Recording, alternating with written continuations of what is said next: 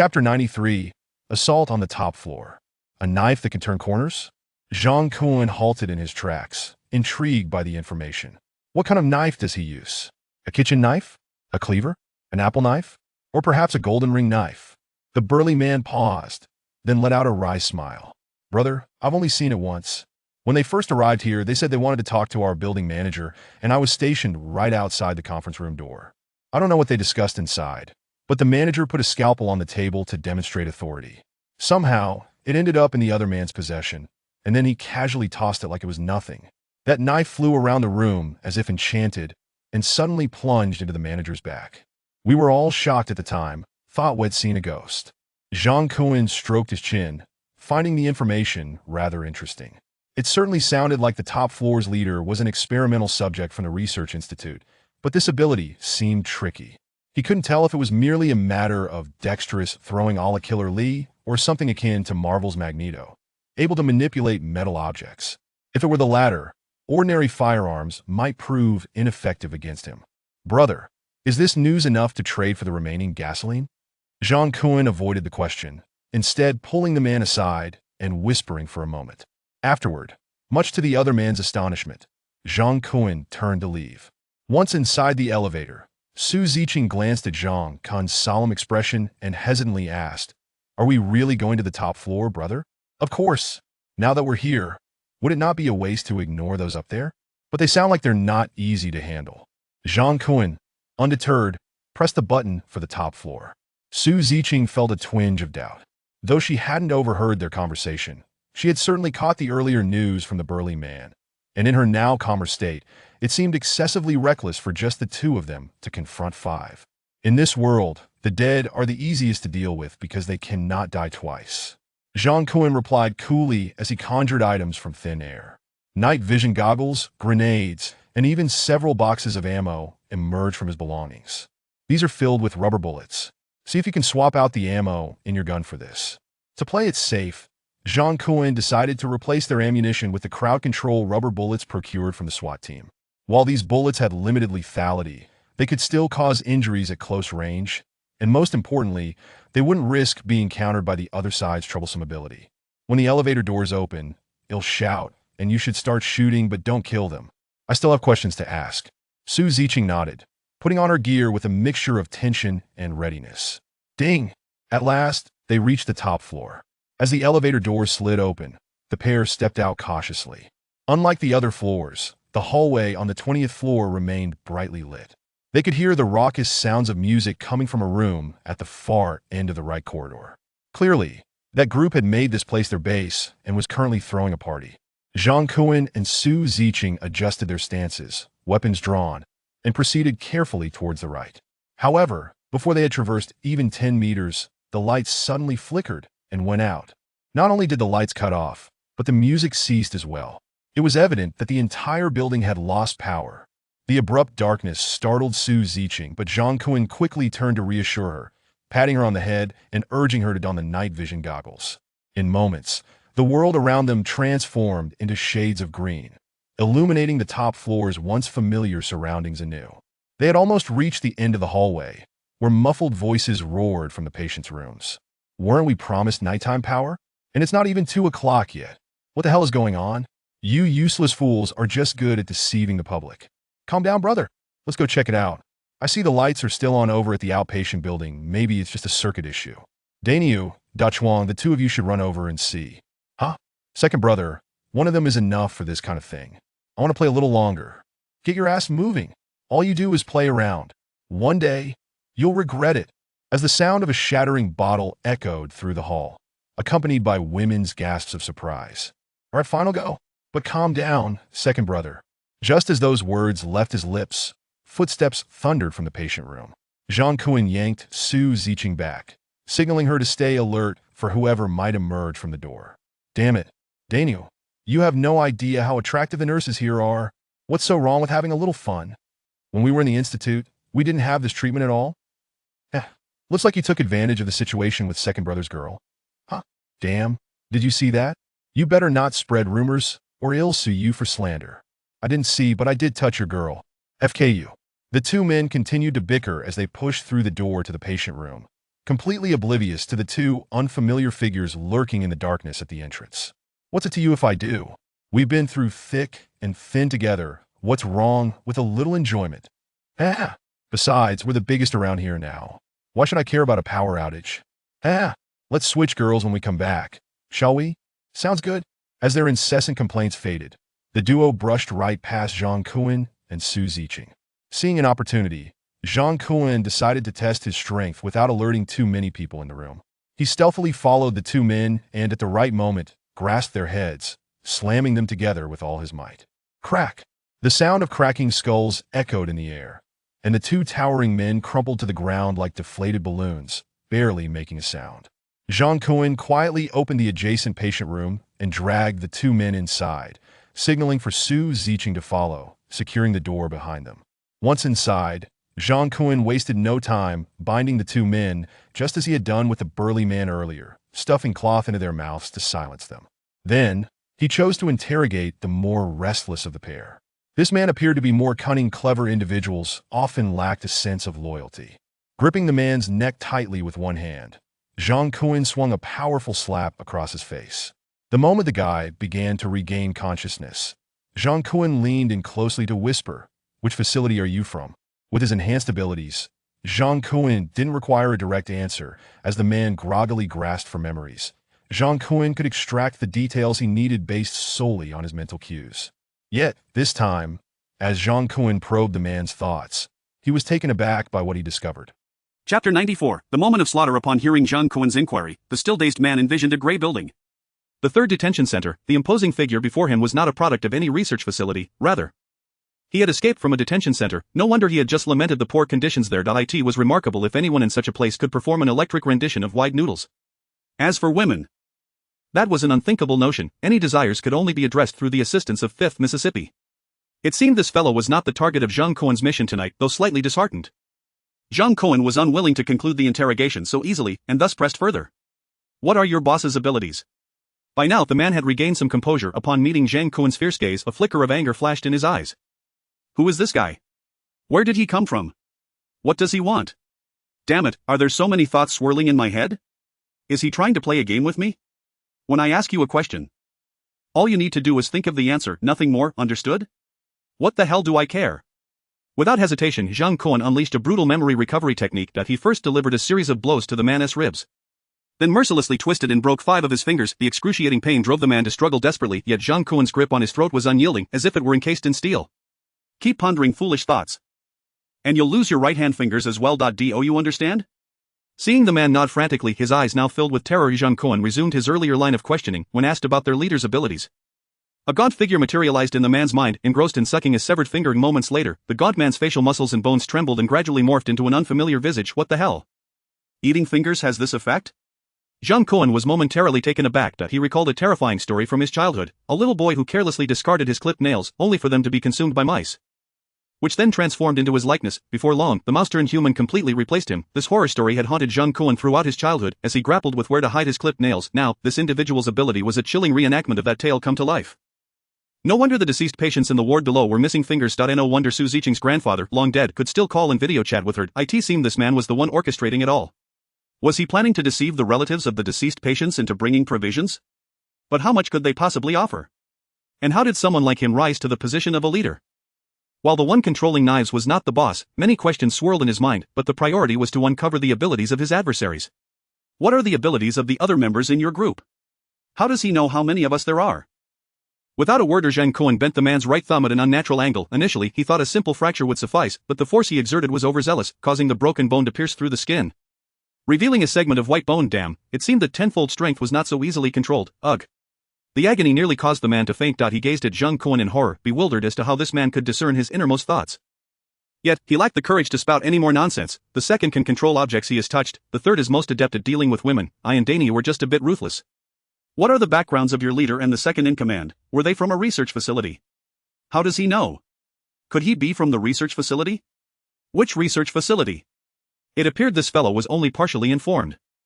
Or perhaps those two had not fully trusted him, hence the lack of disclosure. Why does your leader persist in impersonating deceased patients to contact their families? Of course, it's to deceive as many as possible. I know that without needing to ask. Your answers are satisfactory, no need to elaborate further. Zhang Kun nodded, then tightened his grip around the man's neck, and with a sharp crack, the man's neck was crushed. The sensation is quite pleasing, Zhang Kun murmured. He then instructed Su Ziqing to use a silenced pistol to deal with the fallen figure known as Dainio, now that he knew only 2 of the remaining 3 men in the adjacent room were endowed with abilities. And that the one who could control objects was far less formidable than he had anticipated. Zhang Kun decided to reveal his hand. He and Su Ziqing returned to the door of the neighboring room. This time Zhang Kun was no longer cautious. He retrieved 3 grenades from his spatial pocket, pulled the pins, and kicked the door open, tossing them inside. The occupants of the room, shrouded in darkness, were completely distracted by the tremendous noise at the entrance. Unable to discern what had been thrown in, this was the effect Zhang Kun desired, and he swiftly retreated behind the wall outside. Boom!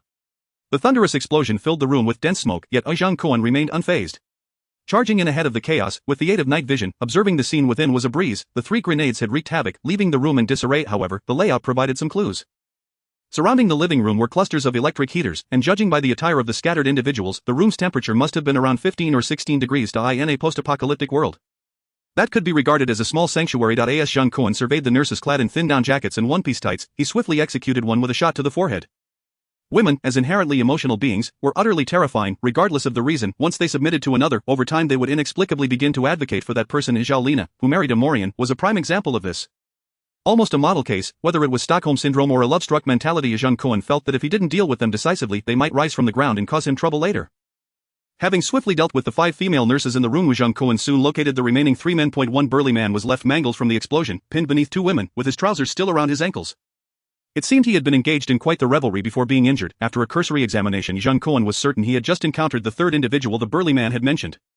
Checking the nape of the burly man's neck, he found it devoid of the anticipated markings. He then aimed his gun directly at the man's temple and pulled the trigger. Chapter 95, The Northern Facility. The other 2 men were fortunate.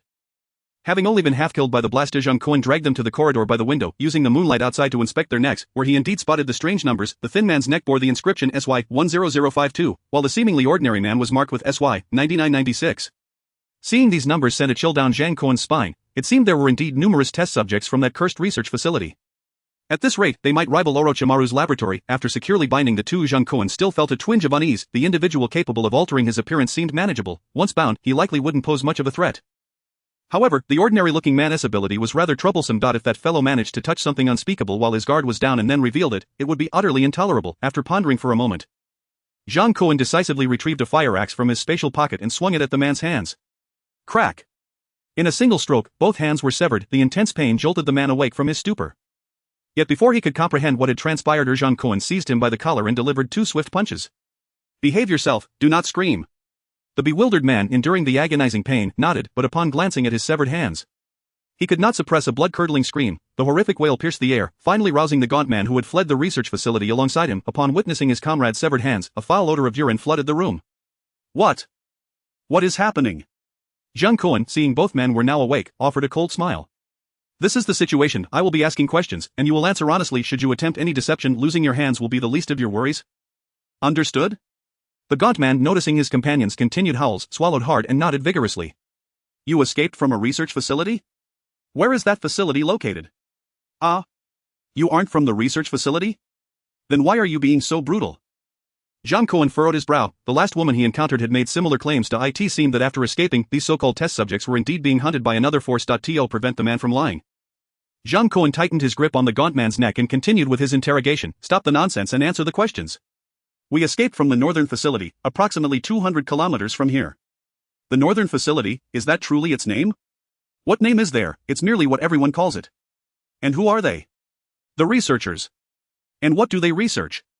Them, of course. As the lean man spoke, Zhang Kun could vaguely visualize the northern facility in his mind. A 5-meter-high wall, barbed wire, electrified fences, armed soldiers, researchers clad in white protective suits, and the doors that were perpetually closed to the subjects of experimentation. 200 kilometers, how did you manage to get here? We hitchhiked on the highway. What other way was there? Are you joking with me? In this weather, are there even cars on the highway? Zhang Kun instinctively tightened his grip, causing the lean man to wince. Brother. When we entered Shanghai, it hadn't even started snowing yet. Zhang Kun then realized he had made an assumption too quickly. When did you escape from the northern facility? How did you manage to get out? I can't recall the exact date, but it was around last November. I remember it was raining for nearly 2 months by then. Rain? Zhang Kun felt a wave of nostalgia, remembering that before the apocalypse began to snow, there had been a relentless drizzle for 3 long months. Could this rain be related to that so-called research facility? How did you escape? Tell me in detail. Brother, I'm just a minor character, there are many things I still don't quite understand. I just remember one day, suddenly our door opened and all the subjects could come and go freely and the guards who were watching us vanished and the facility's walls were blown apart, allowing us to flee. Fearing pursuit from the facility, everyone scattered in different directions upon escaping. However, since he and I had a good relationship, we managed to stick together. As the lean man spoke, Zhang Kun could truly feel the panic and joy of that moment. This fellow was not lying. It sounded as if a more powerful force had unexpectedly attacked, catching the research facility off guard, thus providing this group of people with a chance to escape. So, you two hid in Shanghai? The lean man nodded. Exactly, because I possess a unique ability. As long as I lick someone else's fingertip, I can temporarily transform into their appearance, thus standard screenings pose no threat to me. When we're together, I usually handle the inspections, and should things escalate to violence, it would rely on him. We evaded detection for quite a while until it started snowing on New Year's Eve, and we realized it was time to change our lives while the government was incapacitated. So you two just came here to act tyrannically?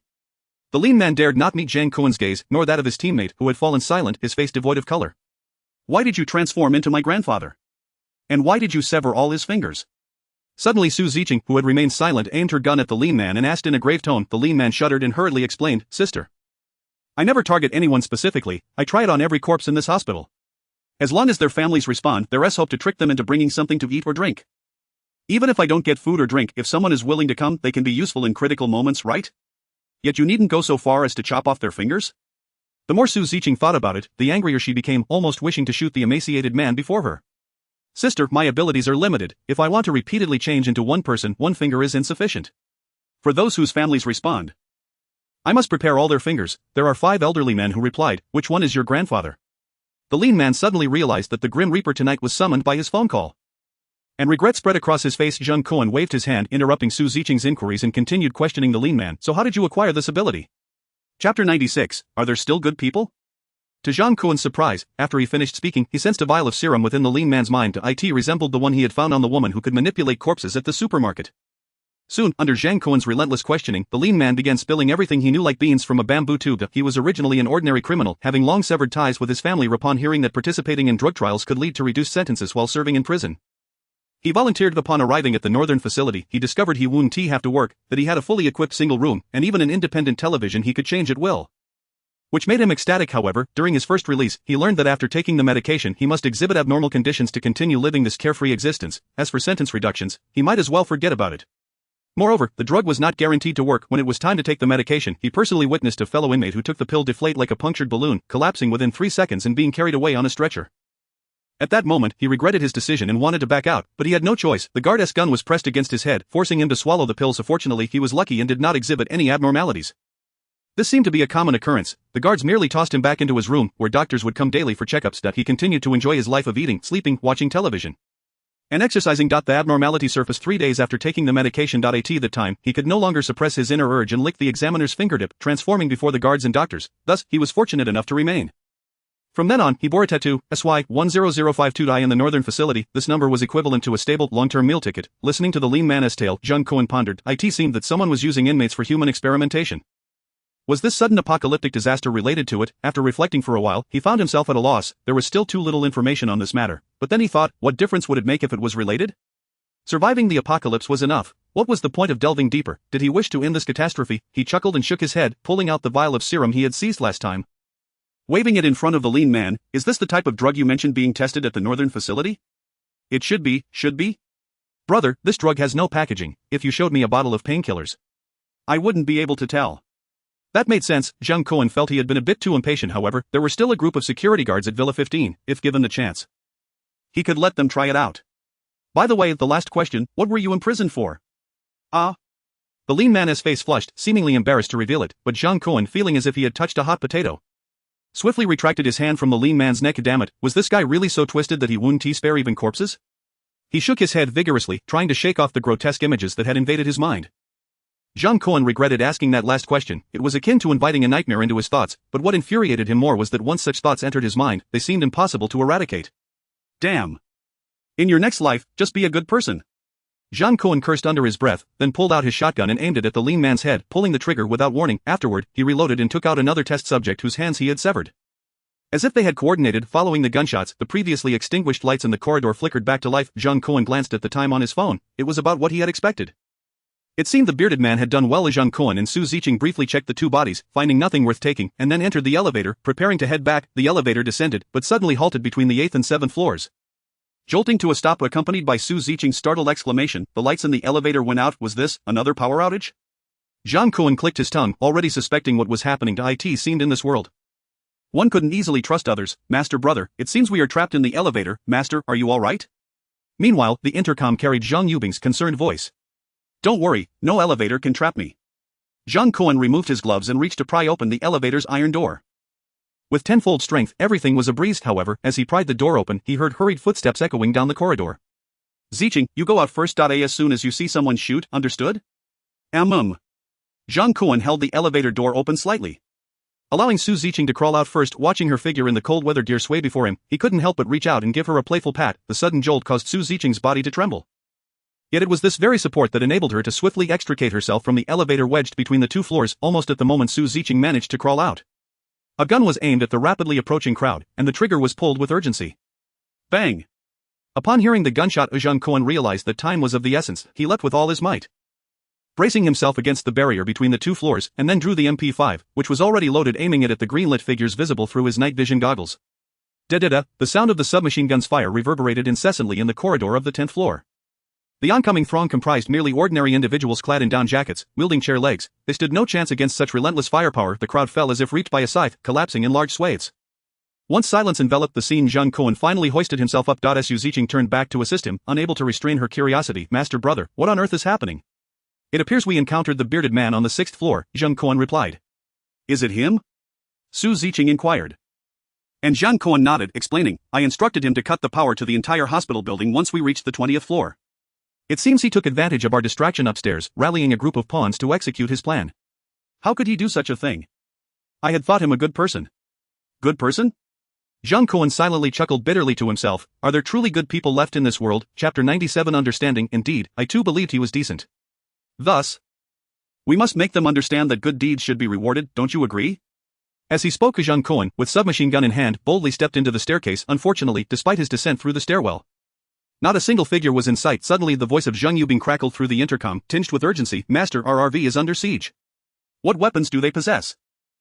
Two men are attempting to pry open the car door with crowbars.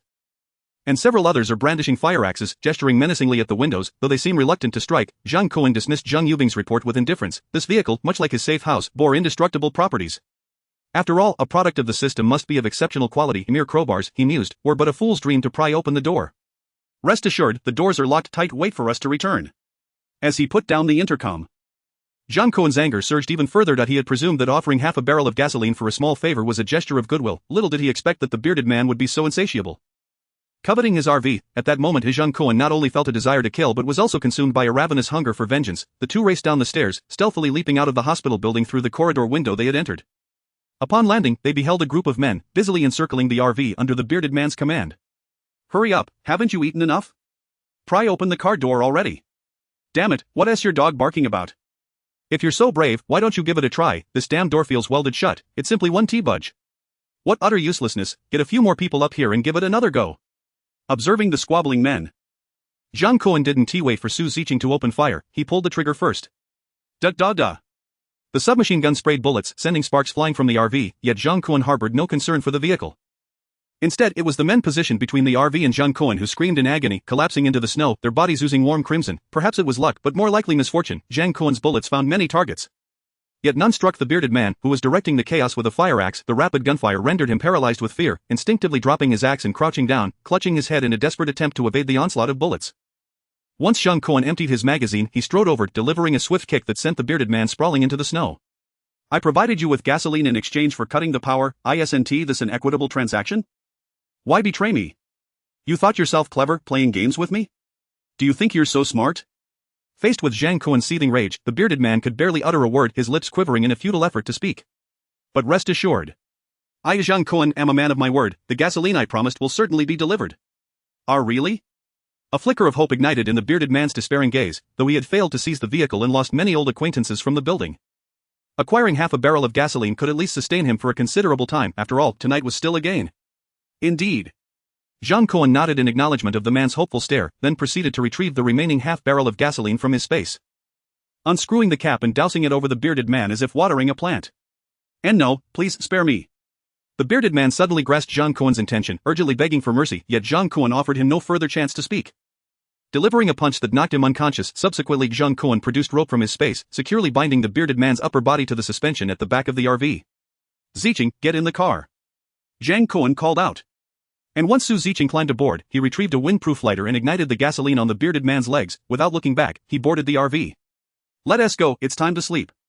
Noticing Zhang Kun's foul mood, Zhang Yubing dared not say much, gently starting the vehicle. After shedding his winter gear, Zhang Kun lay down on the double bed at the back of the RV, parting the curtains to quietly observe the bearded man. Now dragging behind the vehicle like a massive fireball, the flames blazed brightly, and the bearded man, now awake, wailed in agony. The fire had already crept up his thigh, consuming the cotton clothing on his upper body. At first glance, it appeared as though the RV was towing a colossal fireball. It was not until the flames charred the ropes binding the bearded man that the fireball rolled a few times in the snow, eventually lying motionless by the roadside. "Master brother, why not have a cup of hot water?" Observing Zhang Kun lost in thought, gazing at the receding fireball with a lingering frown, Su Zicheng sweetly offered him a cup of warm water. Having returned from the outside, she had already shed her heavy winter attire, now clad in a fitted stepmother dress. Whereas this outfit perfectly complemented Zhang Yubing's aura on her, it appeared as if she were a college student earnestly aspiring to become a stepmother.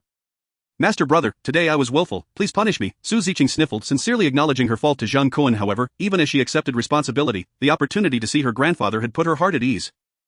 She had resolved that no matter how Zhang Kun chose to punish her, she would remain silent. Though mentally prepared, she was taken aback when Zhang Kun merely sighed, offering nothing more, seeing Zhang Kun's silence.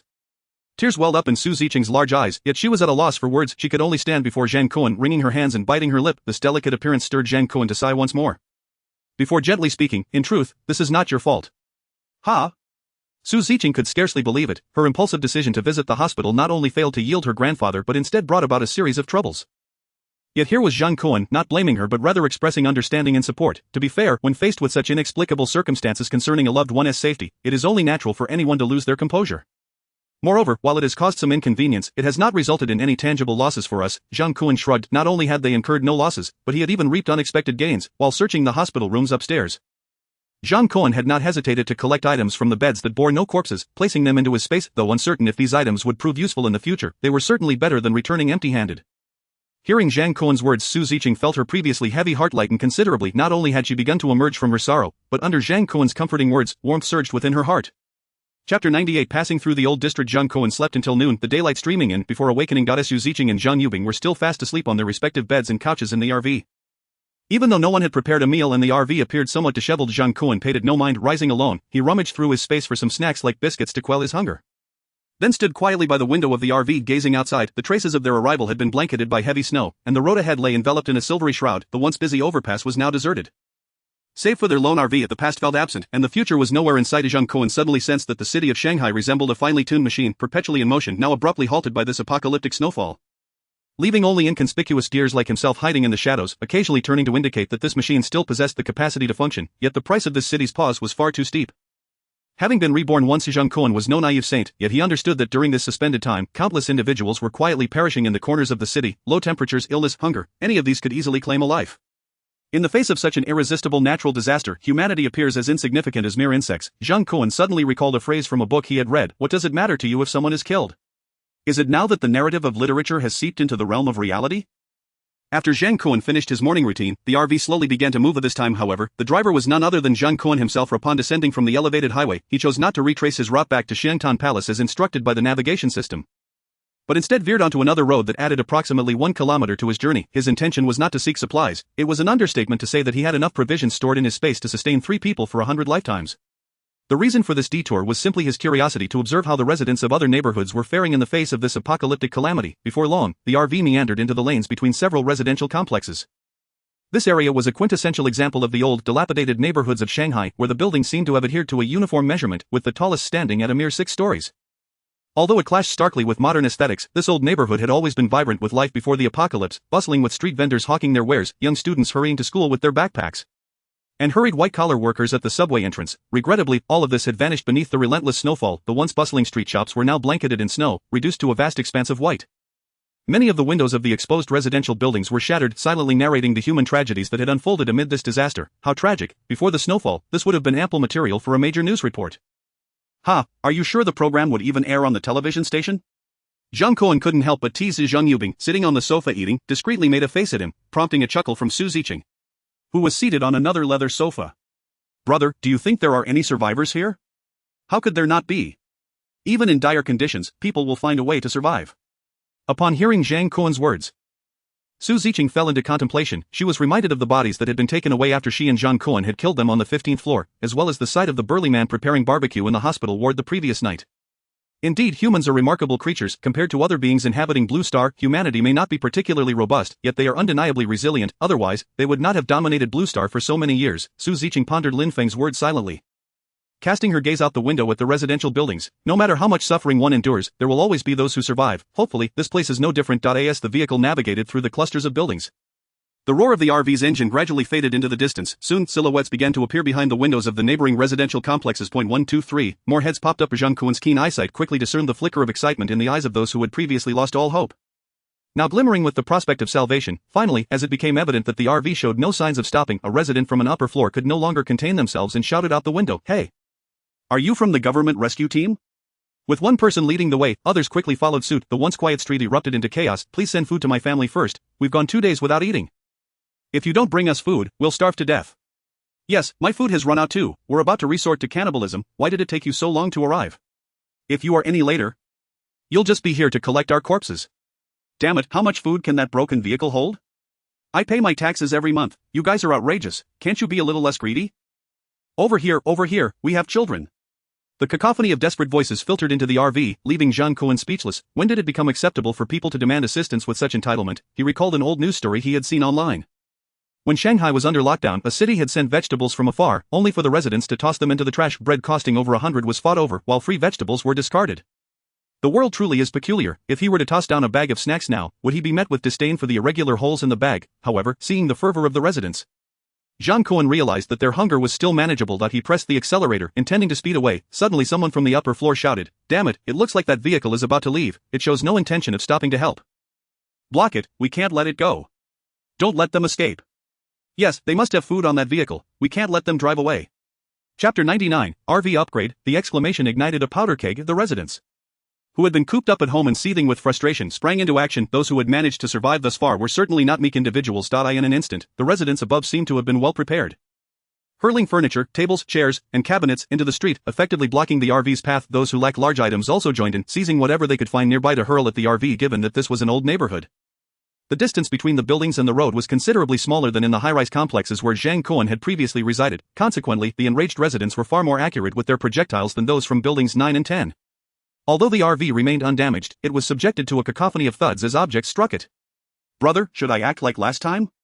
Su Ziqing inquired, brandishing the pink pistol she had stashed away in the RV. After all, the previous time they had left a neighborhood, she had shot 2 residents who had been carelessly throwing objects from above. This was becoming a familiar experience as Zhang Kun glanced at the RV's odometer, noticing it had surpassed 100 kilometers, and fell silent, calling upon the system to attempt an upgrade for the RV. Soon, he heard the system's notification in his mind. "Congratulations, host, the RV upgrade has been successful." When he checked the RV's attributes again, he found they had quietly changed. Indestructible snow RV, LV2 features, no fuel required, constant temperature, uninterrupted power supply, continuous water supply, perpetual natural gas, indestructible, impervious to invasion. Special effect, the host will not suffer harm inside the snow RV. New special effect, damage reflection. When the RV is subjected to external attacks, there is a certain probability of reflecting 100 of the damage. The initial trigger probability is 25, and each time the effect is triggered, the probability can increase by 0.01. Additional effect, every 100 kilometers traveled results in an upgrade. Zhang Kun was taken aback. He had not anticipated that this upgrade would incorporate the effects of the previously excluded safe house upgrade into the vehicle. Although the triggering probability was somewhat lower than that of the house, and the method for increasing the probability had changed, as long as he parked the RV amidst the crowd, it would merely be a matter of time before the passive ability was fully upgraded. Resolute, Zhang Kun slammed on the brakes, bringing the RV to a stop in the middle of the road, presenting it like a target as the residents hurled objects at it from either side. "Brother?" Su Ziqing blinked her large eyes, unsure of Zhang Kun's intentions. "Just wait, I'll show you a good show," Zhang Kun replied, reclining his seat and lying back, propping his feet against the windshield. Feeling something was amiss, he retrieved a bottle of Pepsi Lime from his storage, took a leisurely sip, and carelessly tossed the bottle to the floor at his feet. This nonchalant posture, reminiscent of a grand spectacle, was perceived as a provocation by the residents of the 2 buildings nearby.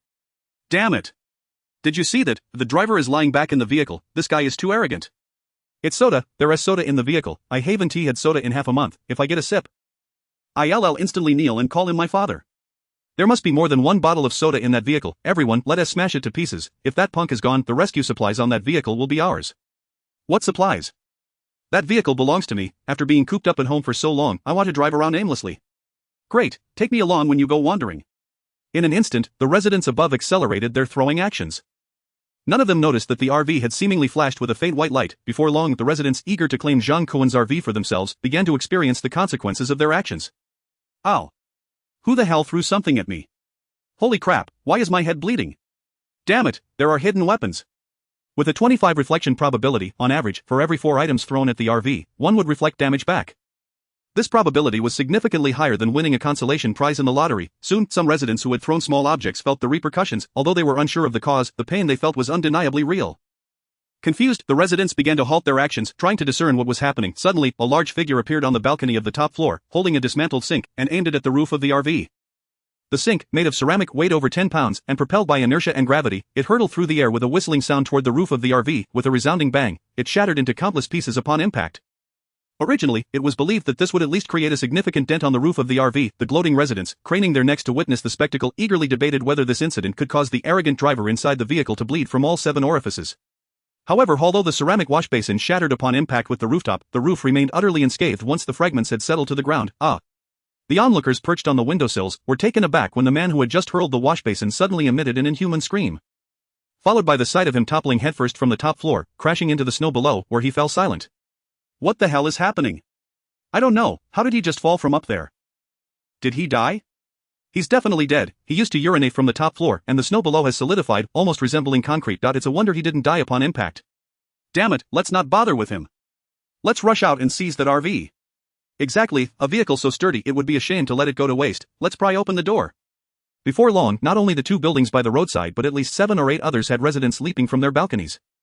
This group, heedless of the slippery snow, stumbled forward brandishing makeshift weapons, frantically rushing towards the RV. Each witnessed several individuals, fearful of lagging behind, directly knock down those ahead of them with their clubs. Zhang Yubing gazed at the frenzied crowd, unable to suppress her mumbled lament. How tragic, these people have no idea that their desires have long been attempted by others. Master brother, what weapon do you plan to use to deal with them? Guess. And if you get it right, I'll reward you with a chance to practice your skills with me. And if I guess wrong? If you guess wrong, you'll have to endure an extra practice session after our skills training.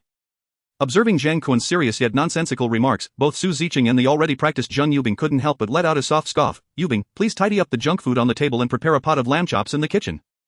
Zhang Yubing, momentarily distracted, found the table before her already laden with ingredients, including large chunks of lamb ribs from the Hulunberg grasslands, seasoning packets collected from Darren, and previously stockpiled ginger, garlic, and scallions. Are we cooking now? Zhang Yubing glanced outside at the agitated crowd, feeling that this was hardly the right moment for cooking. Of course, it's a cold day, perfect for nourishing the body with lamb. Alright then, Zhang Yubing replied, rising to busily tend to the kitchen at the back of the RV. Seeing that Zhang Kun had not utilized her plans, Su Ziqing reluctantly stood up to assist. However, before the lamb chops could be cleaned, the RV was already surrounded by the agitated residents. The cacophony around the vehicle escalated. Open the door. Hurry and open the door. You bastards inside, hand over the food. Give us the rescue supplies, I saw you drinking cola. Glimpsing the frantic faces outside, Zhang Kun chuckled, pulling a can of German dark beer from his space, popping it open, and taking a swig. What the hell, he has beer, damn he has beer, what an animal. On what grounds? That must be from the rescue supplies, why should he be the only one to drink? I haven't had a drink in half a month. Damn it, drinking and driving don't mix, kid, drinking counts as DUI, it's illegal, let me have a sip, I can handle it. As the crowd surrounded the RV, barking like lost dogs, Zhang Kun felt no sympathy whatsoever. Just moments ago, they had been hurling objects down at the vehicle. If they had maintained their bravado and earned Zhang Kun's respect, perhaps he would have been inclined to share some food and drink once the RV's damage reflection attribute was fully charged. However, they were now mere beggars, and Zhang Kun had no intention of engaging with them. If wild dogs can't find food, will the next step be to rob? Zhang Kun chuckled to himself, watching the crowd grow increasingly frantic. As he had predicted, seeing Zhang Kun remain unfazed while leisurely sipping his imported beer, the crowd's hopes dwindled, giving way to an uncontrollable fury. Damn it, stop wasting time talking, this kid has no intention of helping us. Prise open the door. Everything inside belongs to us. Right, the vehicle is ours. And what about the women? They are ours too. I'm a local from Shanghai, so I should have first dibs. What the hell, why should you be first just because you're from Shanghai? Alright, stop dawdling, let's just get the door pried open. Before long, 3 crowbars were inserted into the RV door, with 2 men holding each one. As the crowd chanted in unison, 6 men exerted their strength together. Creak. The sound of the crowbars scraping against the door was painfully grating, yet despite their efforts, the door showed no sign of yielding. Is this vehicle defective? How can so many of us not get the door open? Maybe these guys haven't eaten, they're too weak, let's switch out some people and try again. Yet after 3 attempts, even the crowbars began to bend under the strain, but the door remained stubbornly closed. Bored, Zhang Kun lowered the window just enough to address the crowd through the glass. Everyone, feel free to pry at my vehicle. If you manage to open the door, I concede. But let me be clear. Please don't smash my car like before. If it breaks, I won't have anywhere to repair it. With that, he pressed the button to close the window gently, adjusting to a comfortable position as he awaited the crowd's next move. Damn it. This kid is too arrogant. What he said makes sense. This vehicle really does seem unpryable. What do we do now? Are we supposed to let him escape? Of course not, didn't you hear him? This car isn't afraid of being pried open, it's afraid of being smashed. If we can't pry open the door, we can't let him drive away even if it means smashing the vehicle. Amidst the crowd, someone raised a question, but what if he steps on the gas and crashes into us? Do you think he has the audacity to do that? Besides, he's been drinking. If an accident occurs, he'll be fully responsible. I've pulled this trick on so many out-of-towners. Damn, that's clever. However, to be on the safe side, the crowd decided to find debris to block the RV's exhaust pipe. This way, even if Zhang Kun did start the RV, it wouldn't get far before it stalled. Once preparations were complete, the people picked up their makeshift weapons again, aiming their blows at Zhang Kun's RV. Bang! Thud! Crack! In no time, the sounds of strikes echoed around the vehicle. From the noise, Zhang Kun could tell that these residents from the aging community were putting in a tremendous effort, truly holding nothing back, yet the more they exerted themselves, the faster the backlash came. Lying in the driver's seat, Zhang Kun witnessed a bald man smashing a window with a crowbar, only for the crowbar to suddenly cave in his bald head upon impact. The man let out a horrifying scream and collapsed. Convulsing on the ground, this was not an isolated incident. With a 25% chance of damage reflection triggering, several others soon fell around the RV. Some suffered caved-in skulls, while others broke their arms as they struck. The most absurd was a man in his 40s, who had boisterously claimed to be a local from Shanghai. After he violently jabbed the window with his crowbar, his left eyeball inexplicably exploded, splattering blood onto his companions. Ah! In an instant, screams echoed around the RV, yet for the residents above, due to distance and visibility issues, they could not discern the chaos below. They merely assumed it was the men straining with effort that produced such agonized cries. Hurry! Think of a way down, otherwise if the vehicle gets damaged, the good stuff inside will be out of our reach. Soon, even from the more distant buildings, residents began jumping out of windows, rushing towards the RV. Congratulations, host, the damage reflection effect of the RV has successfully increased its triggering probability, starting at 25.25. Congratulations, host, the damage reflection effect of the RV has successfully increased its triggering probability, starting at 25. 26. Observing the throngs of individuals rushing towards him, Zhang Kun's smile only deepened. Chapter 101. The music plays on. Watching the relentless crowd, Zhang Kun had never felt such admiration for the resilience of humanity. He even spotted an elderly couple supporting each other as they hurried forward, their speed making even the younger onlookers blush with embarrassment. Just as the two elders were about to squeeze into the throng near the RV, they unexpectedly slipped beneath the bumper, groaning as they lay in the snow. Hurry someone, the rescue team hit someone, the food inside this vehicle must be compensated for, otherwise you can't leave. Was this the audacity of a scammer coming directly to him? Zhang Kun found himself at a loss for words, consumed by an overwhelming impulse to accelerate with fervor, crushing everything in his path with the vehicle's anti-slip tracks. Before long, the newly emerged reinforcements had unceremoniously pushed aside those who had been injured in the car ramming incident, and resumed their frenzied assault on the door. Meanwhile, in the residential buildings distanced from the street, a crowd was already gathering, with figures faintly visible rushing towards the camper van, tools in hand. The relentless blizzard had ravaged the area for nearly 20 days. And to his astonishment, several dilapidated structures still harbored so many survivors. It appeared that the survival rate here was significantly higher than that of the previously beleaguered Building 9. Zhang Kun calmly downed his dark beer in one go, letting out a satisfied burp before turning to the middle of the vehicle and calling out, "Is the lamb stew ready?" The water has boiled, the lamb has just been added to the pot, but it needs to simmer on low heat to reach its full flavor. Oh, then open the exhaust fan, we don't want the car smelling entirely of lamb. Zhang Yubing replied, promptly activating the exhaust system. Outside, the crowd that had been relentlessly battering the camper van suddenly realized something was amiss. No matter how forcefully they struck, the vehicle's paint remained pristine, showing no signs of damage whatsoever. Moreover, with each strike, someone nearby would collapse, as if possessed, inexplicable wounds appearing on their bodies. The shape of these wounds bore a striking resemblance to the tools they had been using to smash the vehicle. After some relatively calm residents pointed out the bizarre phenomenon, one that could easily fill 3 episodes of a science documentary, the crowd finally ceased their chaotic actions, attempting to make sense of this uncanny occurrence.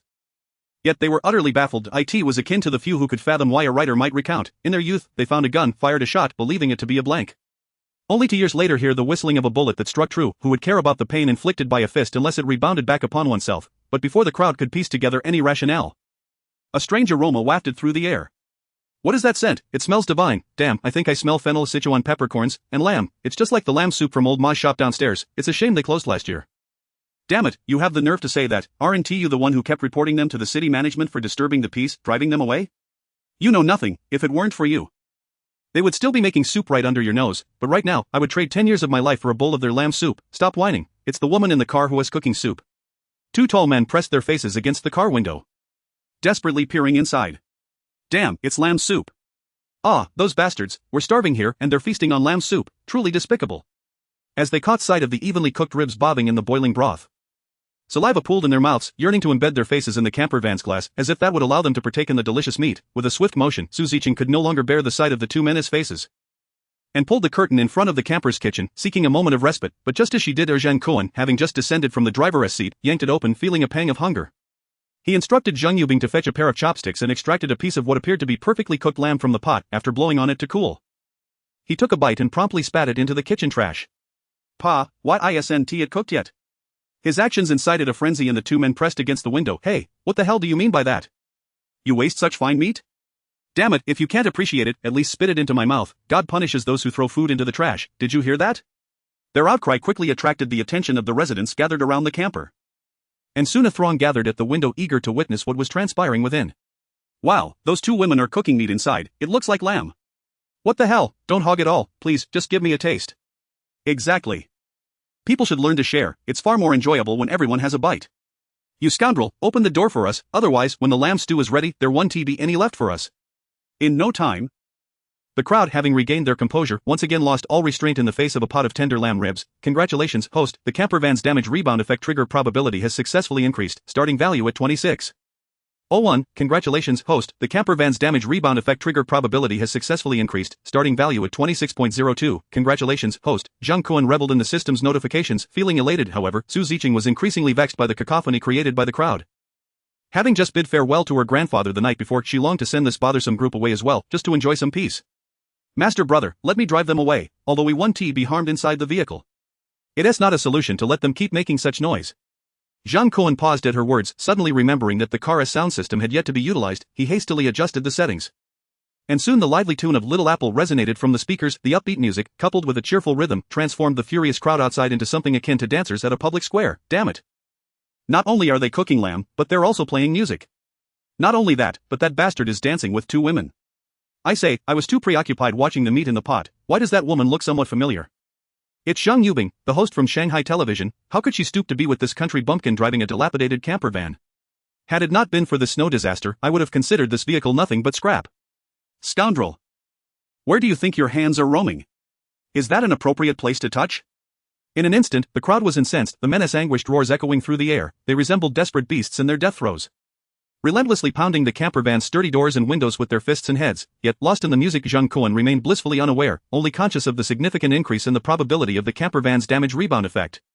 More people. Keep the music playing, keep dancing. Chapter 102, whoever backs down is a coward. Seeing the three inside the camper dancing joyfully to the music, entirely disregarding the crowd's shouts, fists rained down relentlessly upon the vehicle's door. Bang bang bang. The men initially aimed to seize food and the vehicle, but upon witnessing the enchanting figures of Zhang Yubing and Su Ziqing, their intentions inevitably shifted. The snow disaster had persisted for days, and the surviving women around them had become disheveled. How could they compete with the two women inside the camper? Thus, their objectives naturally expanded to include seizing food, the vehicle, and the women. Ambitions ran high, but reality proved harsh. No matter how forcefully they pounded the vehicle, aside from the pain in their fists, they achieved little effect. Conversely, Zhang Kun unexpectedly discovered a bug that heightened the camper van's damage rebound effect trigger probability. The furious men surrounding the vehicle primarily vented their anger through furious hand strikes against the doors and windows. Those who had previously used weapons to attack the vehicle, once triggering the damage rebound effect, would often end up gravely injured and incapacitated, transforming vibrant humans into mere disposable resources. However, with the switch to fists and feet, the adrenaline rush meant that even if the force of their blows was rebounded, they would merely strike with less intensity next time, and very few were genuinely affected with their collective efforts. The trigger probability quickly surged to 50. However, as the probability reached 50%, the speed of their assaults began to wane. After all, even lab monkeys quickly grasped the notion that if every 2 bananas earned resulted in a shock, they would soon realize something was amiss. How much more so for humans? Keep pounding, haven't you eaten? Zhang Kun encouraged the men outside while covertly observing the disaster-stricken individuals whose faces had become swollen and bruised, gauging whether they still had the energy to continue. Unfortunately, no matter how boastful his expression or how irritating his tone, the men outside gradually slowed their actions. Was this truly all they could muster? With a smirk, he switched the previously cheerful Little Apple to a refined, elegant instrumental piece. He patted Zhang Yubing on the shoulder with his left hand, while gesturing towards the simmering pot of lamb on the gas stove with his right. It seems like the fire should be turned off. Come feed me some pieces. Of course. Master. Zhang Yubing, her complexion flushed, obediently resembled a docile lamb. She scooped several pieces of lamb from the pot, gently blowing on them before delicately tearing the meat from the bone with her slender fingers. Then offering it to Zhang Kun's lips, he wrapped his arm around her slender waist, eliciting a soft gasp from her, her cheeks blooming with shyness. Ah, so many people are watching, what is there to fear? I want them to see. Zhang Kun pulled Zhang Yubing closer, as if proclaiming his claim over her to the men outside the camper. Her face reddened further, yet she still obediently placed the lamb into his mouth. Before she could even feed Zhang Kun, Su Ziqing had already prepared everything, extending her hand to bring a piece of tender lamb to Zhang Kun's lips. Zhang Kun was quite pleased with Su Ziqing's intuitive actions. Eagerly accepting the succulent morsel of meat and then slyly snatching away the piece from Zhang Yubing's mouth. Only children make choices, adults naturally take it all. This display incited outrage among the men peering into the RV from outside. Akin to a dagger to the heart. What the hell, how ruthless, why must the heavens punish us by making us witness this? Damn it! I've already lost one eye, and now you want to blind the other? You brat, if you've got guts, don't run, come out and face me. Whoever backs down is a coward. Killing is merely a matter of a blow to the head. Why must you be so heartless? Do you have any manners? Those who had previously restrained themselves were once again stirred into action, but this time they did not intend to vent their frustrations with fists. Instead, they picked up their weapons once more. However, with over half of the rebound damage triggering, the first round alone left many with heads bloodied and howling in pain. By the second round, only a quarter of the men who could originally stand and smash the vehicle remained. Those still yearning to take their frustrations out on the vehicle finally realized something was amiss. No matter how much force they exerted against the luxurious RV, it would not sustain any damage, rather. It would leave them injured and sprawled on the ground. This vehicle seemed untouchable. The remaining able-bodied men shouted in unison, turning to flee back toward the building, stumbling in the snow, unfortunately, with the ground covered in snow. These fortunate souls had already exhausted their stamina during the recent tumultuous brawl. Many could only manage a few steps before collapsing in the snow, gasping for breath. Damn it, can someone give me a hand? I can't go on, I'm done. Is it okay if I surrender? Exactly, we have no grudges. We merely banged on your vehicle a couple of times. Can't you lighten up and let us go? The exhausted men pleaded while desperately inhaling, allowing the frigid air to fill their lungs, hoping for a swift recovery. Yet Zhang Kun, savoring the tender lamb, had no intention of granting them any mercy. Wasn't it agreed that whoever backed down was a coward? The game had only just begun. Why were they already cowering? Zhang Kun leaped back into the driver's seat and slammed on the gas. The RV, which had been silent for so long, roared to life like a ferocious beast, beginning to move its massive frame. The elderly couple that had been lying in front of the vehicle, attempting to scam it, were crushed without a sound as the anti-slip tracks rolled over them, sending up a spray of red and white mist. Ziqing rolled down the window and opened fire. Yes, master brother. Su Ziqing was now adept at aiming and firing. Her initial guilt thoroughly vanished. The innocent girl had come to realize that in this world, it was either kill or be killed. If they did not eliminate these people, they would only bring trouble upon themselves. Moreover, these individuals were the very villains who sought to bully them. If they fell into their hands, what fate awaited them? Therefore, they deserved to die. Su Ziqing retrieved her handgun from the RV's cabinet, rolled down the window, and aimed at the fleeing men, firing without hesitation. Bang! Bang, bang! The sudden gunfire echoed between the residential buildings, causing those watching from inside to shrink back in shock. No one had anticipated that the vehicle not only contained food and drink but also firearms. In stark contrast, the men who had just besieged the RV were not so fortunate. They had already exhausted considerable energy running down from the building, and after the prolonged assault, they were nearly spent. Unable to outrun the RV, even those lucky enough to escape found no cover against Su Ziqing's line of fire on the barren ground, quickly falling under her aim. Meanwhile, the wretched driver of the RV pressed the gas pedal, allowing the vehicle to roll over them, creating crimson blossoms on the snow that quickly froze in the cold wind. Chapter 103, taking the initiative to be friendly amidst the storm, the RV rampaged through the crowd like an ancient beast from a myth, mercilessly crushing those who scattered before it. The burly men were akin to swine, while the elderly resembled poultry. In the presence of the RV, they were utterly insignificant. Only when there were no more moving figures in sight did Zhang Kun press the horn, signaling the living on the upper floors that they could come down to collect the bodies before steering the RV back the way it came. Once the engine's roar faded into silence, ensuring that no stray bullets would claim lives, those remaining inside the building cautiously peered out. However, upon seeing the scene before them, they were rendered speechless. In the pristine white snow, bloodflowers bloomed, with dozens lying motionless, utterly lifeless. Among the deceased were many familiar neighbors. In an instant, the remaining survivors felt a wave of dread wash over them. Wow, this is too ruthless, isn't it? Not only did they fail to come to our aid, but they've also killed so many in one fell swoop. It's simply heinous. But with so many dead, doesn't that increase our chances of survival? At least we won't have to worry about food and drink.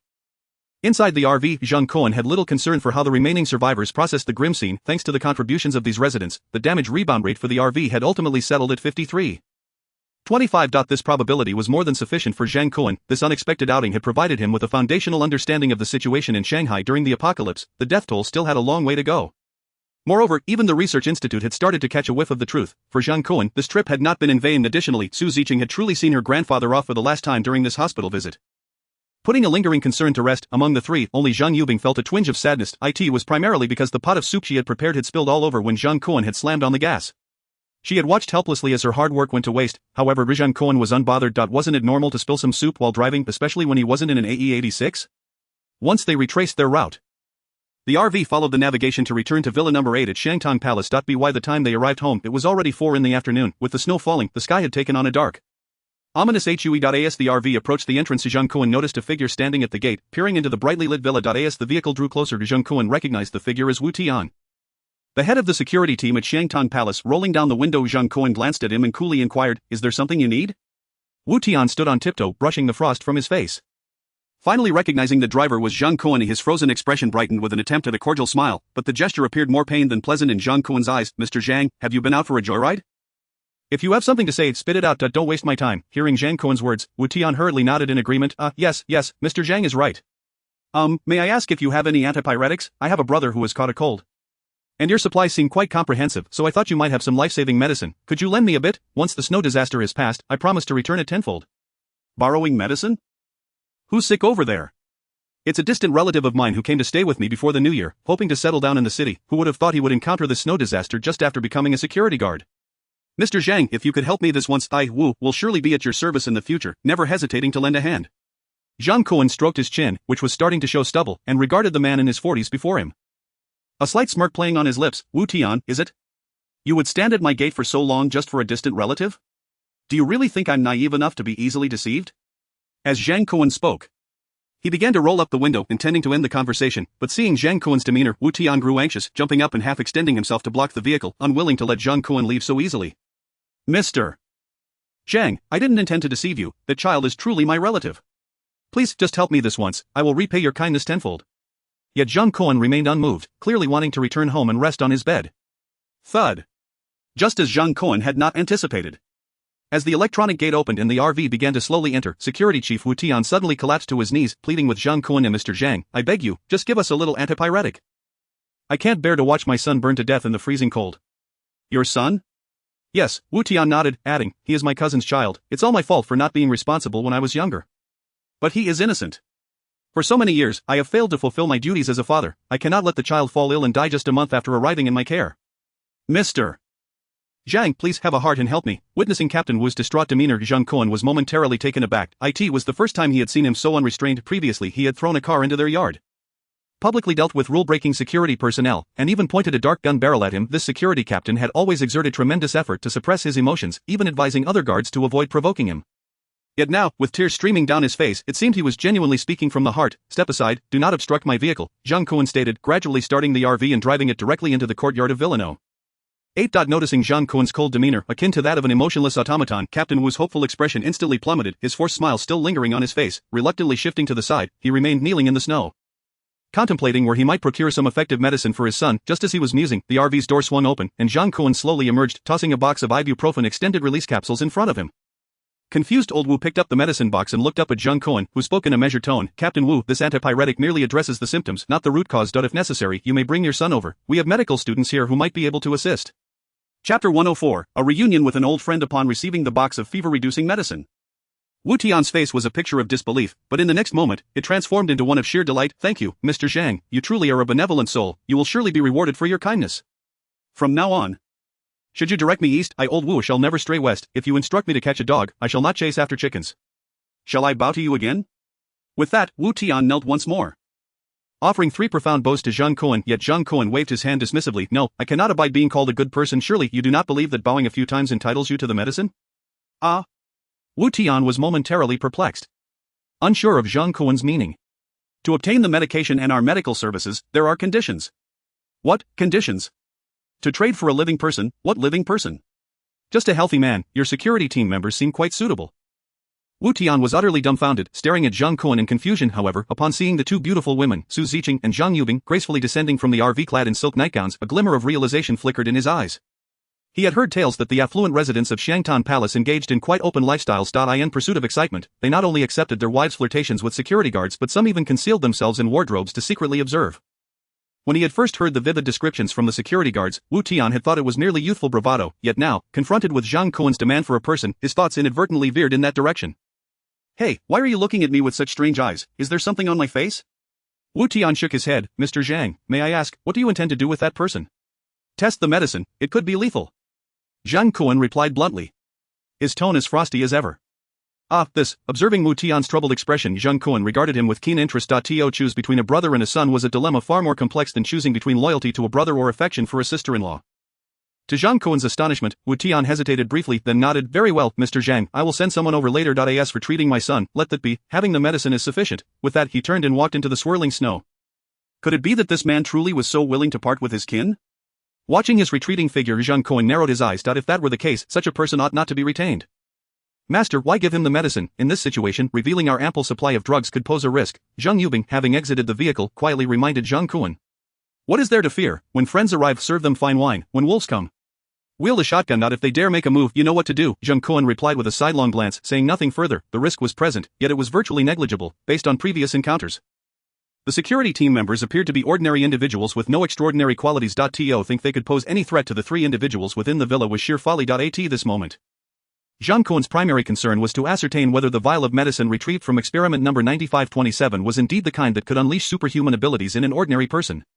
As had been claimed by that individual in the hospital. If he could find someone indifferent to the value of life to test it, that would be most advantageous. Zhang Kun had initially considered fetching someone from the residential building. But apprehensions about the presence of individuals above deterred him. A reckless descent could lead to an ambush, a risk far too great to warrant. Thus, acquiring a volunteer from the security team seemed the most prudent course of action. Zhang Kun returned the robotic dog that had accompanied the trio back to the courtyard, reprogrammed its patrol routines, and leisurely awaited Wu Tian's arrival with the individual. Approximately half an hour later, Wu Tian returned as promised, bringing with him a bound man to the entrance of Villa number 8. Zhang Kun deliberately checked the infrared cameras of the robotic dog, finding no anomalies, before opening the courtyard gate to admit them. This was Wu Tian's first venture into Zhang Kun's yard, and the comfortable warm breeze that greeted him sent a shiver of pleasure through his body. However, he quickly regained his composure, realizing that Zhang Kun, who could soar through the skies, was not to be measured by ordinary standards. He had repeatedly seen their group walking about the courtyard in their scant attire, recalling that he had come for a serious matter. He suppressed his curiosity and fixed his gaze on Zhang Kun. Mr. Zhang, the individual you requested has arrived. So soon? It seems your son is of greater importance than the security personnel, Zhang Kun remarked. A flash of white light illuminating his hand as the familiar shotgun appeared, and he stepped forward. However, upon recognizing the individual firmly bound in the courtyard, he was momentarily taken aback. It's you? The man who had been despairingly keeping his eyes shut, opened them upon hearing Zhang Kun's recognition. Although he did not identify the man holding the shotgun, he quickly grasped the gravity of his situation upon witnessing Wu Tian's obsequious demeanor. Big brother, you know me, please help me. I will pay you a great deal. If the money on my card is insufficient, I can ask my father. I am his only son, he will surely give you a considerable sum. He is a renowned tycoon in Shanghai. With a single word, the whole city trembles. Zhang Kun, observing the man's demeanor, could not help but smirk. Is that so? If your father is so powerful, why not have him utter a few words to clear the snow from the streets of Shanghai? You. The young man instantly realized that Zhang Kun held no favorable opinion of him and wisely chose to fall silent. Zhang Kun then turned to Wu Tian, who had remained silent, and nodded. Captain Wu, you have done well. Zhang Kun had initially planned to let the man go if he arrived empty-handed with an explanation. However, had he truly traded one of his security team members for his son, it would have indicated that Wu Tian lacked principles, and discarding him would have been an easy decision. But Zhang Kun never anticipated that Wu Tian would produce a third option from the A and B choices. He had brought an outsider to resolve the situation, and Zhang Kun recognized this young man, tightly bound like a dumpling. At a glance, he was the very same true heir of wealth who had kicked Lu Weiwei out of her Ferrari the day before New Year's Eve. Chapter 105, Sun Xiaofei misses the boat. Mr. Zhang, the brothers accompanying me from Villa number 15 are merely rough men from the countryside. They came to work here just to make a living. If it involves ordinary labor, they are certainly capable, but if the task entails life-threatening risks, I believe it would be best to spare them. They are all mere mortals born of parents. It is not worth losing a life merely to be a security guard. Therefore, if we are to test the medicine, let it be the young scions from wealthy families who go first. Upon hearing Wu Tian's explanation, Zhang Kun smiled and replied with a question. But what if I say that there aren't enough individuals willing to test the medicine? What will you do then? That, Wu Tian's voice hesitated for a moment, but quickly gained resolve. That I shall be the one to test my life in exchange for my son's life is more than fair. His resolute response made Zhang Kun realize that he had somewhat underestimated the security captain before him. He nodded at Wu Tian. Very well, I will remember your words. You may leave. The person shall remain here. Once Wu Tian departed, Zhang Kun took a keen interest in the former boyfriend of Lu Weiwei. Scrutinizing him up and down, in his previous life, Zhang Kun had first seen this man in Lu Weiwei's WeChat profile picture. Seeing him in person was merely the day before New Year's, when he had watched from above as this fellow had unceremoniously kicked Lu Weiwei out of her Ferrari. Regarding his rebirth, Zhang Kun merely stored his Ferrari in a spatial pocket, while today marked his first encounter with the true essence of this wealthy second-generation individual. It must be said that this young man possesses the allure to attract women. Although he appears somewhat malnourished, his facial features still surpass the conventional standards of beauty, with deep-set eyes, a prominent nose, and a sharp chin, all undoubtedly adding to his appeal in the eyes of women. Coupled with his extravagant lifestyle, it is no surprise that he draws the attention of those seeking financial gain wherever he goes. Zhang Kun gave a light kick to the man's rear and inquired, "What is your name?" "Ah, Sun Xiaofei, my father is Sun Dezhang," Zhang Kun scoffed. "Even if your father were Sun Wukong, he couldn't save you. Is it really worth mentioning him at a time like this?" Sun Xiaofei's face darkened, realizing the truth in Zhang Kun's words. It seemed that today truly boded ill for him. "Do you recognize this car?" Zhang Kun gestured casually. Summoning the Ferrari he had previously retrieved from beneath building number 9. The sudden appearance startled Sun Xiaofei. However, his gaze quickly fixated on the car door, where he spotted a familiar sticker, one he had painstakingly acquired from abroad. As it was non-existent domestically, could it be, is this the very car I lost? His expression darkened further. "No way, how did my car end up with you?" "Oh, that day I went downstairs to retrieve my car, only to find yours blocking my parking spot, and there was no contact number left behind. Should I have just waited indefinitely?" That day, Sun Xiaofei mulled over Zhang Kun's words, and his eyes suddenly brightened. "You are Lu Weiwei's neighbor?"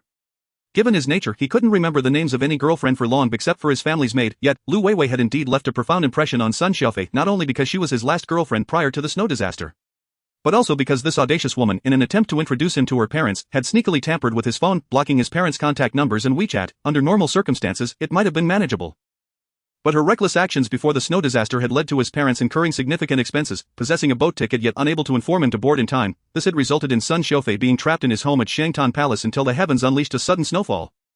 Ultimately, he found himself in dire straits, being forcibly dragged into his home by a group of security guards he wouldn't have even considered worth his time. Grinding his teeth in frustration, Sun Xiaofei couldn't help but inquire, "Did that wretched Lu Weiwei die?"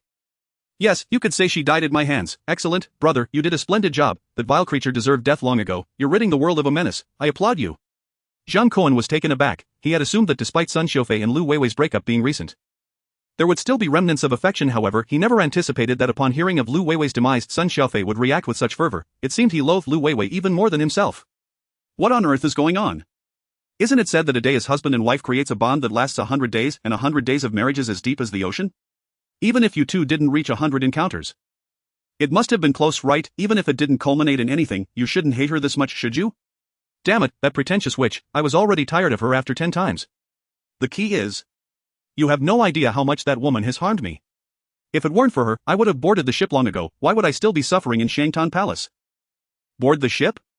Zhang Kun's thoughts flickered, recalling similar words he had heard from his superior. He aimed his shotgun at Sun Xiaofei's head, signaling him to clarify. Sun Xiaofei, aware that he had misspoken in his excitement, felt the weight of the dark muzzle and lost the courage to fabricate any further lies. Without hesitation, he divulged everything he knew. Unfortunately, as a man who seldom inquired about matters outside his career, he possessed limited knowledge. After the new year, he had noticed abnormalities and had a brief conversation with his parents. From what his father hinted, several superpowers had anticipated this disaster. However, considering the extensive coverage of the calamity, effective rescue was deemed impossible. Blind rescue efforts could potentially exacerbate the situation further. Thus, each government unhesitatingly chose to save a portion of high-quality individuals, preserving the seeds of civilization. As for the criteria for defining high-quality individuals, standards varied across nations. At the very least, in Huagua, a Nobel laureate doctor might not necessarily surpass a wealthy businessman specializing in shoddy construction projects. Clearly, Sun Xiaofei and his family had passed the government's threshold for high-quality individuals.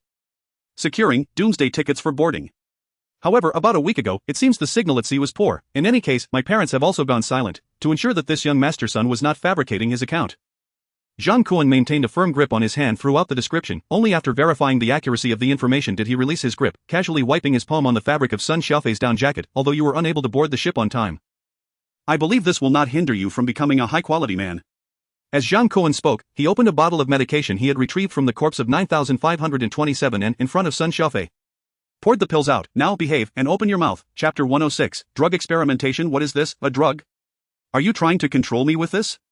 Sun Xiaofei instantly heightened his alertness, his eyes filled with suspicion. However, Zhang Kun was disinclined to explain. He simply pressed the gun's barrel against Sun Xiaofei's forehead.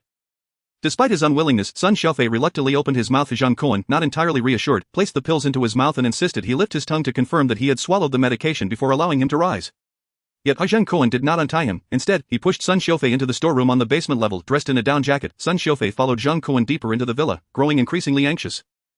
Upon entering Zhang Kun's courtyard, he sensed an uncanny atmosphere enveloping Villa Number 8. The temperature of the open courtyard felt like a different world compared to the outside. Once inside the villa, Sun Xiaofei found it unbearably warm. Before he could take a few steps, He was already drenched in sweat as Zhang Kun, aware of his discomfort, paid it no mind and led him directly to the basement storeroom thanks to the security team that had ransacked the villa during the initial snow disaster. The storeroom was now entirely bare, perfectly suited for a makeshift prison. Zhang Kun opened the door and ushered Sun Xiufei inside. In a moment of carelessness, he leaned his shotgun casually against the wall by the door. Then busied himself retrieving water and bread from his spatial pocket. Most of the bread was near its expiration date, but it was more than adequate to satisfy Sun Xiufei's hunger. You will stay here for the next few days. I will come by daily to check on you. If you need more water or food, just ask. Zhang Kun surveyed the empty room, then frowned as he produced a roll of plastic bags meant for trash disposal from his spatial pocket. Tossing it onto the floor, use the leftover bottles for urination and the bags for larger needs, understood? Sun Xiufei's eyes fixated on the shotgun standing ominously nearby, completely oblivious to Zhang Kun's words, mumbling half-heartedly in response. Zhang Kun, undeterred, proceeded to untie him. According to the intelligence Zhang Kun had gathered, after ingesting the medication, the probability of undergoing mutation and gaining abilities was not guaranteed. Even if the transformation occurred, the onset time was uncertain. Among the test subjects in the facility, some displayed effects rapidly, while others required 3 to 5 days. Thus, for the time being, he intended to monitor Sun Xiufei's condition daily to guard against any anomalies. Once Sun Xiufei was untied, he stretched his limbs, feeling the stiffness from being bound. Noticing Zhang Kun's lack of vigilance, he executed a lazy roll, reaching for the shotgun and aiming it at Zhang Kun without a second thought. Pulling the trigger. Bang! This was a gun Zhang Kun frequently used, and the safety was generally disengaged. The muzzle flared, and bullets immediately sprayed across Zhang Kun's body. Sun Xiufei staggered backward from the recoil. However, he felt a surge of relief. Thankfully, during his travels abroad, he had gained experience with live-fire shooting at a range, otherwise his shot would have surely missed. He dared not dwell on it, fearing that he might not have killed Zhang Kun with a single shot. Quickly reloading the shotgun and continuing to fire at Zhang Kun until the weapon was empty, only after exhausting the ammunition did he lower the gun and approach Zhang Kun to check if he was truly dead. At this moment Zhang Kun's shirt had been reduced to tatters, with numerous holes and singed edges from the explosions. Strangely, despite his condition, there was no blood. Sun Xiufei crouched down in disbelief and reached out to touch Zhang Kun's chest, only to find that the man who had seemingly taken multiple shots suddenly seized his hand. Ghost! He fell back in a panic, desperately trying to escape, but his arm felt as though it were trapped in a hydraulic clamp, making it impossible to break free. Why the hell are you screaming? Haven't you seen someone who can survive a gunshot? Zhang Kun sneered as he rose, swinging his other hand in a wide arc and calmly delivering a slap to Sun Xiufei's face. Smack! With a forceful strike, he knocked out both of the opponent's molars. Just as the gun was lowered, he noticed the unsettling look in Sun Xiufei's eyes. However, Zhang Kun chose not to confront it, merely intending to assert his dominance. After all, he was safe in the secure room and would not be harmed. Even if he were to shoot him, what would it matter? Yet, to Zhang Kun's astonishment, despite the assurance of safety, the impact from the shotgun at close range sent him sprawling to the ground. Even at the moment of being shot, Zhang Kun could feel an agonizing tearing pain in his chest. Although the pain was fleeting, it was undeniably unpleasant. Observing Sun Xiufei, who had just lost 2 front teeth from his slap, Zhang Kun showed no mercy. Yet he grasped the opponent's jaw with one hand to keep his mouth open, while with the other he thrust his fingers into Sun Xiufei's mouth, gripping his incisors with his thumb and index finger. What do you want to do, MMM? Without uttering a word, Zhang Kun demonstrated his intention through action, with a forceful motion of his fingers. In an instant, he held a bloody incisor in his hand. Ah! The excruciating pain caused Sun Xiufei to curl up like a cooked shrimp. In that moment, his face was a grotesque mix of tears, saliva, and blood, utterly devoid of the swagger he once exhibited in the upper echelons of Shanghai society. Zhang Kun paid no heed to Sun Xiufei's tears and bloodied mouth. Instead, he gently patted his contorted white face, flashing a grin that revealed a mouthful of pristine teeth. Who would have thought you could shoot quite well? We'll continue tomorrow. If you need, I can provide you with a handgun. Sun Xiufei gazed at Zhang Kun, his eyes filled with terror. This guy had endured 5 gunshots without shedding a drop of blood. What else could he be but a monstrous being? At that moment, regardless of what Zhang Kun said, all Sun Xiufei could do was nod fervently, terrified of provoking him into another reckless act. Noticing that Sun Xiufei had finally calmed down, Zhang Kun released his grip and stood up to lock the door behind him. As he emerged from the basement, he encountered Su Ziqing, who was blocking the doorway with a handgun in hand. Clearly, the recent barrage of gunfire had alarmed her. Master brother, are you alright? How could I possibly be in trouble? Seeing Zhang Kun in good condition, Su Ziqing finally exhaled deeply, turning to ascend the stairs. Watching her voluptuous figure sway as she climbed, Zhang Kun felt his lingering displeasure dissipate. In the storage room, after removing his down jacket and thermal underwear, which he used as a cushion beneath him, Sun Xiufei was silently weeping. It wasn't the fear of humiliation that held him back, but the realization that he had lost 3 teeth in the scuffle. Any sound would only intensify his pain.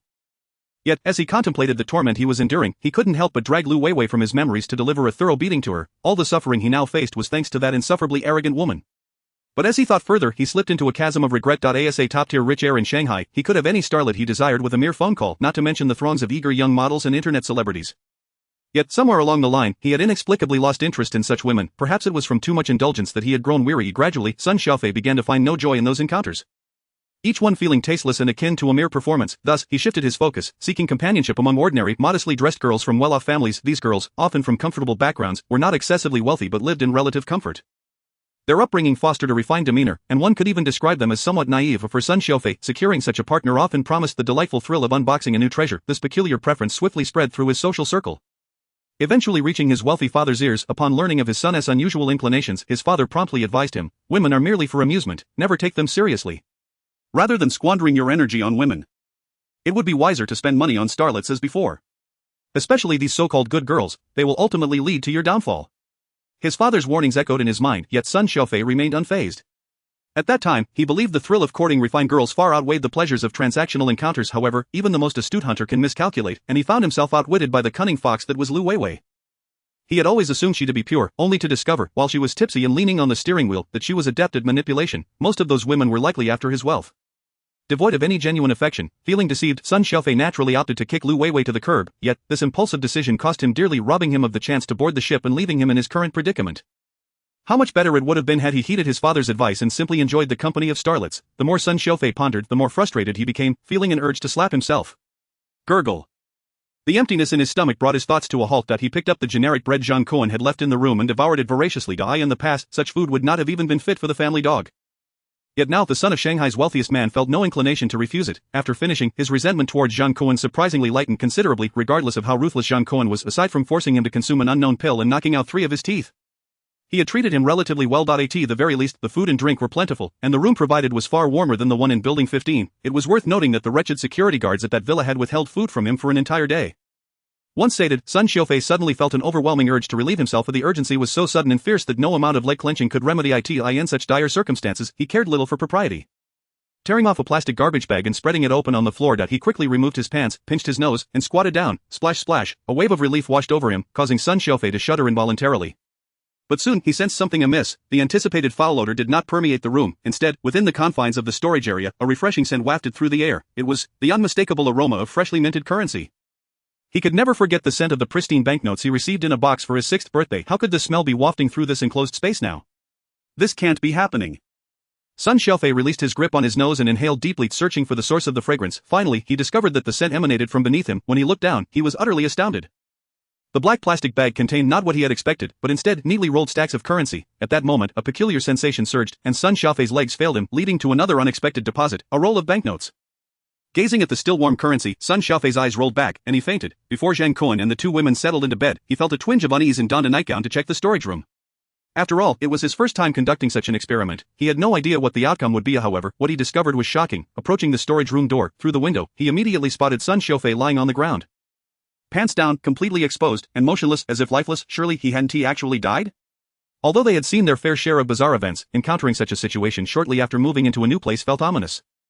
Zhang Kun hesitantly opened the door, stepping inside, and upon seeing the scene, he stood there dumbfounded, unable to suppress a startled exclamation. What the hell is going on? Beneath Sun Xiaofei, a plastic bag lay spread open. And without needing to look closely, Zhang Kun could surmise its purpose. What he never expected to find inside the bag was not gold, but rolls upon rolls of cash. Could it be that the wealthy only produce money? Or did this brat secretly stash cash here? Damn it. Money isn't a drug, why go to such lengths? Zhang Kun rubbed his eyes in disbelief but lacked the courage to reach for the bag and confirm the source of the money. Reluctantly, he retrieved a bottle of mineral water from his space, skirted around the bizarre garbage bag, and poured the water over Sun Xiaofei's head. Wake up, you just shat money. Chapter 108, What abilities do you desire? Sun Xiaofei stirred from his unconscious state, groaning in confusion. As he opened his eyes, he found Zhang Kun staring at him, his expression a mix of disgust and disdain. Why was he unconscious, suddenly, before succumbing to dizziness?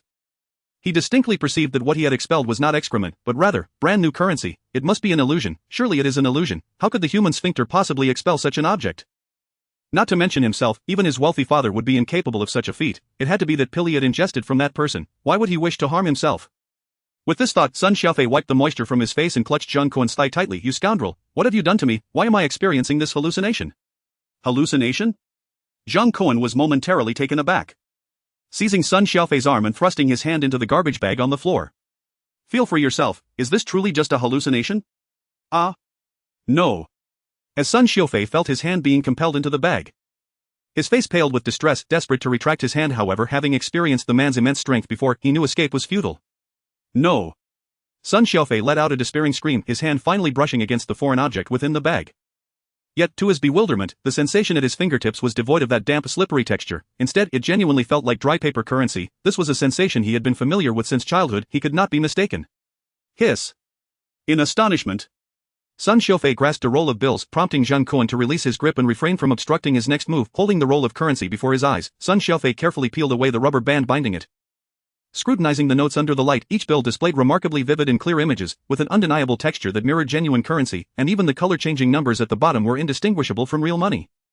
Could it be that he truly had expelled this? But amidst this snowstorm, what use was it to produce currency? It would be far more useful to excrete corn dogs. Lost in such thoughts, he was suddenly slapped on the back of the head by Zhang Kun. This is undoubtedly what you expelled. Right? It should be, I suppose. How many bills are in this roll? Sun Xiaofei counted roughly and felt a wave of disappointment wash over him. Approximately 20 bills, I think. When you relieved yourself just now, did it feel solid or liquid? Must you even ask that? Of course, you are my important test subject. It should have been solid, I believe. Sun Xiaofei's mind was utterly baffled, unable to comprehend the meaning behind Zhang Kun's words, and could only respond truthfully. Wait a moment. Zhang Kun said, locking the door. After about an hour, he returned, carrying 2 large buckets of fried chicken. What is this? The aroma of fried chicken made Sun Xiaofei's eyes light up. Let us feast on this for the next few days. This is all Hualai's fried chicken. I personally prepared it for you. The supplier for Hualai had previously established a deep partnership with the logistics warehouse Zhang Kun managed prior to the apocalypse, using the cold storage as a temporary transit hub for their goods. Thus, these frozen items naturally fell into Zhang Kun's hands. However, since acquiring this batch of frozen goods, Zhang Kun had refrained from consuming them, not because he disliked fried chicken, but rather due to concerns about his stomach's tolerance. After all, Hualai had garnered a reputation for its connection to the jet fighter training base in the community. Hualai, are you trying to kill me? Upon hearing the infamous name of this national brand, even Sun Xiaofei, who had never indulged, had heard the internet's jokes, causing his expression to shift to one of trepidation. Zhang Kun scoffed derisively. In times like these, do you still have the luxury of choice? Besides, would it not be disrespectful if you refused the chicken prepared by your brother Kun? Don't make me shove it down your throat myself. Having finally captured a living test subject and successfully triggered his cash-generating ability, he was determined to observe as much as possible. Sun Xiaofei understood he was trapped and, with a grimace, inquired, is there any chance that I could? What do you mean by any chance? There is no chance at all. Zhang Kun shot him a glare before locking the door and heading upstairs. Leaving Sun Xiaofei in the storage room, despondently gazing at the 2 buckets of fried chicken and the bag of currency, muttering to himself, brother, at least leave me a bottle of Coke. This is really too greasy. Upon returning upstairs, Zhang Kun collapsed onto his bed. The lingering scent of fried food caused Su Ziqing and Zhang Yubing, who were sitting on the bed watching a movie, to wrinkle their noses. Brother master. What did you sneak eat? Don't be ridiculous. How can the master's affairs be considered sneaking? Zhang Kun wrapped his arms around Su Ziqing and Zhang Yubing, joining them in watching the film. To his surprise, the 2 women were engrossed in an old movie from his hard drive, X-Men. Thankfully, they were not watching Wolverine. Zhang Kun recalled that during the first Wolverine film, there was an Asian character capable of shooting heads clean off, whose abilities were nearly on par with Su Ziqing's current prowess. Fortunately, the film had not yet reached its halfway point when it abruptly stopped. Had Su Ziqing seen it, she would undoubtedly have nightmares that night. However, Zhang Kun had always believed such films only captivated men, but he was astonished to see these 2 women engrossed in it as well, as he observed the protagonists showcasing their impressive abilities. Zhang Kun could not help but inquire, if you could choose, what abilities would you both desire? If I had to choose, I would want to transform like Mystique, able to become anyone I wish. Upon hearing Su Ziqing's desire, Zhang Kun's mind sparked with a thought. He nodded and nudged Zhang Yubing beside him. And you? I think the professor's ability is quite impressive. Being able to read the thoughts of those around me at any time would be fantastic. Oh. Zhang Yubing, you understand me, then why don't you give it a try and guess what I'm thinking? Perhaps you already possess that ability. Zhang Yubing turned to meet Zhang Kun's gaze, her reflection clearly visible in his dark pupils. The overly intimate atmosphere caused her cheeks to flush slightly. I can't guess. I'm thinking the same thing as you. You rogue, Zhang Kun, since he had already been labeled a rogue. It would be remiss of him not to assert his authority as the master. With this thought in mind, Zhang Kun stood up, blocking the television, and dramatically shed his nightgown, prompting gasps of surprise from the 2 women. Chapter 109, A Favor from the Old Neighbor. Another night of rigorous practice. The following morning, Zhang Kun's first task was to complete the system check-in. This time, the system rewarded him with a 10-fold enhancement to his speed attribute. Now, with both strength and speed at his disposal, he could connect with others on a profound level. With such exhilarating abilities, if he ventured into a host club, he would undoubtedly become the top attraction under the powerful. Rapid impact. At that point, there would be no need to address anyone as auntie. They would all be compelled to call out to him. Perhaps he might even be whisked away by an auntie to work as a vice president at an air conditioning company. After all, doing nothing all day while listening to aunties during meetings and still earning a salary would surely be a delightful existence. In hindsight, Zhang Kun could never have anticipated that he would one day assume the role of a chairman. Alas, this accursed apocalypse had rendered all his aspirations mere castles in the air. With this thought, Zhang Kun reached out to pat the perky rears of Su Ziqing and Zhang Yubing, urging them to get up and start working. He had already devised a plan for the day, having confirmed that this drug could endow individuals with superpowers. Relying solely on Sun Xiaofei was unlikely to yield significant results. The upper and lower limits of the drug's effects required more experimental data for validation.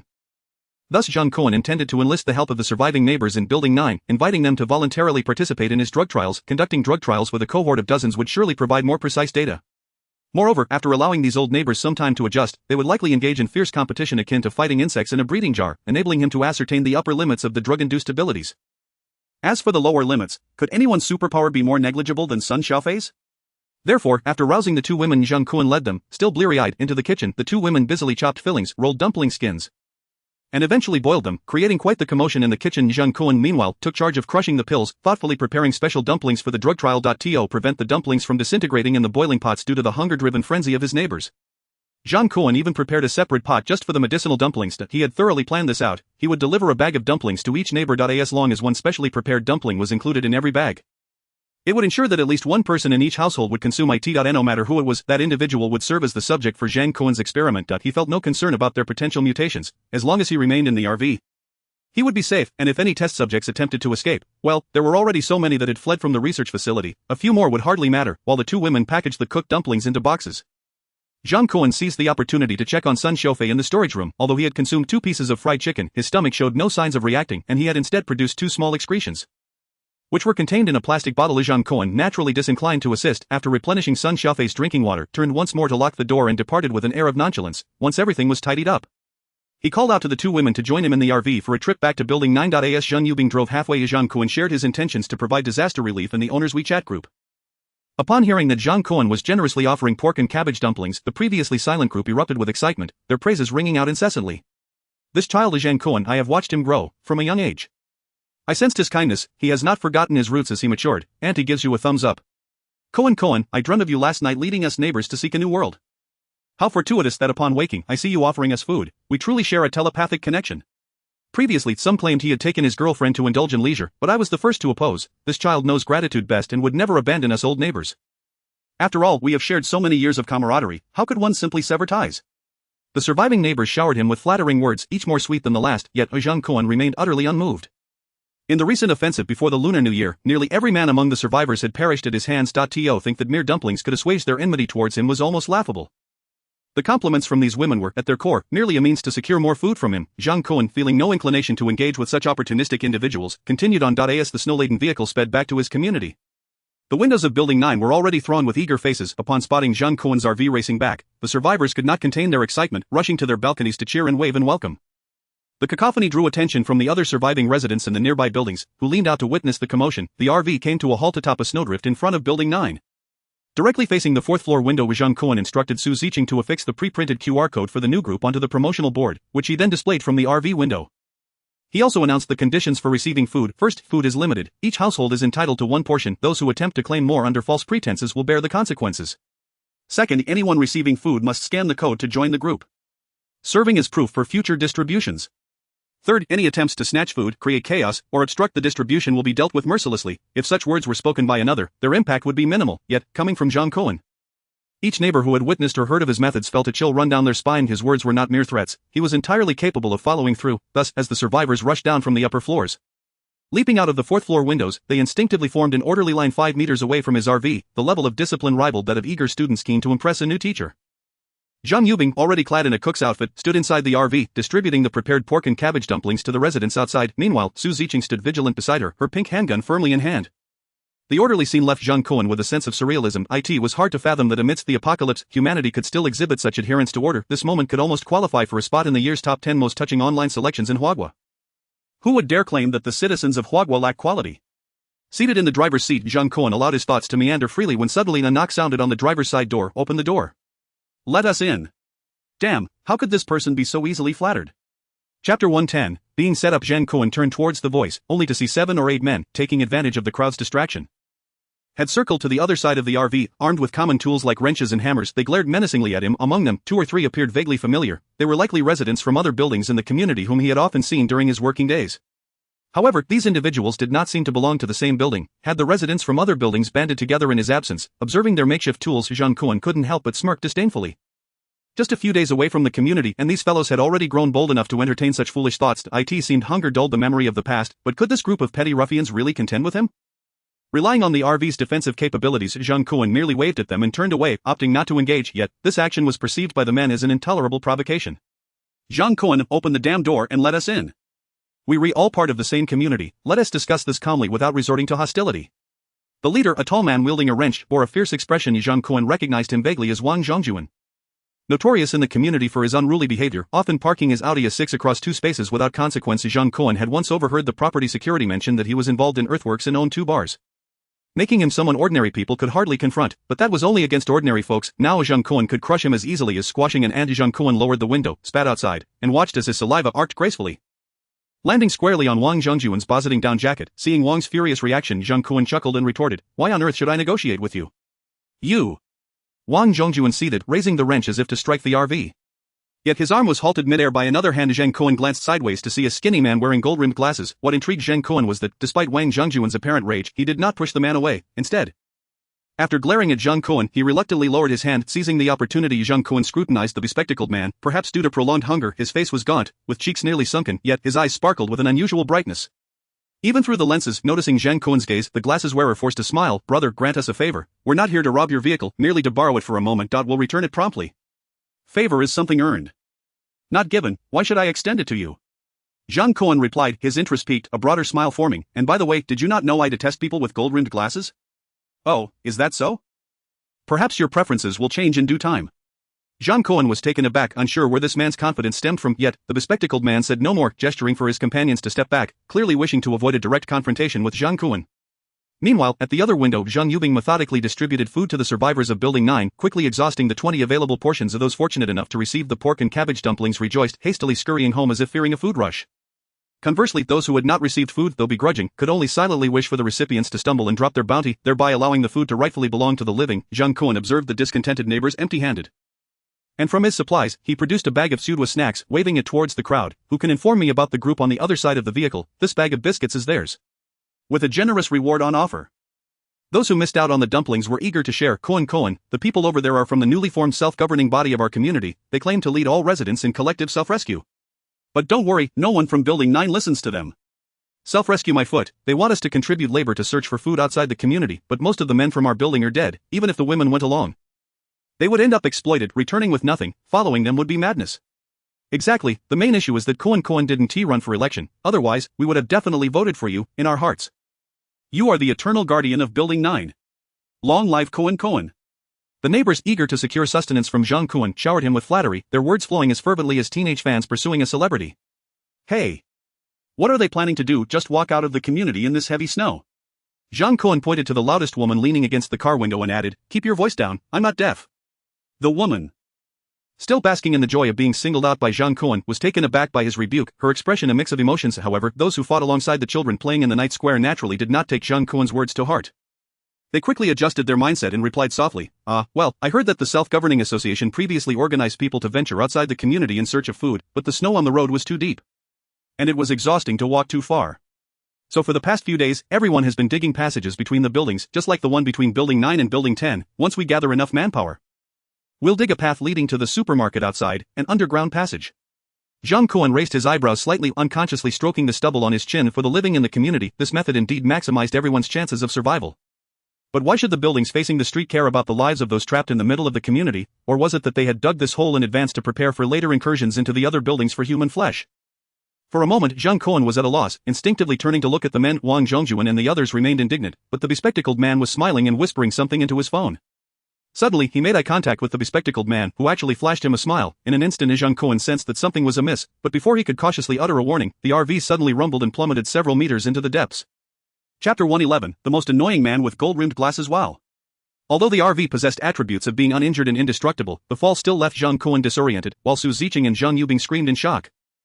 Even more exaggerated than the cries from the previous night, however, it wasn't just the RV that fell into the snow pit along with the loose snowflakes, even the female neighbors surrounding the RV who were seeking extra food from Zhang Kun, tumbled in. Fortunately, the snow pit was still filled with snow, and the RV landed steadily without tilting, allowing these older ants to narrowly escape disaster. Alas, luck did not grant them a longer reprieve.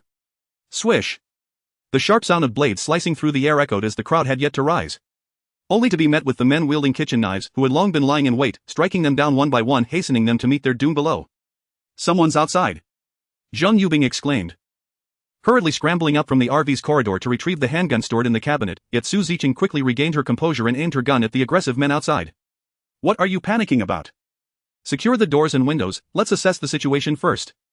Zhang Kun was not afraid of the men surrounding them, rather, he wanted to lure the bespectacled man over first. He intended to have them clear the snow beneath the RV.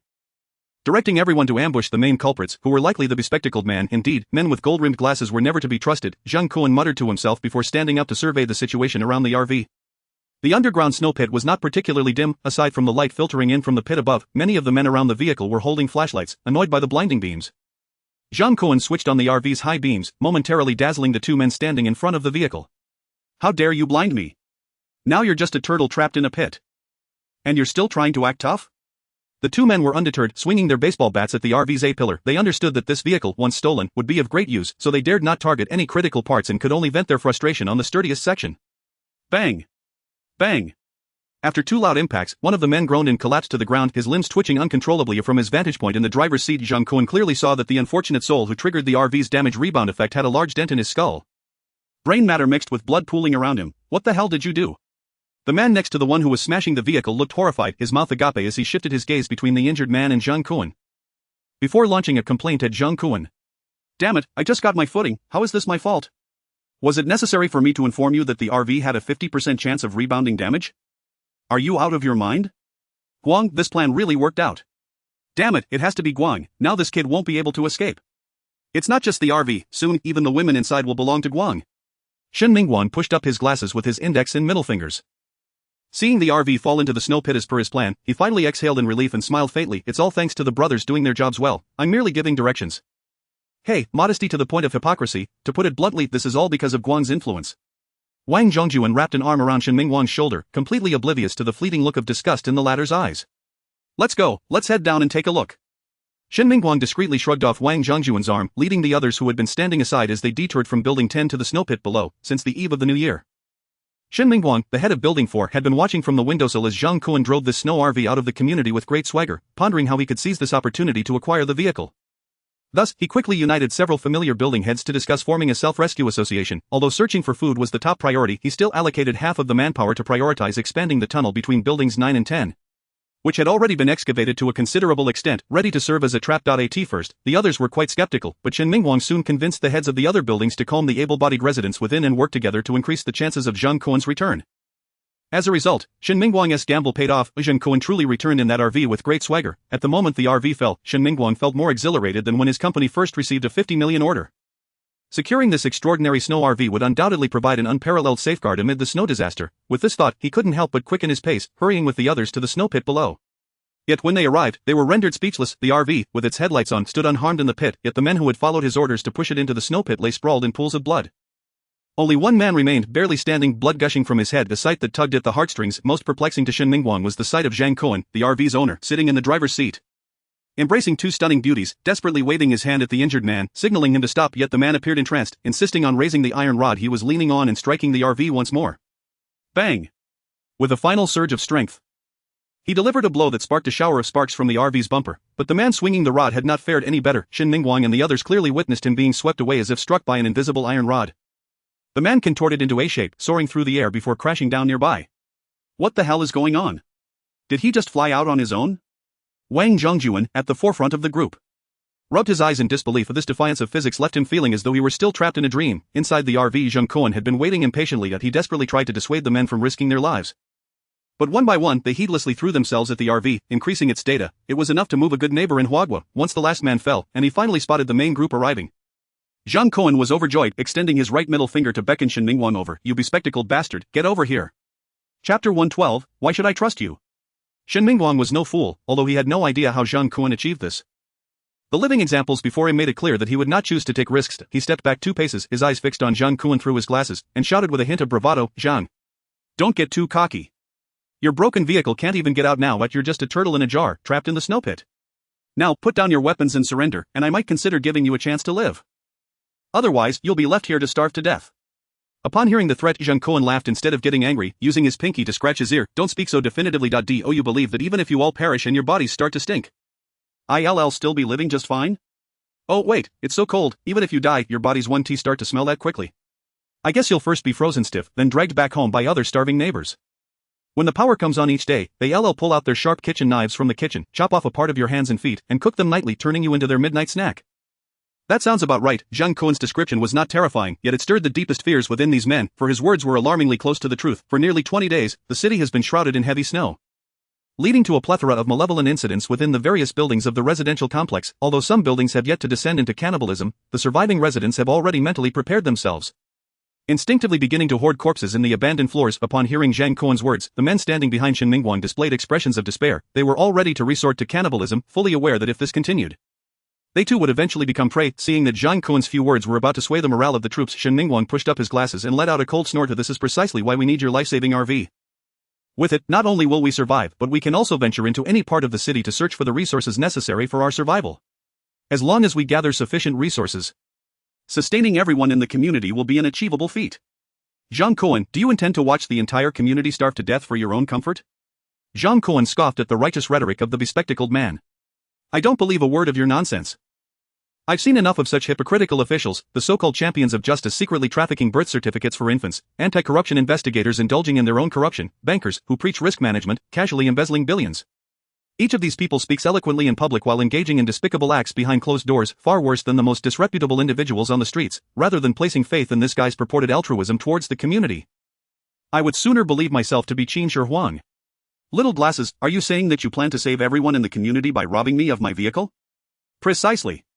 So, in your quest to save all, you deem it justifiable to condemn us three to death?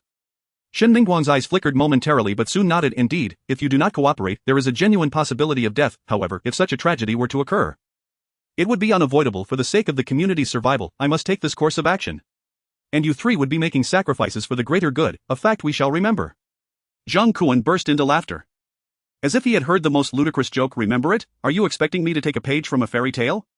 As long as one does not forget, one will not perish? Spare me. Once Zhang Kun had his fill of laughter, he turned to the RV's kitchen, retrieved a sharp knife previously used to cut lamb chops, and tossed it through the window's gap, proposing, how about this, little glasses? If you are willing to take your own life in front of me, I will promise to seek food for all the residents. Doing so could potentially reduce the number of deaths from 3 to just you. What do you think? Does this plan align better with your so-called ethics of sacrificing the few to save the many? Shen Mingguang was taken aback by Zhang Kun's audacious counter. Not only him, but the men behind him also seemed stirred by Zhang Kun's proposition. Shen Mingguang realized that if this continued, it might not be his decision to take his own life. The men behind him could very well tear him apart to secure Zhang Kun's promise. He raised his hand, feigning calmness, and replied, everyone, do not panic. If Zhang Kun truly intends to honor his promise, I shall comply. But the issue is, you have already driven away from the community for quite some time. And to date, you have only brought back food for the residents of Building 9. So, why should I trust you? Zhang Kun shrugged, meeting the other's gaze through his glasses, and retorted, exactly. Before today, I didn't even know you. So why should I trust every word you say now?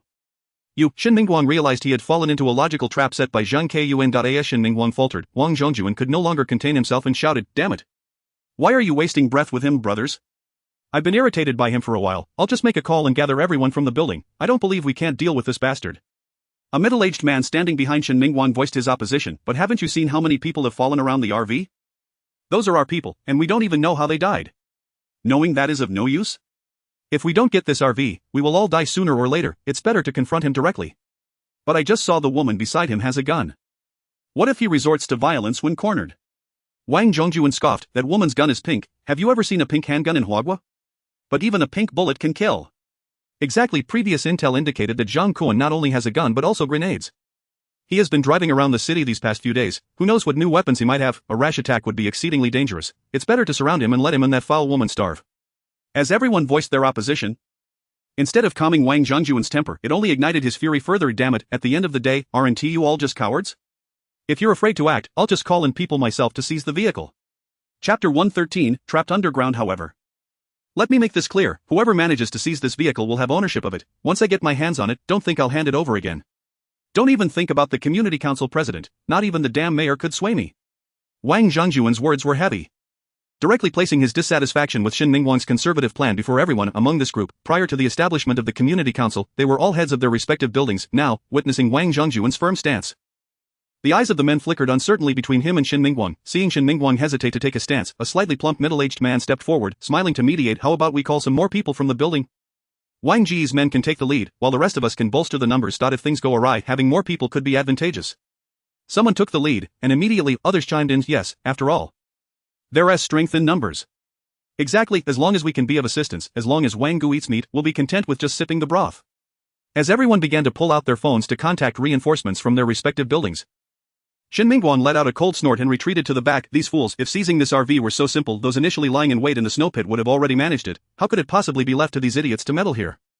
At this point, Shin Mingguang remained steadfast in his belief that trapping Zhang Kun and compelling the three of them to submit was the optimal solution. A reckless offensive would only lead the men who should be defending their home to expend their efforts in vain. Thus, he was the only one present who did not reach out to his subordinates but chose instead to observe from the crowd. Before long, under Wang Zhongjuan's and the various heads of buildings' calls, nearly 200 men had gathered around the snow pit in just 10 minutes, though armed with makeshift weapons like kitchen knives, folding stools, and clothes-drying rods. The sight of the expressionless men in the not-so-spacious snow-covered tunnel exuded an air of menace. Upon their arrival, the men did not hastily launch an attack but first quietly dragged away the dead surrounding the RV. Before encircling the vehicle, preparing for a forceful assault inside the RV, Zhang Kun reclined casually on the leather sofa behind the driver's seat, placing his legs on the laps of Zhang Yubing and Su Ziqing, enjoying their massages while watching television. To prevent the outside world from peering in and interrupting his leisure, Zhang Kun had instructed both women to draw the curtains. Only Zhang Yubing, seated by the window, occasionally peeked through a small gap in the curtain, vigilantly observing the situation outside. Unlike the previous encounter where they were surrounded on the road, this time the vehicle had fallen into a several-meter-deep snow pit, making escape difficult. Coupled with being surrounded now, Zhang Yubing couldn't help but feel anxious and voiced her concerns. Master, is this really okay? Shouldn't we fire warning shots to make them retreat before we think of a way to get out? Get out? Why should we leave? Huh, are we just going to remain surrounded like this? True, just waiting idly isn't a solution. How about we play cards instead? Huh? Here? Zhang Yubing's face flushed at the suggestion, her blush traveling down her fair neck. But there are people outside. What of it? Aren't we pulling the curtains? Besides, do we really need to be concerned about being seen? Upon hearing this, Zhang Yubing glanced at Su Ziqing, who was similarly flushed and fidgeting uncomfortably. She couldn't help but scoff inwardly, but still obediently removed her white apron and hung it on a rack near the kitchen. However, when she returned to the table after tidying her hair, she discovered that a deck of playing cards had indeed appeared on the table. Master, is this what you meant to play? Exactly isn't at playing cards? 3 individuals were engaged in a game of do di ju, with the loser tasked to prepare a meal afterward. From now on, please refrain from calling me master, instead, refer to me as the landlord.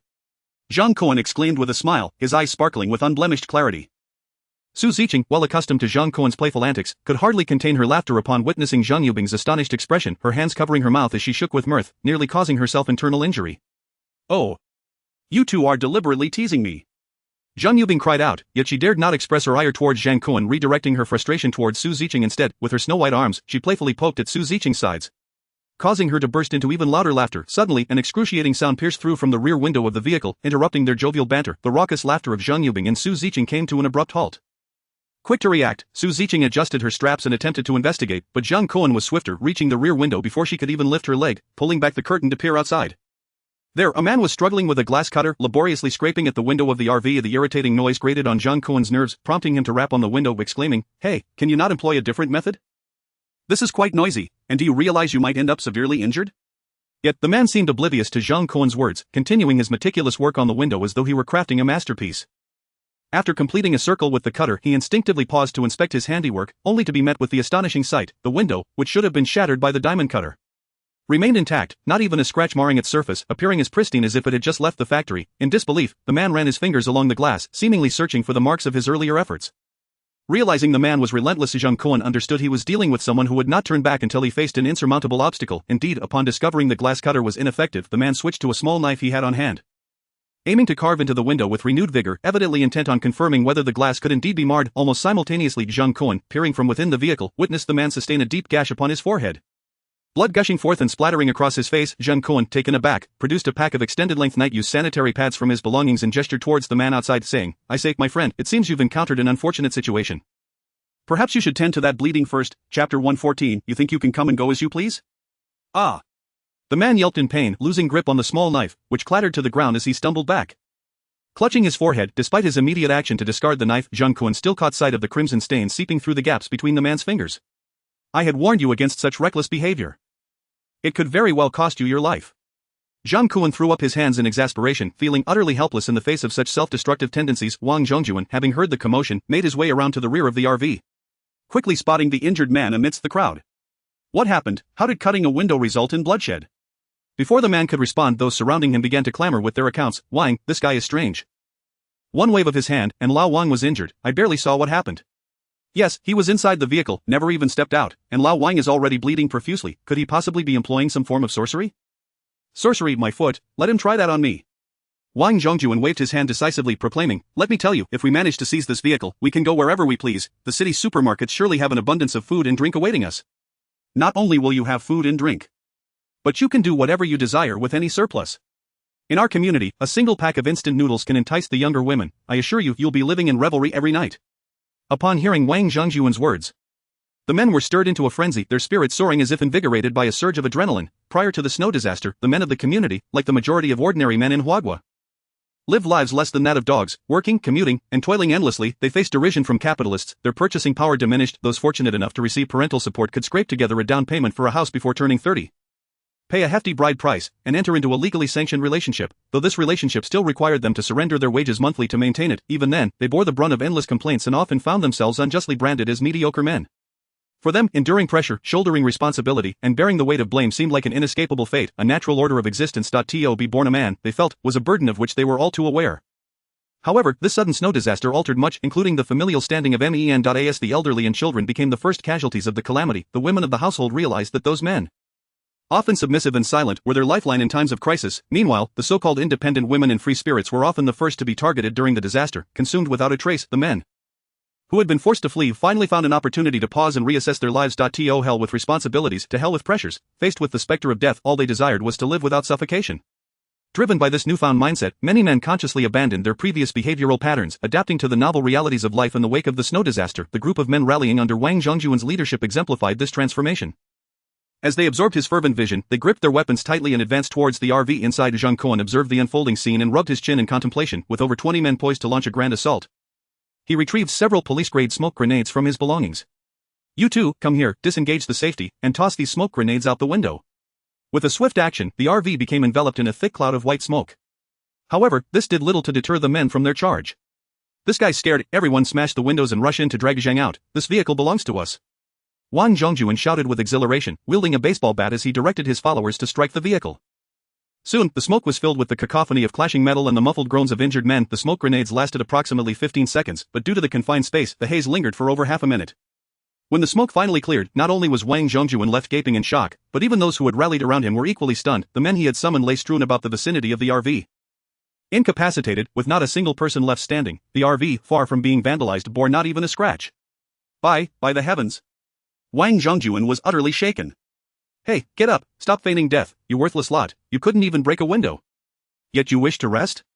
In a fit of rage, he approached to inspect the scene, and upon flipping over two of the fallen men, he was met with a sight that sent him into shock. Their skulls bore evident indentations, as if their heads had been crushed by the very steel rods they wielded. Though they had become accustomed to death in recent times, such a visceral and gruesome sight was rare, prompting two individuals to retch nearby. What on earth is happening? In such a short span, that Zhang fellow managed to exit the smoke and eliminate everyone? And he seems to be enjoying tea with a woman as if nothing happened? This is simpler than slaying Hua Xiong. The onlookers gazed at Zhang Kun, who remained unfazed within the RV, their hearts a tumult of emotions. It dawned on them that Zhang Kun's earlier boast, that even if they perished, he would remain unscathed, was not mere bravado. But how on earth had he achieved such a feat? Quickly, some began to realize that confronting Zhang Kun head-on was folly, perhaps, as Shen Mingguang suggested. Encircling Zhang and his associates was the most prudent strategy. A few quick-witted leaders exchanged glances, recalling the need to seek Shen Mingguang's counsel. However, to their dismay, it appeared that Shen Mingguang had vanished from sight amidst the crowd.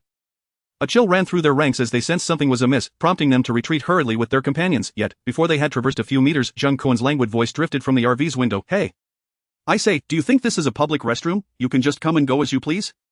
Turning back, they beheld Zhang Kun, who had somehow opened the window, leaning out with a submachine gun aimed squarely at them. Chapter 115, Fooling around can lead to death. Gazing down the dark barrel of the gun, the leaders felt a palpable dread. They had assumed that their numerical superiority rendered them safe. Even in the presence of Zhang Kun's weaponry, however, it is only when faced with the barrel of a gun that one truly comprehends the meaning of death's approach. The rotund building manager, who had previously sided with Wang Zhongjuan, could not help but chuckle awkwardly in an attempt to diffuse the tension. Zhang Kun, what are you doing? We are merely neighbors in the same community, it was just a harmless joke. Wasn't it? There is no need to go to such extremes. Ultimately our intention was simply to borrow your car to seek out some food. Why the hostility? You were still young, why the quick temper? Threatening violence is hardly commendable, is it? Upon hearing this, Zhang Kun let out a cold laugh. Is it truly just a joke? The others, sensing the shift in atmosphere, hurriedly chimed in while subtly inching backward. Of course. We are neighbors, how could we deceive you? Exactly, Zhang Kun, we have always treated you well, please don't exert too much pressure with your finger. Such trickery did not escape Zhang Kun's notice. He slowly spoke up. Inquiring, oh, are you aware that joking can lead to death? What? The response from the crowd was met with a barrage of gunfire. The MP5 unleashed its fury within the confined space, mercilessly claiming the lives of the men. Meanwhile, Su Ziqing and Zhang Yubing each drew their handguns, standing resolutely beside Zhang Kun, diligently assisting him in delivering the final blows. As the gunfire subsided, the once snowy trench was devoid of any standing survivors. Zhang Yubing, who had previously only practiced shooting and occasionally posed with her handgun, managed to hit 2 men this time. However, she lacked natural talent. Her first shot struck a man's rear, and her second only grazed another's thigh. Ultimately, she required Su Ziqing's assistance to finish the job. Nevertheless, it marked her inaugural experience. Zhang Kun patted Zhang Yubing on the shoulder, urging her to don a winter coat and accompany him to assess the situation. He left Su Ziqing in the vehicle to maintain vigilance. Be a bit merciful during the inspections. If you come across anyone still breathing, just give them a shot to the head. We wouldn't want the neighbors to suffer out here in the icy cold. Zhang Yubing, still reeling from the shock of her first gunfire experience, felt somewhat dazed as Zhang Kun redefined mercy. Yet, she nodded in agreement and followed him out of the vehicle. After the first shot rang out, many who had been positioned further back turned to flee, but overall, the outcome was quite fruitful. A glance revealed that, including the neighbors who had been injured while smashing the car, a total of 50 or 60 individuals lay sprawled in the trench, although there were plenty of bullets. Zhang Kun's method of inspection remained economical. To prevent anyone from feigning death, he directly applied force to break the thighs of the corpses. Zhang Yubing, however, was much more meticulous, ensuring to flip each person over to confirm they were indeed lifeless. After turning over 7 or 8 men, she initially felt fear at the sight of the bullet-riddled corpses, but unbeknownst to her, she was gradually adapting, the initial terror dissipating into mere fatigue. She found herself pausing beside a few bodies for a brief respite. Suddenly, she felt something shift beneath her insulated boots. Looking down, she caught sight of a hand quickly retracting into a nearby pile of corpses. Clearly, someone had managed to escape the gunfire and was now hiding among the bodies. Pretending to be dead, Zhang Yubing contemplated calling out to Zhang Kun, but as the words formed on her lips, she swallowed them back. As a television host, she inherently disdained such carnage amidst disaster. Yet out of deference to Zhang Kun's style of operation, she had thus far refrained from expressing her discontent. In her mind, rampant slaughter only exacerbated conflicts and was not a viable solution to any problem. She believed that in the face of calamity, people should collaborate rather than resort to current tactics. If she were to shout out now, Zhang Kun would undoubtedly retaliate against the one who had narrowly escaped death. Yet if she maintained her silence, perhaps she could save another life. Resolving herself, she turned forward, pretending that nothing had transpired. However, while she held peace and love in her heart, her counterpart was not necessarily inclined to think the same. Just as she was about to leave, the man, fearing his concealment had been discovered, abruptly shoved aside the bodies atop him, seizing a fallen kitchen knife and pressing it against her throat. Ah! Zhang Yubing could not help but exclaim. Upon hearing her cry, Zhang Kun turned to see a bloodied man standing behind her, one hand wielding the knife at her throat while the other reached for her gun. Shut up, you bitch! Hand over the gun. No. Master, save me. Who the hell are you calling master? Once I get that gun, I'll be your master.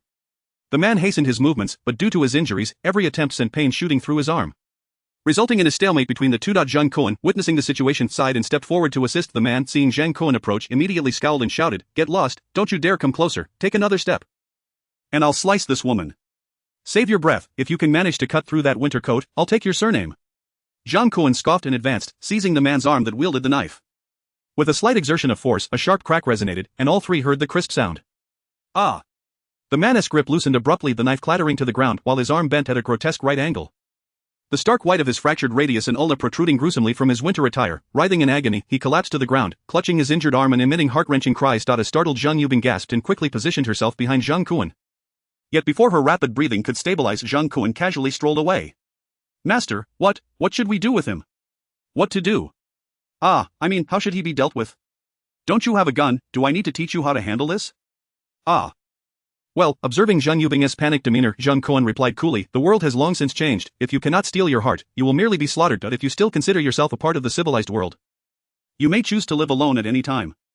If you can't handle even an injured person while armed, then I believe having only Ziqing to attend to my needs will suffice.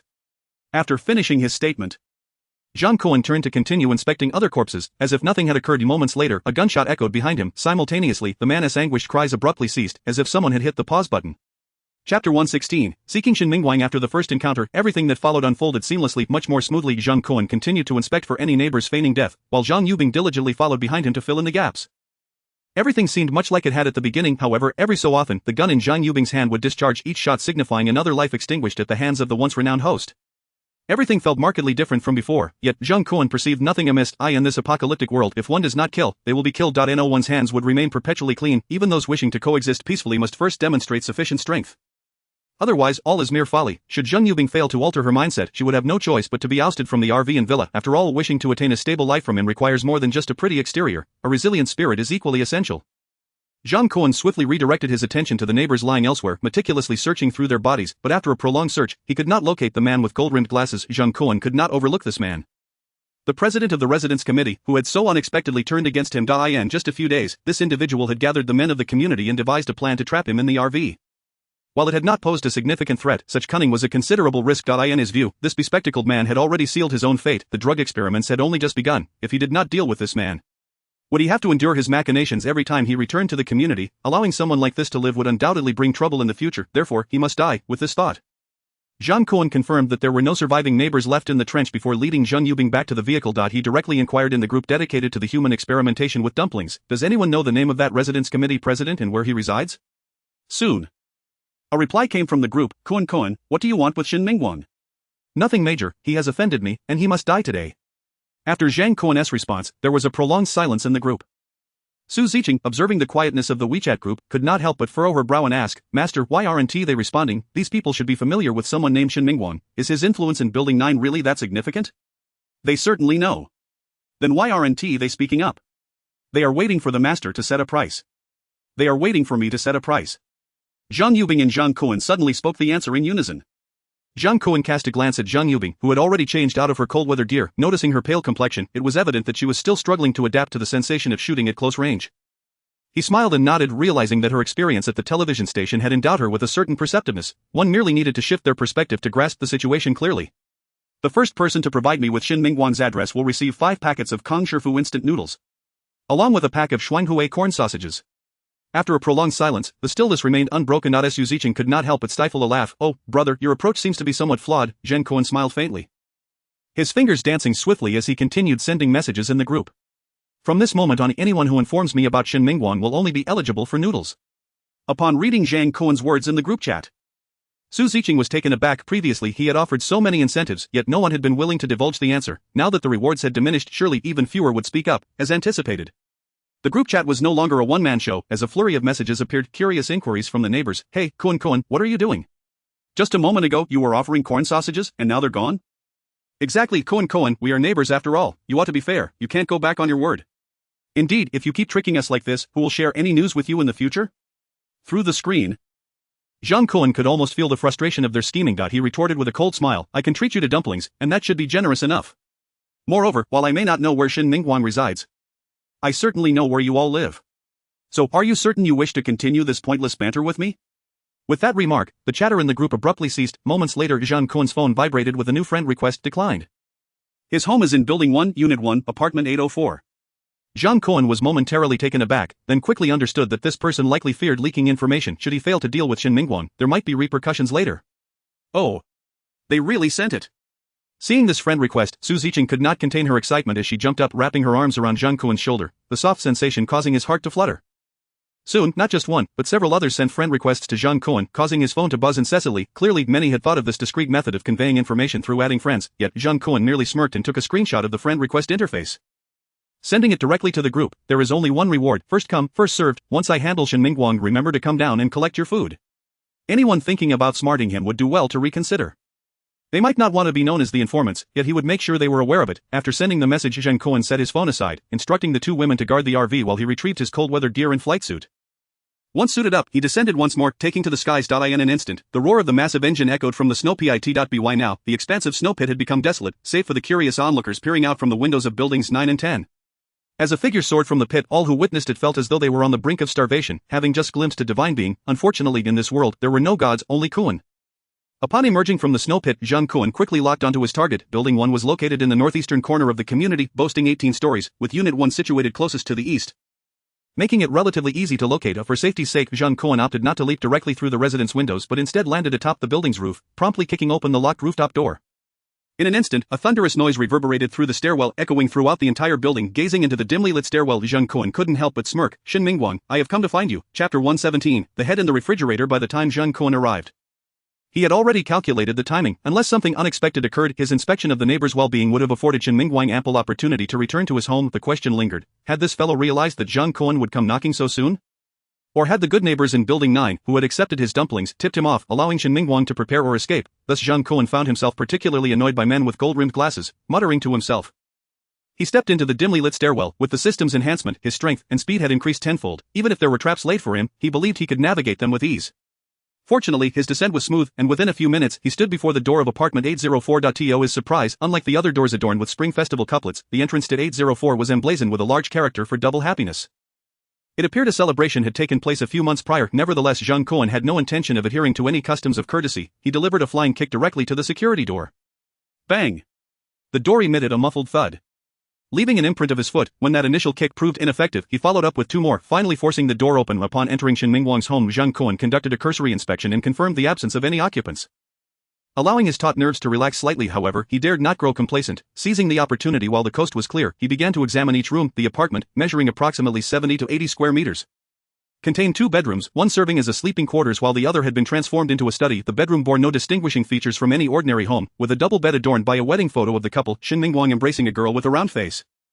Presumably his bride, who appeared rather endearing. However, such a cute girl was not to Zhang Kun's taste. He merely cast a cursory glance before continuing his inspection of the other rooms. To Zhang Kun's astonishment, this modest two-bedroom apartment was immaculately clean, showing no signs of habitation.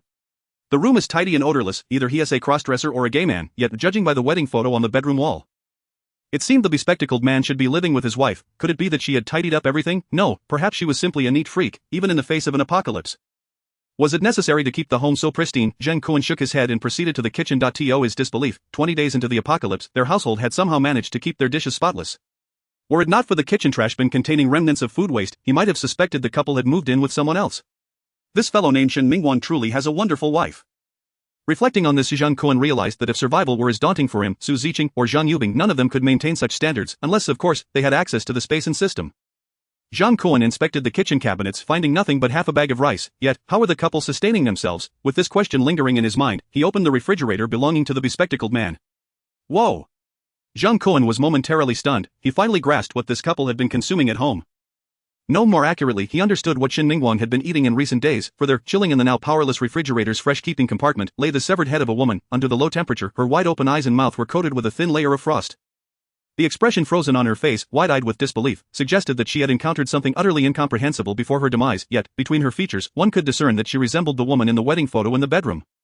In a daze, Zhang Kun seemed to catch a glimpse of his former self within that refrigerator. Despite having endured many harrowing experiences, his heart raced uncontrollably, taking a considerable amount of time to regain composure. No wonder Shin Mingguang had managed to ascend to the position of some pitiful community leader. For a person capable of ruthlessly killing and consuming their partner, then stashing their head in the refrigerator, encountering it every time they opened the door, such a character was far too talented for mere community leadership. With that mental fortitude alone, he could easily secure first place in a civil service examination. Zhang Kun sighed, slowly closing the refrigerator door. As the apocalypse dragged on, instances of cannibalism among couples would only become more common. With a heavy heart, Zhang Kun murmured, if I can catch that scoundrel, I shall carry his head and let him join you in the refrigerator as company, even if I descend into hell. I will ensure he apologizes to you all the way there, Zhang Kun whispered softly, as if uttering those words might quell the vengeful spirit of the deceased young bride. Coincidentally, just as Zhang Kun closed the refrigerator door, he overheard two men conversing in the stairwell. Shingu, I can hear gunfire from my home. Why didn't he let us come over to help? What if Wang Zhongjuan and his crew managed to seize that snow-covered RV? Our building 1 would be in dire straits.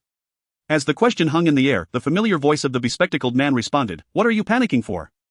That Zhang fellow has been out for so many days. If he wanted to, he must have already replenished his ammunition. If that fool Wang wants to bring people to charge in, let him go. They'll probably never even touch the steering wheel of that RV. You can rest assured that following my instructions will lead to success. There is no need to deploy anyone to keep watch. That RV cannot possibly escape from such a deep snow pit. As long as Zhang does not wish to perish within, abandoning the vehicle to preserve himself is merely a matter of time. Are you suggesting that in a couple of days, my brothers can simply stroll over and claim the RV for ourselves? Shin Mingguang scoffed, a hint of inexplicable confidence lacing his tone. And of course, do you think I would deceive you? Everything is meticulously planned. As long as we remain patient, the RV will inevitably be ours. Zhang Kun, standing by the door, listened intently to Shen Mingguang's scheme, internally applauding his analysis. The reality indeed aligned with his insights. Confronting the three heavily armed individuals head-on would only result in significant casualties. A strategy akin to waiting for the rabbit by the log is the most prudent and effective course of action. Should any resource on the vehicle, be it water, electricity, food, or fuel, encounter issues, abandoning the vehicle and fleeing would almost certainly follow. However, this strategy hinges on one crucial condition: the person surrounded must not be Zhang Kun. Chapter 118. My Koen-gu always keeps his word with a space to maneuver. Even an RV can be stowed away and taken along. Attempting to trap me, Koenshin, is nothing short of a delusion. Tactical diligence cannot compensate for strategic deficiencies. From the moment I acquired the system, every tactic is but a fleeting thought. As the footsteps outside drew nearer, Zhang Kun abruptly flung open the damaged door, poking his head out with a grin. Here they come, little brother. The two individuals engaged in conversation outside happened to emerge from the stairwell, colliding directly with Zhang Kun's countenance. My goodness! The man who had been closely following the bespectacled man let out a terrified exclamation. Collapsing onto the ground. To Zhang Kun's surprise, the bespectacled man merely paused momentarily. Upon realizing it was Zhang Kun emerging from his own home, he furrowed his brow slightly. A fleeting look of disbelief crossed his eyes. But he quickly recognized the precariousness of the situation and turned to flee towards the stairwell without uttering a word to Zhang Kun about how he had managed to escape from the snow pit. Zhang Kun couldn't help but chuckle coldly. When faced with a lion, one only needs to outrun their companion, right? But in terms of speed, Shen Mingguang is no match for the enhanced Zhang Kun. Zhang Kun strode after him, and before the bespectacled Shen Mingguang could reach the stairwell, Zhang Kun swiftly caught up, grasping him as effortlessly as one would a chick. Lifting him with ease, Shen Mingguang struggled to break free. But no matter how hard he fought, it bore no fruit. After a couple of attempts, the once calm Shen Mingguang's face finally reflected despair, yet he stubbornly refused to surrender easily, retorting to Zhang Kun behind him. What are you doing? Oh, what am I doing? It would be rude not to reciprocate. After Shen, the chairman of the Residents Association, gave me a stern warning. Naturally, I must pay your home a visit. But you ran as soon as you saw me. This is hardly the way to host a guest. As Zhang Kun spoke, he disregarded Shen Mingguang's desperate struggles and resolutely dragged him back to room 804. Upon reaching the hallway, the man who had been startled by Zhang Kun had already regained his composure. Having propped himself against the wall, uncertainly staring at the two. If he wished to flee, the elevator would be inoperable during power outages, leaving only the stairs, and a fully armed Zhang Kun was blocking the stairwell with Shen Mingguang in tow, leaving him at a loss. What are you staring at? Get inside. Zhang Kun kicked the startled man into room 804. Once all three were inside, Zhang Kun unceremoniously tossed Shen Mingguang onto the floor, then pulled up a chair and sat down prominently in the middle of the living room.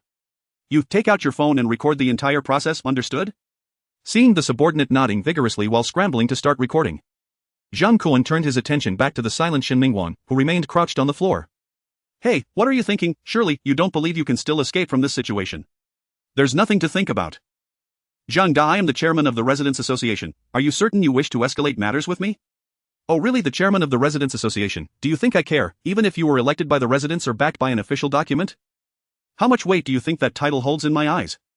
Besides, once I eliminate you, the remaining survivors will swiftly elect a new chairman. To them, you are merely a figurehead that can be easily replaced. Realizing Zhang Kun was not swayed by his words, Shen Mingguang paused briefly before explaining. Zhang Kun, you make a valid point, which further illustrates that there is no personal vendetta between us, correct? My intention in borrowing your RV ultimately serves the welfare of the neighbors. Even if I am guilty, it is a crime committed for the sake of the entire community. Is it merely because I refuse to stand idly by and watch them perish that I become the villain in your narrative? To be casually condemned? Zhang Kun retorted with a sneer, is that so? I sincerely hope you are as selfless as you claim. With that, he rose and walked into the kitchen, retrieving Shen Mingguang's wife's head from the refrigerator and placing it neatly on the dining table. If you cannot even spare your closest companion, why should I believe that you are a devoted chairman serving the people? The sight of the icy head on the table prompted an involuntary gasp from the man recording, causing his hand to tremble. Steady your hand. Make sure to capture it clearly. Zhang Kun addressed the camera. Dear neighbors, behold the deeds of the esteemed chairman you elected. This man took advantage of the snow disaster, sharpening his knives against his own wife. Unfortunately, I arrived too late. By the time I reached Chairman Shen's home, all that remained of his wife was her head in the refrigerator. Are you truly willing to tie your future to such a person? As Zhang Kun laid bare Shen Mingguang's secrets, a flicker of panic finally crossed the eyes concealed behind the gold-rimmed glasses. You mustn't speak such nonsense. What I did was for the betterment of the residents. Moreover, my wife had been unwell since our marriage. She succumbed to the cold on the third day of the sudden drop in temperature. Do you think those who view this video will believe you or take me for Qin Shi Huang? Zhang Kun gestured for the cameraman to come closer and capture a close-up of the woman's head before seizing the phone and shutting off the recording. He reviewed the footage meticulously, then waved at Shen Mingguang. How about a game? I'll post this video in the residents group chat and let everyone vote. Those who believe me will vote 1, those who trust you will vote 2. If you win, I will let you go. What do you say? Zhang Kun did not wait for Shin Mingguang's response before forwarding the video to the largest residents association group and initiating the vote. As he raised his phone to show Shin Mingguang, a glimmer of hope flickered in the latter's eyes. Are you serious? After the snow disaster, stories of cannibalism emerged. It was not uncommon for those trapped at home to resort to consuming their deceased family members. Faced with the despair of disaster, a person's moral compass can falter significantly. If he truly entrusted his fate to the residents' judgment, perhaps he could escape this calamity. Of course, I always keep my word, Zhang Kun said with a smile. Then aimed his gun at Shin Mingguang's forehead. The voting has concluded, and it is your time to die. What? This is just beginning. How can it end so swiftly? Of course it can. I promised your wife. The number of votes for you is 0. Bang. Chapter 119. The human heart is beyond comprehension. The sudden gunshot startled Shin Mingguang's subordinate, who then felt a warm foul odor spreading beneath him. Today had proven to be exceptionally unlucky for him. Ever since encountering Zhang Kun, his blood pressure had soared to 180. Did this man Zhang Kun derive pleasure from such unexpected games? Don't just stand there. Come help. Chop off his head. No, brother, I was just passing by. I'm merely a bystander. Please spare me. Zhang Kun slowly raised his gun, aiming it at the cameraman, who, fearing the wrath of this formidable figure, scrambled to his feet and, dragging the lifeless body of Shin Mingguang, stumbled into the kitchen. Soon, the sounds of chopping echoed from within. Zhang Kun sat alone in the living room, idly scrolling through the photographer's phone. The group chat was becoming increasingly lively. Wow, Brother Shin is formidable. Anyone who dares to kill their wife is a hero of Liangshan. How could we not elect you as our leader? I must vote too. 222. Brother Shin, you did what I wished but dared not to. I stand with you. Seriously, are you all so twisted? Is a man capable of such acts still considered a man? I've heard that Shin Mingguang's house was purchased with his father-in-law's money. And this is how he treats his wife? I vote 1, he must not be spared. The trifecta of delights for middle-aged men, promotion, wealth, and the demise of their wives. Of President Shin, I have high hopes for you. 222. Are you all out of your minds? This is utterly ridiculous. This man must not be spared. Drag him out and execute him at once. 1111. Holy Maiden, retreat. Those who cannot relinquish anything are incapable of effecting change. I firmly believe President Shin is the one who can lead us out of this predicament. Everyone, join me in voting for option 2. The group chat was abuzz with excitement. Without it, Zhang Kun would have remained oblivious to the fact that so many individuals still thrived in the community. However, opinions were sharply divided. A considerable number of men believed Shin Mingguang had committed no wrongdoing, merely making a rational choice for his survival. Conversely, several female homeowners in the chat harbored strong aversions to such matters, even resorting to fierce verbal confrontations with the men. As the votes rolled in, over 100 participants had already engaged in the poll within the fully subscribed group of 500. Among them, those endorsing Zhang Kun's call for Shin Mingguang's execution accounted for merely 1/3, the rest sided with Shin Mingguang. In this world, there are two things one cannot bear to gaze upon, the sun and the human heart. With the heavy snowfall obscuring the sun, it was the human heart that remained utterly inscrutable. Zhang Kun shook his head with a wry smile, seemingly having relinquished any hope for the residents of this community. Brother Zhang, I've severed the heads. Do you have any further instructions? Zhang Kun looked up at the sound and immediately spotted the photographer. Clad in a down jacket, his face streaked not only with blood but also marred by remnants of vomit. Clearly, he was ill-suited for such gruesome tasks. What should I call you? Me, just call me Shaoli. Oh, then Shaoli, please place these 2 heads in the refrigerator, and remember to arrange them in an appealing manner. You'll need to take a photo to share in the group later. Aware of Zhang Kun's volatile temperament, Shaoli complied without hesitation. After some contemplation, he decided to position the 2 heads for a poignant gaze, yet, the lifeless visage of Shin Mingguang's wife, with her eyes wide open in death, evoked not the tragic beauty of lingering affection, but rather the terrifying impression of a vengeful spirit declaring, even in death, I shall not forgive. Upon seeing the resulting image, Shaoli, with a mournful expression, handed his phone to Zhang Kun, anxiously inquiring, Brother Zhang, would you like me to enhance this with some editing? To his surprise, Zhang Kun expressed great admiration for the bizarre composition of the photograph, disregarding the ongoing voting in the group and nonchalantly sending the image to the chat. Following this, Zhang Kun undertook an action that sent Shaoli's heart racing. He leapt from the 8th floor window without a hint of hesitation. What the hell, having been worn down by Zhang Kun's erratic behavior, Shaoli could no longer endure such a shock, cursing under his breath before collapsing. He failed to notice Zhang Kun activating his flying suit midair, ascending once more, after dealing with Shin Mingguang.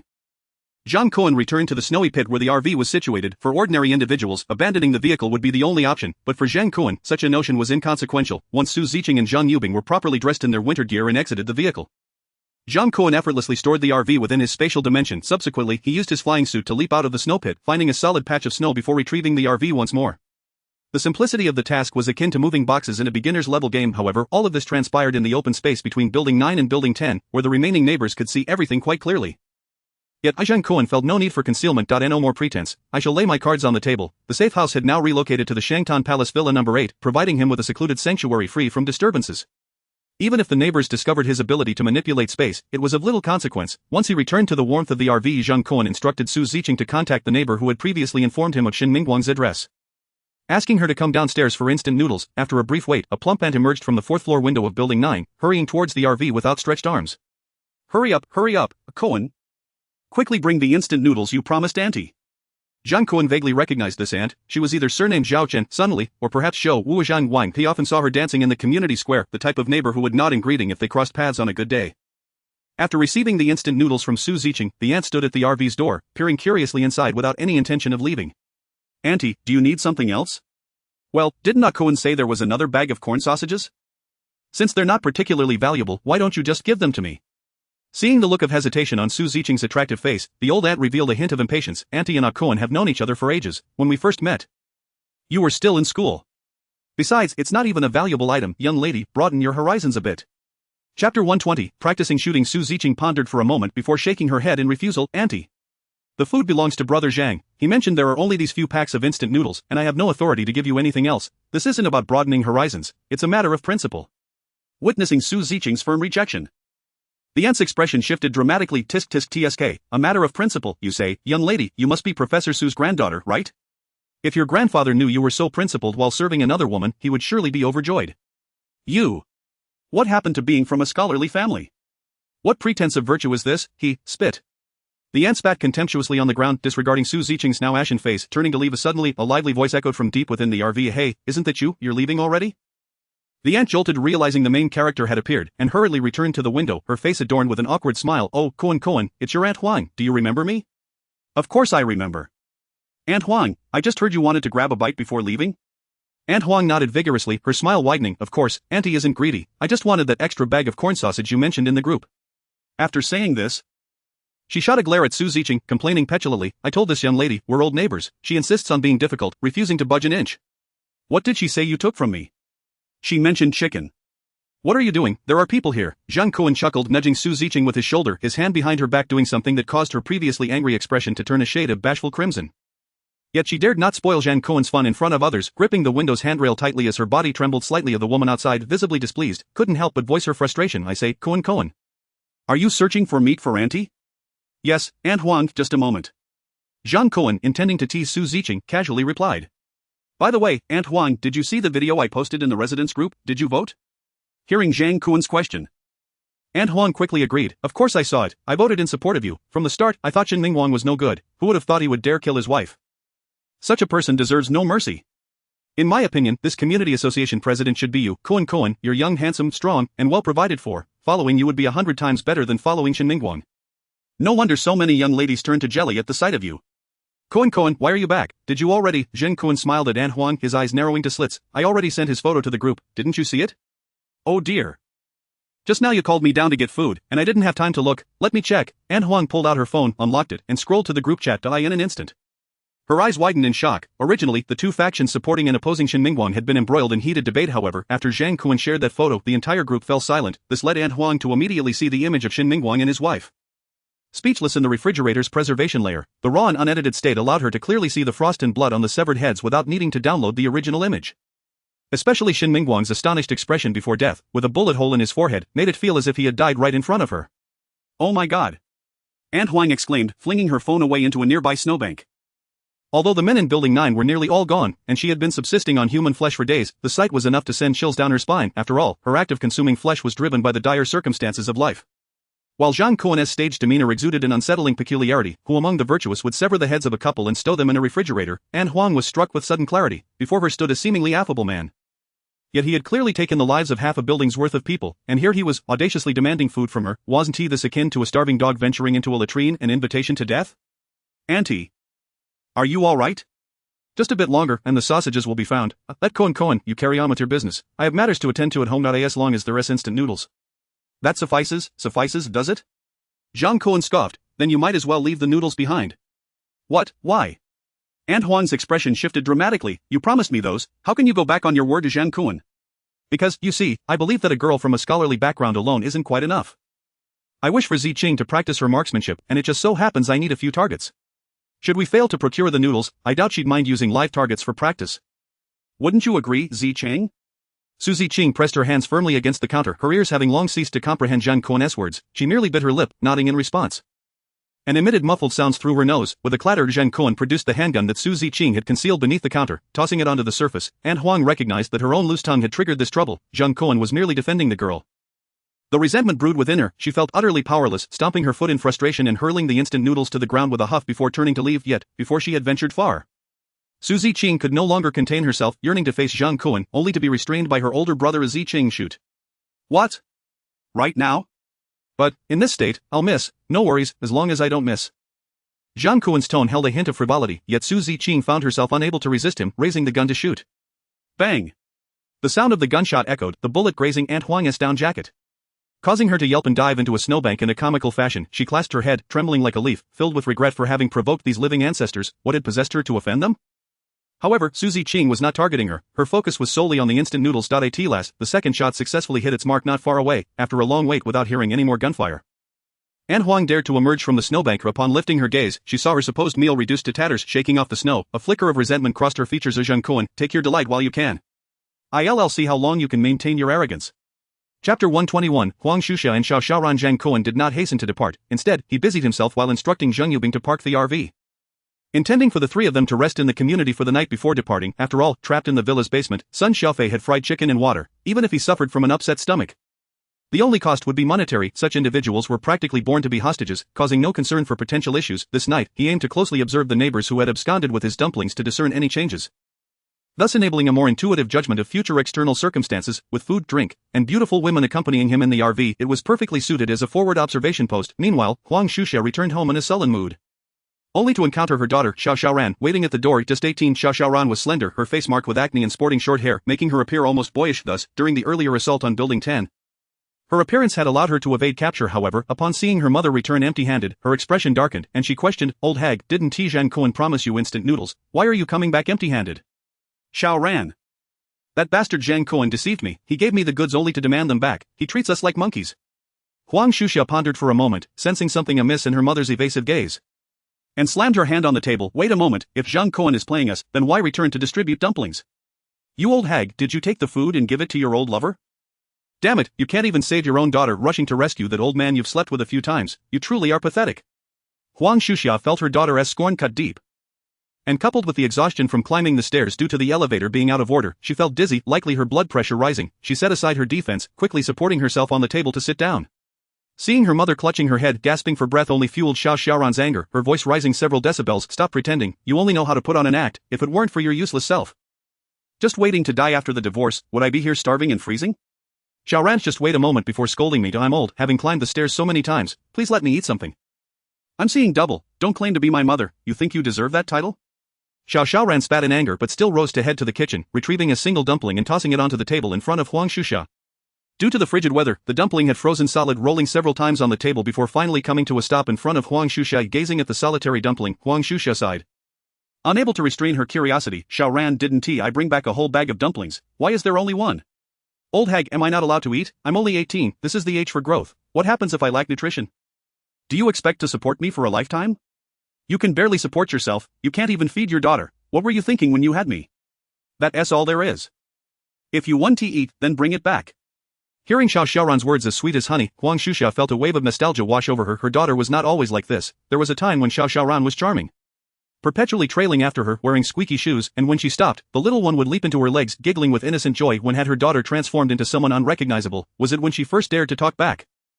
And both her husband and herself had praised her bravery, proudly declaring she had inherited their talent for never losing an argument, or was it the day she had a fight with a schoolmate, and they had secretly smashed the other's window to vent their frustrations? Perhaps it was that day when, after obtaining their divorce certificate, her boyfriend, 20 years her junior, had come to pick her up and they had encountered Xiao Xiaoran at the Civil Affairs Bureau?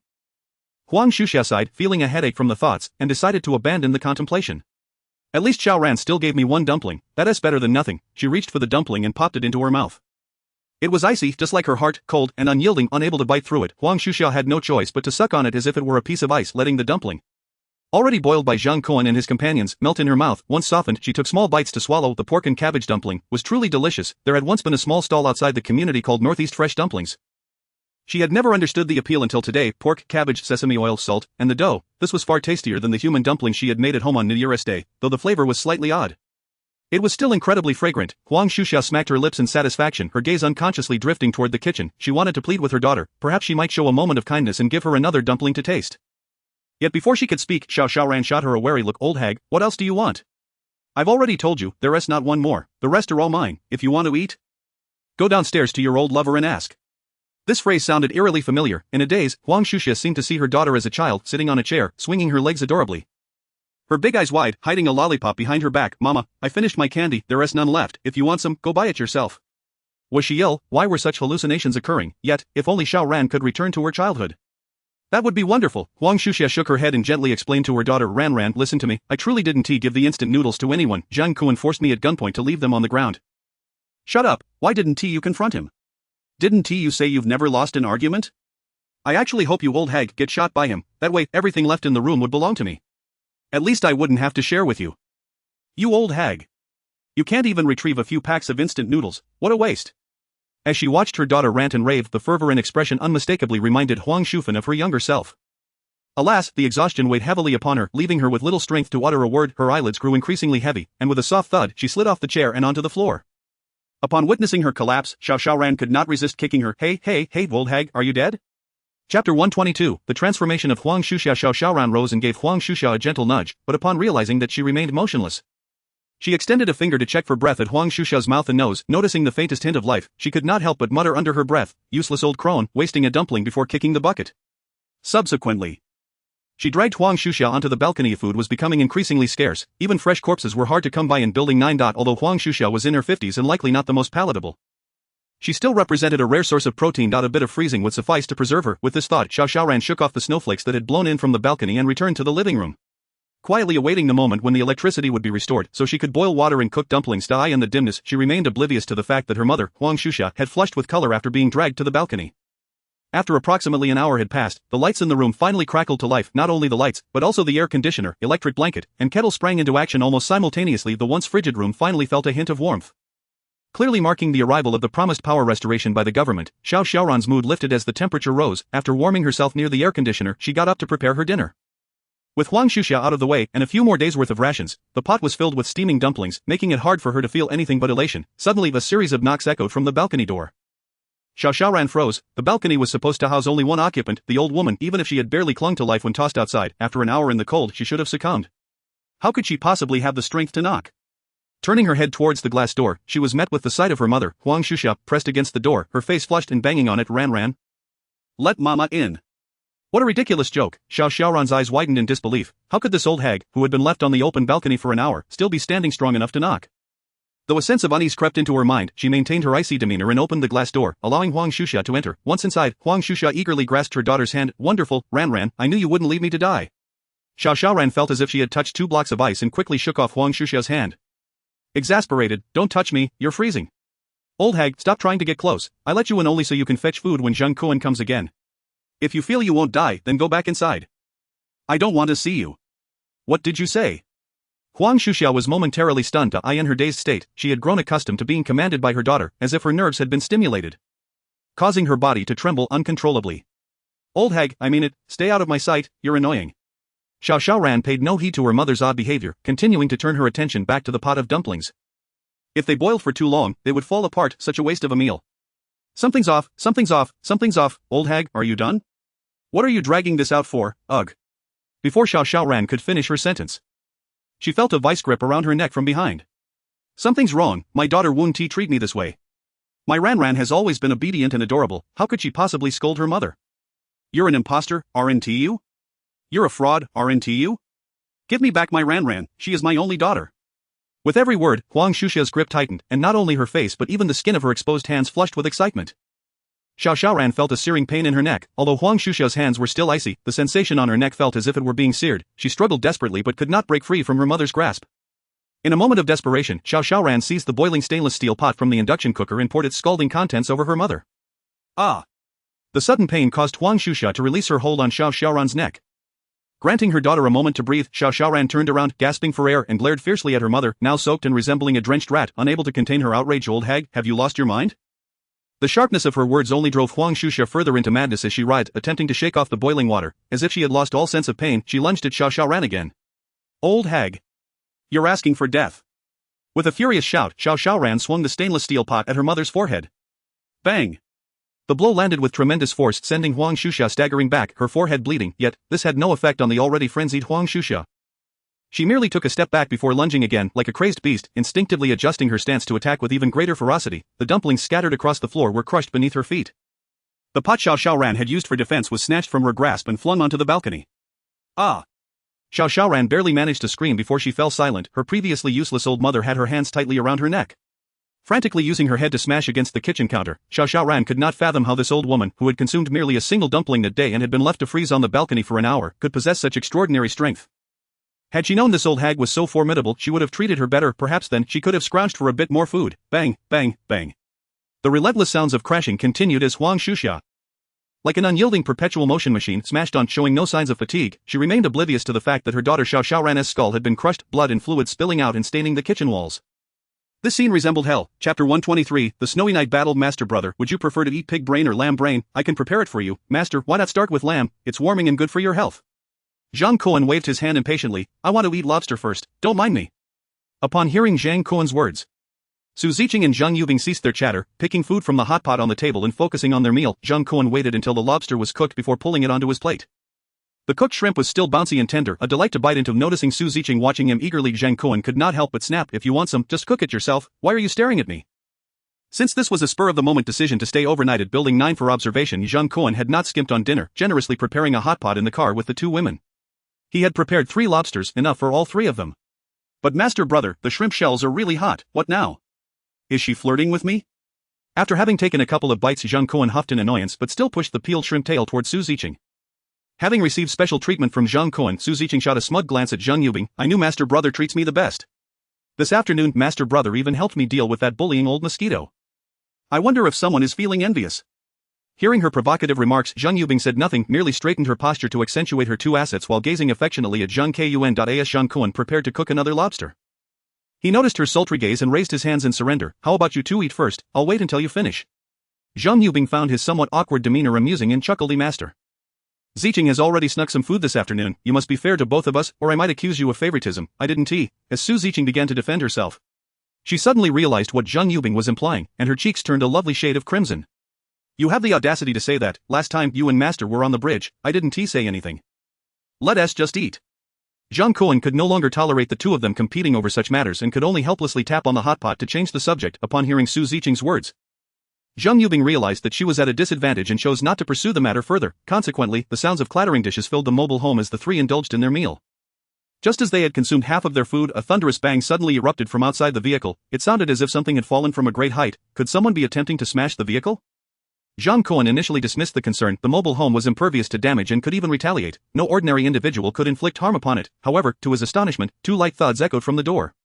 As if someone had placed their hands upon it, almost instantly, the vehicle began to sway. What on earth was happening? Zhang Kun observed the hot pot's broth sloshing onto the table, his perplexity growing.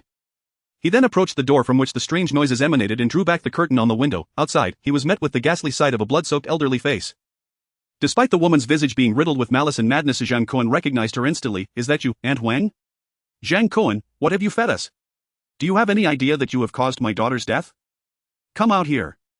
Huang Xuxia frantically tugged at the door, causing the mobile home to rock violently as she exerted her strength, even managing to slide it a short distance through the snow. This sudden jolt startled the 2 women inside the vehicle. Zhang Kun was taken aback. Based on her continuous actions, it appeared that she had not triggered the vehicle's defensive mechanism. It seemed that her attempts to pull at the door were not recognized as an attack. What was more alarming was the astonishing strength displayed by Aunt Huang. Even with Zhang Kun's enhanced tenfold power, he could not match such force. Could it be that the one who had consumed the enhanced dumplings was not her daughter, but this elderly lady before him? What are you talking about? I only gave you ordinary dumplings, how could they possibly kill someone? Zhang Kun's reply momentarily stunned Huang Xuxia, prompting her to murmur, how could that be? As she spoke, she released her grip on the vehicle's handle, clutching her head in anguish. My daughter was so lovely, how could I ever harm her? It must have been someone else, right? Someone broke into my home and killed my daughter for your dumplings, right? So Zhang Kun, it is indeed because of your dumplings that my daughter has met her demise. Speak, Zhang Kun. Huang Xuxia had grown increasingly deranged. Her pupils devoid of rationality. Zhang Kun realized that at this point, rational communication with her was futile. As he retrieved a shotgun from his inventory, he calmly instructed Zhang Yubing to start the vehicle. With the roar of the engine, the mobile home began to reverse slowly. However, from Huang Xuxia's perspective, seeing Zhang Kun and his companions attempt to flee only fueled her desperate need to find an explanation for her daughter's tragic death. In a fit of madness, she ran to the front of the vehicle, grasping the bumper with both hands, and astonishingly lifted the mobile home. Zhang Yubing gasped in shock. In her panic, she could only slam the accelerator. Fortunately, the vehicle was equipped with four-wheel drive. Even though the front wheels lost traction, the rear wheels, fitted with anti-slip treads, still had enough power, allowing them to break free from Huang Xuxia's grip. Zhang Kun, not wanting to waste time, opened the window, leaned out, and aimed the shotgun at Huang Xuxia, pulling the trigger. Bang, bang, bang. With 3 shots fired, Zhang Kun clearly saw that at least 2 bullets struck Huang Xuxia. Yet, curiously, this elderly woman, who usually only engaged in the occasional square dance, seemed entirely unfazed, merely swaying slightly before charging toward them with a primal roar. It was evident that she was intent on fighting to the death with Zhang Kun and his companions tonight. What the hell? Zhang Kun muttered, then summoned an MP5 from his inventory, aiming it at Huang Xuxia's figure. Meanwhile, Su Ziqing had already drawn her sidearm, positioning herself at another window to take aim at Huang Xuxia's head. Squeezing the trigger, in an instant, gunfire erupted in the open space between buildings 9 and 10, resembling a battlefield. The bullets that erupted forth sent Huang Xuxia stumbling backward, her screams echoing, however, upon closer inspection. Zhang Kun realized that she had not sustained any significant injuries. A chill ran through him. He deduced that the lucky dumpling he had given to Huang Xuxia had indeed been consumed, but no one could have anticipated that this elderly lady would react so vigorously. Not only was she howling after consuming the dumplings, but even Zhang Kun, the instigator, felt compelled to join in the cacophony. Fortunately, thus far, among the 20 portions of dumplings he had distributed, only this one elderly lady had reacted in such a manner. Moreover, as long as the 3 remained within the mobile home, they were not in any immediate danger. With this thought in mind, Zhang Kun instructed Zhang Yubing to quickly maneuver the vehicle out of the community. Given the uncertain situation, if they delayed too long while the vehicle remained intact, it could potentially be overturned, leaving the 3 of them trapped like fish in a barrel. Most importantly, Zhang Kun wanted to observe Huang Xuxia further to ascertain the limits of her drug-induced capabilities. Zhang Yubing complied and sharply turned the steering wheel, guiding the mobile home in an arc toward the community's main entrance. The roar of the engine had already attracted the attention of the residents. And coupled with Huang Xuxia's witch-like screams, it drew all the remaining residents to their windows, capturing the spectacle on their phones, particularly in the Residents Association group, aside from the building where Shin Mingguang resided. Where only one building leader had perished, numerous men from the other buildings had met untimely ends. Naturally, the remaining inhabitants harbored a deep-seated animosity toward Zhang Kun, wishing nothing more than for him to step outside and meet a grim fate. To their astonishment, the mobile home appeared to be in a rather disheveled state, and behind it, a figure was relentlessly pursuing it, continuing to scream. Zhang Kun, you deserve this, now you know what it feels like to be chased. Ha! Wouldn't it have been better if you had lent us the vehicle? Save us from this torment. Woohoo, my husband was killed borrowing the vehicle from the building leader, that woman chasing the car. You must help me get revenge. Right, we can't let that little brat escape, let's help stop the mobile home. A call to action echoed through the group, and soon the surviving residents armed themselves. Hurling various objects down from their balconies, however, due to the height of the buildings and the interference of the wind and snow, few items struck the mobile home. Instead, 2 glass cups crashed down directly onto Huang Xuxia's head as she pursued the vehicle. Even so, witnessing the mobile home speed out of the community felt as though they had personally driven Zhang Kun away, igniting a chorus of triumphant cheers among the residents. Seeking death. Zhang Kun scoffed at the commotion of the residents along the route.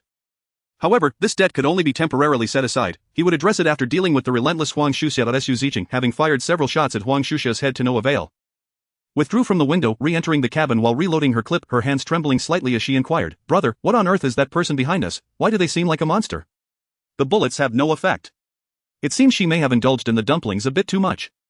Zhang Kun replied nonchalantly, ignoring the puzzled expression on Su Ziqing's face. He then retrieved a grenade from his inventory and handed it to her. Listen to my command, if we cannot shake her off, blow her up. I swear if we don't make her regret this, I'll never play basketball again. Upon hearing such a fierce vow from her brother, Su Ziqing gasped in shock, quickly covering her mouth. Before long, the mobile home roared past, swiftly exiting the community. As they accelerated down the spacious road at a speed of 30 km per hour, Huang Xuxia continued to pursue them relentlessly, showing no signs of fatigue. Su Ziqing could not help but exclaim, "My goodness, the road is covered in snow, how can she run so fast? This exceeds human limits. Indeed, it would be a pity if she didn't pursue marathons." Zhang Kun muttered. Then exchanged a glance with Su Ziqing. They both opened their respective windows, simultaneously pulling the pins from the grenades and tossing them out. Boom! The 4 grenades detonated almost simultaneously, producing a deafening explosion that sent thick snow flying in all directions. The chaos obscured any view of what had happened to Huang Xuxia. However, the primal roars that had persisted throughout were abruptly silenced by the blasts. Stop the vehicle. With the noise finally abated, Zhang Kun urgently called for Zhang Yubing to halt, and the mobile home screeched to a stop on the open road. Without hesitation, Zhang Kun donned his cold weather gear, clutching the shotgun as he prepared to exit the vehicle. Yet, before he could step down the stairs, someone forcefully grabbed him from behind. "Brother, you mustn't go check. That thing is too dangerous. If you insist on inspecting it, let me go instead." Zhang Kun turned to see Su Ziqing. Now dressed in her cold-weather gear, gazing at him with fierce determination in her eyes, Zhang Kun recognized the validity of Su Ziqing's words, yet after guarding throughout the night, he found it exceedingly difficult to resist the temptation of investigating a combat-type experimental subject modified by pharmaceuticals. It simply felt unjust to let such an opportunity slip away. Moreover, despite Su Ziqing being a medical student, she would be utterly powerless to handle any emergencies as a remote shooter. With this thought in mind, Zhang Kun chuckled as he gently patted Su Ziqing on the rear, reassuring her, "It's all right, I know what I'm doing." His words were not solely meant to comfort her, they were bolstered by a certain confidence.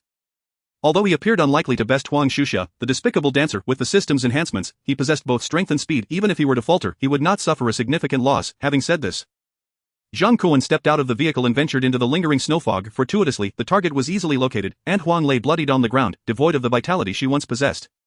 Zhang Kun withdrew his hand from his gloves and held it before her mouth and nose, confirming that her breaths were shallow and labored. It seemed she was nearing her end.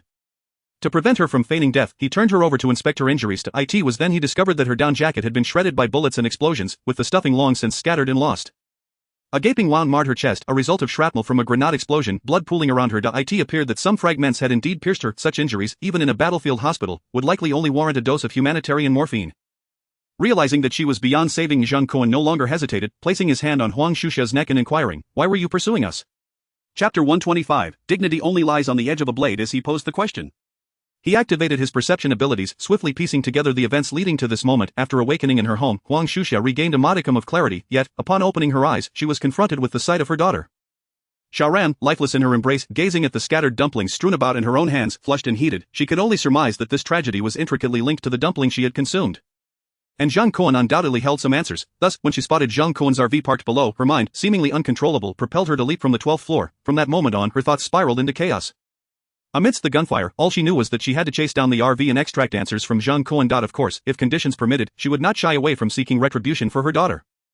Yet, in the end, it was her own life that was forfeited. However, Zhang Kun was unwilling to overlook the finer details. What transpired after you returned to your room? Such a formidable experimental subject compelled Zhang Kun to exhaust all efforts to unravel the full extent of her abilities. For only then could he gain deeper insights into the drug's effects. Soon scenes from Huang Shusha's return home played out in Zhang Kun's mind as if he were watching a film. He witnessed the once arrogant Huang Shusha being chastised by her daughter like a wayward child, and Zhang Kun found himself at a loss for words, if he had to describe it. It could only be said that evil begets its own kind of reckoning, yet, the subsequent events were somewhat difficult for Zhang Kun to accept. After consuming the dumplings, Huang Shusha fainted, only to awaken on the balcony, nearly frozen, leading to a violent confrontation with her beloved daughter, culminating in a tragic human ordeal. Understanding the chain of events, Zhang Kun sighed, then drew his shotgun, aiming it at Huang Shusha's head before pulling the trigger. Already on the brink of exhaustion, Huang Shusha succumbed to the gunfire at close range, her skull shattered, thus sparing her from further suffering. As the gunshot echoed, the RV slowly rolled back, and before it came to a halt, Su Ziqing, clad in cold weather gear, leapt from the vehicle, rushing to Zhang Kun's side. "Master brother, are you all right?" "All is well, I was merely craving some sweet plums," Zhang Kun replied nonchalantly, though his heart was a tumult of emotions. From Huang Shusha's final thoughts, it was evident that she had endured immense humiliation and a brush with death while under the influence of the drug. It was highly probable that these factors contributed to the extraordinary ability she exhibited post-consumption.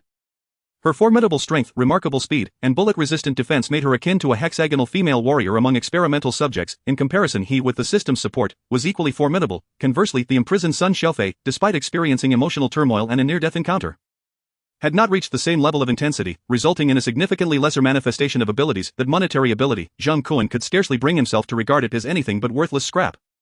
Yet, the available samples for analysis were still far too few. With this thought, Zhang Kun retrieved several ropes from his space, binding Huang Shusha's limbs securely, tying the other end in a knot to the towhook at the rear of the vehicle. After completing this task, he turned to board the RV, instructing Zhang Yubing to drive them back to the community. "Huh? We're going back?" Zhang Yubing expressed her reluctance. As Su Ziqing, trailing closely behind Zhang Kun, also bore an uneasy expression, clearly shaken. Both women understood that Zhang Kun had tampered with the dumplings earlier that day, but they had not anticipated that the creation of such a formidable ability would result.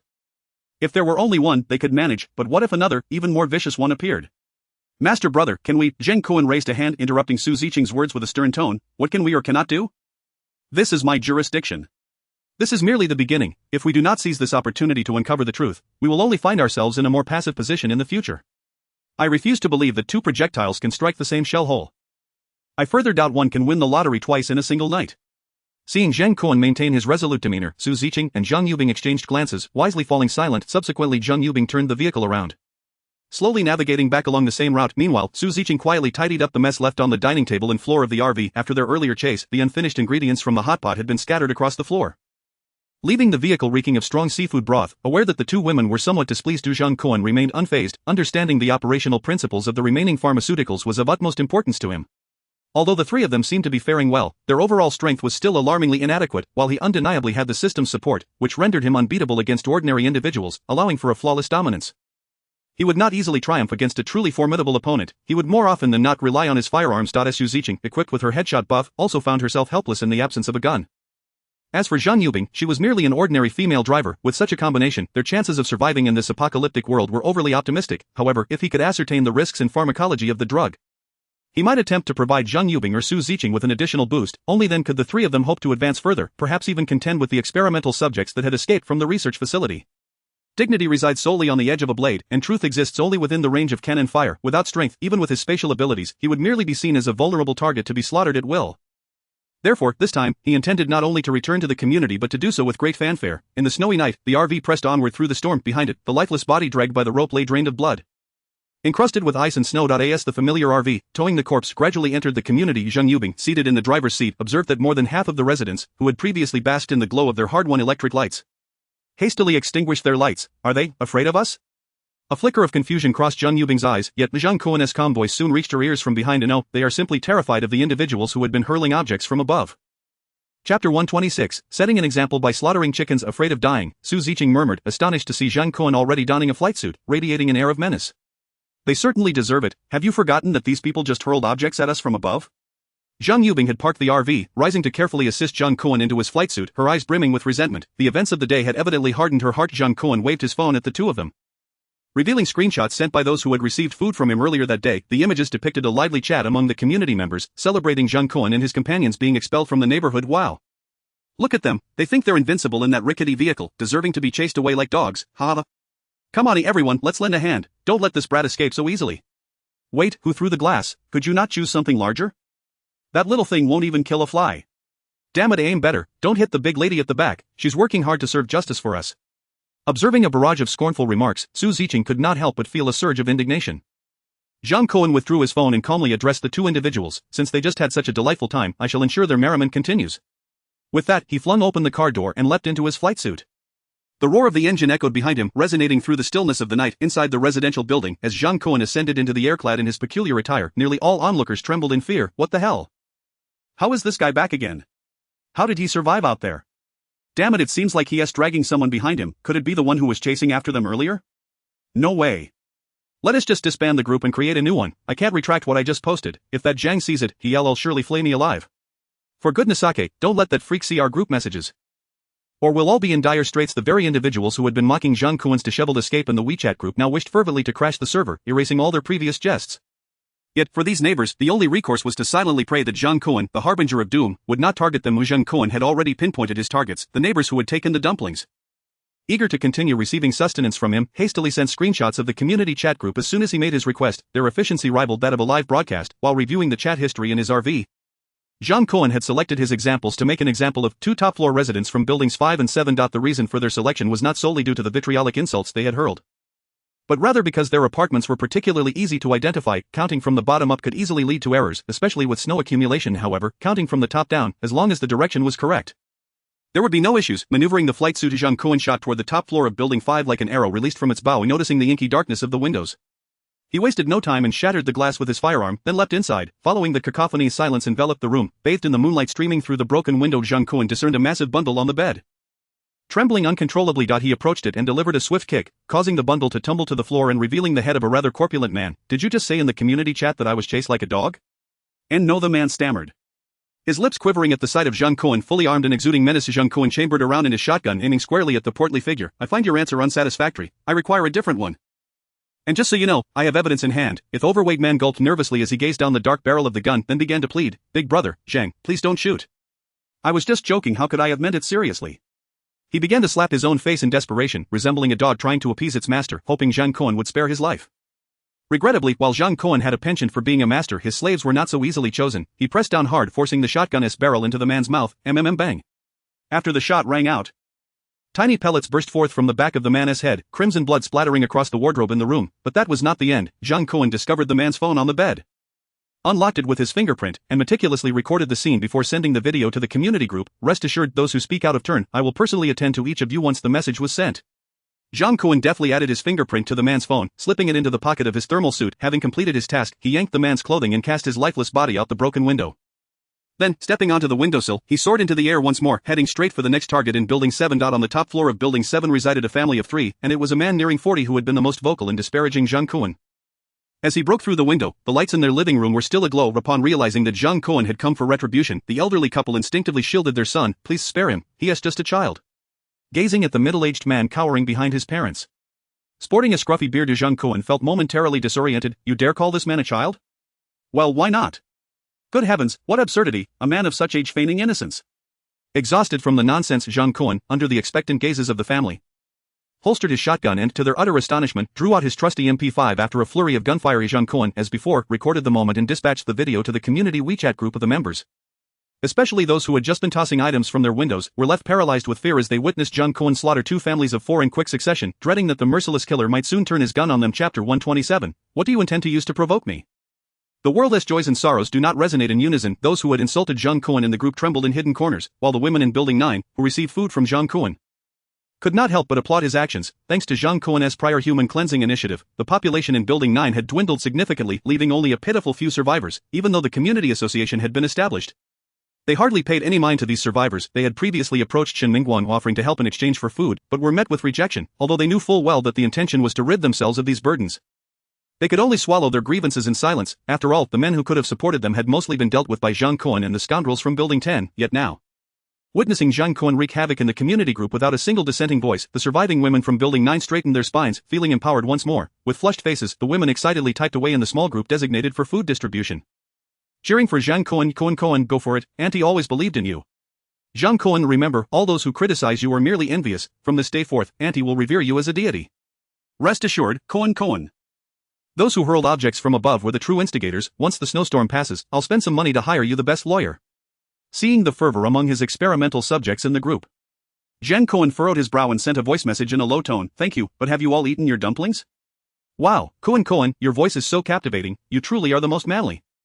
Thanks, little Kun, for still thinking of us amidst your busy schedule. Fear not, the dumplings are delicious. Auntie is so full, I feel like I might burst.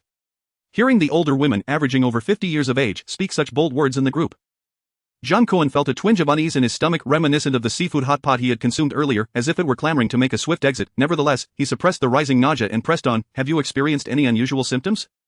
After his inquiry, an eerie silence fell over the group. Damn, how could he have been so careless? Who in their right mind would publicly announce their ailments? I'm Iron Man, only someone as audacious as Tony Stark would dare to say such a thing. Zhang Kun couldn't help but feel a headache coming on. Indeed, trust between people had shattered ever since Judge Wang Hao's deafening proclamation. It wasn't you who bumped into her. Why are you helping her?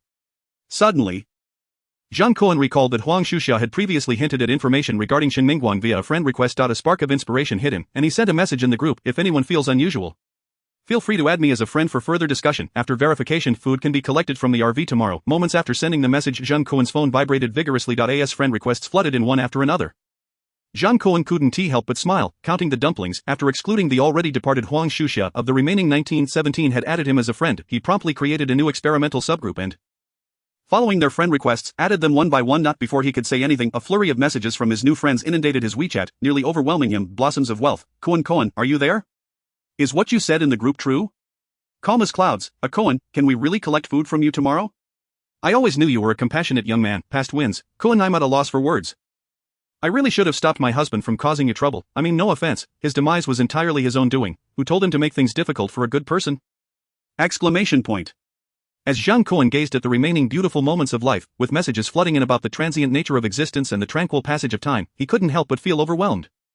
Soon, he sent a message in the group chat. Everyone, do not squander your time. Report any anomalies directly, otherwise, there will be no food for her tomorrow. Once these words were uttered, the private messages significantly dwindled, and the ladies ceased their trivial chatter, focusing solely on reporting their unusual experiences. In a straightforward manner, one remarked, Kun, after eating your dumplings, I felt a surge of warmth, and I didn't even need my down jacket. Another, with a poetic touch, said, Kun, after the dumplings, I feel as if I never quite had my fill. Another casually added, Zhang Kun, you mustn't doubt me, but my vision has always been a bit blurry. However, after consuming the dumplings, it seemed to clear up remarkably. Now I don't even need my glasses. After categorizing the messages, Zhang Kun estimated that approximately 5 of the ladies had awakened some latent abilities. Though none appeared particularly formidable. As for the others, they seemed to be attempting to swindle food and drink from him. However, Zhang Kun, informed by the experimental subjects from the hospital, understood that the effects of the medication were not immediately apparent.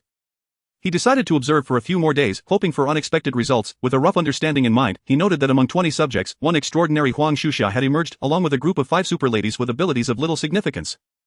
The 2 who had yet to add him as a friend likely possessed powers they deemed too extraordinary, planning to bide their time before making their move, with nearly half of the transformation rate yielding results. It appeared that the vial of medication he had discarded into the void had a decent success rate. Shaking off his thoughts, Zhang Kun soared out from the top floor of Building 7.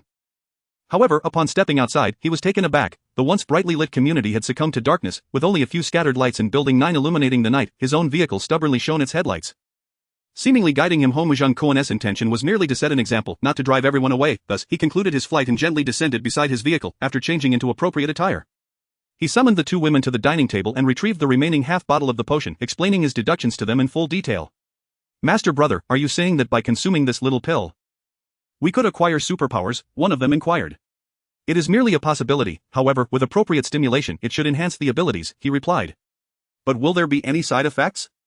Zhang Kun shook his head. "I merely brought the people from upstairs for experimentation. Thus far, there seem to be none. Moreover, those we encountered in Run FA and the hospital appear to have taken this medication without any visible anomalies." Then, before Su Ziqing could voice her thoughts, Zhang Yubing had already seized the bottle, unscrewing it and swallowing a pill.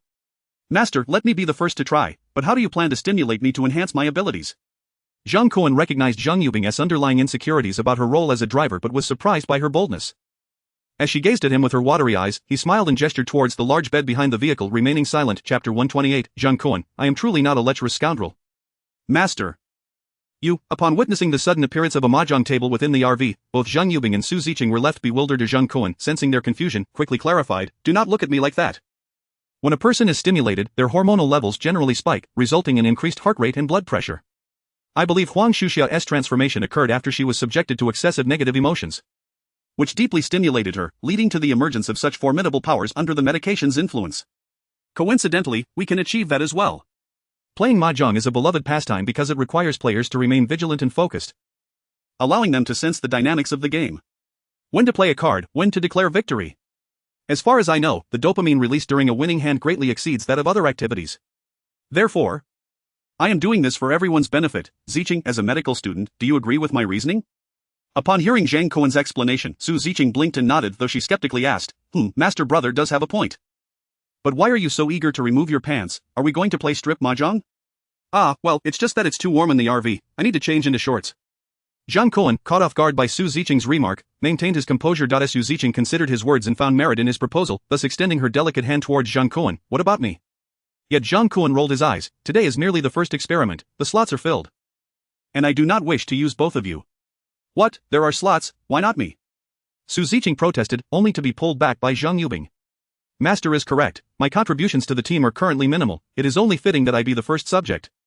Zhang Yubing, having experienced significant situations, possessed a clear understanding of her own positioning. She had witnessed many women who, under the guise of seeking equality, merely sought to secure privileges for themselves. Such behavior was beneath her.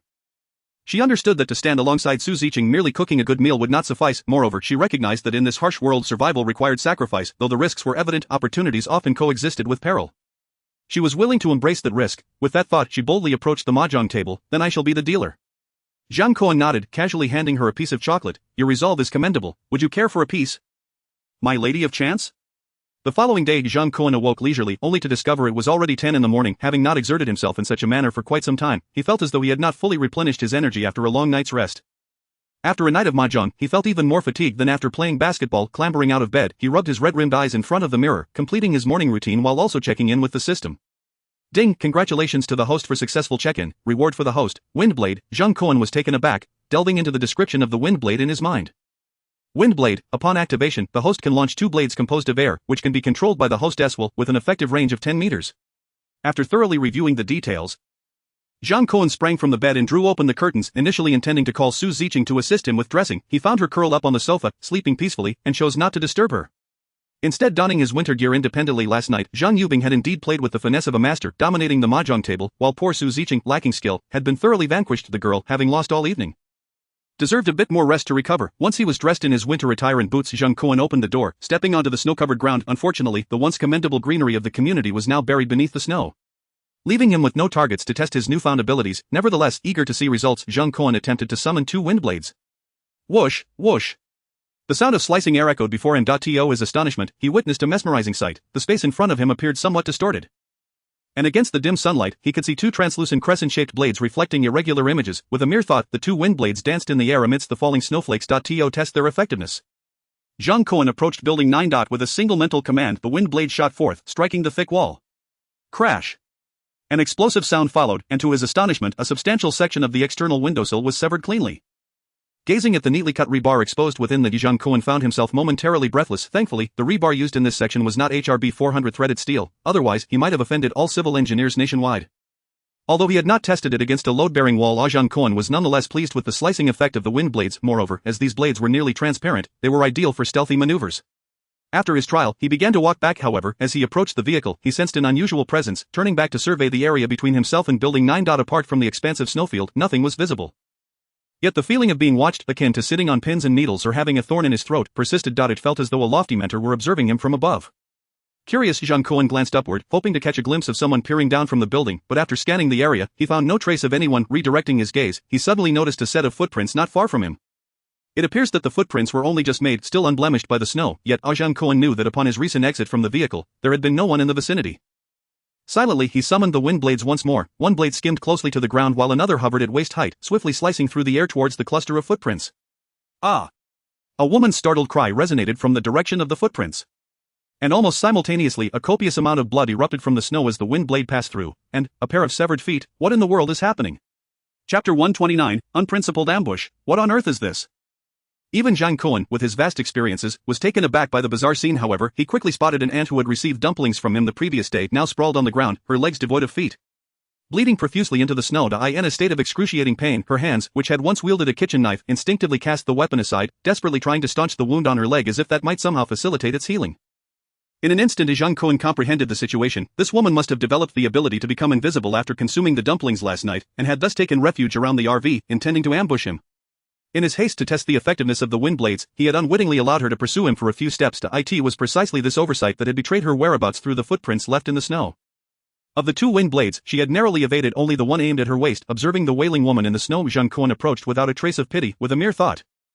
The 2 previously dispatched wind blades reversed course, silently circling behind him. The blade that had sliced through the woman's leg still bore traces of blood, resembling a blade of carnage. Zhang Kun lightly nudged the woman with his foot. You have quite the audacity.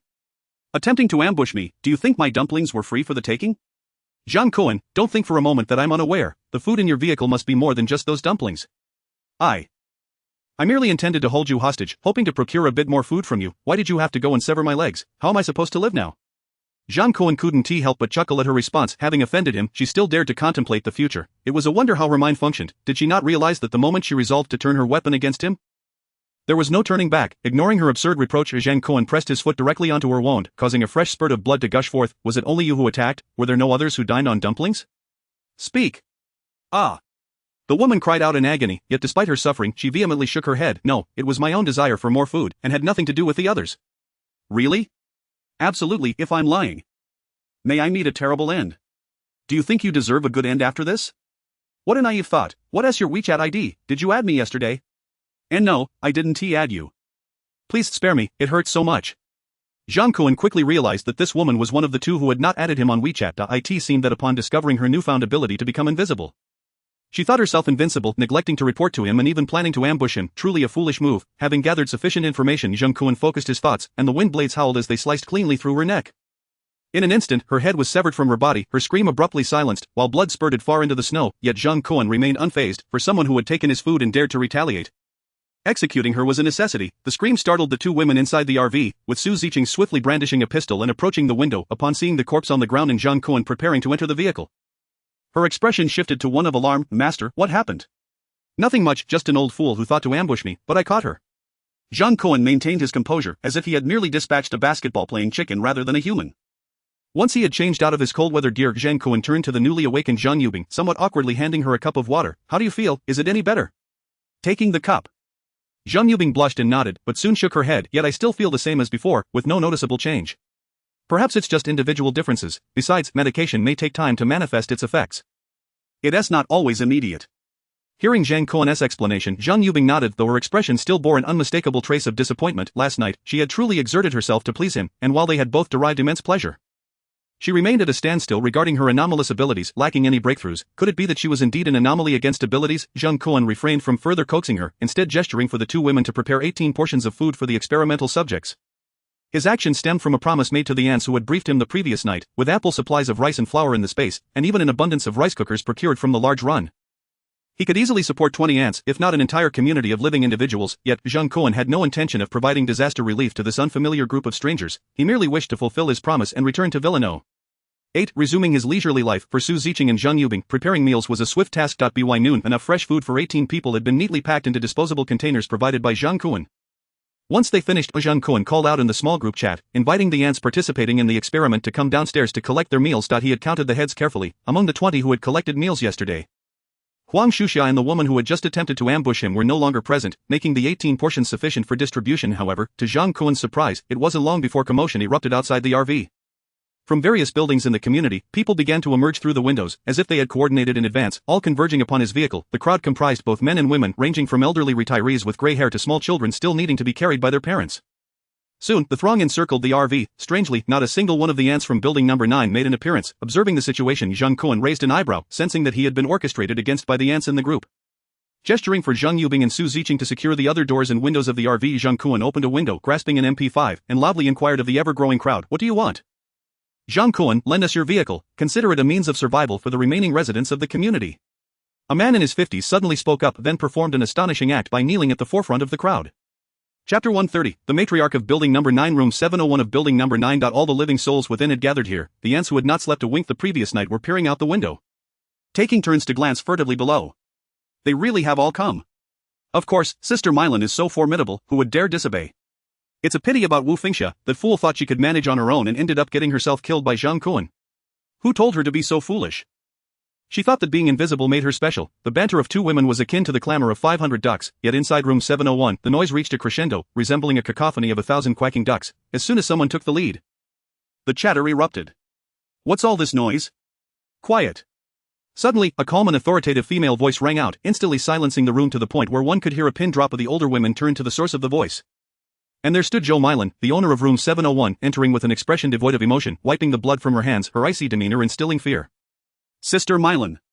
The women in the room, regardless of age, all rose to greet her, their reverence akin to that shown to a lead dancer in a square dance. With a raised hand, Zhou Mylan commanded silence once more. "What is the current situation outside?" "Everyone from the various buildings has emerged as planned, kneeling around the RV, just as you instructed, Sister Mylan." "And where is Zhang Kun?" "He is still inside the RV. He hasn't come out since going in. However, what?" Everyone feels this approach may not be wise. Zhang Kun is not exactly a good person. No sooner had the ant finished her sentence than another chimed in. "Exactly, Sister Mylan, this brat has killed quite a few people. Initially, it was thought that he had shown kindness by distributing food to our remaining group of beautiful women yesterday. But who could have anticipated that even with such benevolence, there lurked malicious intent aiming to transform us into grotesque beings?" The matron paused mid-sentence, suddenly realizing that among the women who had consumed Zhang Kun's dumplings, the most fearsome monster stood right before her. "A monster, you say?" Zhou Mylan replied coolly, extending her hand to inspect her right palm. Despite her meticulous efforts to wipe it clean, the bloodstains remained stubbornly intact. "So what brilliant ideas does a normal person like you propose?" The questioned woman was momentarily taken aback, then stammered, "I believe it would be better to take the initiative, Sister Mylan. You are so formidable. Dealing with someone like Zhang Kun should be easy for you, right? Once Zhang Kun is dead, the RV will undoubtedly fall into our hands. At that point, in the entire city of Shanghai, we can procure food wherever we desire." "Oh, so you intend to push me to the front lines to battle Zhang Kun for survival? Then expect me to support you freeloaders after we seize the RV?" Aye." Before the woman in her 50s could explain, Zhou Mylan abruptly shrugged her shoulder, and by the time the others could comprehend, her right hand had inexplicably produced a still-beating heart. "Ah." Although the onlookers had witnessed such a gruesome spectacle the previous night, they could not suppress their screams. The woman who had been responding to Zhou Mylan's inquiries convulsed violently and collapsed to the ground.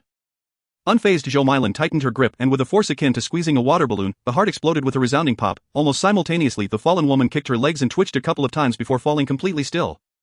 Zhou Mylan disregarded the corpse on the ground and surveyed the astonished crowd. "Ladies and gentlemen, we are all neighbors in the same building. Since you have agreed to collaborate with me, allow me to clarify some points. No one's life is a mere whim of the wind. While it is conceivable to expect me to charge ahead and confront Zhang Kun while you enjoy the spoils, you must also be prepared to face the possibility of dying at my hands. Furthermore, If you perceive any issues with the plan, please voice them during the planning stage. Anyone who dares to sow discord during the execution of the plan should not expect me to show mercy as a fellow neighbor. Having established her authority, Jo Mylan took a deep breath to calm her agitated heart and patiently explained to the fearful crowd, "Do not forget, the dumplings that have bestowed upon us these extraordinary abilities were all provided by Zhang Kun. As for his own capabilities, they remain an enigma to us. At such a juncture, do not even think about pointing fingers at me. Even if everyone charged forward, it would yield no advantage. That is why I have pressured the owners from other buildings to adopt a more diplomatic approach in communicating with Zhang Kun. The moment he reveals a flaw, our opportunity will arise. Do you understand now?" The crowd, witnessing Jo Mylan's unwavering demeanor, glanced down at the still warm corpse and nodded in unison, exclaiming their comprehension. They may not have fully grasped Jo Mylan's strategy, but they understood that the next to fall from reckless words would undoubtedly be themselves. For the time being, there was no need for them to confront Zhang Kun. Let the residents of the other buildings continue their antics. Jo Mylan scanned the faces before her, aware that their allegiance was far from genuine, yet recognizing the necessity of their assistance in diverting Zhang Kun's attention, she refrained from further outbursts. Since the previous night, after discovering the astonishing nature of her newfound abilities, she had been tirelessly occupied. Not only did she need to persuade the living in her building, but she also had to negotiate collaborations with those in other buildings, leaving her utterly fatigued. When Zhang Kun emerges from the RV, notify me immediately. Receiving their acknowledgement, Jo Mylan wearily retreated to her bedroom to rest. Meanwhile, the remaining women exchanged knowing glances, wary of uttering another word, and returned to their posts by the window, taking turns to monitor the developments below. Outside, under the leadership of one man, the residents of the community knelt before Zhang Kun's RV like harvested wheat, pleading, "Zhang Kun, please help us. We do not wish to die. Saving a life is worth more than building a pagoda. Yes, just show a little kindness. If you lend us this RV, we can venture out to gather enough food for everyone in the community to survive. Surely, the Buddha will bless you. I can perish, but my child is still nursing. Please save him. I will let him call you Godfather. If necessary, I can also call you Godfather." Inside the RV, Zhang Kun felt as though he were being bombarded by moralistic bullets, leaving him speechless and incredulous. Chapter 131, Striking while the iron is hot. Inside the RV, Su Ziqing and Zhang Yubing observed the scene before them, equally bewildered and unsure of how to respond. Su Ziqing understood that, beneath his seemingly ruthless exterior, Zhang Kun was not inherently a bad person. Having spent the most time alongside him, she had come to see him for who he truly was. He could be merciless towards those who bore hostility, yet he could not disregard those who had offered him assistance. It was due to her heeding her grandfather's advice and selflessly sharing food with him that she had managed to survive until this day. In this calamitous year, anyone capable of such altruism deserved to be deemed noble. How would her master respond to the desperate pleas of these neighbors? At this moment, Zhang Kun scanned the faces of the men, women, and children kneeling around his RV, his gaze sharp enough to cleave them in two. What a joke! Who in their right mind concocted such a devious scheme? Forcing these people to shed their dignity and kneel before me? If they attempted to rob me, I would have every reason to defend myself with force, but if they kneel and beg, how is that any different from executing captives? Killing captives brings ill fortune. Zhang Kun's eyes narrowed as he glared at Building 9 through the window. He had intended to graciously provide an extra day of rations for his experimental subjects, only to be betrayed by this treacherous lot, morally shackled to such an extent that it felt akin to being roasted over an open flame. Suddenly Zhang Kun felt a tug at the hem of his clothing. Turning his head, he found Zhang Yubing's eyes gleaming with cleverness. Moments later, his voice boomed with conviction from within the RV. "Ladies and gentlemen, I cannot lend you the RV, though I possess remarkable abilities and a handsome appearance. I fear the treachery of ungrateful souls who might drive away with it, leaving me in search of it. However, I am not the type to simply stand by and watch you starve to death. I can promise to provide some food. There are several 100 pounds of rice on the vehicle, which I can offer for your self-distribution. So, after you collect the rice, please disperse." As Zhang Kun's voice echoed, the window of the RV swung open, and he began tossing bags of 20-pound sealed rice out of the vehicle ceaselessly. Rice is genuine rice. Those kneeling near the RV could see the words Wuchang emblazoned on the packaging. Though the annual rice production from that region was limited, it was readily available in supermarkets nationwide. A few men, teetering on the brink of starvation, rushed forward, each grabbing 2 bags in an attempt to flee. However, with so many onlookers, who could bear to watch them abscond with the food that everyone else had so desperately pleaded for? "Stop, put that down. You shameless lot, the food belongs to everyone. Why do you think you can just take it? You beasts, my child has yet to eat. How dare you snatch food from a child?" Soon, the men were encircled by the crowd, and despite their protests, they could not escape the wrathful fists of the people. Amid the chaos, few noticed that Zhang Kun's RV had quietly started up, inching away through the gaps in the crowd. "Wait, Zhang Kun is leaving. Quick, stop him." The man who had initially led the kneeling charge was the first to sense something amiss. He hurriedly approached the RV and, with a resounding thud, knelt once more. "Everyone away to take the rice. We must stop the RV from leaving." His words jolted the crowd from their stupor, forgetting about chastising the men who had attempted to flee. They dispatched a dozen burly individuals to guard the rice, while the rest lunged forward, surrounding the RV in another circle of kneeling. "Zhang Kun, we have so many people in our community, the rice you gave is hardly enough for us all." "Indeed. Please provide us with more food. Can we survive solely on staples? What about vegetables and meat?" I clearly saw those two women eating bananas in the RV earlier. You have so many resources, will sharing a bit with us really hurt you? Exactly, after you distribute to us, you can drive out again to find more, everyone agrees, right? After the rice was unloaded from the RV, the crowd's mentality shifted inexplicably, initially seeking sympathy through their pleas, they gradually adopted a strangely confident attitude. Becoming increasingly impolite. In truth, they were edging towards a perilous precipice, unwittingly revealing the path to their own demise. In the vehicle, Zhang Kun glanced at the somewhat restless crowd, then inevitably turned to observe Zhang Yubing, who had offered him advice. Indeed, it was such a woman, frequently mingling with high society, who knew precisely how to manipulate others. A mere dozen bags of rice had unveiled the true nature of these neighbors. Master, don't just look at me, look outside. Zhang Yubing's cheeks flushed slightly, yet she couldn't help but feel a sense of joy at assisting Zhang Kun in resolving his predicament, although she had been with him for a shorter time than Su Ziqing. She understood that Zhang Kun was a man with a strong sense of justice. As long as others did not provoke him, he had no motive to instigate conflict. The suggestion she had just given to Zhang Kun was to allow these seemingly pitiful neighbors to provide him with the impetus to act. Sure enough, seeing Zhang Kun remain silent and the vehicle motionless in the snow, the crowd, believing he had capitulated, grew increasingly vocal, entirely forgetting the key phrase playing the victim emphasized by Zhou Milan the previous night. Zhang Kun, come out and talk to us, don't hide inside, I know you're in the car. Zhang Kun, do you have any candies? Please give my baby a pack. Zhang Kun, share some meat with us, I can already smell the delicious hot pot. Is it too much to let the old neighbors have a taste? Inside the vehicle, Su Ziqing could no longer endure the scene, releasing the safety of her gun, eager to fire the first shot. However, Zhang Yubing did not afford her that opportunity. From the driver's seat, witnessing Zhang Kun's escalating disdain, she unexpectedly revved the engine of the camper van and slammed her foot on the accelerator. Vroom! The roar of the engine erupted instantly, and the towering camper van lurched forward without warning, careening over the kneeling crowd. The man who had been leading the charge vanished beneath the wheels in an instant. Not only him, but several others behind him were also caught off guard. Swept beneath the vehicle, the anti-slip tracks on the camper's tires crushed through them, lifting large chunks of flesh and splattering blood onto those kneeling beside the camper van. Wow, he killed someone. The crowd immediately scattered like startled rabbits, fleeing in all directions, terrified that the frenzied camper would collide with them. Fortunately, aside from the 6 or 7 individuals crushed beneath the vehicle, the camper van did not circle back to inflict further casualties, instead driving straight out of the community, disappearing into the swirling snowflakes. Chapter 132, Zhou Milan, are you trying to drive me to madness? What? Zhang Kun ran over people and escaped? In room 701 of Building 9.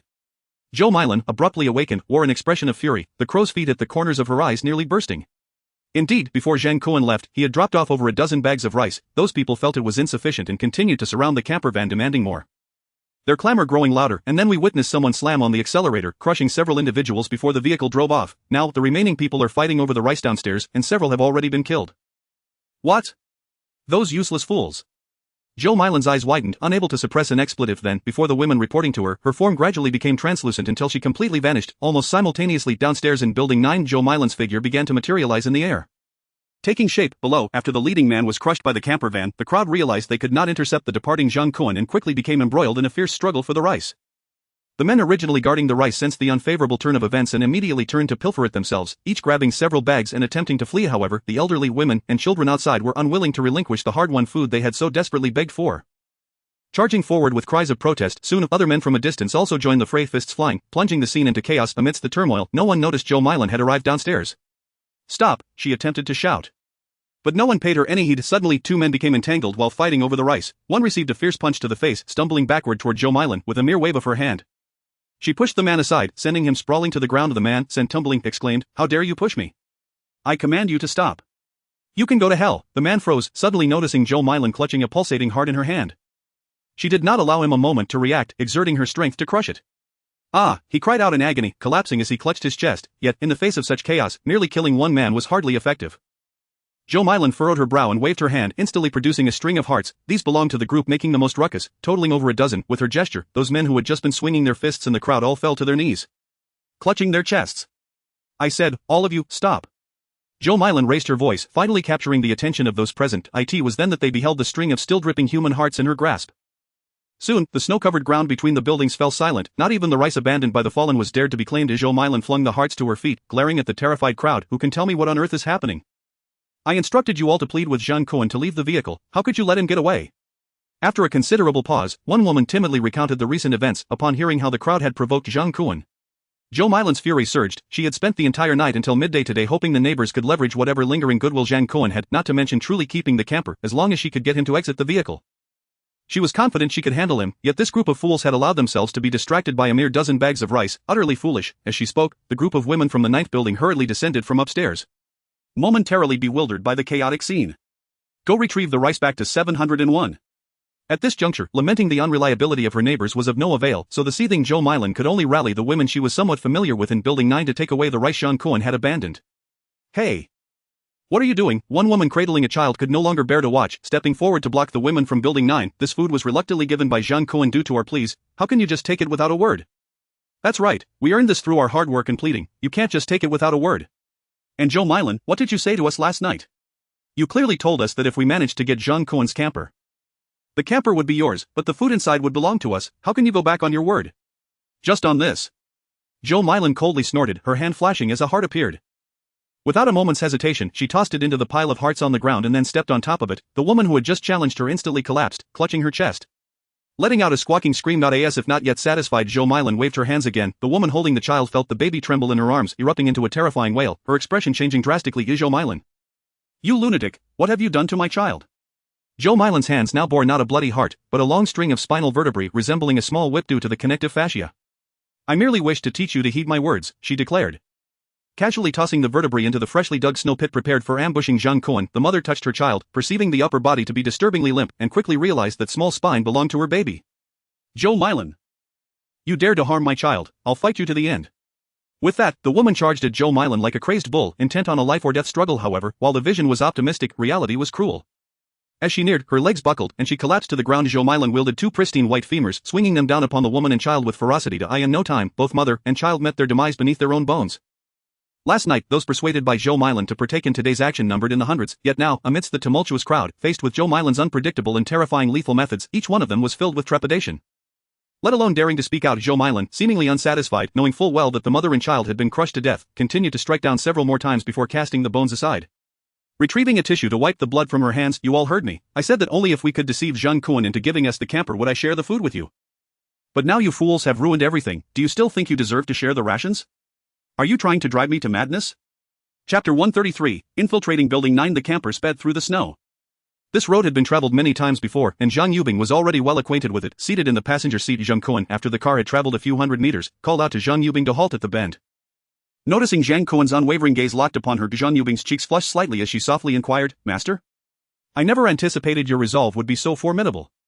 Is there truly anyone in this world who is simple? Zhang Yubing replied with a faint smile. Subsequently asking, where shall we go after we stop? Zhang Kun snorted derisively, do you think I am the sort to suffer in silence after being wronged?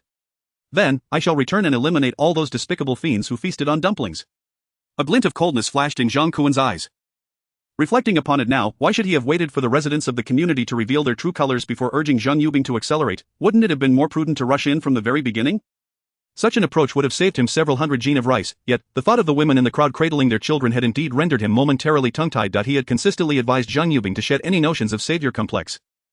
To refrain from being a misguided do-gooder in this apocalyptic world. In hindsight, those words seemed utterly absurd. He himself was the true fool. The feeling was indescribably vexing. As for the ants who had been so quick to call him Kun last night, and today had conspired with the other residents against him, Zhang Kun felt a genuine urge to kill, they who had consumed his provisions and yet banded together to conspire against him.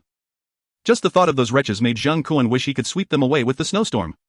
Master, I understand your urgency, but please, hold your horses. Something feels amiss about today's events. Su Ziqing, seated behind them, suddenly leaned forward, interjecting. What seems off? Since the snowfall began, incidents of strong-arm tactics in this community have become alarmingly commonplace, but today they have inexplicably shifted tactics, initially adopting a subservient demeanor. Yet, after we distributed the rice, their attitude hardened once more. It feels as though someone is orchestrating events from the shadows, but that individual has also lost control over the crowd. Ziqing is right. I share that sentiment. The residents are clearly feigning vulnerability, evidently directed by someone of higher authority. Zhang Yubing nodded in agreement. Regardless of who is pulling the strings, the living souls in Building 9 cannot escape culpability. They are doomed today, not even Jesus could save them. Then I shall accompany you, Master. Master, I too wish to join. Zhang Kun regarded the determined gazes of the two women and waved his hand dismissively. Under different circumstances, I would certainly bring you along, but this time I am solely addressing my own predicament. One person was trapped, so one must fill the void. You two stay here and guard the vehicle until I return. Having spoken, Zhang Kun furiously donned his cold-weather gear and flight suit once more, and after exiting the vehicle, he took off from the ground, swiftly disappearing into the still-falling snow. As Zhang Kun soared back over the community, he found that the crowd in front of Building 9 had long since dispersed. Even the bodies recently crushed by the vehicle had been mysteriously removed. Coupled with the incessant snowfall, the ground bore no trace of the recent violence. Presenting a pristine white expanse, Zhang Kun landed silently on the rooftop. Due to the prior skirmish, the rooftop and stairwell doors had been rendered inoperative, allowing him to infiltrate Building 9 without a sound. Upon entering the building, Zhang Kun drew his MP5 and began a methodical search, descending from the 15th floor. However, as he continued his search, a sense of perplexity began to wash over him. He distinctly remembered that the experimental subjects had detailed addresses.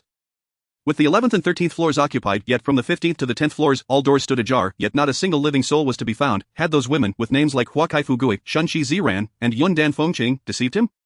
How brazen of them to treat him as a mere child. Zhang Kun tightened his grip on the MP5, his fury intensifying. As he descended the stairwell from the 10th floor, he finally heard the sounds of life.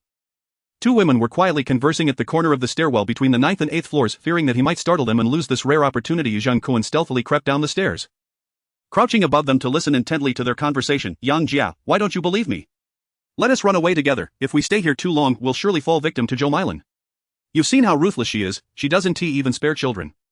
But if we leave, where can we go? Besides, I'm not like you. After eating the dumplings, I haven't changed at all. Although following Zhou Mailan is perilous, at least we have food and drink, we can survive for a while. Oh dear, you, say, Yang Jia, you, Xiulian, find someone else. At my age, I truly can't endure this turmoil anymore. Did you not see how Zhou Mailan operates from a distance, with a mere flick of her hand? She extracts the spine of a child. It's as simple as Neza pulling the tendons from a dragon. How can we possibly deal with her? If she discovers we've stolen away, she might come after us and skin us alive? Their conversation was not loud, but the confined space of the stairwell ensured that Zhang Kun heard every word clearly. Zhou Mailan, skinning, if what they said was true. Then this Zhou Mailan indeed sounded formidable. But I don't believe Zhou Mailan is as powerful as she seems. Every time I see her extract parts from someone, she has to be very close. Otherwise, why didn't she just perform her sorcery upstairs and extract Zhang Kun's bones to brew soup? Last night, I saw her loitering around the vehicle for ages, yet nothing happened. I say she merely intimidates us ordinary folk. If she truly encounters someone tough, it would be futile. Ha, you still consider yourself ordinary? Zhang Kun held his breath, knowing that if all went according to plan, they would soon discuss another person's mutated abilities, yet fate had other designs. Just as Zhang Kun leaned in to listen more closely, he suddenly felt a weight in his chest. He had inadvertently triggered the switch on his flight suit. In an instant, the roar of the massive engine echoed throughout the stairwell of Building 9. Damn it! Today truly is a day of misfortune. Zhang Kun's mind raced with frustration, regretting not having stowed his flight suit away in his space, but regret was futile. He had no choice but to press on. Reacting swiftly before the two women below could comprehend the situation, he sprang into action, executing a flawless hurdle and leaping over the stair railing to the next level. Simultaneously, a gust of wind surged behind him, instantly beheading the two women engaged in conversation. Swish! Blood gushed from their severed necks, the acrid scent of iron rapidly permeating the stairwell, yet Zhang Kun knew this was merely the beginning. The earlier roar of the engine had been too loud. Hurried footsteps were already approaching from outside the stairwell. With a furrowed brow, Zhang Kun ducked behind the door. As the door swung open, a torrent of wind sliced through, swiftly decapitating the three women who had rushed in to investigate. Hearing more footsteps behind them, Zhang Kun ceased his concealment, leaping into the stairwell and drawing his MP5, aiming it at the figure before him, and squeezing the trigger. Rat-a-tat-tat, the gunfire echoed, leaving three more bodies sprawled in the corridor. Without delay, Zhang Kun kicked open the doors and proceeded to search each room. Unfortunately, while the 8th floor had occupants, they were few, including the 5 he had dispatched in the stairwell. There were only 8 individuals in total. Having set the wheels in motion, Zhang Kun no longer hesitated. After reloading, he continued his search down the stairs. On the first floor, Zhou Mailan, who had just returned home for a brief rest, initially heard strange noises from above that resembled a motorcycle being driven inside. Then came the rapid gunfire, instantly alerting her to the impending danger. In the entire community, the only person capable of such firepower was Zhang Kun. Could it be that he was launching a counterattack? Rather than feeling fear, Zhou Mailan felt a surge of excitement. She craved not just Zhang Kun's vehicle, but also his life. She had once been a doctor at a nearby public hospital. After toiling for most of her life, she had merely attained the position of deputy chief physician. Just when she thought she had a chance to ascend further, a surgical mishap led to a patient's death due to complications, resulting in her forced early retirement from the hospital. Of course, there were also whispers of her having accepted a bribe from the patient's family, but which doctor had not taken such gifts? Zhou Mailan saw nothing wrong with accepting the envelope from a patient's family and stashing it in her drawer. After enduring so much hardship and studying tirelessly, was it merely to be crushed under a mortgage? Staring blankly at the accolades of benevolent deeds in the ward, why could she not take her son on a luxurious vacation? Why could she not spend a bit more to ensure her elderly mother resided in the finest nursing home? Could it truly be that the insufficient salaries at hospitals hinder doctors from making ends meet and caring for their families? Zhou Mailan has performed countless surgeries, saving innumerable lives. Not a single penny has she allowed her patients to spend unnecessarily. Based on this merit alone, she undoubtedly deserves to collect a small stack of cash prior to surgery. This is a matter of reciprocity, a heartfelt gesture of gratitude. Alas, this stable life was shattered by the incessant clamor of a patient's family. Their outrageous behavior has turned her into a laughingstock within the medical community of Shanghai, to the extent that even the profit-driven private hospitals no longer wish to employ her. Initially, she envisioned a life of retirement. Indulging in dances with her peers, occasionally taking leisurely walks with her spouse, and striving to marry off her son early to embrace the joy of grandparenthood. However, all these aspirations crumbled into oblivion with the sudden drop in temperature on New Year's Day. After the heavy snow sealed off the building, all principles, laws, and morals began to erode little by little. Since the few couriers on the 10th floor resorted to robbery, even her husband and son struggled to contain their desperation. The reason was simple: their food supplies were dwindling. Ultimately, when Guo Chao rallied people to raid Zhang Kun's home for food, her son, who was pursuing a master's degree in medicine, took a clothes-drying pole and joined them outside. Yet, after venturing out, he never returned. Not long after, an audacious invasion of Building 10 resulted in the tragic death of her husband in the lobby. A once relatively happy family of 3 was reduced to a solitary existence. With Zhou Mailan barely clinging to life after the snow disaster struck for over 10 days, when Zhang Kun returned in his RV, her home was devoid of everything except for the remnants of a corpse. She had contemplated confronting Zhang Kun before her demise, thinking that even in death, if she could inflict a scratch on him, it would serve as vengeance for her son. However, upon seeing the freshly made dumplings, she changed her mind. If she were to die, she wished to savor a good meal first. Since that fateful night when she heated Zhang Kun's dumplings after the power was restored, she felt transformed. All she desired was another taste of the dumpling soup, and in a blink she found herself transported from the dining table to the kitchen. Zhou Mailan was nearly petrified by this sudden turn of events. But after several attempts, she realized she had acquired a mysterious power. When a neighbor knocked on her door, expressing that she too had undergone a strange transformation, Zhou Mailan felt as though she could effortlessly extract what she desired from another's body. Just as she did on the operating table, this was her intention, and this was her action. However, during her initial operation, she had assisted her neighbor in removing a tumor from her breast. At that moment, Huang Shuxia from upstairs leaped down howling as she pursued Zhang Kun's RV. Observing from her balcony, Zhou Mailan quickly deduced that the dumplings provided by Zhang Kun were the source of their troubles. Consequently, she harnessed her newfound ability to visit each surviving household in Building 9, employing her persuasive skills to unite the residents against Zhang Kun. Some, who had not consumed the dumplings, remained obstinate, even threatening to report her to Zhang Kun. Left with no choice, Zhou Mailan was compelled to eliminate them. Later, when the RV returned, Zhou Mailan intended to infiltrate it personally to deal with Zhang Kun and solidify her position. Unfortunately, no matter her efforts, she could not breach the RV. It seemed to be protected by an invisible barrier against her abilities. Thus, the following day, she sought to enlist the aid of neighbors from other buildings to lure Zhang Kun out of the RV. Regrettably, when she sought collaboration, she missed the opportune moment to confront Zhang Kun as he exited to test his weapon. However, now a splendid opportunity to take Zhang Kun's life had presented itself. Chapter 135, I haven't even made my move. And you're already down? Zhou Mailan was unafraid, but the other women in the building were utterly terrified. They had heard gunfire too often before. Each time it rang out, a multitude of lives were lost. Previously, there were still some men and younger women to shield them, but now, faced with the danger themselves, their legs trembled, and they crumpled to the ground after just a few steps. What are you panicking for? This is our chance to eliminate Zhang Kun and avenge our families. As long as I can get within 3 meters of Zhang Kun, he's finished. If she seized the moment, appearing just behind Zhang Kun, she would surely be able to extract the components from his body with ease. Zhou Mailan recalled how her son had jokingly referred to himself as a timing hero during his gaming sessions. Now she was determined to fulfill her son's wish, yet, despite her confidence, the other women in Building 9 were clearly lacking in information, quivering as they voiced their concerns. But Mailan, he has a gun, and today we saw him do nothing while Fengxia, who could turn invisible, had her leg severed. If we don't run now and charge ahead, it's practically a death sentence. Is that so? Then are you planning to die at my hands? Zhou Mailan shot them a fierce glare, and with a swift motion of her hand, she extracted the heart of the one who had questioned her, crushing it instantly, observing the shock in their eyes at her display of power. Zhou Mailan smirked, rest assured, as long as you obstruct Zhang Kun's line of sight, I guarantee I can end his life in mere moments. Realizing they were caught between Zhou Mailan and Zhang Kun, the group of elderly women she had summoned finally understood they were merely fish on the chopping block, the only question being who would wield the knife. Nevertheless, even so, they did not dare to defy Zhou Mailan. For who would dare offend one capable of extracting hearts? If they charged toward Zhang Kun, as long as his aim was off, they might just return with their lives. With this thought, they positioned themselves at the staircase, preparing to enter. Yet Zhang Kun, evidently more experienced in combat, opened a small gap in the door before they could even push it open, and 2 fist-sized smoking iron balls rolled into the corridor. What is that? The group of women, unfamiliar with such devices, froze in shock. Zhou Mailan, having seen this in her son's game, realized the imminent danger and transformed into a mist, attempting to leap into the room. Boom! A tremendous explosion echoed, and the women crowded in the hallway barely had time to scream before being shredded by flying shrapnel. Collapsing into a pool of blood, fearing the explosion's shockwave would reach him, Zhang Kun had thrown the grenade and then retrieved an iron rod from his space, impaling it on the door handle before leaping to the landing between the 6th and 7th floors. After the explosion subsided and silence fell, he cautiously returned to the staircase, pulled out the bent iron rod, and kicked the door open. Gazing at the fallen neighbors, Zhang Kun showed no hesitation or pity.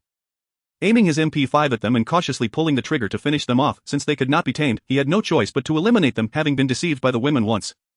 Any remaining compassion in Zhang Kun's heart had vanished. He vaguely remembered Zhou Mailan, the instigator, urging the neighbors to oppose him. Confirming that no one alive remained on the floor, he swiftly searched the bodies for Zhou Mailan and Finding her absent, proceeded to check the 4 rooms on the 7th floor. Adhering to his principle of eradicating evil, he was determined to find her. To play it safe, Zhang Kun summoned 2 wind blades to hover silently in front of him. Ready for any eventuality, soon he had searched the other rooms on the 7th floor, finding them all empty. Only room 701 remained, which he had yet to inspect. The wind blades sliced through the ajar door, instantly severing a portion of the alloy door, which fell to the floor with a clatter. Zhang Kun pushed open the remaining half and stepped inside. The moment he entered, he noticed the rice he had thrown out of the car neatly stacked on one side of the kitchen in the hallway. It appeared this was the headquarters of the women from Building 9. Realizing he had come to the right place, Zhang Kun heightened his alertness. However, just around the corner, he exhaled in relief. A woman lay unconscious on the ground, her hands pressed tightly against her abdomen, the down jacket she wore completely soaked in blood, with large stains beneath her. Zhang Kun immediately recognized her as his target, but she appeared far from her usual stern demeanor, her face ashen and devoid of color. What happened? The blood loss is excessive. Zhang Kun kicked her, only to see her slump over, utterly still. What the hell? Is this it? Zhang Kun felt a surge of frustration. It was as if he had painstakingly leveled up, acquiring powerful gear, only to find his opponent had surrendered before the battle even began. The original script had him leveraging the abilities bestowed by the system to engage in an epic showdown with Zhou Milan, culminating in a climactic display of dominance that would ultimately vanquish her. Yet now she had collapsed before he could even make his move. Crouching down, Zhang Kun extended a hand and slapped Zhou Milan's face. Hey, wake up. Weren't you supposed to rally the entire neighborhood against me? Don't play dead. You've hurt my feelings, you know? But the only response was silence. Zhang Kun pushed aside Zhou Milan's hand, only to discover a gaping wound in her abdomen, blood gushing forth relentlessly. Calculating the volume of blood lost, it was evident that she would not survive for more than 3 minutes. Moments ago, he had searched for a prolonged duration in the adjacent room. In truth, the instant she saw the grenade, Zhou Milan could have swiftly turned and retreated to her room. This would have resulted in nothing more than being shaken by the blast's shockwave, with minimal risk of injury. Yet her over-reliance on her newfound abilities led her to instinctively attempt to teleport away, resulting in her being caught squarely by the grenade during the activation of her skill. At that moment, Zhang Kun, who was hiding in the stairwell, was oblivious to the unfolding events. Feeling as though he had been played for a fool, frustrated, Zhang Kun waved his hand, and a blade of wind cleaved through Zhou Milan's head. Regrettably, despite her severed head rolling across the floor, there was little blood left to flow from her neck. Clearly, her lifeblood had already drained from the wound in her abdomen. Chapter 136, The Undying. Although Zhou Milan had perished, Zhang Kun had no intention of letting the group that had schemed against him off the hook. He proceeded to bind the corpses of those he had slain with ropes, methodically pushing them one by one out of the window.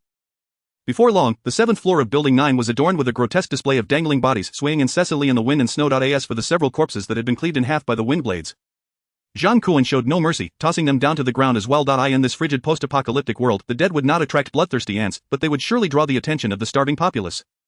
After disposing of the deceased women, Zhang Kun also heaved bags of rice from room 701 out of the window, letting them tumble down. Having completed this grim task, he leaped out, activating his flight suit in midair.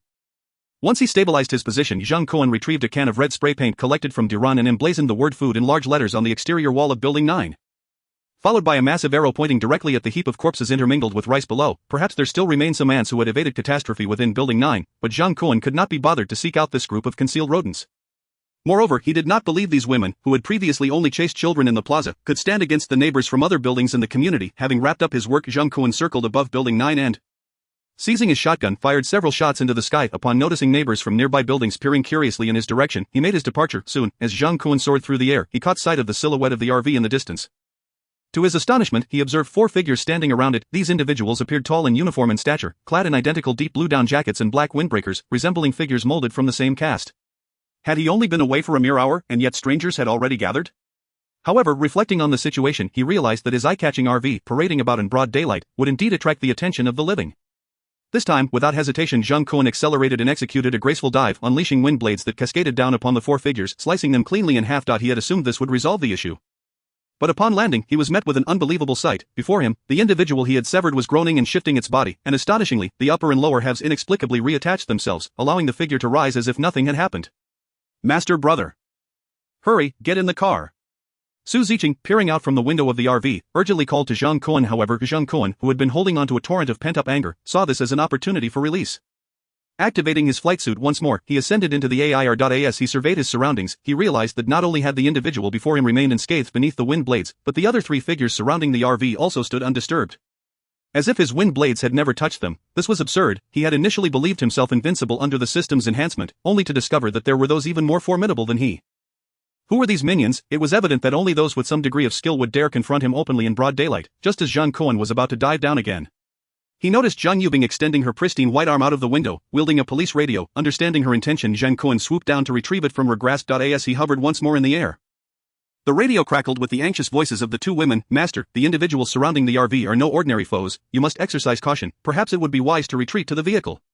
Indeed. Master brother, I shot at them earlier, and although I struck them, they simply fell to the ground and then rose again, as if they were a horde of monsters. Unaware of Zhang Kun's progress since returning to the community, and fearing that contacting him might compromise his safety, the two women secured the doors and windows, remaining vigilant within. To deter the intruders, Su Ziqing fired her weapon, but rather than aiming for a headshot, she discharged a warning shot into the ground before them, signaling them to refrain from any rash actions, yet, the assailants seemed oblivious to the gunfire, continuing their advance unperturbed. In desperation, Su Ziqing then aimed for the heads of the men. Though she felt she was firing accurately, achieving headshots with every shot, the foes merely lay in the snow for a moment before rising once more. Fortunately, they did not rush to attack, merely encircling the RV silently, offering no explanation for their intentions. Just as Zhang Kun returned in the nick of time, the two women finally felt a sense of reassurance in the air. Zhang Kun listened intently as they recounted the events that had transpired, his mind filled with curiosity. If these individuals sought the RV and possessed the ability to revive, they would have surely acted to seize it by now. Why had they remained so quiet? Despite his intrigue, Zhang Kun resolved to test their mettle. He dove down once more, this time wielding two wind blades that spun before him like chainsaws. As he approached the man in front of the RV, he unleashed the wind blades, cleaving the individual in half once again. However, unlike before, this time Zhang Kun seized hold of one of the man's arms, lifting the upper half into the air with him. If you can reassemble, then I'll ensure you remain a lifelong singleton. While airborne, Zhang Kun hastily yanked off the man's windbreaker. The moment he did, he was taken aback. This was no ordinary person. The figure possessed a pale, featureless face, resembling that of a mannequin from a department store. What the hell? Zhang Kun exclaimed, promptly discarding the upper half from his grasp. Zhang Yubing and Su Ziqing watched in horror from within the RV as the upper body plummeted to the ground, its arms flailing like a spider, scrambling to reunite with the lower half that rushed toward it. They merged seamlessly, standing once more in the snow, facing the RV with an eerie calmness. This chilling scene sent shivers down their spines. Even in the warmth of the RV, as they felt a cold breeze creeping down their spines, Zhang Kun quickly realized that these individuals were merely puppets, standing in the foreground. He regretted not bringing the special police robot dog with him. If he had infrared scanning capabilities, capturing the true mastermind behind this would not have been difficult, yet, the enemy was concealed while he was exposed. Prolonging this encounter would only disadvantage him. Zhang Kun sighed and instructed Zhang Yubing over the radio. Yubing, start the car, we are heading back to the villa. Upon receiving Zhang Kun's command, Zhang Yubing, who had been seated in the driver's seat, wasted no time. She slammed on the accelerator, guiding the RV gracefully through the gap between the two figures before speeding away. The four silhouettes merely stood quietly in place, their heads turned in unison to watch the RV disappear into the distance. Chapter 137, Am I being followed? Zhang Kun followed the RV through the sky for quite a distance, ensuring that no monstrous beings were tailing them before instructing Zhang Yubing to decelerate and come to a stop, allowing him to enter the RV and warm himself. Despite wearing thermal gear, he still felt frozen and numb from the frigid heights. Fortunately, as soon as he entered the RV, Su Ziqing and Zhang Yubing rushed over to assist him, helping him shed his layers and gear, then snuggling close to him, using their bodies to ease his numbed muscles. Once Zhang Kun had sufficiently regained his warmth, Su Ziqing could no longer contain her lingering trepidation and asked, Master brother, was that person you cut in half actually human? They didn't bleed at all. Did you see any blood when you shot at them? Zhang Kun prompted. Upon his reminder, Su Ziqing recalled the earlier strange occurrences. Every shot she fired after issuing her warning had struck their heads, producing only wisps of smoke from the bullet holes in their helmets. Not a single drop of blood had been shed. Could it be they aren't human? Zhang Kun nodded in affirmation. Those figures were likely mannequins from the department store, merely dressed in human clothing. Truly a twisted sense of humor. If he could control department store mannequins, he would have merely dressed them in something more akin to lingerie. With this thought, Zhang Kun abruptly halted his train of imagination. Allowing his mind to wander further would make him the pervert instead. Master, I'm sorry. Zhang Yubing suddenly lowered her head, apologizing to Zhang Kun, leaving him bewildered. I am useless. If only I could gain some abilities after taking the medicine, I wouldn't feel so helpless in unexpected situations. Zhang Kun nodded. You speak truly, do not utter such words again. Observing the perplexed gaze of Zhang Yubing, Zhang Kun shrugged. If everything relied on you, how could I, the esteemed Kun Good, maintain my standing? Besides, you drive quite well, I rather enjoy it. Upon hearing Zhang Kun's words, Su Ziqing could not help but huff. Master brother, you had better be referring to driving. What else could it be? Master brother. You scoundrel, the worst of the lot. Zhang Kun chuckled, gently embracing both of them before instructing Zhang Yubing to drive them home. While he settled on the sofa with Su Ziqing to rest, the RV started its leisurely journey towards Shangtong Palace, seemingly heading in a positive direction. Unbeknownst to the three, beneath the RV's chassis lay a pair of plastic model hands, gripping tightly. After a considerable time, the RV finally returned to Villa Number 8 at Shangtong Palace. During their overnight absence, several mechanical police dogs dutifully patrolled the villa, detecting no anomalies. Once inside, Zhang Kun first descended to the basement to check on Sun Xiaofei. This fellow had not only stockpiled paper currency but also amassed quite a few hard drives. This was likely related to his excessive consumption of fried chicken, leading to gastrointestinal distress. Discovering the new stash, Zhang Kun replenished Sun Xiaofei with a few bottles of 2-liter mineral water. Along with 2 packets of montmorillonite powder. After all, neglecting him might lead to dehydration. Overcome with emotion at the prospect of no longer having to consume the laxative fried chicken, Sun Xiaofei was almost moved to tears. Nearly bowing in gratitude to Zhang Kun. However, Zhang Kun was not inclined to cherish the gratitude of Lu Weiwei's ex-boyfriend. He kept him around merely to observe whether this boy's abilities might yield any further surprises. After all, his previous foray into the laboratory had resulted in several tens of thousands of yuan, a trivial sum for many wealthy individuals. If Sun Xiaofei's abilities were only of that caliber, it would be better to return him to Wu Tian after a while, as they initially captured him solely for financial gain. After inspecting Sun Xiaofei, Su Ziqing and Zhang Yubing had prepared a grand feast. Following a vigorous meal, Zhang Kun retreated upstairs, swiftly succumbing to slumber, only to awaken in the evening. He was pondering whether to have Su Ziqing take another pill tonight to explore the potential for powerful abilities when suddenly the mechanical dogs in the courtyard erupted into frenzied barking. Almost immediately the phone connected to the control panel for the dogs emitted a piercing alarm. Someone? Zhang Kun hastily pushed Qin Yan from his mind. Leaping from the bed and seizing his phone, dashing towards the third-floor landing. Upon stepping outside, he could not help but draw a sharp breath. Outside the villa's gate, he was confronted once more by those figures, human dummies, surrounding the RV in a stupor. How did they find their way here?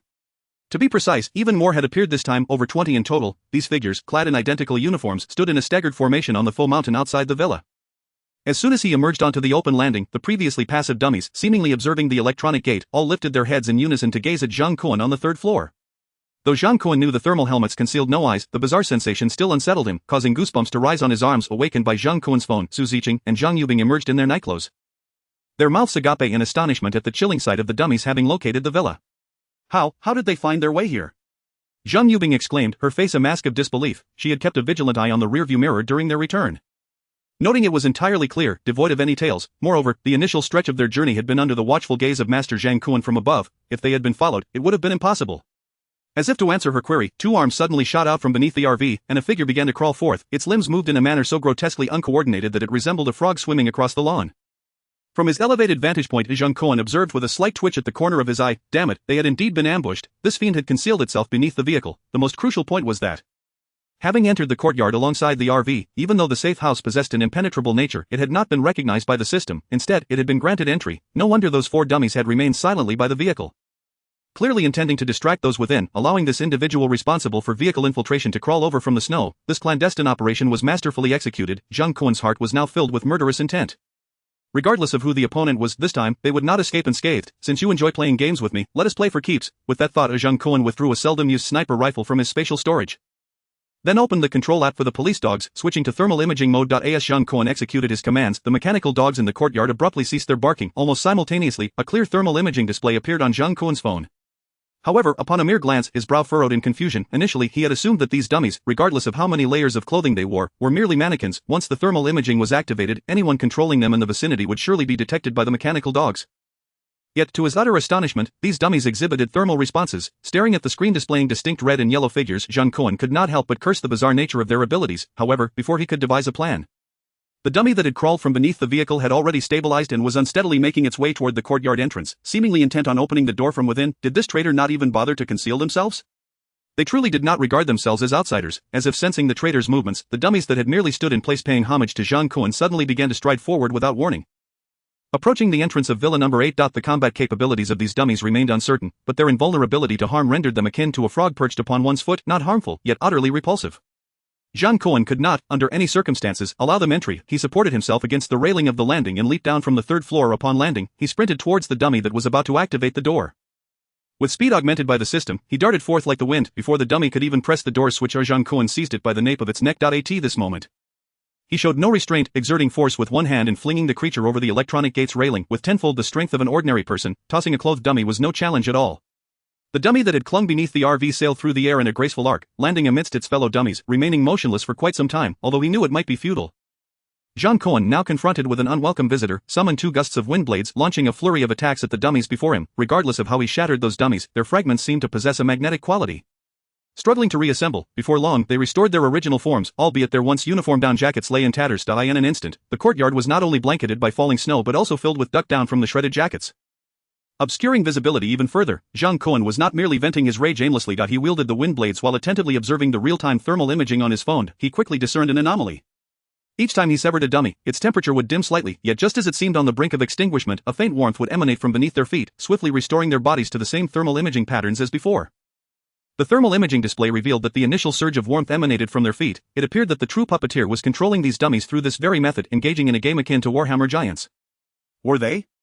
They had no idea how tragically the hammer met its end. Zhang Kun scoffed coldly, recalling the wind blades, and turned to re-enter the house, donning a winter coat at the entrance. If the enemy was buried underground, he would unearth them, even if it meant digging 3 feet deep, against such ill-intentioned foes lurking like skeletons in a tomb. Zhang Kun's murderous intent was resolute. Upon stepping into the villa's grand hall, Zhang Yubing and Su Ziqing dashed down the stairs, their expressions fraught with concern as they inquired about what to do next. What is there to panic about? The creatures outside are merely puppets controlled by someone. Once I drag the mastermind out into the open, it will all be over. Zhang Kun's calm demeanor instilled confidence in the two women, gradually alleviating their tension. Su Ziqing proactively armed herself to maintain vigilance in the courtyard, while Zhang Yubing, resembling a dutiful wife, stepped forward to assist Zhang Kun in adjusting his attire. While busying herself, she could not help but apologize again. Master, it is all my fault for being useless. Nonsense, the utility of a person depends on how they are utilized. At the very least, I derive great pleasure from our nightly encounters. As Zhang Kun spoke, he playfully pinched Zhang Yubing's ample form before once again striding into the courtyard. Outside the courtyard gate, the mannequin figures have begun their futile attempts to scale the modest courtyard wall, yet, no matter how they strive, as soon as they leverage their arms to ascend the railing, it is as if they collide with an invisible barrier, causing them to tumble back down slowly. However, they are evidently not inclined to surrender easily upon realizing that scaling the wall is an unattainable feat. The mannequins form groups of 3, with 2 standing apart in a stance reminiscent of martial arts readiness, while the third steps back a few paces and begins to un.to. Call it running would be an exaggeration. It is merely a marginally quicker version of their awkward gait. Upon reaching their 2 companions, they elevate their legs and place them upon the arms of the other mannequins, propelling themselves into the air. Suddenly, 8 mannequins appear suspended in midair before Zhang Kun. Their poses are striking, yet utterly ineffectual. The airborne figures inevitably collide with that intangible wall once more, crashing to the ground, while the sight of these mannequins rolling in the snow is indeed comical. Zhang Kun finds little time for laughter. Having witnessed firsthand the actions of these figures, he perceives no threat from them and promptly vaults over the railing, determined to unearth the hidden mastermind lurking beneath the guise of these puppets. However, as soon as he lands, the previously erratic movements of the mannequins come to an abrupt halt, their heads swiveling in unison towards Zhang Kun's position. Not again? Zhang Kun thinks, feeling a wave of discomfort wash over him. He yearns to confront them defiantly, exclaiming, "What are you staring at?" But before he can utter a word, calamity strikes. The previously lethargic mannequins suddenly straighten, their bodies moving with astonishing speed, converging upon him from all directions. Those who but a moment ago required assistance to leap now effortlessly soar 2 meters high. Their earlier clumsiness had all been a charade. Zhang Kun quickly realizes that he has once again fallen victim to a trap. His anger surges. "Be careful, master." Su Ziqing, on guard in the courtyard, cries out, her firearm spitting flames, yet she only manages to take down 2 before the remaining mannequins reach Zhang Kun, as the figures draw nearer. A chilling smirk crosses Zhang Kun's face. "Do you truly think I am a mere sickly cat?" Chapter 139, not a team, but a gang. Zhang Kun sweeps his hands, unleashing 2 blades of wind from behind him. He had anticipated that this strike would effortlessly shatter the mannequins before him. To his astonishment, they all leap into the air, contorting their bodies horizontally to slip through the gaps between the blades. The 2 closest mannequins stretch forth their hands, clawing at Zhang Kun's face. In that fleeting moment, Zhang Kun perceives that these once vacant-faced figures actually manage to smile. "What the hell, you think you can take me down that easily?" Having not exerted his full strength in quite some time, a sinister grin finally spreads across Zhang Kun's face. He lunges forward, seizing one mannequin, twisting it in his grip, and sending both figures spinning through the air. Seizing the opportunity while they remain bewildered, Zhang Kun wields them as weapons, striking down the approaching mannequins with relentless precision. Ultimately feeling unsatisfied, he forcefully stomps one mannequin underfoot, exerting his strength to decapitate it. Meanwhile, the 2 blades of wind have not remained idle, weaving through the disoriented figures, and soon the ground is littered with the remnants of the mannequins, aware that these entities would regenerate upon contact with peculiar heat. Zhang Kun swiftly waves his hand, absorbing the shattered remains into his spatial realm. Indeed, these mannequins lack any genuine signs of life, and thus seamlessly enter his space. In less than 2 minutes, the area before Zhang Kun is left impeccably clean.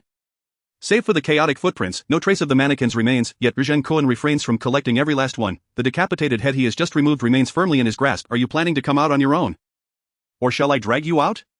Seeing the mannequin's head remain motionless, Zhang Kun scoffs. Having previously observed through thermal imaging, he knows that even if the head and body are severed, the energy within the head does not vanish instantly. This explains why, prior to returning, Zhang Kun had witnessed the severed mannequin pieces reassembling themselves. However, he has no intention of exposing it. Instead, he employs his spatial abilities to excavate the snow beneath him. Having practiced this technique with the SWAT team, Zhang Kun now executes it with remarkable ease and efficiency. In no time, the snow at the villa entrance has been dug several meters deep. Noticing that the mannequin's head remains unresponsive, Zhang Kun deduces that its hiding place is evidently not here. If it isn't here, then let's dig it all out. With that, he begins to excavate furiously within the expansive villa district. Before long, vast amounts of snow are absorbed into his space. As he advances, he continues until he reaches a corner behind a rockery, realizing that Zhang Kun is not merely making idle threats but is indeed serious. The mannequin head he has been holding finally ceases its pretense of being lifeless and begins to struggle. Its previously vacant cheeks contort to form a mouth. Don't stop, is it? Zhang Kun retorts with a cold laugh. Gathering strength once more, however, upon clearing the snow at the corner, he discovers an enormous wardrobe standing over 2 meters tall. Zhang Kun's patience has long since evaporated, whether it was being stealthily approached by mannequins or nearly being ambushed upon exiting the courtyard. These experiences have left him profoundly unsettled. Thus, upon discovering the hiding place of the mastermind, he does not hesitate and kicks the wardrobe with force. Bang! The wardrobe proves less sturdy than it appears. And with a single kick, Zhang Kun creates a substantial hole in the door. The sensation beneath his shoe confirms that he has found his target. Retracting his foot, he reaches inside and yanks out the person concealed within. As the individual rolls onto the ground, groaning in discomfort, Zhang Kun realizes to his surprise that he has pulled out a portly figure, judging by his round physique, without the layers of down jackets and warm clothing. He must weigh over 200 pounds. After more than 20 days of apocalypse, where survival is a struggle for normal individuals, this person somehow maintains such a weight, which astounds Zhang Kun. Even more surprising is that upon being dragged out, the individual immediately assumes a position on the ground, hands clasped over his head, remaining utterly still. Zhang Kun delivers a kick to the man's ample rear, sending him sprawling, yet he quickly rises again. Retaining his original posture, not uttering a sound, his movements reek of professional training. Observing this excessively cowardly demeanor, Zhang Kun cannot help but inquire, "What is your name?" "I am Chen Dali, male, 31 years old, of Han ethnicity. Residing at 307 Sanan 3rd Road. I was previously sentenced to 2.5 years of labor education for theft. Today, I came with 2 brothers to your esteemed place to explore." Zhang Kun finds himself momentarily bewildered by the rapid-fire responses of the hefty man. However, before he can pose another question, 2 men's derisive laughter rings out from behind him. "Huh, big brother, I told you thieves are unreliable." He hasn't even been asked yet, and he spills everything. Well, he hasn't committed the serious crimes we have, so it's only natural he'd give up at the first sign of trouble. "Damn, what time is it, and you're still defending him?" Zhang Kun turns to look, spotting 2 men clad in blue and white striped down jackets who have appeared nearby without his notice. Upon seeing Zhang Kun's gaze, the foul-mouthed young man can't help but address him. "Hey. You're quite capable, huh? You managed to find this waste all by yourself. You must be way better than him. So what do you say, want to join us?" "Join for what?" "Of course, to do whatever we want. Don't you know? This snow disaster has changed everything. Now, as long as my big brother desires, the entire city of Shanghai could be his. If you're dead set on joining us, we could easily arrange for you to take this waste's position." The young man's insinuation of relinquishing a significant role makes Zhang Kun unable to restrain his curiosity. "So, how many people are in your team right now?" "Damn, it's not a team, it's a gang. We only have 3 people. With you, that makes 4. Upon hearing the young man's words, Zhang Kun is momentarily taken aback. Unable to suppress a look of incredulity directed at him, meanwhile, the portly man perceives his chance for salvation and rolls toward the 2 men with a lazy somersault, finding someone to support him. He gains confidence in his voice. "Big brother, second brother, this kid has hoarded a mountain of food, enough to last for 10 lifetimes. My mannequins saw it with their own eyes." Chapter 140, Guests from the North. Upon hearing Chen Dali's words, the expressions of the 3 individuals present vary. The 2 men in pure prison-style down jackets exchange glances, their eyes betraying their uncontainable joy, although the sudden snowfall has rendered most markets and shops in Shanghai abandoned. Searching them one by one would indeed be a cumbersome task for these individuals accustomed to a life of crime. After all those years spent languishing in prison, I have grown accustomed to the sight of new inmates being presented with wide bowls of noodles in a lively manner. While they are sent out into the frigid wilderness to fend for themselves, the hardship of such a life is truly unbearable. Now that Zhang Kun before me possesses a substantial amount of resources, could it not be a simple matter to draw him into our fold? If he refuses to join, well, the 2 of us are experts in the art of violence and thievery. Zhang Kun suddenly realizes that it must have been the mannequins he had stored away, which transmitted images of the piled goods to Chen Pengzi. It seems he has inadvertently revealed his wealth. Observing Zhang Kun lost in thought, the flippant voice chimed in again. "So brother, have you made up your mind? Will you join us or not? Don't you first present your terms when recruiting members?" "Terms?" The impudent youth glanced at the leader beside him, who subtly nodded his approval, then forced a seemingly sincere smile. "A fence needs 3 stakes, a hero requires 3 companions. Joining us comes with myriad benefits. In this chaotic world, what good is it to be a lone fighter? One must have influence to survive, otherwise you are merely a small fry. Moreover, the strength of the 2 of us far surpasses that of this rotund fellow. Just think. Not only could we secure a small territory, but dominating a region would also be within our grasp. If you assist the big brother in achieving merit, we shall bestow upon you the title of Founding General." Founding General. Zhang Kun felt as if he had encountered a scammer on the street. "I am Qin Shi Huang, send me 80,000 yuan, and I shall make you a general. I am the world's richest man. On the brink of bankruptcy, urgently requiring 100,000 yuan for circulation, a generous reward shall follow the fund's arrival. I am the reincarnation of a Qing dynasty princess, holding the map to the dragon vein of the Qing. Inviting investors to contribute 50 yuan each for treasure excavation, to be shared equally with investors." Such clumsy scams hardly merit attention, and Zhang Kun was certainly not interested. After all, in 2046, even middle school students had watched the famous anti-fraud promotional film Gambling Everything. So, If I join you, am I merely to share my collected resources with you, receiving only a worthless title of founding general in return? Would you accept such so-called terms if the roles were reversed? Even if I were seeking a powerful ally. It wouldn't be with a bunch of wannabe fathers like you. Seeing Zhang Kun's disinterest in joining, the young man snorted coldly and waved his hand lightly. A massive stone, the size of a grinding disc, flew over from a nearby faux stone mountain and landed effortlessly in his grasp. Zhang Kun barely registered the action before the stone crumbled into sand, slipping through his fingers to the snow-covered ground below. This was his first encounter with such a peculiar ability possessed by the young man, prompting him to ask, "Did you come from Beisua?" Upon hearing the term Beisua from this unfamiliar individual, the three men exchanged surprised glances. Their astonishment evident. How could an ordinary citizen possibly know of Beisua? Moreover, Zhang Kun's previous display of skill was beyond that of a mere commoner. The leading man nodded slightly, and the trio subtly shifted their positions, forming a triangular formation around Zhang Kun. "You seem to know quite a bit. Where were you before this? How come I haven't seen you? You didn't work for the pursuit team, did you?" The previously flippant young man's tone became considerably more serious. As if the mention of Beisua had rendered him wary of Zhang Kun. From the trio's reactions, Zhang Kun gleaned the answers he sought, yet remained unfazed by their demeanor. With a shrug, he replied, "I merely heard it mentioned by an old acquaintance. One among them could manipulate puppets, though it appeared he no longer had any to control." The young man who had been speaking seemed capable of commanding stones and turning them to sand. As for the man referred to as Big Brother by the others, his abilities remained unclear, but it was reasonable to assume they were formidable, given the respect afforded to him by his companions. Facing 2.5 adversaries might be challenging. Yet the risk seemed manageable. With the enhancement of his abilities and speed from the system, even if he could not defeat them, retreating to the safety of his villa was still an option. Thus Zhang Kun did not perceive being surrounded as a dire situation. Furthermore, these individuals appeared to possess capabilities far superior to those of the inept staff at the hospital, perhaps providing him with more insights into Beisua. For instance, the pursuit team mentioned by the flippant young man intrigued Zhang Kun, as he grew increasingly curious about this institution that could mass-produce those with abilities. Though he spoke the truth, the three men clearly did not believe him. What is the name of this old acquaintance? Where are they now? If they are an old acquaintance, does it truly matter where they have gone? Besides, with so many individuals coming and going from Beisua, how could you possibly remember all of them? Although the trio was not particularly educated, it was their first time hearing the term old acquaintance used to refer to someone deceased. However, the leader among them, who had attended a technical school, pondered for 2 minutes before concluding that he was being played. "Are you kidding me? An old acquaintance does not refer to someone who has died.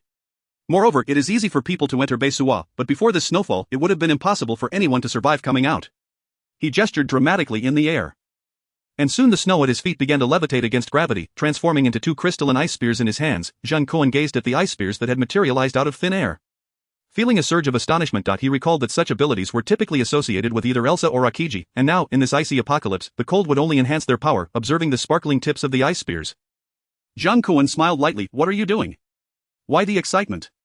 Is it not possible that I might have encountered someone who escaped from Beisua after the snow disaster?" Yet clearly the others had already formed their preconceived notions and did not trust Zhang Kun's words.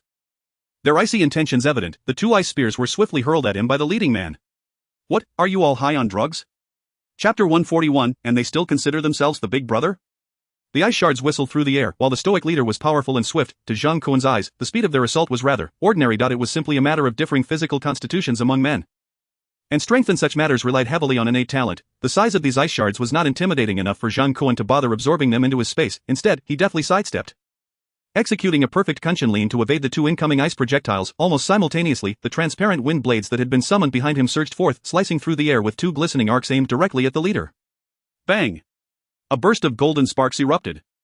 And to Zhang Kun's astonishment, an impenetrable stone wall materialized before the leader, intercepting his decisive strike. Stunned by the unexpected barrier, Zhang Kun was momentarily taken aback. His wind blades could slice through reinforced concrete walls. Yet they were halted by what appeared to be an ordinary stone wall. No wonder these 3, fully aware of his possession of a firearm, dared to brazenly engage him. They must have felt invulnerable.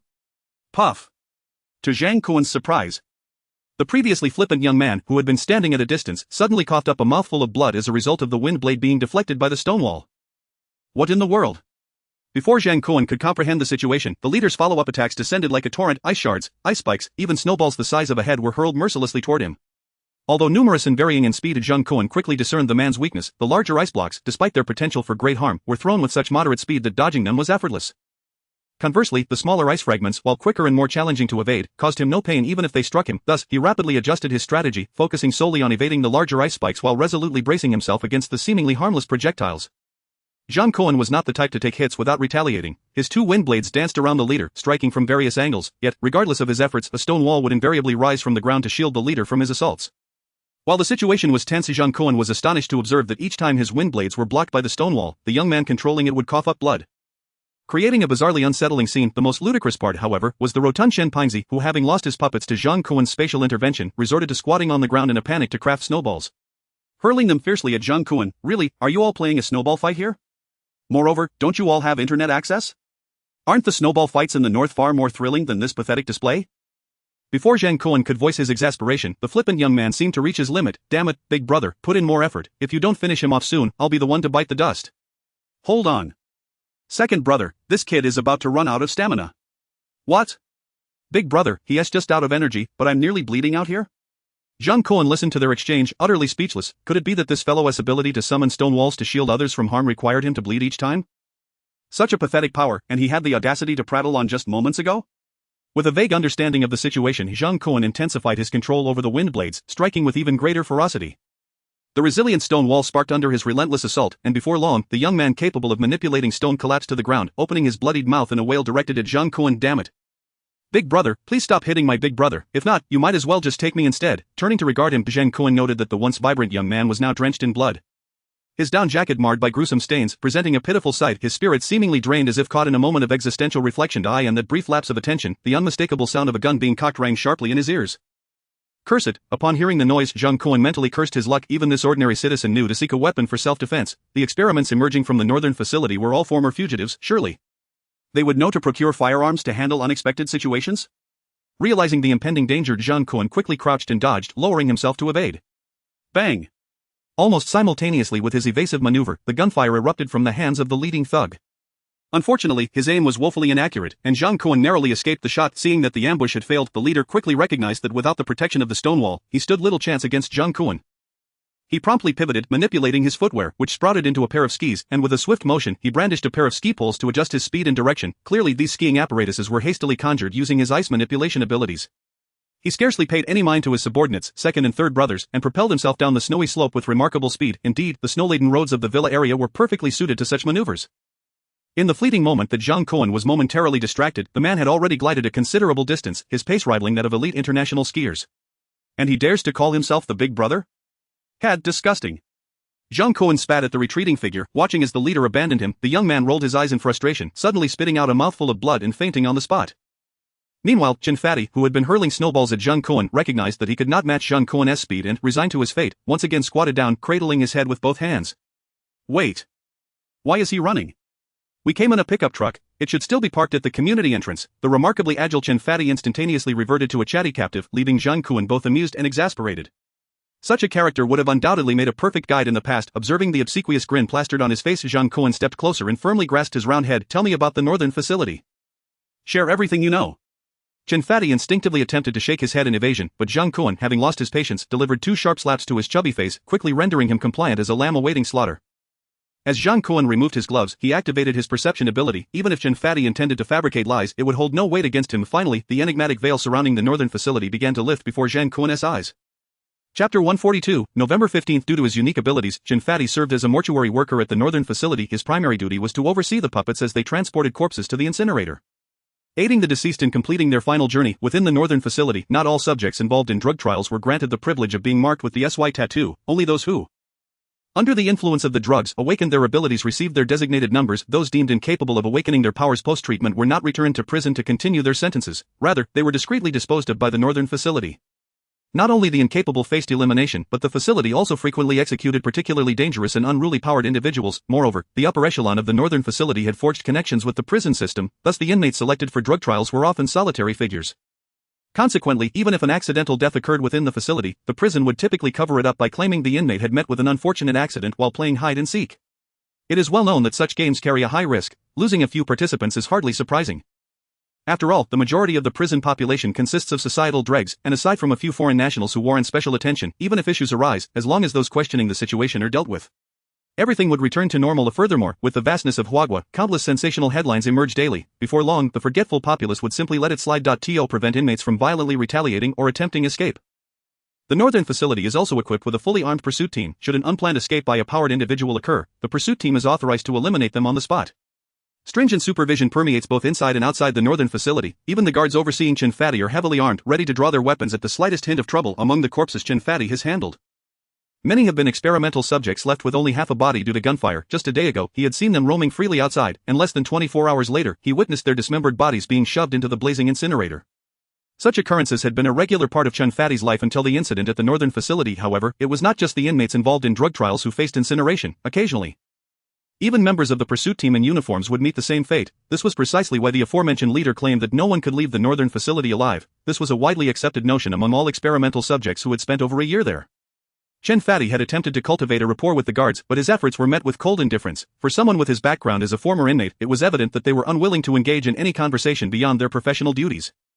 During his 2 years at the northern facility, Chun Fatty had resigned himself to the belief that he would eventually perish here, yet unexpectedly, due to his ability to manipulate numerous puppets, each capable of performing relatively simple tasks, he managed to maintain a tolerable existence within the facility. Nonetheless, he was acutely aware that even upon serving his sentence, escape would remain elusive, after all, having moved so many corpses into the incinerator. No sane individual would allow him, the perpetrator, to walk free to in this world. Only the dead can keep secrets. This is something all Blue Star inhabitants understand, though aware that he was destined to die.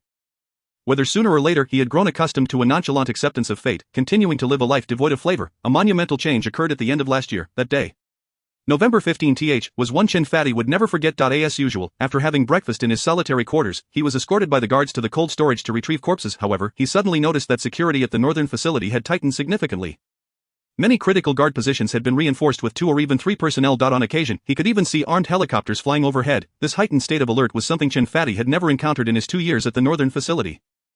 Upon arriving at the cold storage, he was astonished to discover that the previously emptied freezers now housed an entire team of 24 fully equipped pursuit team members. Upon inspection, he found them frozen solid. Resembling icy sculptures, this level of frost was far beyond what could be achieved by a mere cold storage, as he attempted to proceed with his usual task of moving the corpses to the incinerator using his puppets. He realized these bodies simply wouldn't incinerate. In the past 2 years, he had incinerated no fewer than 800 corpses, and he had never encountered such a bizarre situation. Just as he contemplated reporting the anomaly to the guards, he reached the door only to discover an even stranger occurrence. The guard who typically stood watch outside had turned into a frozen statue, identical to the corpses he was handling, almost simultaneously with his realization.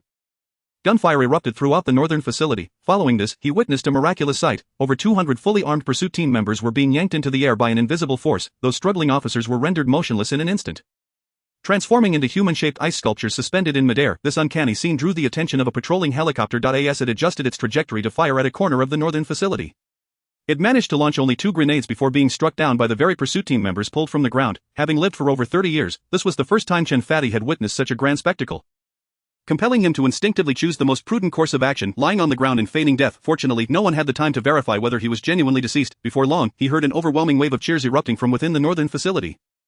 Peeking with one eye, he discovered that the doors to the experimental subject solitary rooms had been flung open at some point. The prisoners, once confined, were now jubilantly rushing towards the corner that had just been bombarded by grenades.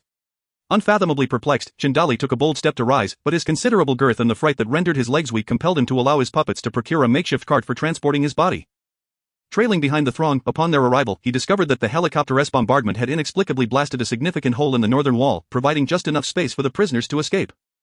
Initially resigned to a fate of being trapped until death in this desolate place, Doubly suddenly glimpsed a glimmer of hope, just as his puppets were about to usher him through the breach. They encountered 2 individuals rushing outward. Consequently, the 3 of them managed to navigate their way to safety. After gleaning all that Doubly knew about the northern facility, Zhang Kun couldn't help but draw a sharp breath. What manner of being could create an ice sculpture so frigid that it could not be reduced to ash even in a crematorium? What entity could hurl people as if they were mere projectiles against a helicopter? And what creature could unleash all the experimental subjects from the northern facility? Chapter 143, The Unwritten Rules of the Media. Brother, I've told you everything I know. Can you let me go now? Indeed. Zhang Kun nodded, then abruptly snapped Doubly's neck. His actions were not born of prejudice against those who had served time, but rather due to the fact that this man, through his puppets, had become aware of his spatial existence, which was his greatest reliance in this apocalyptic world. Such knowledge, if disseminated, would only invite boundless trouble upon himself. After extinguishing Doubly's life, Zhang Kun couldn't be bothered to question the flippant man further. He simply drew his shotgun and delivered a shot, sending him to fulfill dreams of grandeur in the afterlife. Zhang Kun then hurriedly disregarded the aftermath, retrieving a flight suit from his space and donning it, pursuing the direction in which the leader had fled. High above, the view was remarkably clear, and soon he spotted an off-road pickup truck frantically escaping towards Shangtung Palace. Clearly this was the mode of transportation Doubly had mentioned. The so-called leader was also privy to the secret of Zhang Kun's space, thus he could neither be spared nor allowed to live. Zhang Kun accelerated, closing the distance. Upon realizing Zhang Kun was pursuing from above, the leader pressed the accelerator to the floor. Though the pickup performed admirably in the snow, it paled in comparison to Zhang Kun. Clad in his flight suit, upon catching up to the pickup, Zhang Kun unleashed a blade of wind that cleaved the vehicle in two. As the pickup plummeted into a snowbank, Zhang Kun descended to the ground. Preparing to deliver a final blow, however, as he approached, a blinding glimmer erupted from the driver's cabin. Lowering his head, Zhang Kun narrowly avoided a half-meter-long ice shard that grazed his scalp and embedded itself into a nearby tree trunk. Seriously? Now that all your brothers are dead, you decide to fight back. Where were you all this time? Zhang Kun scoffed as he drew his shotgun, aiming directly at the driver's seat and pulling the trigger. Bang bang bang. He continued firing until all 5 rounds were spent. Then approached the pickup, tearing the bullet-riddled door from the cabin. Inside, the previously taciturn leader lay riddled with bullets, devoid of life. Zhang Kun, wary of the possibility that this man might feign death, retrieved 2 grenades from his space. Pulled the pins, and tucked them beneath the driver's seat. He then swiftly retreated, not glancing back. A true man never looks back at an explosion. Once he finished dealing with the trio's little interlude, Zhang Kun resumed his aerial reconnaissance. The sky had darkened, yet it was not yet time for power supply. The villa district of Shangtong Palace was aglow, particularly the 8th villa where he and the 2 women resided. While the security-selected villa flickered with the faint glow of candlelight, the remaining villas appeared eerily dormant, as if long abandoned. Satisfied that all was well, Zhang Kun returned to the 8th villa. Upon entering the courtyard, he was immediately approached by Su Ziqing and Zhang Yubing, who rushed to help him remove his gear and check for any injuries. Observing Su Ziqing, the medical student, biting her rosy lips as she meticulously searched for wounds on his body, Zhang Kun could not suppress his irritation. Do I really look like someone who would get hurt in a scuffle? Master, you're not useless. It's just, I worry that you're so strong that you wouldn't even realize if you were hurt. Her flattery hit the mark perfectly, coupled with her adoring gaze, leaving Zhang Kun feeling quite pleased within. Upon returning to the villa, Zhang Kun shared the information he gleaned from the corpulent Chen regarding the northern facility with the 2 women. Though he framed it as the fat man voluntarily disclosing information rather than revealing it through his own abilities. Yubing, among the 3 of us, you are quite well informed. Have you heard of this northern facility? Upon hearing Zhang Kun's inquiry, Zhang Yubing tilted her head in contemplation before shaking it with a hint of resignation. Master, I haven't heard of it, nor do I know. Even in our news industry, there are many corners that cannot be reported. I suspect that northern facility is just one of those corners. Moreover, several former directors of the television station have been imprisoned and sentenced, hence the station is quite cautious about news related to prisons. Unless it's a significant event like a jailbreak, it's almost an unspoken rule to avoid reporting on it. Zhang Kun nodded subtly at Zhang Yubing's explanation, choosing not to comment further. Yet even if he were to uncover news about the northern facility, what could he do? Would he forsake the bliss of being surrounded by beauties to confront the monstrosities that emerged from the northern facility? Was that not madness? This thought elicited a self-deprecating smile from Zhang Kun. With great power comes great responsibility. That saying was meant for Spider-Man. For him, Zhang Kun, as a mere commoner, it was best to savor his own little life first. Master, are you mocking me? Am I truly that useless? Zhang Yubing, perplexed by Zhang Kun's smile, felt a wave of discomfort wash over her. She had once resolutely declared her desire to be of value to the team. Not to be a mere pawn, yet now, having taken the medicine and done what was required, she found herself devoid of any superpowers, and even her expertise in media information seemed futile, leading to a swell of frustration within her. Sigh, why am I thinking like this again? You should be open-minded and not belittle yourself. Master, I understand what you're saying, but why are you unbuttoning Zhang Jia's clothing? Su Ziqing, sitting nearby, widened her eyes. Her expression filled with confusion as she observed Zhang Kun's actions. Meanwhile, Zhang Yubing, who had been feeling a bit downcast, found herself stirred by Zhang Kun's gesture, her eyes shimmering with emotion. Her breath quickening. I already said first unbutton, then take it lightly, Zhang Kun explained with a smile, increasing his pace. Humph, master, you wicked man, speaking like that will surely bring reproach upon you from Zhuge Liang. Hey, if that is the case, then why are you taking off your clothes? Zhang Kun turned to Su Ziqing, only to realize that her eyes held just as much wonder as Zhang Yubing's. I'm just hot. Upon hearing Zhang Yubing's explanation, Zhang Kun chuckled, retrieving a vial containing the northern facility's secret medicine from his space. He poured out a pill and placed it in Su Ziqing's fair palm. Since we're discussing this, why not give it a try? Who knows, it might have a positive effect, wouldn't you agree? Zhang Kun coaxed, his face adorned with a knowing smile, blushing at the sight of the pill in her hand. Su Ziqing, under Zhang Kun's gaze, swallowed it whole. Chapter 144, The Safe House Upgrade unveils a studio. Another night of blood pressure surges passed. This time, however, due to the unusual medicine Zhang Yubing had consumed and the ongoing observation period, Zhang Kun naturally kept the exceptionally coveted beauty hostess occupied. After all, having just fled from a tumultuous run, the space was brimming with exquisite lingerie that 2 women could never exhaust in a lifetime. So tearing a few pieces was hardly a concern. The next morning, Zhang Kun awoke in the bedroom on the 3rd floor, completing his daily check-in ritual. Yet this time, the system no longer rewarded him with abilities. Instead, it reverted to its original form, bestowing food. This round yielded 10 tons of sugar tangerines along with 10 tons of green lychees. While the fruits were visually appealing and delectably tasty, Zhang Kun felt a twinge of disappointment. Furthermore, after accumulating 5 check-ins, the options for system upgrades seemed rather lackluster, merely offering studio and farming field. There was not even a conventional explanation, leaving Zhang Kun to decipher their meanings on his own.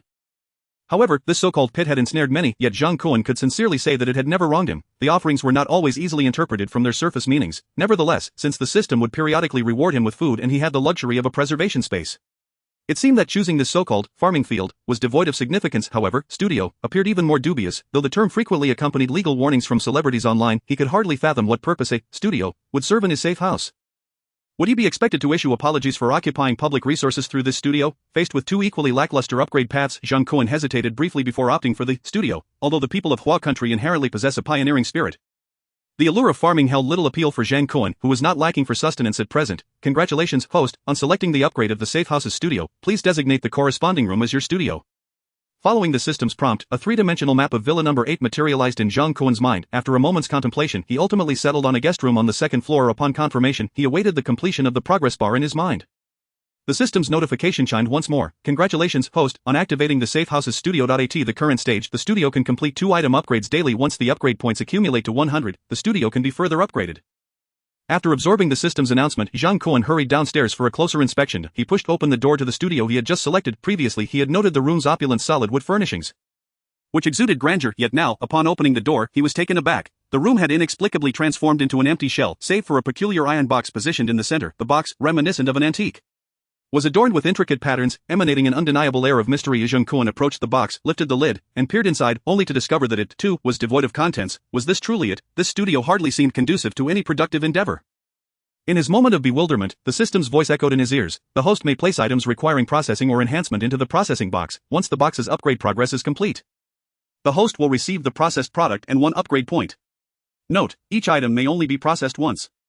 Heeding the system's advice, Zhang Kun promptly withdrew his most long-standing companion, a shotgun, and placed it directly into the box. Indeed, as soon as he closed the lid, a progress bar began to manifest on the lid's surface, incrementally filling. After approximately 5 minutes, the progress bar completed its course. Accompanied by a sound akin to a microwave's notification, the box suddenly popped open. Leaning in to inspect, Zhang Kun discovered the shotgun lying quietly within, seemingly unchanged. However, as he withdrew the weapon, a new piece of information flashed in his mind. Processed shotgun. Trait, infinite ammo, host upgrade points 1, current total, 1 point. Previously, the shotgun had a capacity of only 5 rounds, necessitating meticulous counting after each shot, lest he find himself empty-handed when confronted with an adversary. Now, endowed with the attribute of infinite ammo, it was as if he had struck gold. After toying with the shotgun for a moment, Zhang Kun decided to retrieve his seldom-used MP5. Noticing ample space remaining in the box, he hesitated briefly before also adding a police sniper rifle, 5 grenades, and 4 flashbangs. Once again, upon sealing the box, the progress bar illuminated, albeit this time at a markedly slower pace. Observing the sluggishly advancing bar, Zhang Kun pondered the implications. It became clear from the system's earlier announcement that he had 2 opportunities for upgrades each day, rather than being restricted to only 2 items, although one opportunity had been squandered. Discerning the precise rules would facilitate future endeavors. If each grenade yielded a point, then with his current arsenal, accumulating several points daily would pose no challenge, effectively rendering it an infinite point farm. Given that each accumulation of 100 points allowed for 1 studio upgrade, Zhang Kun could feasibly reach this milestone within 3 days. He could only speculate what additional enhancements might accompany the studio's upgrade. This time, the processing of items took considerably longer, with the progress bar taking over half an hour to complete. When Zhang Kun finally opened the box to collect his items, he discovered that each firearm had merely gained the infinite ammo trait. Mirroring the shotgun's upgrade, the grenades, however, had acquired a new trait called stun, described by the system as enabling grenades to incapacitate rather than kill enemies within the blast radius. The flashbangs, on the other hand, received an attribute that bordered on excessive blinding, which was self-explanatory, rendering anyone caught in its flash permanently sightless. Zhang Kun was largely satisfied with the results of this round of upgrades, though he felt a twinge of disappointment upon seeing the upgrade points accrued. The second upgrade had nearly filled the box, yet he had only garnered 4 points. Moreover, the system had not clarified how these points were calculated, suggesting that he would need to gradually unravel the rules in future upgrades. After tidying up his items, Zhang Kun exited the studio. After a moment's reflection, he hung a sign declaring no entry for idle individuals outside the studio before descending the stairs to prepare breakfast for the 3 of them. Upon reaching the open kitchen on the first floor, he was suddenly taken aback by the appearance of a familiar figure. What is happening? Chapter 145, Su Ziqing's new ability in the open kitchen. Su Ziqing stood dazedly at the stove, her front-opening nightgown unfastened, the belt carelessly left untied, presenting an uncharacteristically resplendent sight, yet it was evident that she had not fully awakened upon hearing Zhang Kun's inquiry. She turned her head in a daze, her voice thick like molasses. "Oh, master brother, what are you doing here? Of course, I can be wherever I wish. The real question is, how did you come down from the 3rd floor? Huh? The 3rd floor? Down? Wasn't I on the 3rd floor? Observing Su Ziqing's befuddled expression, Zhang Kun quickly approached and helped her secure her unruly nightgown to prevent any further distractions, once Su Ziqing had fully roused from her sleepy state. Zhang Kun reiterated his earlier question. I don't know, I just felt so hungry and wanted to come to the kitchen for something to eat." Seeing the seriousness etched on Zhang Kun's face, Su Ziqing felt utterly aggrieved. The previous night had been quite wild, leaving her awakened by the rumbling of her stomach. In her groggy state, she had simply thought to find something to eat in the kitchen. only to realize, upon opening her eyes, that she was already in the kitchen on the first floor. As if to corroborate her words, her stomach gurgled intermittently as she spoke, causing a blush to bloom on her lovely face. Noticing the young girl was in distress from hunger, Zhang Kun chose not to press her further. He retrieved ingredients from his space and instructed her to prepare lunch, although Zhang Kun had risen at around 9:30. His exploration of the newly acquired studio had consumed nearly 2 hours, now approaching 11 o'clock, observing Su Ziqing bustling about in the kitchen, occasionally sneaking sweet treats into her mouth to stave off hunger. Zhang Kun's eyes sparkled with delight. His admiration was not solely due to the snug fit of her nightgown highlighting the youthful curves of the 18-year-old girl, but rather stemmed from the realization that her physique was extraordinarily unique. She was truly a gem in this apocalyptic world. First, she inexplicably gained a sharpshooter buff. Now it seemed she had developed an ability akin to teleportation under the influence of some substance. It was almost too formidable to fathom. Were it not for his own reliance on the system, Zhang Kun might have found himself looking up to this fortuitous girl before long. No, she was a queen of luck. In comparison, Zhang Yubing simply was doing fine. After all, with ample provisions at his disposal, taking in a few idle individuals was hardly a burden. Furthermore, only children make choices. Adults naturally desire it all. With this thought in mind, Zhang Kun beckoned once more, retrieving freshly picked lychees and sugar oranges from his space, arranging them into a fruit platter before him. Ziqing, don't just indulge in sweets. Fresh fruit is essential for your health. Upon hearing Zhang Kun's call, Su Ziqing hurriedly concealed the sweet treats in a small bowl beside her, sweetly responding in affirmation. Yet the next moment, she inexplicably vanished from her spot, and Zhang Kun felt a rush as she materialized beside the dining table. Ah! While Zhang Kun remained unfazed, Su Ziqing let out a piercing scream in fright. What are you screaming for? Don't be so dramatic, finish eating and get back to cooking. Zhang Kun pushed the fruit platter toward her. Though he appeared calm and composed, he was profoundly pleased with Su Ziqing's sudden ability to materialize at will. The capacity to silently appear wherever desired, combined with her sharpshooting prowess, rendered her a nightmare for any adversary. Who said a marksman couldn't be an assassin? My woman certainly can. Zhang Kun peeled a lychee and fed it to Su Ziqing as a reward, then stretched lazily, indicating his intention to head upstairs to check on the still slumbering Zhang Yubing. They had agreed to share household duties upon joining forces, yet it seemed all the burdens had fallen upon Su Ziqing. If she were to become exhausted, it would be better for him to find a tofu block to throw himself against. Ascending to the third-floor bedroom, Zhang Kun pushed the door open to find Zhang Yubing rummaging through something. Upon noticing him, she seemed startled, clutching the clothes in her arms tightly to her chest and letting out a startled cry. What are you doing? Why is everyone so prone to screaming today? It's as if you didn't get enough of it last night. Hearing Zhang Kun's words, Zhang Yubing's face flushed even deeper. It wasn't out of shyness, but rather because she had just realized that she had started her period. Though a perfectly normal physiological occurrence, it was still a source of embarrassment in the presence of Zhang Kun. Despite Zhang Yubing's efforts to conceal her secret, Zhang Kun quickly caught sight of a crimson stain on the nightgown she was holding, instantly comprehending what she was trying to hide and deducing what she had just been searching for. With a grand gesture, he produced a package from a prestigious international brand, exclaiming, "What's the rush? Let us indulge in some fine cigars." Zhang Kun's nonchalant demeanor only served to deepen the blush on Zhang Yubing's cheeks. Lunch was once again prepared by Su Ziqing, and due to the villa's seemingly endless supply of hot water, Zhang Yubing volunteered to handle the dishwashing. Zhang Kun and Su Ziqing, meanwhile, were not idle. After a brief respite post-lunch, they took to the courtyard to practice her newly acquired abilities. Although Su Ziqing had unknowingly utilized her power twice already, diligent practice was essential for effective application in real-world scenarios. The reasoning was simple. The man who had been the subject of widespread ridicule online had only managed to master his blend of basketball and dance after 2.5 years of relentless training.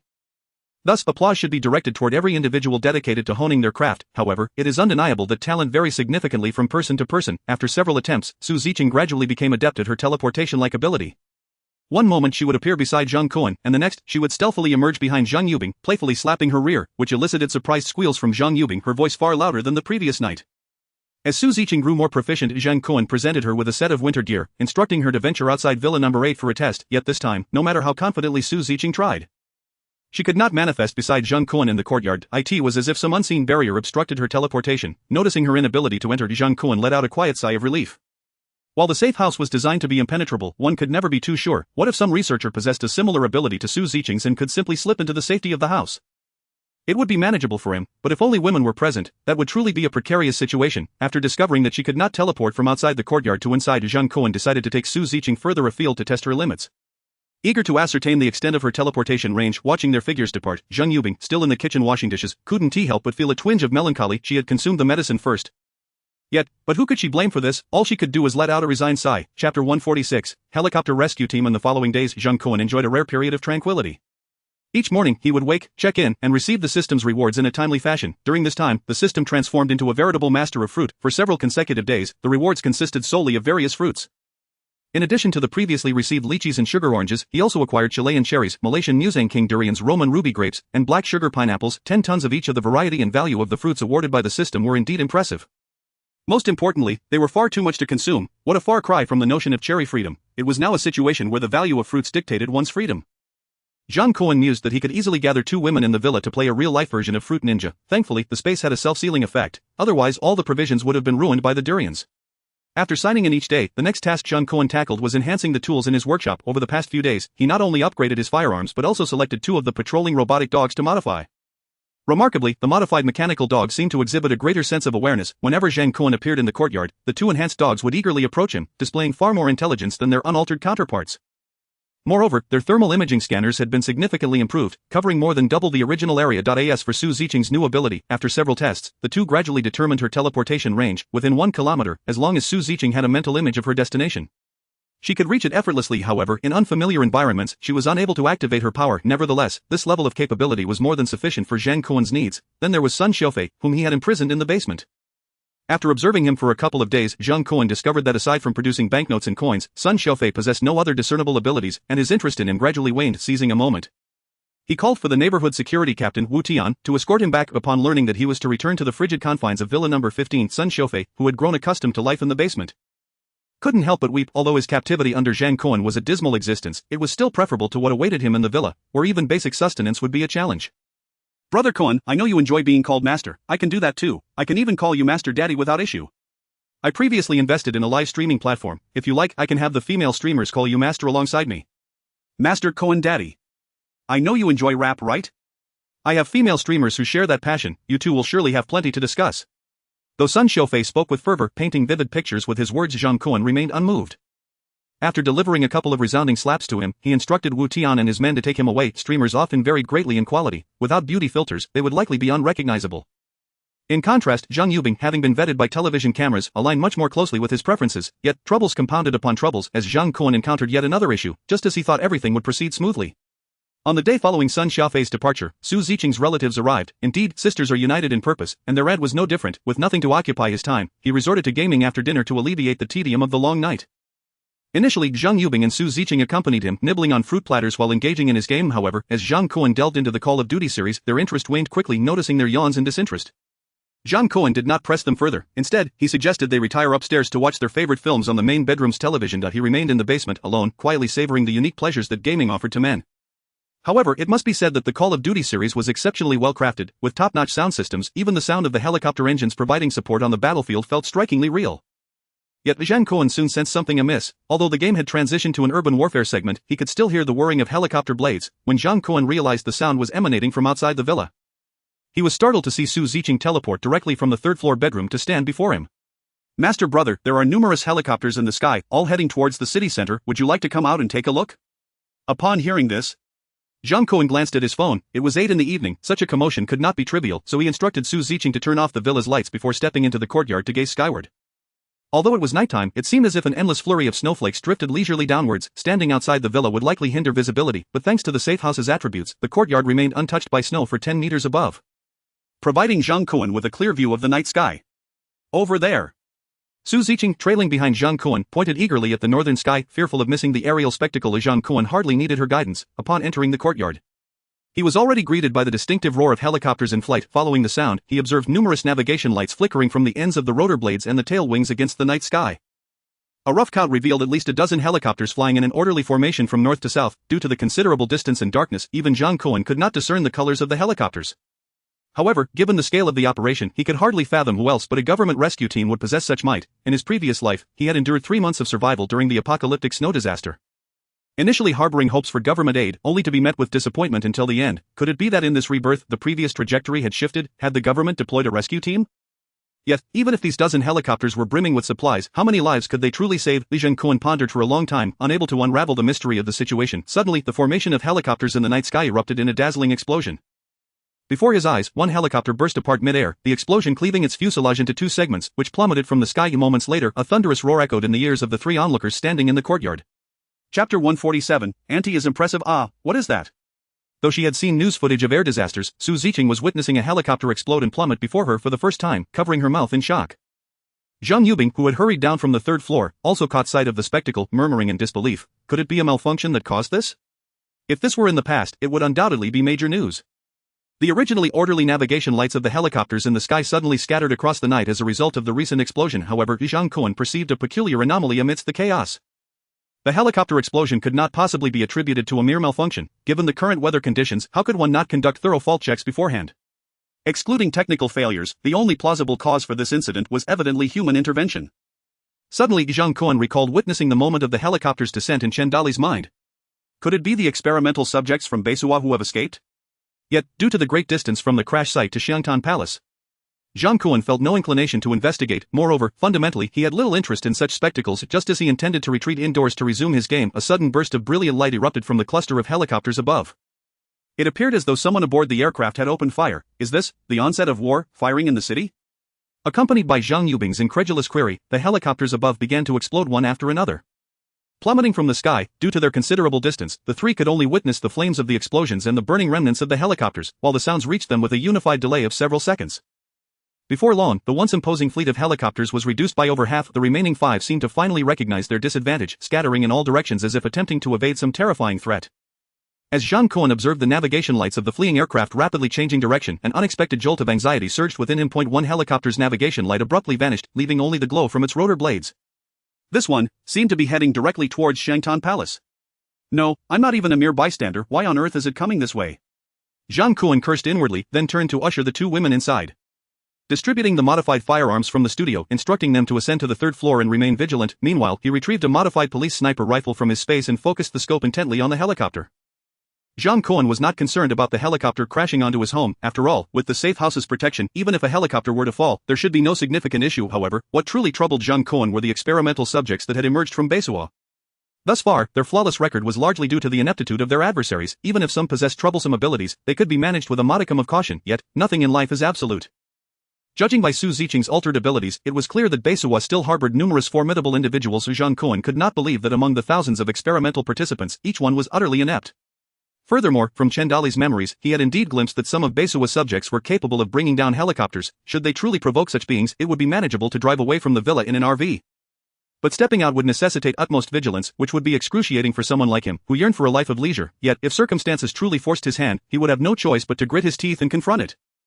Through the high-magnification scope, Zhang Kun could see the pilot of the helicopter, his face etched with anxiety as he shouted something. What surprised him was that the pilot was clad in the uniform of a Chinese Air Force pilot. These helicopters were indeed dispatched by the government, but who were they clashing with? Could it be that those from Beisuo had grown so audacious as to confront military personnel? Before Zhang Kun could formulate a coherent thought, the helicopter whizzed past overhead, seemingly returning to its point of origin. The three on the rooftop let out a collective sigh of relief, only for a sudden explosion to erupt from the helicopter's cockpit. Followed by a violent detonation that transformed the entire craft before their eyes into mere fragments. Zhang Yubing and Su Ziqing, witnessing such a scene at such close proximity for the first time, gasped in shock. Zhang Kun instantly deduced that someone must have pursued them nearby, leading to the helicopter's destruction. He promptly activated the thermal imaging scan of the patrolling robotic dog in the yard to its maximum capacity, ensuring no suspicious individuals lurked in the vicinity. Fortunately, the enhanced thermal imaging, capable of covering half of Xiangtan Palace, revealed no anomalies aside from a few security personnel emerging from Villa number 15 to observe the commotion. Everything else appeared normal. Just as Zhang Kun grappled with the bewildering events of the night, Zhang Yubing and Su Ziqing suddenly approached him, holding a smartphone. "Brother Master, take a look at this." Zhang Kun took the phone and saw a small video playing.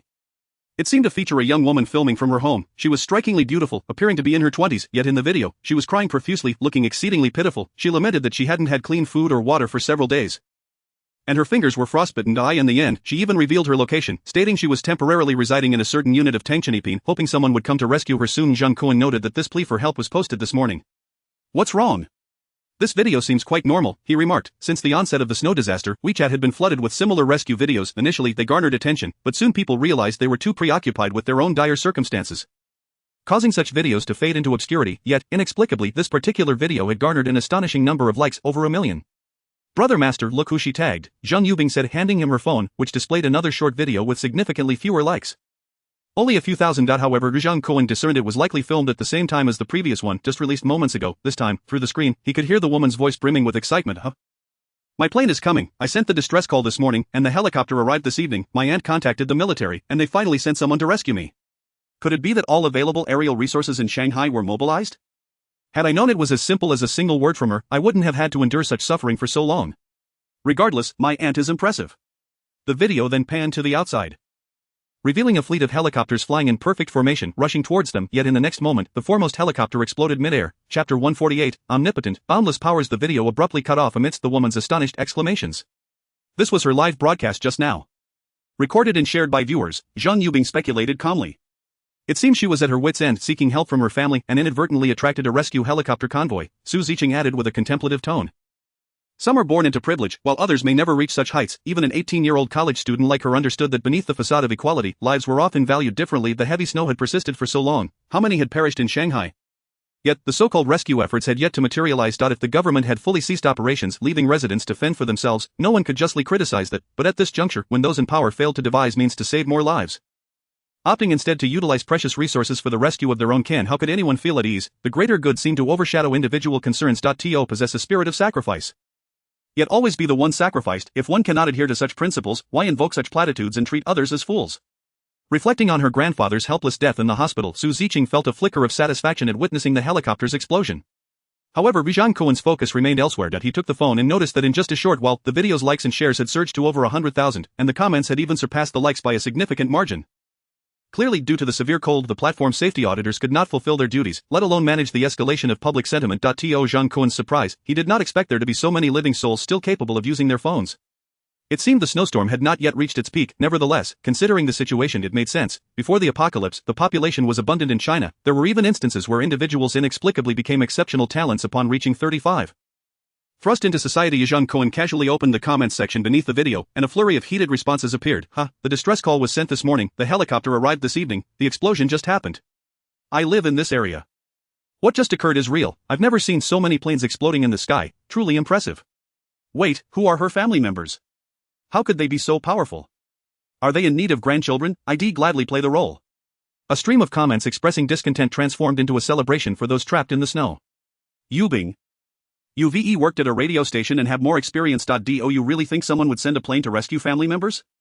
Upon hearing Zhang Kun's inquiry, Zhang Yubing shrugged her shoulders and spread her hands, saying, if there were a camera pointed at me, I would undoubtedly advise everyone not to believe or spread rumors, and to resist being swayed by certain foreign hostile forces. However, in private discourse, such facts are quite normal. It is only human nature to prioritize one's own children in times of crisis. If a person in a position of great power cannot even save their own kin, how could they possibly be expected to allocate resources to rescue others? Zhang Kun shook his head, responding, yet what concerns people more is that he is only willing to expend resources to save his family. Master, it is entirely natural to harbor such concerns, for humanity has always been more troubled by inequality than by scarcity. But as far as I know, no nation in this world has truly achieved equality for all. Clearly, as the leading host of the television station, Zhang Yubing possesses her own insights regarding many societal issues. After listening to her words, Su Ziqing could not help but murmur, but do they truly intend to stand by while others perish? My grandfather, how many lives were lost in the hospital when the temperature began to drop? Zhang Yubing sighed. Ziqing, you are too naive. Is it easier to save millions or just a few individuals? Even without having held an official position, one can discern the logical choice. Let's not even consider other places, simply in Shanghai. How much material would be required to keep these millions alive? In a situation of deficit, who can sustain such a burden? It is better to endure a short pain than a long one, rather than nourish a group that may one day oppose you. It is preferable to. Zhang Yubing made a decisive gesture with her slender hand. The implication cleared out. Su Ziqing hesitated, choosing not to voice her thoughts but instead opting for silence. This unspoken sentiment was already evident in the actions of the remaining survivors in the city. It was audacious for someone to rashly attack a helicopter formation. Such an act is a blatant challenge to authority, but who can be blamed for it? In ordinary times, the common people might endure. But when they realize that mere survival has become a luxury, they reveal their long-repressed fangs and attempt to lash out. Zhang Kun patted Su Ziqing's shoulder, instantly understanding her unspoken thoughts, though he wished to comfort her. He found himself at a loss for words. While theoretically all humans are equal, class distinctions undeniably persist. In any era, achieving mere superficial respect is already a formidable challenge, let alone genuinely treating everyone equally. Alas, it is the soldiers in the helicopter who bear the brunt of this reality. In theory, they were merely following an inexplicable order, muddling through to rescue someone unrelated, yet they ultimately paid the price with their lives. Had that woman simply boarded the helicopter quietly, nothing would have transpired. Instead, she chose to employ the most attention-grabbing tactics, broadcasting videos on WeChat, attracting the covetous gaze of the Research Institute's subjects, and even initiated a livestream as the helicopter approached. Inadvertently revealing the rescue team's movements, this not only endangered herself but also left the soldiers in a perilous situation, returning empty-handed, a truly foolish outcome. Zhang Kun silently critiqued, then retrieved a cold weather suit from his supplies, beginning to don it. Master, what are you planning to do? Master, venturing out now may lead you to encounter those who shot down the helicopter. It could be dangerous. The two women attempted to dissuade Zhang Kun. Not only out of concern for his safety but also because they sensed the brewing chaos of the times and wished for their head of the household to remain with them. Yet Zhang Kun waved them off, firmly stating, "When the helicopter opened fire earlier, I noticed it still had heavy weaponry inside. If I'm fortunate, I might be able to salvage some of those weapons to bolster the defenses of our villa. Moreover, if possible, I would like to inquire with those pilots about their origins." Chapter 149, The Captured Pilot. "I'll go grab a few oranges, you two stay right here and do not move." With that, Zhang Kun turned and descended the stairs, watching him leave while seeking to take advantage. Zhang Yubing's expression became complex. She had something she wished to say but found herself unable to voice it, even if there truly were a refuge. What difference would it make? To put it bluntly, what are the three of us? Do we truly aspire to enter a sanctuary? Unbeknownst to Zhang Yubing, Zhang Kun's words were equally veiled. The firearms Zhang Kun currently possessed were already ample, and a significant portion had been modified by the system. In truth, he was not particularly concerned about acquiring another heavy machine gun. However, his apprehension stemmed from the potential risk of such weapons falling into the wrong hands. This was his primary concern. Imagine, one day Zhang Kun, clad in a flight suit, sipping soda and rapping in the sky, suddenly finds himself under fire from a hidden machine gun. Where would he seek justice then? If the helicopter were to crash far away, even if someone went to salvage it, the likelihood of it affecting him would be minimal, hence Zhang Kun would care little. However, near Shangtan Palace, he felt compelled to investigate. Should the security personnel from the 15 villas seize those firearms, the currently tranquil situation would inevitably spiral into chaos. Human hearts are most susceptible to temptation, especially when armed with what they mistakenly believe could alter their fates. Though eliminating them would not pose a significant challenge, no one is born a killer, and at his core Zhang Kun still relished beef. This time, Zhang Kun chose not to don the flight suit for his approach. Although the thermal imaging from the dog showed no anomalies, he was reluctant to take to the skies too hastily lest he attract the attention of the research institute's subjects. Nevertheless, his physical prowess and speed had been enhanced by the system, allowing him to reach the site of the explosion in a remarkably short time. The helicopter had crashed near the entrance of Shangtan Palace. When the aircraft exploded, it seemed to sense impending danger, desperately attempting to lower its altitude in a bid to evade disaster. Yet, this did not alter its fate of disintegration. Upon arriving with his shotgun, Zhang Kun found the scattered wreckage resembling a pile of Lego blocks, even with blueprints. He could not reassemble it, let alone anyone else. The weapons on board had also been shattered beyond recognition. Even if someone were foolish enough to attempt restoration, the twisted barrels would likely explode the moment a bullet was fired. Nonetheless, Zhang Kun pressed on, sifting through the debris in search of survivors. Unfortunately, he found nothing. Perhaps the pilot and gunner had perished alongside the aircraft. Zhang Kun let out a soft sigh, preparing to turn back when he suddenly heard a faint click. Though it was subtle, his keen senses picked it up, a pistol being cocked. Before he could react, the most dreaded scenario unfolded. Bang! A gunshot rang out unexpectedly, and Zhang Kun felt a jolt in his calf, as if struck by a hammer, causing him to lose his balance and crash to the ground. "Stop, don't move, put down your weapon." Though the words were threatening, the voice sounded weak. It was outrageous that they did not issue a warning before firing. At the very least, they could have fired a warning shot to prepare him. What an absolute fool! Zhang Kun disregarded his injury, rolling on the ground to take cover behind the wreckage of the helicopter's rotor. He cautiously peered up, following the sound through the gaps in the rotor blades, only to discover a soldier clad in an Air Force jacket crouched in a snowbank, aiming a pistol at him. How had the thermal imaging failed to detect this individual? Had the heat from the helicopter's explosion obscured his profile? Despite the confusion, Zhang Kun's actions were swift. He leveled his shotgun at the soldier, exclaiming, "Do you expect me to just drop my weapon upon your command? That would be quite undignified for me. Besides, I've already been shot. Why should I listen to you?" As he spoke, he retaliated by pulling the trigger toward the pilot's position. Bang! He subtly adjusted the angle of his gun, ensuring the shot barely skimmed the pilot's side. This technique could be dubbed a near-miss master, akin to the art of outlining. In Huagua, gun control is exceptionally stringent, and although pilots must remain vigilant against potential civilian attacks, they are rarely prepared for genuine threats. Coupled with his injuries, the pilot was left cowering on the ground, too frightened to raise his head. Zhang Kun, however, did not afford him the opportunity to retaliate and hopped towards the pilot. Hearing the approaching footsteps, the pilot quickly realized, lifting his head to gauge Zhang Kun's position. In a flash, Zhang Kun lunged at him with the speed of a cannonball, colliding with the pilot. Ah! The pilot, who had just survived the crash, felt as if he had been struck by his own helicopter, only able to emit a startled cry before Zhang Kun pinned him down with overwhelming force.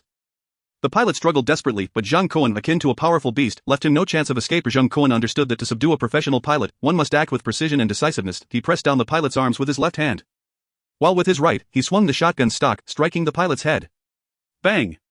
With a single blow, the pilot's head lulled, and he succumbed to unconsciousness. After subduing the pilot, Zhang Kun glanced around and finally noticed that two lifeless crew members were already lying in a snow pit behind her.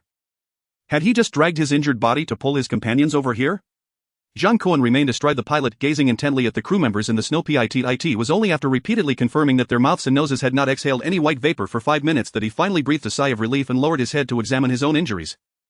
Although his left calf burned with pain, it was strange that his cold weather suit remained intact. It should merely be a bruise. Zhang Kun pried open the pilot's tightly clenched fingers, seized the handgun inside, and discovered that the pilot's only weapon was a 9mm police revolver loaded with rubber bullets. This equipment might seem somewhat intimidating in the eyes of others, yet to Zhang Kun, It appeared woefully inadequate. This gun was hardly lethal unless aimed at the head or eyes. How could a pilot going on a mission be equipped with such a weapon? A flicker of doubt crossed Zhang Kun's mind. Prompting him to seek clarification, however, it was too cold outside, and the pilot beneath him was unconscious, making it inconvenient to interrogate. After a moment's contemplation, Zhang Kun decided to first take the pilot back to the villa, once all his questions were answered. He would then consider how to dispose of him, yet, when Zhang Kun lifted the pilot, he failed to notice that the snow pit beneath the other chest had formed two depressions. Neither large nor small, that were distinctly deeper than those made by an average person. Chapter 150, Divine Red Mark half conceals the face. Master brother, this is actually a female pilot. Upon removing his cold weather suit, Zhang Kun finally had the leisure to examine the tightly bound pilot, who had been secured by Su Ziqing. The pilot's uniform was originally designed to be warm and cold resistant, while its thickness could not compare to that of the cold weather suit provided by the system. It was still quite substantial. Wearing it was evidently too warm, and it wouldn't be long before she broke into a sweat. Su Ziqing had already stripped the uniform off, and upon seeing the pilot's impressive physique, she couldn't help but exclaim. Although she felt a twinge of dissatisfaction at Zhang Kun's acquisition of another woman, she dutifully proceeded to bind her further. When Zhang Kun turned back, he saw that Su Ziqing had placed the female pilot's hands behind her back. Securing her elbows with her own hands and ensuring her forearms were pressed closely together, thick hemp ropes were wound around her wrists several times, guaranteeing that her arms would remain secured. And then the rope was wrapped around her torso, forming a character at her chest. With Su Ziqing's adept binding, the female pilot's figure appeared even more alluring. It must be said that this young lady knew how to tie someone up well. If she were to develop this skill in some peculiar direction in the future, she could achieve great things. Really, I hadn't noticed. I refuse to believe that after all this time, you still didn't know. Master brother. You such a bad egg. At the side, Zhang Yubing, who had already caught on to the situation, couldn't help but stifle a laugh. Ziqing is right. If she weren't a woman, the master wouldn't have brought her back. Hey, don't speak carelessly. Initially, I just thought this fellow had particularly well-developed pectorals. Zhang Kun nearly made a face resembling that of a husky pointing a finger. How dare these two women mock him? Had he never brought back a man? At the very least, he had kept the wealthy second-generation Sun Shoufei locked in the villa for a few days. The key point was that Zhang Kun genuinely hadn't noticed that he was carrying back a woman. With so many layers of clothing between them, even if the touch was soft and pleasant, someone like him, a paragon of virtue, would naturally assume it was merely the plush fabric of the clothing. Too lazy to banter with them, he strode over and yanked off the pilot's helmet. Upon seeing the woman before them, the three in the room were taken by surprise. The woman appeared to be in her 20s. Sporting a head of short black hair and a strikingly beautiful face, even the bangs on her forehead could not conceal the unique charisma that set her apart from other women. Judging solely by her appearance, she was not inferior to Zhang Yubing or Su Ziqing, yet the flaw lay in the prominent red mark that extended from the right side of her forehead downwards. Roughly the size of half a palm, it was evident that her bangs were desperately attempting to conceal this natural blemish, but the effect was minimal. This was also the reason for the astonishment felt by the three. Initially, Zhang Kun had thought he had accidentally shot her and reached out to wipe the area clean, wanting to see if there was an injury. However, after a couple of attempts with no effect, he realized it was merely a birthmark and had nothing to do with him. Upon seeing the expression on the female pilot's face, Su Ziqing and Zhang Yubing prudently fell silent, each regretting their earlier jest regarding her gender with Zhang Kun. Their degree of remorse was enough to wake them from sleep in the middle of the night, sitting up in bed and slapping themselves, what is most important to a woman, though reluctant to admit it. In any era, a clean and beautiful face is undoubtedly a significant advantage. Girls with appealing looks are genuinely more likable and more likely to gain opportunities. After all, beauty is justice. This is an undeniable fact. Yet, the female pilot before them clearly could not enjoy such privileges. Zhang Yubing and Su Ziqing, both women themselves, understood that throughout her growth, she would undoubtedly face much unfair treatment and exclusion due to this birthmark. Master brother, don't wipe it. It won't come off, just let me be. The rope is a bit tight. I'll loosen it a little. No, what are you doing, little Su? Zhang Kun was evidently less empathetic than Su Ziqing. He felt somewhat lost due to her mysterious actions. Wasn't the rope tied quite well? Every critical point had been addressed, and loosening it would lead to, what if she escaped?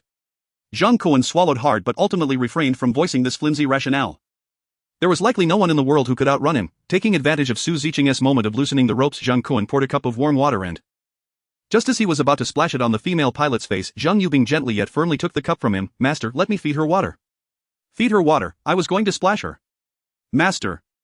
Don't be silly, let me take care of it. What on earth, Bo dear, what are you all up to? Was it really necessary to make such a fuss over a birthmark on her face? Besides, that woman had just shot me outside. Why did it feel like she was receiving better treatment than I was now? Zhang Kun felt quite helpless, but since they were already back at the villa, and he was not worried about her causing any trouble, he allowed the two women to proceed with their antics. After a cup of warm water was consumed, the female pilot's beautifully arched brows furrowed slightly, and she slowly began to awaken. Upon seeing Zhang Yubing offering her water, the female pilot froze momentarily. Then, as if gripped by overwhelming fear, she suddenly leaned back, crashing violently against the wall. The jarring impact exacerbated her injuries from the crash, causing her to curl up against the wall like a shrimp, unable to suppress her pained groans. Are you all right? Is the binding too tight? Miss, don't panic. Once we clarify the situation, we'll loosen the ropes for you. Su Ziqing and Zhang Yubing hurriedly approached. Helping the female pilot up, the first thing the female pilot did upon being assisted was not to inquire about her whereabouts but to frantically toss her hair, trying to use her bangs to cover the birthmark on her forehead. "Where's my helmet? Please give me back my helmet." She was in a state of sheer panic, desperately seeking the only thing that could provide her with a sense of security. This helpless demeanor made Zhang Yubing and Su Ziqing feel even more sympathetic.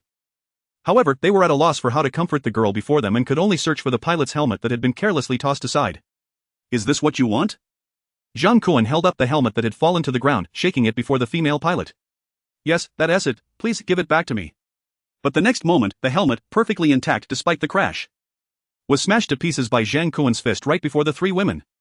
"Ah, you!" In an instant, despair flickered across the female pilot's face. Upon seeing the shocked expressions of those around her, Zhang Kun shrugged and tossed the broken helmet aside. Divine red mark half conceals the face, preventing the world from seeing her true appearance, yet I shall gaze upon it to my heart's content. Is that not permissible? Chapter 151, The Past of Zhou Tinglan. Witnessing Zhang Kun's somewhat reckless punch, Zhang Yubing and Su Ziqing were momentarily left speechless in shock. Conversely, the female pilot wore a face of resigned acceptance after her moment of despair, yet she instinctively turned her face away, attempting to use the undamaged side to shield the right side of her face marked by the birthmark. However, Zhang Kun was unconcerned with her attitude. He brought over a chair and boldly sat down in front of her, inquiring, "What is your name?" "Zhou Tinglan." "Where do you come from? If the plane hadn't crashed, where were you headed? Is your stubbornness related to the birthmark on your face?" His words dripped with provocation, yet she remained silent. However, Zhou Tinglan finally turned her head, facing the man who had so casually obliterated the cover she had strived years to acquire. Even Zhang Yubing and Su Ziqing felt that Zhang Kun's remarks were somewhat excessive and wanted to intervene, but were halted by Zhang Kun's sharp gaze. "You two go wait in another room for now. The scene that follows might give you nightmares." Zhang Yubing and Su Ziqing exchanged glances, resigned to retreat upstairs. As the woman present at the scene departed, Zhou Tinglan swallowed hard, her face betraying an additional layer of panic as she took the initiative to speak. "Are you planning to resort to torture? I have undergone professional training. If you intend to extract state secrets from me, you might as well kill me directly to save yourself the trouble." "What state secrets? Is it about why pilots are equipped with rubber bullets?"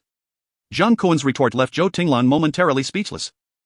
Yet, to her utter disgust, this man committed an even more repulsive act. Zhang Kun, disregarding Zhou Tinglan's struggles, forcefully pressed his hand against the birthmark on her forehead.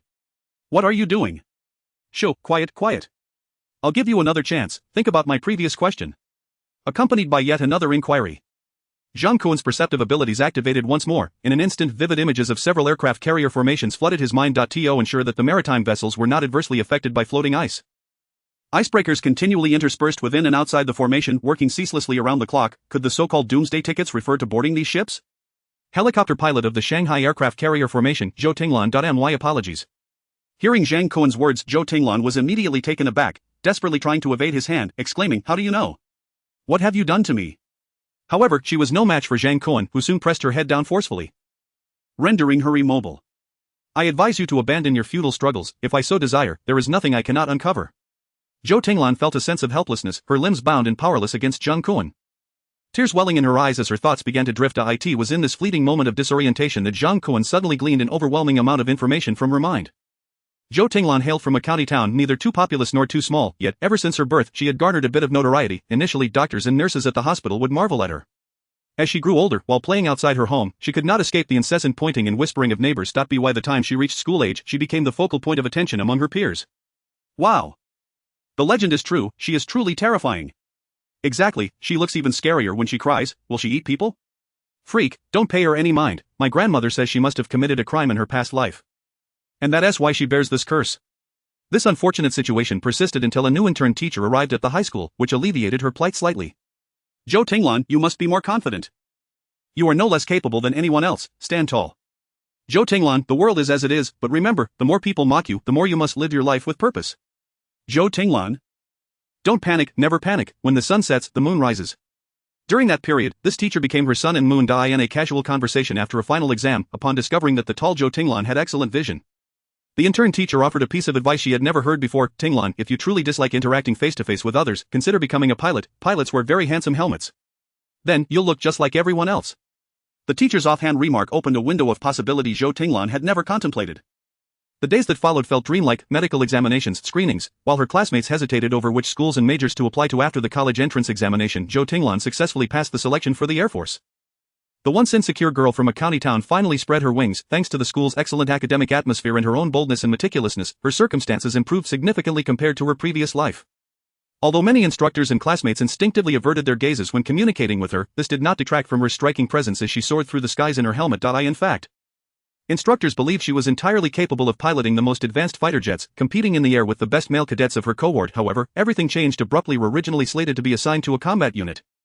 She found herself unexpectedly reassigned to the Shanghai aircraft carrier's helicopter formation due to a sudden order. Initially, she thought it was merely a routine transfer, yet her keen observation soon revealed irregularities for reasons unknown. The aircraft carrier formation had suddenly mobilized, with everyone relocated to the sea. When she inquired about the specific mission from higher-ups, she was met with nothing but secrecy. The mission was so hastily organized that the aircraft carrier had not even managed to fully equip itself with supplies, necessitating continuous resupply missions via transport ships and helicopters. Furthermore, many bombers and fighter jets were not loaded into the hangars, leaving space occupied by enormous containers, in addition to a shortage of combat personnel. Numerous unidentified individuals in formal attire had appeared on the aircraft carrier. Among them were some she had flown from Shanghai to the ship, including influential figures whose mere presence could shake the nation. Even though Zhou Tinglan had only seen them on CCTV during her time in the military, she could not fathom why these high-ranking individuals, who should not have been on the aircraft carrier, occupied numerous rooms, including the mess hall designated for officers. That evening's mission was to retrieve the niece of one of these prominent figures from a luxury residence. Chapter 152, a terrifying high-altitude encounter faced with such a grandiose rescue operation. The helicopter pilots aboard the aircraft carrier were understandably difficult to placate. What does this mean? Are we really rescuing the young lady, Ryan? Why should so many of us risk our lives for one person? Even my parents have never had the chance to board a warship. Now we are expected to put ourselves in danger for someone unrelated to us. What do those above think of us? Exactly, Captain. I haven't been able to contact my family for over 10 days. They are also in Shanghai. Can I go home and see them? Zhou Tinglan also had someone she wished to save. Although her parents had always treated her coldly due to her birthmark, considering her an ill omen, they were not on her list of those she wanted to rescue. However, she genuinely yearned to bring her intern teacher, the one who had guided her toward a brighter path, aboard the aircraft carrier. In the face of the agitated helicopter pilots, the captain of the helicopter formation could only sternly strike the task assignment board. A soldier's duty is to obey orders. Look at what you have become. The command I received is simply to rescue the woman in the video. I cannot address your questions or demands, understood? The higher-ups have expended significant resources to support you, and all they ask is for you to execute this mission. If you don't want to participate, you may leave the ship now. I will not stop you. This is an aircraft carrier. I refuse to believe I can't find anyone else who can fly a plane. If you are unwilling, there are plenty who are. However, disloyalty is simply a form of absolute betrayal. Those who refuse to execute their orders should prepare to pack their things and leave when we return. The captain's cold tone made dismissing someone from the ship seem as simple as announcing a deck cleaning duty. As the crowd settled somewhat, the captain shifted his tone, softening his demeanor. The heavy snow outside has persisted for nearly a month. It said the city has descended into chaos, therefore, you will be issued rubber bullets for this mission. All participating rescue team members must prioritize their safety. I do not wish to see this mission fail, and I hope everyone returns alive. Upon landing, remember to bring back only the target individual. Do not complicate matters. The personnel aboard the ship are limited. If you create a mess, I might end up just like you, thrown overboard. Although they felt dissatisfied about deploying so many personnel to rescue one woman, everyone reluctantly boarded the helicopter for the sake of survival. Zhou Milan was no exception. While military schools and the army were relatively straightforward, she understood that some matters, even if one wished to inquire, would yield no answers. Or rather, everyone knew the answers in their hearts but found themselves unable to voice them. The mission initially proceeded smoothly given that the aircraft carrier was only a little over 100 nautical miles from the Shanghai port, roughly 200 kilometers. It was a manageable distance for the helicopters to traverse. As Zhou Tinglan gazed upon the once thriving metropolis of Shanghai, now desolate and shrouded in snow, she couldn't help but feel a pang of melancholy, reminiscing about the leisure she once enjoyed in the city during her breaks. Just as the helicopters neared their destination, the formation encountered an unexpected complication. Initially, the leader of the formation, through radio communication, issued a warning. The instruments in his aircraft had malfunctioned, with various gauges spinning wildly as if something was amiss. Soon, the helicopter pilots following the leader noticed sparks erupting from the cockpit of the captain's helicopter, which then split in two mid-air. Chaos ensued. Each aircraft experienced bizarre instrument failures. Alarms blared within the helicopters, and the radio channels erupted into a cacophony. Damn it, our helicopter is going down. C-03 requests an emergency landing. Shit, I see someone below, seemingly using something to jam our formation, requesting to fire. Who are you requesting from? The captain is on fire. Damn it, if you see it clearly, just act. Don't let any suspicious individuals escape. Otherwise, everyone will be doomed. The sound of gunfire erupted violently, plunging the scene into greater chaos despite several helicopters opting to open fire. Zhou Tinglan, positioned at the rear of the formation, remained in the dark about the unfolding events. Her two teammates aboard the aircraft refrained from firing recklessly as well. The trio decided to hover in the air, deliberating on how to proceed once they could ascertain the situation below. Yet plans are often outpaced by rapid changes. Before they could discern any clues, the aircraft at the front of the formation began to explode one after another. Resembling petals scattered by a celestial maiden, the scene was reminiscent of a human cosmic fleet being pierced by water droplets in a science fiction narrative. However, unlike the fictional tale where humanity eventually discovered the trajectory of the droplets, Zhou Tinglan remained utterly bewildered, grasping little of the reality before her. Retreat, scatter and fly, let's head back to the aircraft carrier first. Although Huawei is an atheistic nation and the notions of demons and monsters are not recognized within the military, the surreal spectacle they were witnessing caused even the helicopters stationed in the rear to panic. Someone on the radio called out, prompting the remaining helicopters to swiftly change direction and flee in disparate routes. Zhou Tinglan initially contemplated ascending to maintain distance from the ground, hoping to avoid being impacted by the unseen threat that had ensnared the formation ahead. However, just as she began to climb, the gunner behind her cautioned, "Don't ascend. Going higher leads to a dead end, stay lower, and if necessary, make an emergency landing." As if to validate his warning, a helicopter that had just descended was blown apart right above them, witnessing her teammates' words manifest into reality. Zhou Tinglan had no choice but to lower the helicopter's altitude, retracing their path. Yet, before they could reach the entrance of the Shangtan Palace Villa area, the helicopter began to malfunction, despite her utmost efforts. She lost control. With the inertia of the aircraft, it finally plummeted onto the snow-covered ground before the villa. After the explosion, the tremendous force from the blast and crash nearly caused Zhou Tinglan to lose consciousness. Yet, in stark contrast to her two teammates who perished instantly, she appeared to have exchanged 25 years of misfortune for a miraculous survival, aside from her ankle being nearly shattered by the deformed frame. She sustained no other injuries. After extricating herself from the wreckage, she limped to pull her two companions from the helicopter. However, before she could return to retrieve any defensive equipment, the aircraft erupted violently, completely obliterating it. At that moment, all Zhou Tinglan possessed was a compact pistol meant for pilot self-defense, containing merely 7 rubber bullets. Chapter 153, You Can Make a Deal with Me. As for the subsequent events, Zhang Kun, being an involved party, found there was little left to inquire about. Although he was eager to learn more about the aircraft carrier fleet, Zhou Tinglan seemed to realize his hand pressed against his forehead was not entirely normal. She decided to close her eyes and turn her head aside, her mind preoccupied with escape strategies. Shunning any further thoughts, Zhang Kun understood that he could not be forceful with such a warrior. Taking a step back to withdraw his hand, he turned to grab his phone, searching for Shanghai Rescue Sister. The first pin post was the live stream recording video that Zhang Yubing had shown him moments ago. Look. Had it not been for your rescue target foolishly insisting on live streaming her exploits, you might have already delivered her back to the aircraft carrier to reunite with her aunt. What a pity. The promise of chartering the entire formation remains unfulfilled. But let's be honest, after all the risks you took flying this mission, what did you gain? Just a remark about how impressive your aunt is. Was it truly worth it? A few thousand per month, and you risked your life for this? Zhou Tinglan scoffed lightly, glancing at the phone screen and coolly retorting, I earned over 20,000 last month. Oh dear. Zhang Kun truly wished to adopt a husky expression of disbelief. Is this really about how much you earn each month? Has this girl lost her mind flying planes? Moreover, at this point, even if you had money, where would you spend it? I just sent off someone who can literally turn food into cash. If fed sufficiently, they could produce your entire month's salary in a single sitting. What is there to be proud of? But Zhou Tinglan thought otherwise, countering, so, is this your justification for bringing our helicopter down, out of jealousy? Hey, if you keep talking nonsense, I'll sue you for defamation. I'm living just fine. Do I need anyone to rescue me? While taking down so many helicopters is indeed impressive, I am not the one piloting that attacking aircraft. Previously, I was merely concerned that your helicopter might crash on my side, and the weapons on board could pose unnecessary complications. Had you not fired at me, I would have long since been asleep. Really? Given our current predicament, do I have any reason to deceive you? Upon seeing Zhang Kun's earnest expression, Zhou Tinglan lowered her head in contemplation for a moment.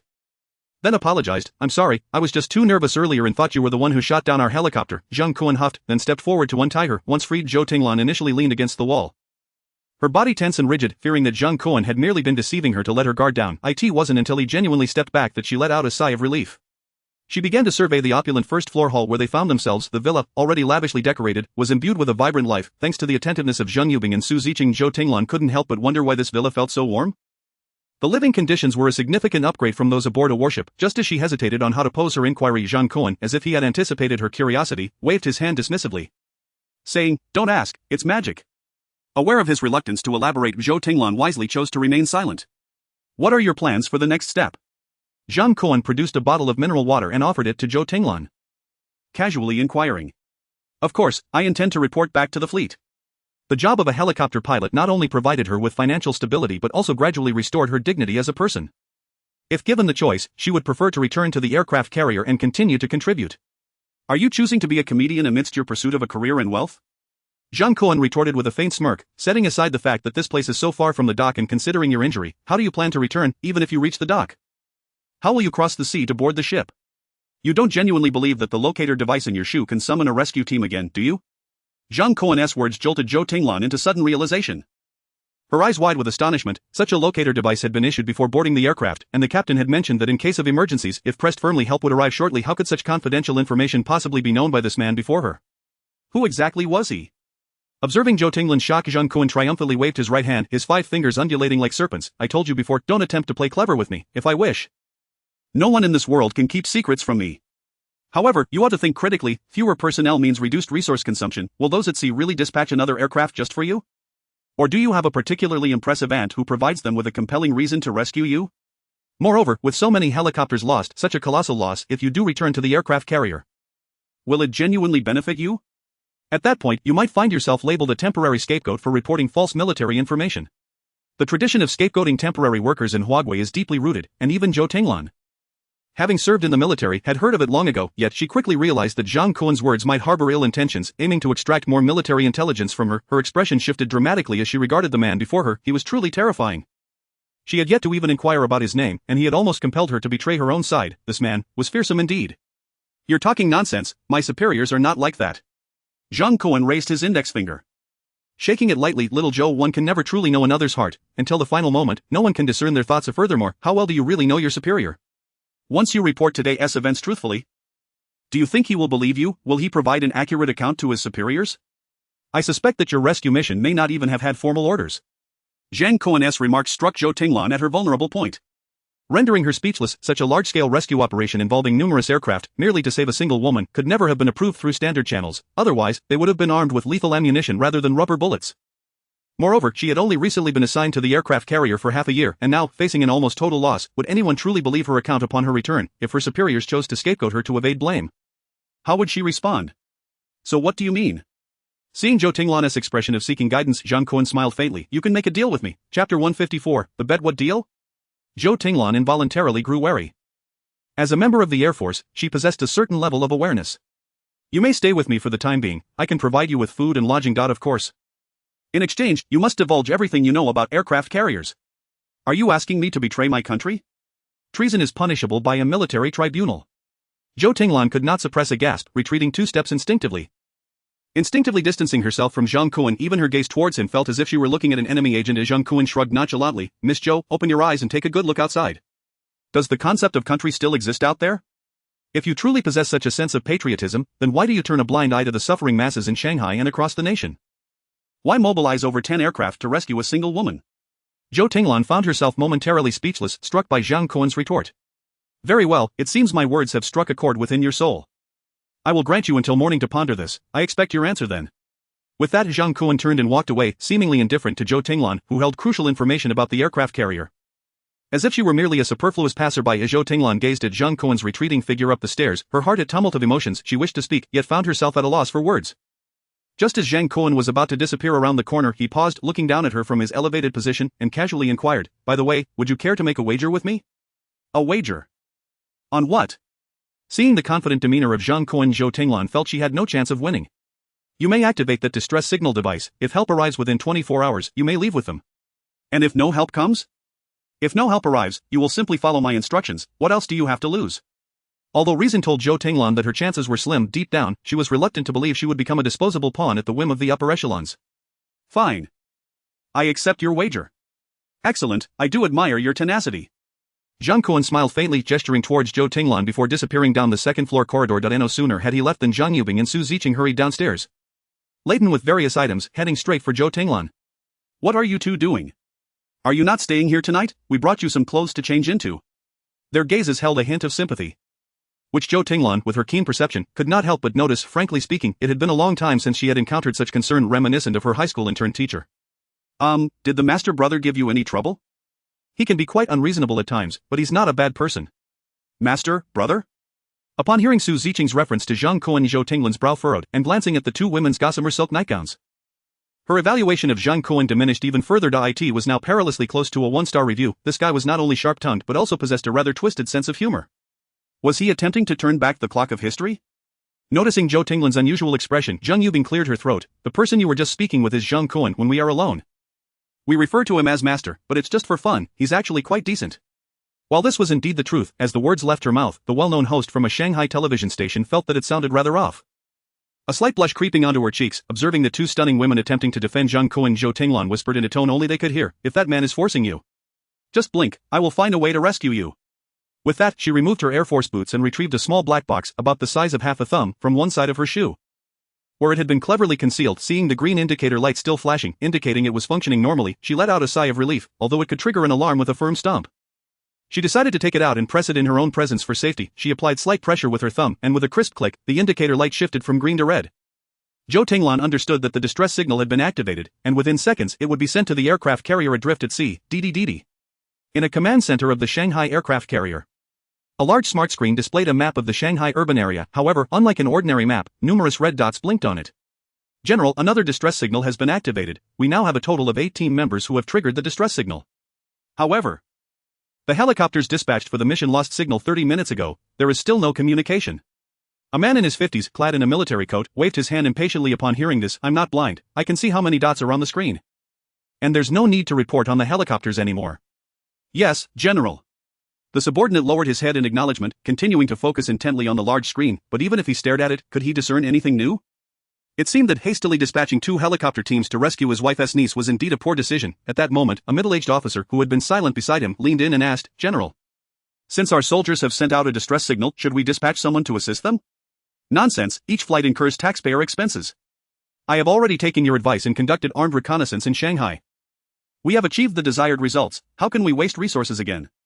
The officer was taken aback, clearly not following the general's line of reasoning. "Armed reconnaissance, my suggestion?" "Exactly, armed reconnaissance. Given that heavy snowfall has persisted for over 20 days. We dispatched 2 helicopter teams to investigate whether the inland cities are still habitable. Though the mission was completed, the helicopter teams and crew were all unfortunate casualties. I suggest awarding them a collective second-class merit and posthumously granting them the Air Force Hero Honor Medal. Do you understand?" "Ah, understood. Alright, return and write the report. I expect it on my desk by morning, and that large screen on the wall, don't keep it on unnecessarily. In these extraordinary times, let us conserve power where we can." "General, this is a nuclear-powered aircraft carrier. We don't need to conserve electricity, The officer instantly grasped the general's implication, gesturing for someone to turn off the screen's power, and then saluted as the general departed. Yet, as he watched the general's retreating figure, he felt a pang of bitterness. Damn it, writing reports is such a hassle. Chapter 155, Tang Chen Pin, Su Kursen Tang Chen Pin. Su Kursen gazed out the window at the helicopters engulfed in flames, her heart sinking. Damn it, who was so blind as to dare attack a military aircraft? These were her hopes of escaping. Had she known it would come to this, why had she quarreled with her parents and hidden away with her friend in this secret residence to indulge in laughing gas? But who could have known that the so-called apocalypse mentioned by those 2 old geezers was indeed true? What infuriated her most was that those 2 old geezers, fully aware of the truth, had not bothered to repeat it to her. How utterly frustrating. With this thought, Su Kursen felt a mix of anger and regret. Wishing she could land a couple of punches on her parents. Unfortunately, those 2 old folks were likely already aboard the ship under the care of their aunt and uncle. Truly a stroke of luck for them. At their age, they were still living such a comfortable life. How infuriating. Su Kursen came from a well-off family, and if one included the discreetly held assets, they could be considered among the upper echelons of society in Shanghai. Like many second-generation wealthy individuals, she had studied abroad, allowing her to avoid the fiercely competitive landscape back home and enabling her to continue enjoying life abroad should anything happen to her parents. In those days, being a naked official was quite the trend. Regrettably, when she graduated from a mediocre university abroad and returned home, neither of her parents had encountered any misfortune. Instead, their positions had risen steadily. And they had become even more secure in their roles. Originally, Su Kursen was among the first to be listed for boarding the aircraft carrier. However, when she received the text regarding the assembly, she had thought it was a scam and ignored it entirely. On the subsequent phone calls from her parents, they insisted that the apocalypse was upon them, urging her to leave immediately for refuge. Which nearly made her, a worldly young woman, burst into laughter. "Old geezers, if you want to pressure me into a blind date, just say so. If you fancy some young master, just set a date and take him to me to register for marriage. After all, it is all just a game. Why bring up the end of the world?" Su Kursen distinctly remembered that when she hung up on her mother, she had flipped the bird at the phone. Later, when her parents urged her too urgently, she simply tossed her phone aside and took another one as she left to celebrate the new year with her good friend who had also returned from studying abroad.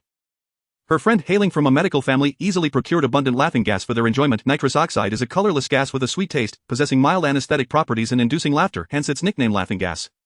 It is typically stored in pressurized steel cylinders, and users often inhale it through balloons, colloquially referred to as ballooning.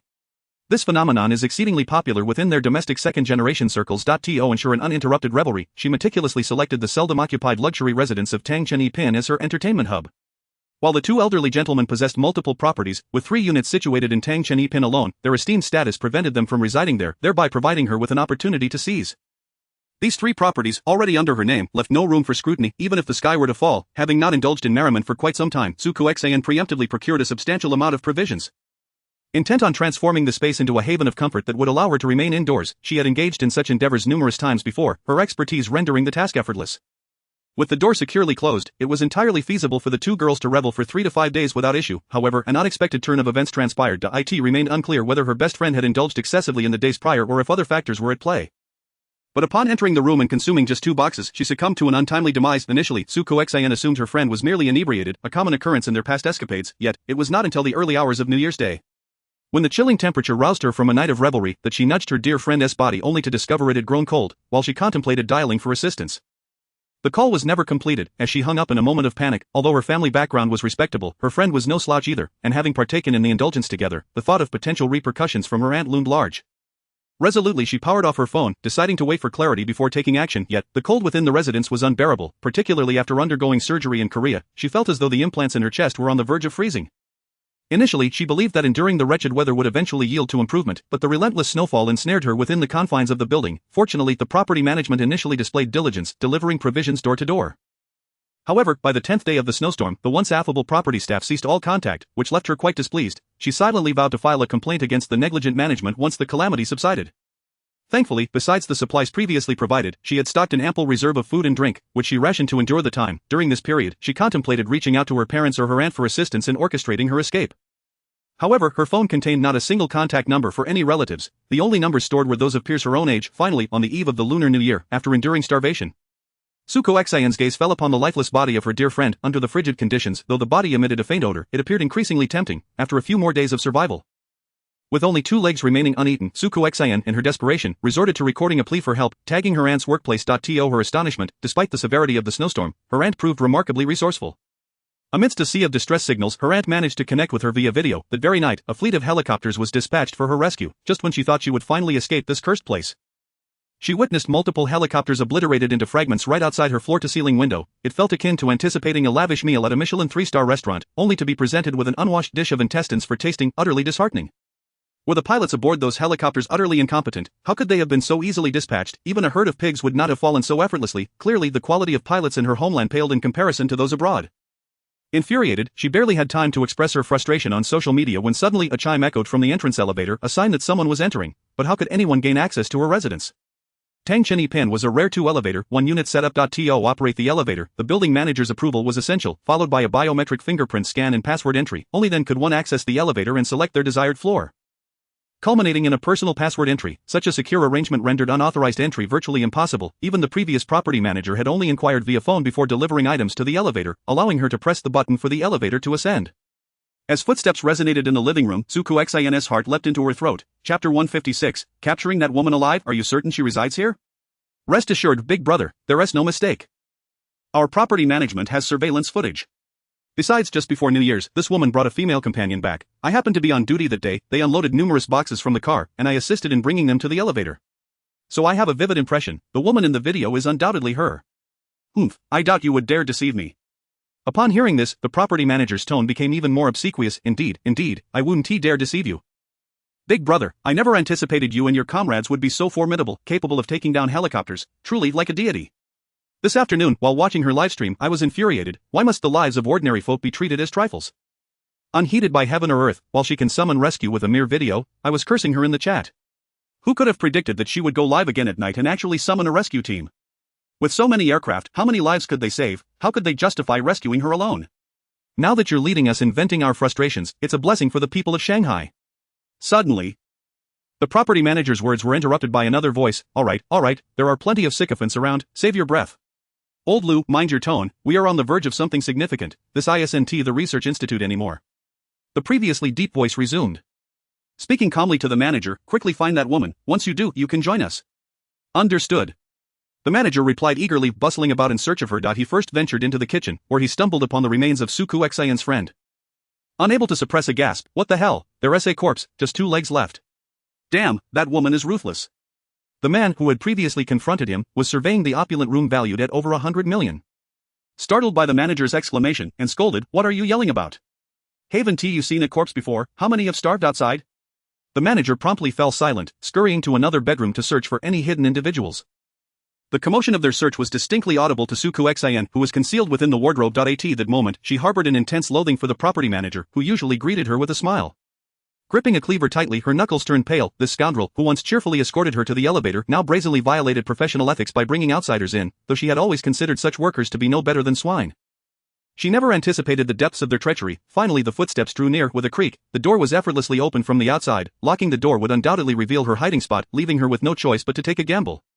Hoping the manager wouldn't inspect the solid wood wardrobe where she concealed herself. Unfortunately, no matter how luxurious the wardrobe, it offered her scant comfort. The diligent manager quickly paused before the wardrobe.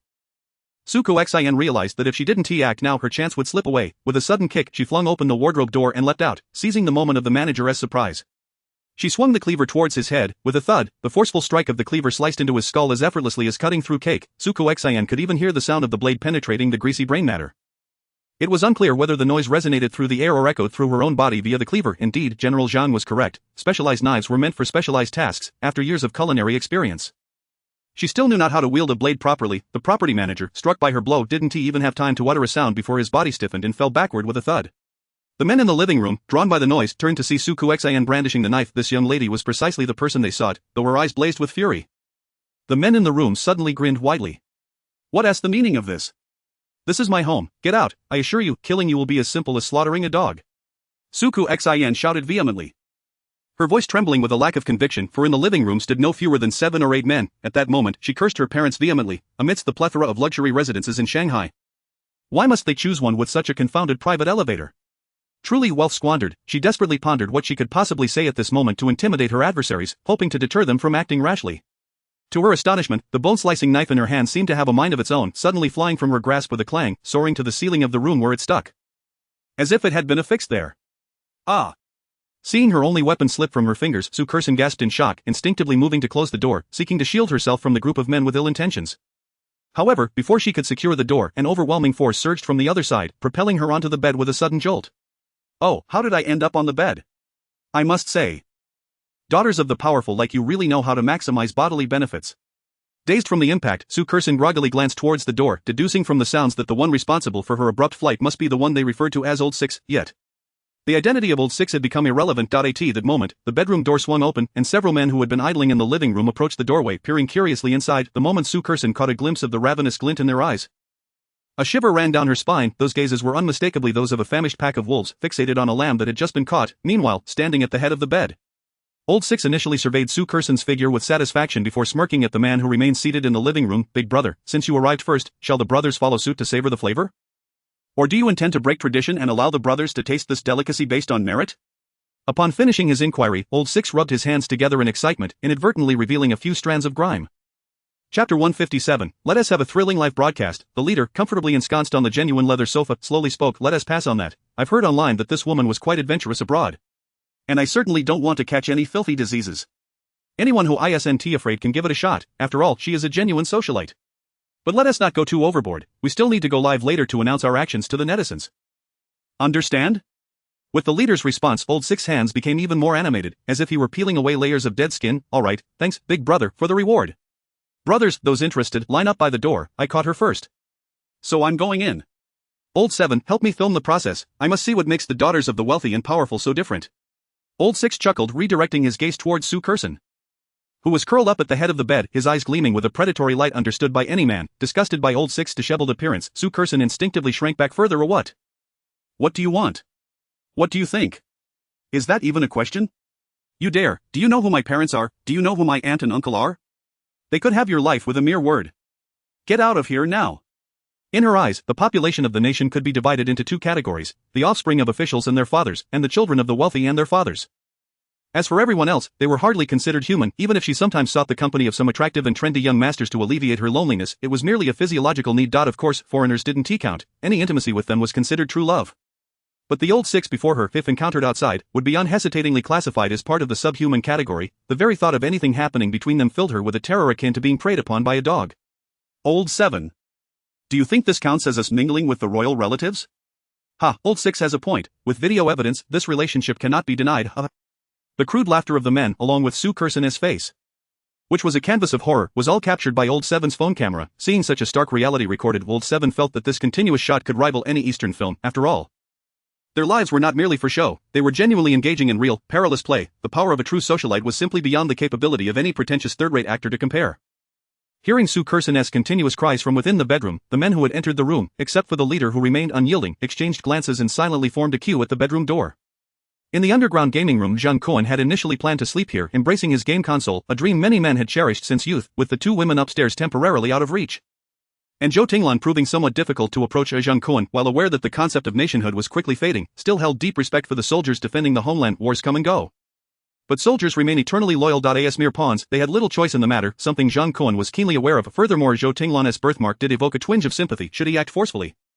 Zhang Kun might even feel as if he were bullying someone with a disability. This was not due to any savior complex but stemmed from a genuine sense of morality. Shaking his head to dispel thoughts of Zhou Milan's poised figure, he prepared to focus on the next level when, unexpectedly, a noise erupted beside him, and Su Ziqing suddenly appeared out of nowhere. "Hey, what are you doing?"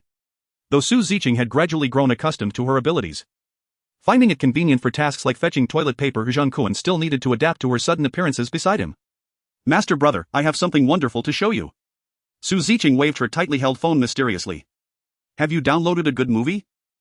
Be mindful of the influence, we should promote positive energy, come, let us critique it together." "Oh, master brother, you're such a bore, just look." Su Ziqing pouted, blushing as she reluctantly handed her phone to Zhang Kun. The screen displayed a bizarre live broadcast. A woman, scantily clad, was tied to a chair, her mouth stuffed with cloth, her expression vacant, suggesting that even without the gag, she would be unable to articulate anything.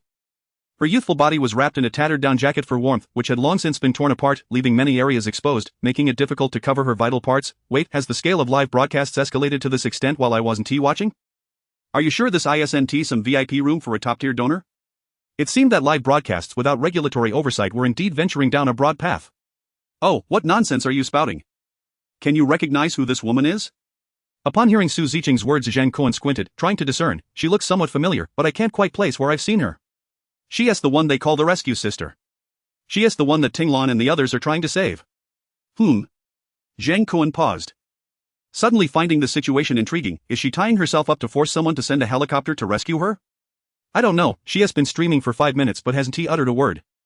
However, many people have seen the videos shared by netizens, and as soon as she went live, they surged in. There are already 1.5 million viewers online." While Su Ziqing explained, the number of viewers in the live broadcast room surged, quickly reaching 1.7 million. Messages from the audience poured in faster than anyone could read. Just as Zhang Kun was trying to grasp what was happening, the video feed suddenly flickered, revealing two men stepping out from beside the bound woman, Old Six and his older brother.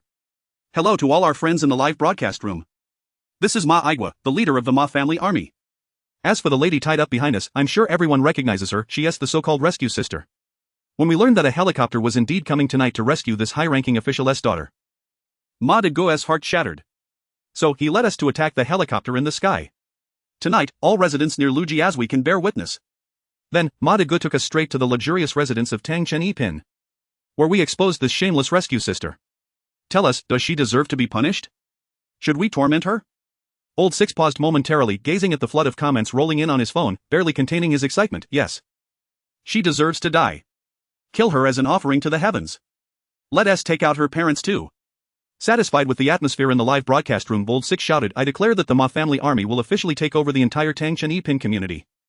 Welcome all like-minded individuals to join us. Shanghai belongs to the people, the Ma family army belongs to the people. I hereby announce that to celebrate the establishment of the Ma family army and to liven up the atmosphere in the live broadcast room, we will now slap this wretched woman across the face in front of everyone." As soon as he finished speaking, the live broadcast room was inundated with an unending stream of gift effects. Chapter 158, The Choices of Su Kursen's Parents Die on the live broadcast platform. As Carnival, an Android gift was valued at 3,000. For Apple users, the price was slightly higher, roughly equivalent to 4,200 yuan in Huagua currency. Though this snow disaster has engulfed the entire world, the electronic settlement system, having been pre-programmed, continues to function seamlessly. However, whether it be 3,000 or 4,200, these amounts have become utterly meaningless, nearly a month into the snow calamity. Money can no longer procure food, retaining it merely transforms it into worthless paper. Rather than clinging to this paper in the bank, why not spend it, perhaps to deliver a slap to that wealthy girl? Though it may strike her face, the satisfaction would resonate within my heart. The crux of the matter is that opportunities to strike the offspring of the elite with such participatory fervor are rare. Under the influence of such sentiments, the carnival effects in the livestream continued to unfold one after another, almost without interruption. Observing the audience's enthusiastic support for the livestream, the host, Lao Lu, did not hesitate. He rolled up his sleeves and charged towards the bound Li Xiexan, swinging his arm with full force as he aimed for her face. Slap! The sound of skin meeting palm, accompanied by muffled grunts from her gagged mouth, reverberated throughout the livestream. Damn it, beat this wretched girl to death, I want to see Zhu-san. Put some muscle into it, haven't you had dinner? I'm spending money to witness a human whirlwind. Get those arms moving. Wait, who is her aunt, anyway? Can someone enlighten me? Comments flooded in only to be swiftly replaced by newer ones vanishing without a trace. The truth is, who truly cares about Li Xian's aunt? Everyone merely seeks to vent their frustrations. As for Li Xian, she simply happened to be thrust into the spotlight, becoming a vessel for the emotional outpouring of the afflicted populace. We are all suffering, a little endurance will see us through. But why should one weep and wail while others are airlifted to safety? I am on the verge of starvation, and all I receive is consolation to persevere through hardships? In that moment, the live stream of the Ma family military was filled with the most wretched malice from those who survived. In response, Zhang Kun could only furiously send 5 carnival effects, a mere token of his sentiments. Yet, the sorrows of humanity do not resonate with one another. The revelry of the mob in Li Xian's livestream is a profound wound to the high-ranking families drifting aboard the aircraft carrier. Husband, say something. Sitting on the bed, her aunt pushed desperately against her husband's back, tears brimming in her eyes. Before them, Li Xian's parents knelt on the floor, clad in military coats, pleading earnestly. Brother-in-law, you must think of another way. We have exerted considerable effort for your promotion. Li Xian has made her share of mistakes, but after all, she is your own niece. If we don't save her, who else can we rely on? Look at how this group of wretched commoners is treating her.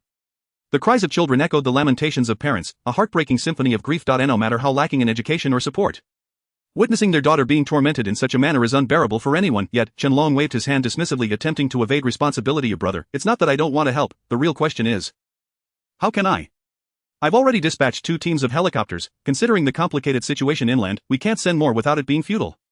But now, both teams, a total of 12 helicopters, have gone without return. If I send more planes to Shanghai, how do I explain that to the fleet? Moreover, I already included her on the boarding list. It's Li Xian herself who has been reckless. The current outcome is entirely her own doing. Qianlong stood up in anger, causing his wife, who had been pushing him, to stumble and bury her face in the blankets, weeping. At that moment, he had no inclination to console her, pacing before the kneeling couple while puffing on his cigar.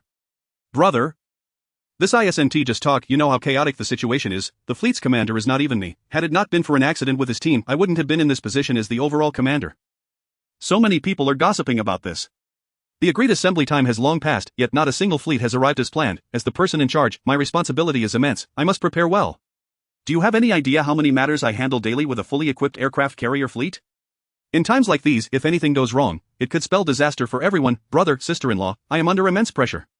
Qianlong walked back and forth in anger, inadvertently locking eyes with his sister-in-law kneeling below. Li Xian's mother, Wu Meiru, at the age of 43, though 3 years younger than his wife, wore a troubled expression, her eyes glistening with tears, yet she still possessed a unique beauty. After their gaze met, Wu Meiru felt a sudden jolt in her heart. That gaze was all too familiar. During her rise through the ranks, she often encountered similar looks from her superiors. It was the kind of burning gaze a man casts upon a woman. Fervent enough to scorch, however, as the couple climbed the social ladder, such covetous looks had gradually faded from view. In an instant, she hurriedly lowered her head. Qianlong sighed deeply, exhaling a heavy breath. Brother, sister-in-law, I think we should let this matter regarding Li Xian go.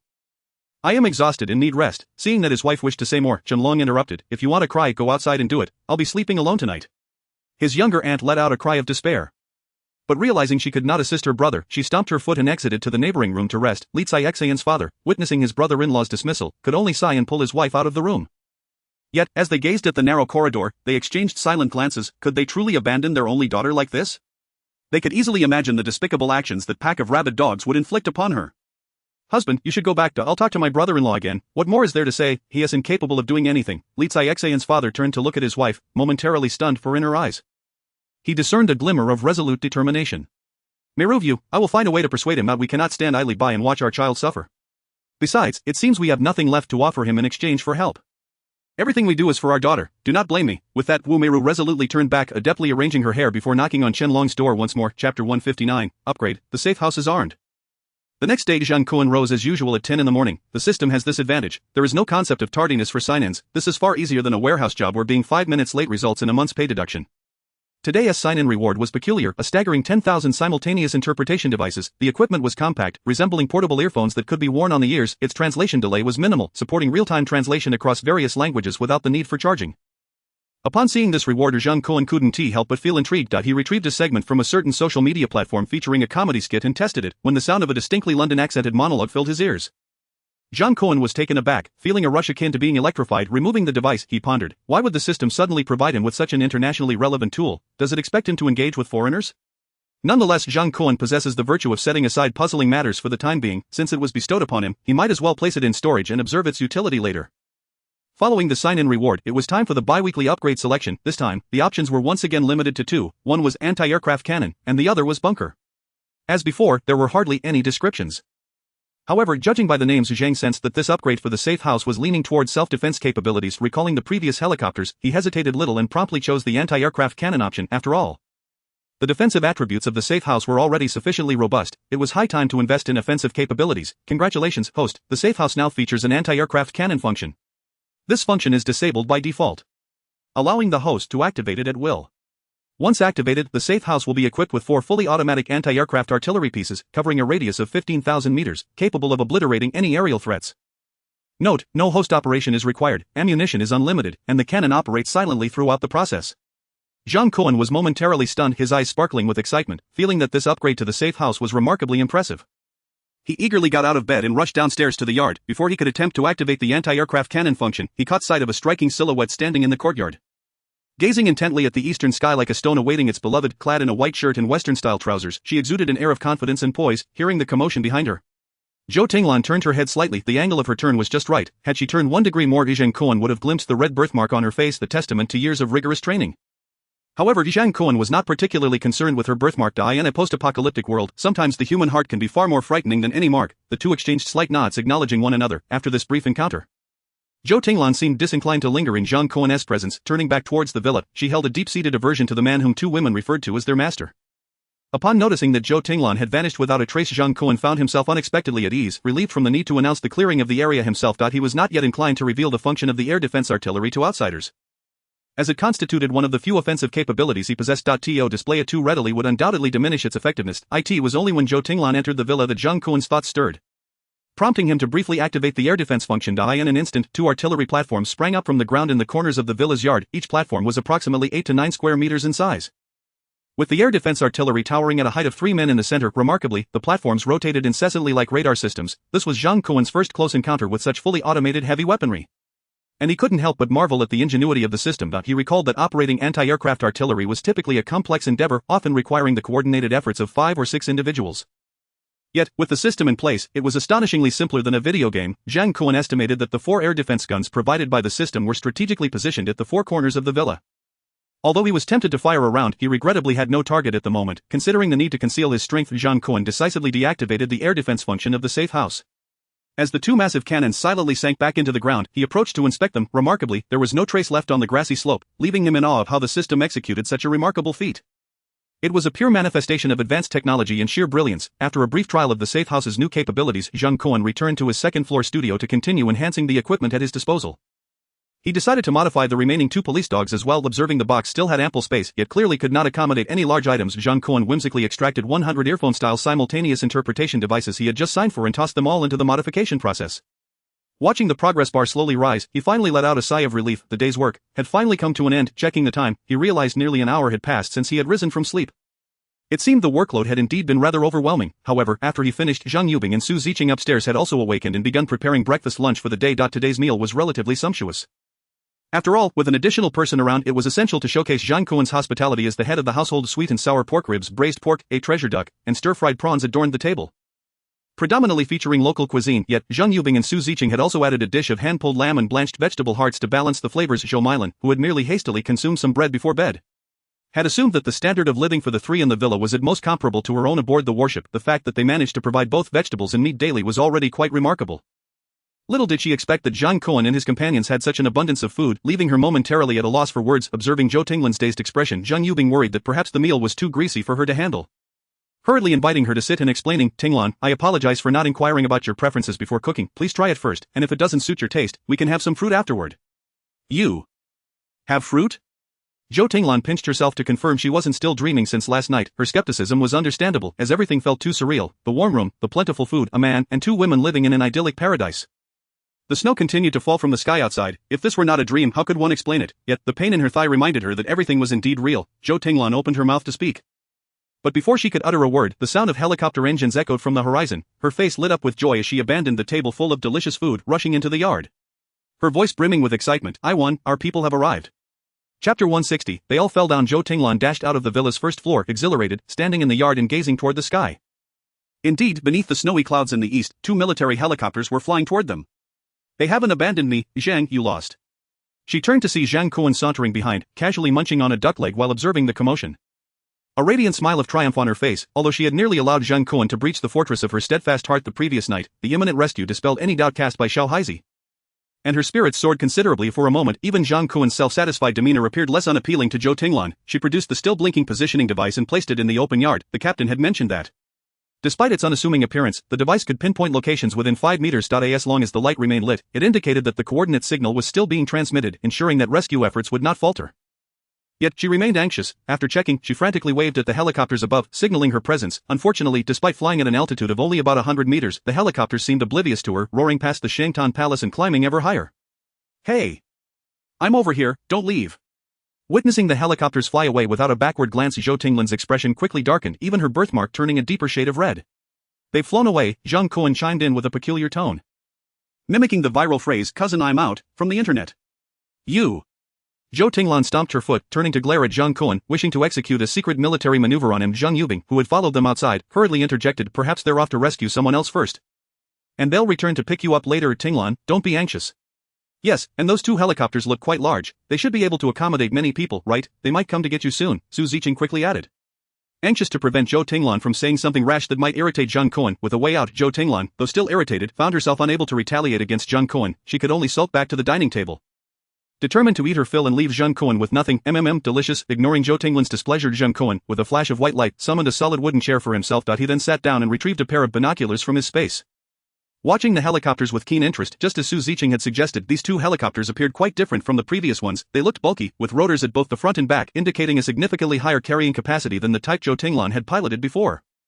Although Zhang Kun was not an aviation enthusiast, his judgment of aircraft was limited to their appearance. So what if they were large? Size alone did not equate to utility. Observing their flight direction, which was consistent with the day before, Zhang Kun speculated that these helicopters were likely on a mission to rescue the wealthy heiress named Su Kersenda. He couldn't help but wonder why these 2 helicopters were climbing higher and higher.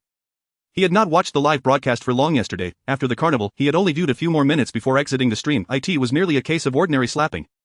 And no matter how many times one slapped, it couldn't produce anything particularly spectacular. After watching for a while, he found it rather tedious, however, judging by the fact that over 2 million viewers had tuned in when he left the broadcast.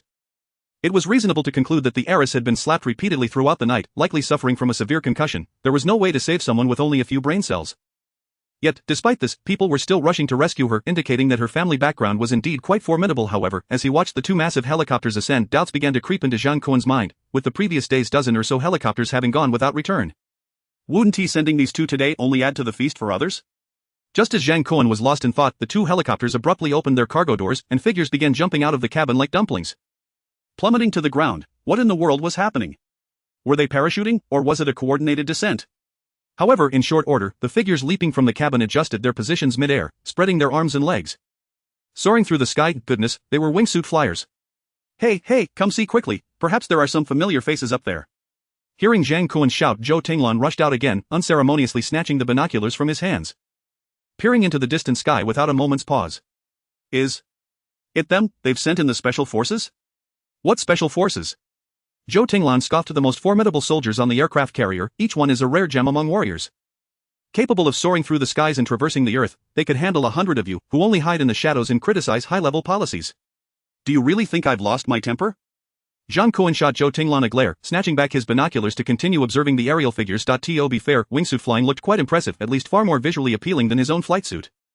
Yet, given the apocalyptic cold, the temperature at high altitudes was likely even lower than the perceived temperature in the city. How many heat packs would these elite soldiers need to brave such a reckless jump? Zhou Tinglan attempted to reclaim the binoculars from Zhang Kun, but after a few tries, she discovered his grip was like a vice, impossible to pry away, leaving her with no choice but to endure his hold. She let out a sigh and sincerely analyzed, surely there must have been other teammates from last night's mission who sent out a distress signal, hence, the higher-ups have decided to alter their tactics, dispatching the Special Forces members in batches to retrieve us and then regroup at a designated location to board for our return journey. Although the difficulty of the task is somewhat daunting, it is hardly a concern for the Special Forces aboard our aircraft carrier. Whether in the wilderness or urban combat, they are worth 100 men each. Zhang Kun, despite your rather gloomy disposition and tendency to view things pessimistically, after all, you saved my life and ensured my sustenance, so rest assured, when the Special Forces arrive, I shall not speak ill of you. Oh, then I should indeed thank you for your discretion. Must you always speak in such a sarcastic tone? Oh, but your elite comrades have already descended. What do you mean? Once again Zhang Kun's peculiar inflection surfaced, but this time, the content of his words caused Zhou Tinglan's expression to change dramatically. Chapter 161, the Ma family army soldiers have always regarded obedience to orders as their foremost duty.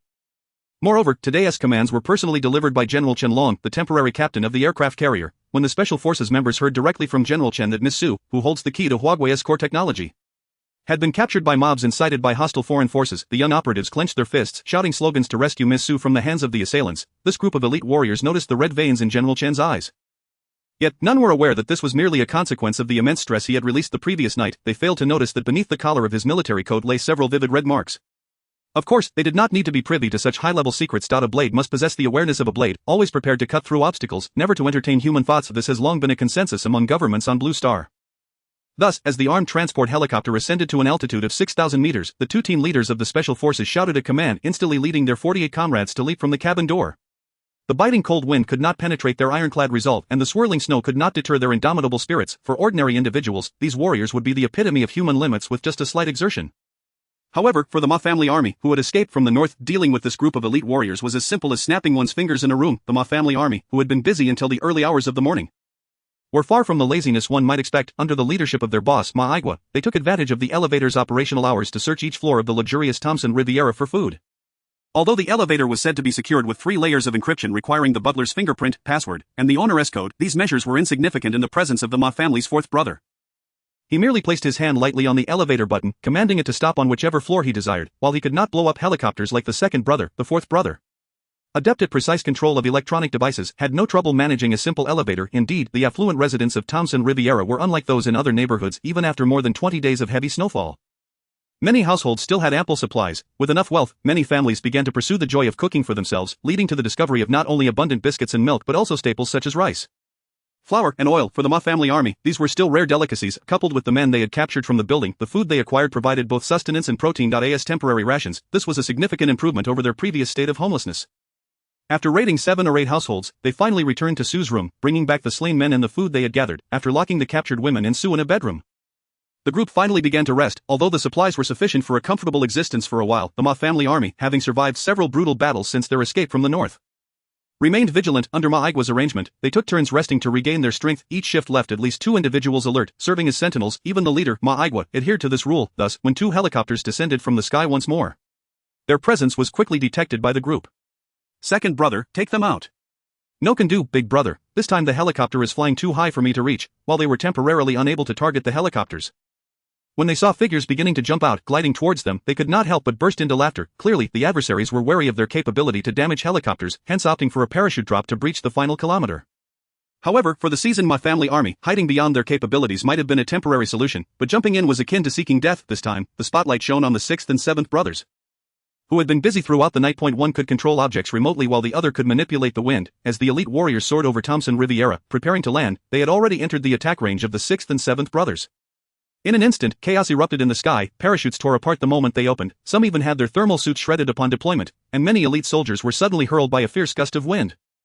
Losing balance and tumbling to the ground, the fully equipped special forces, numbering 50, were utterly defeated in a single encounter. Rendered powerless to retaliate, Ma Igua stood before the floor-to-ceiling window, watching the special forces members, who were dispatched like dumplings by his subordinates, his eyes gleaming with intensity. Damn it, occupying just one Lujiazui seems far too trivial. With the unity of these brothers, the entirety of Shanghai could easily fall into their grasp. Zhang Kun passed the binoculars to Zhou Tinglan and, feeling somewhat disheartened, returned to the room to eat. What on earth were these fellows doing? They dare to call themselves elite warriors? They claimed they could single-handedly defeat me 100-fold? Wait a minute, when did I become the one lurking in the shadows, deriding the high-level decisions? Zhang Kun shook his head, still irritated that such a grand entrance had been squandered by this group of elite warriors. Ultimately, was it not a miscalculation in decision-making that led to this? Did those aboard the aircraft carrier truly know nothing of the situation in the north? But the personnel stationed at the north were armed with real weapons. In a nation where gun control is so stringent, how could such a situation go unnoticed by the upper echelons? The more Zhang Kun pondered, the more chaotic his thoughts became. Before he could conclude anything, he suddenly looked up to see Zhou Tinglan, her eyes red and swollen, stepping in and sitting directly across from him, tears streaming down her face. Has the plane returned? I trust it's not here to pick you up? Is it really necessary to cry so much over such a trivial matter? I'm not crying, it's just sand in my eyes, Zhou Tinglan insisted stubbornly. But as she spoke, her lips curled and tears flowed even more profusely. What is there to cry about? It's clearly a problem with your superior's decision-making. Now the entire Shanghai is in utter chaos. And at a time like this, to send you to your death for the sake of a relative is simply heartless. Although Zhang Kun was merely voicing his thoughts, he could not fathom why. Upon finishing, Zhou Tinglan finally broke down in tears. Chapter 162. I want to stay. Actors may not necessarily believe that the play is greater than life, but soldiers undoubtedly understand the meaning of military orders. Even though Zhang Kun had never served, he grasped the significance of these 4 words to the soldiers. A gentleman may choose his actions, but they had no such luxury. Those above must consider the bigger picture. And those chosen are often excluded from it. Those in power are willing to sacrifice everything, and those selected become the price. Thus, upon witnessing Zhou Tinglan's tearful distress, Zhang Kun chose not to voice any further words. He had initially contemplated reminding her to keep track of her time spent crying, but ultimately decided against it, opting for silence instead, though he recognized that offering her comfort might endear him to the female pilot. Having already provided her with food and shelter, he was disinclined to offer any emotional support. After all, they were not particularly familiar, and comforting a woman was a rather tedious endeavor he preferred to avoid. Fortunately, seeing her in such a pitiable state, Zhang Yubing and Su Ziqing both offered tissues and kind words of consolation. Zhang Kun had no interest in such comforting theatrics, so he simply tore off another duck leg and retreated to the second-floor studio to inspect the dais enhancement results. The processing box in the studio had already completed its progress. Over the past few days, they had accumulated a score of 78, and it was estimated that in another 2 or 3 days, the studio would be ready for its next upgrade. Stepping away from the clamor of the women downstairs, Zhang Kun meticulously examined the results of this round of processing. The 2 special police mechanical dogs, like before, had merely enhanced their infrared capabilities, yielding no unexpected surprises. However, the simultaneous translation devices he had whimsically included had transformed entirely. Each pair of headphones now sported a small lens with a stand attached. Zhang Kun took a moment to experiment with the device, discovering that it conveniently obstructed his view while wearing headphones. At first glance, it bore a striking resemblance to the combat power detector that Vegeta donned upon his entrance. Could this gadget possibly gauge a person's combat prowess? After tossing his 2 dogs into the backyard through the window and placing the remaining equipment from the toolbox into his spatial storage, he proceeded downstairs with the device in hand. He directed it towards the trio of women gathered around the dining table, but unfortunately, aside from the lenses, it lacked any semblance of combat power detection, let alone basic visual capabilities, leaving him rather disheartened. However, when his gaze shifted to the English logo on the refrigerator, the lenses suddenly flickered to life, displaying the Chinese translation of this international brand.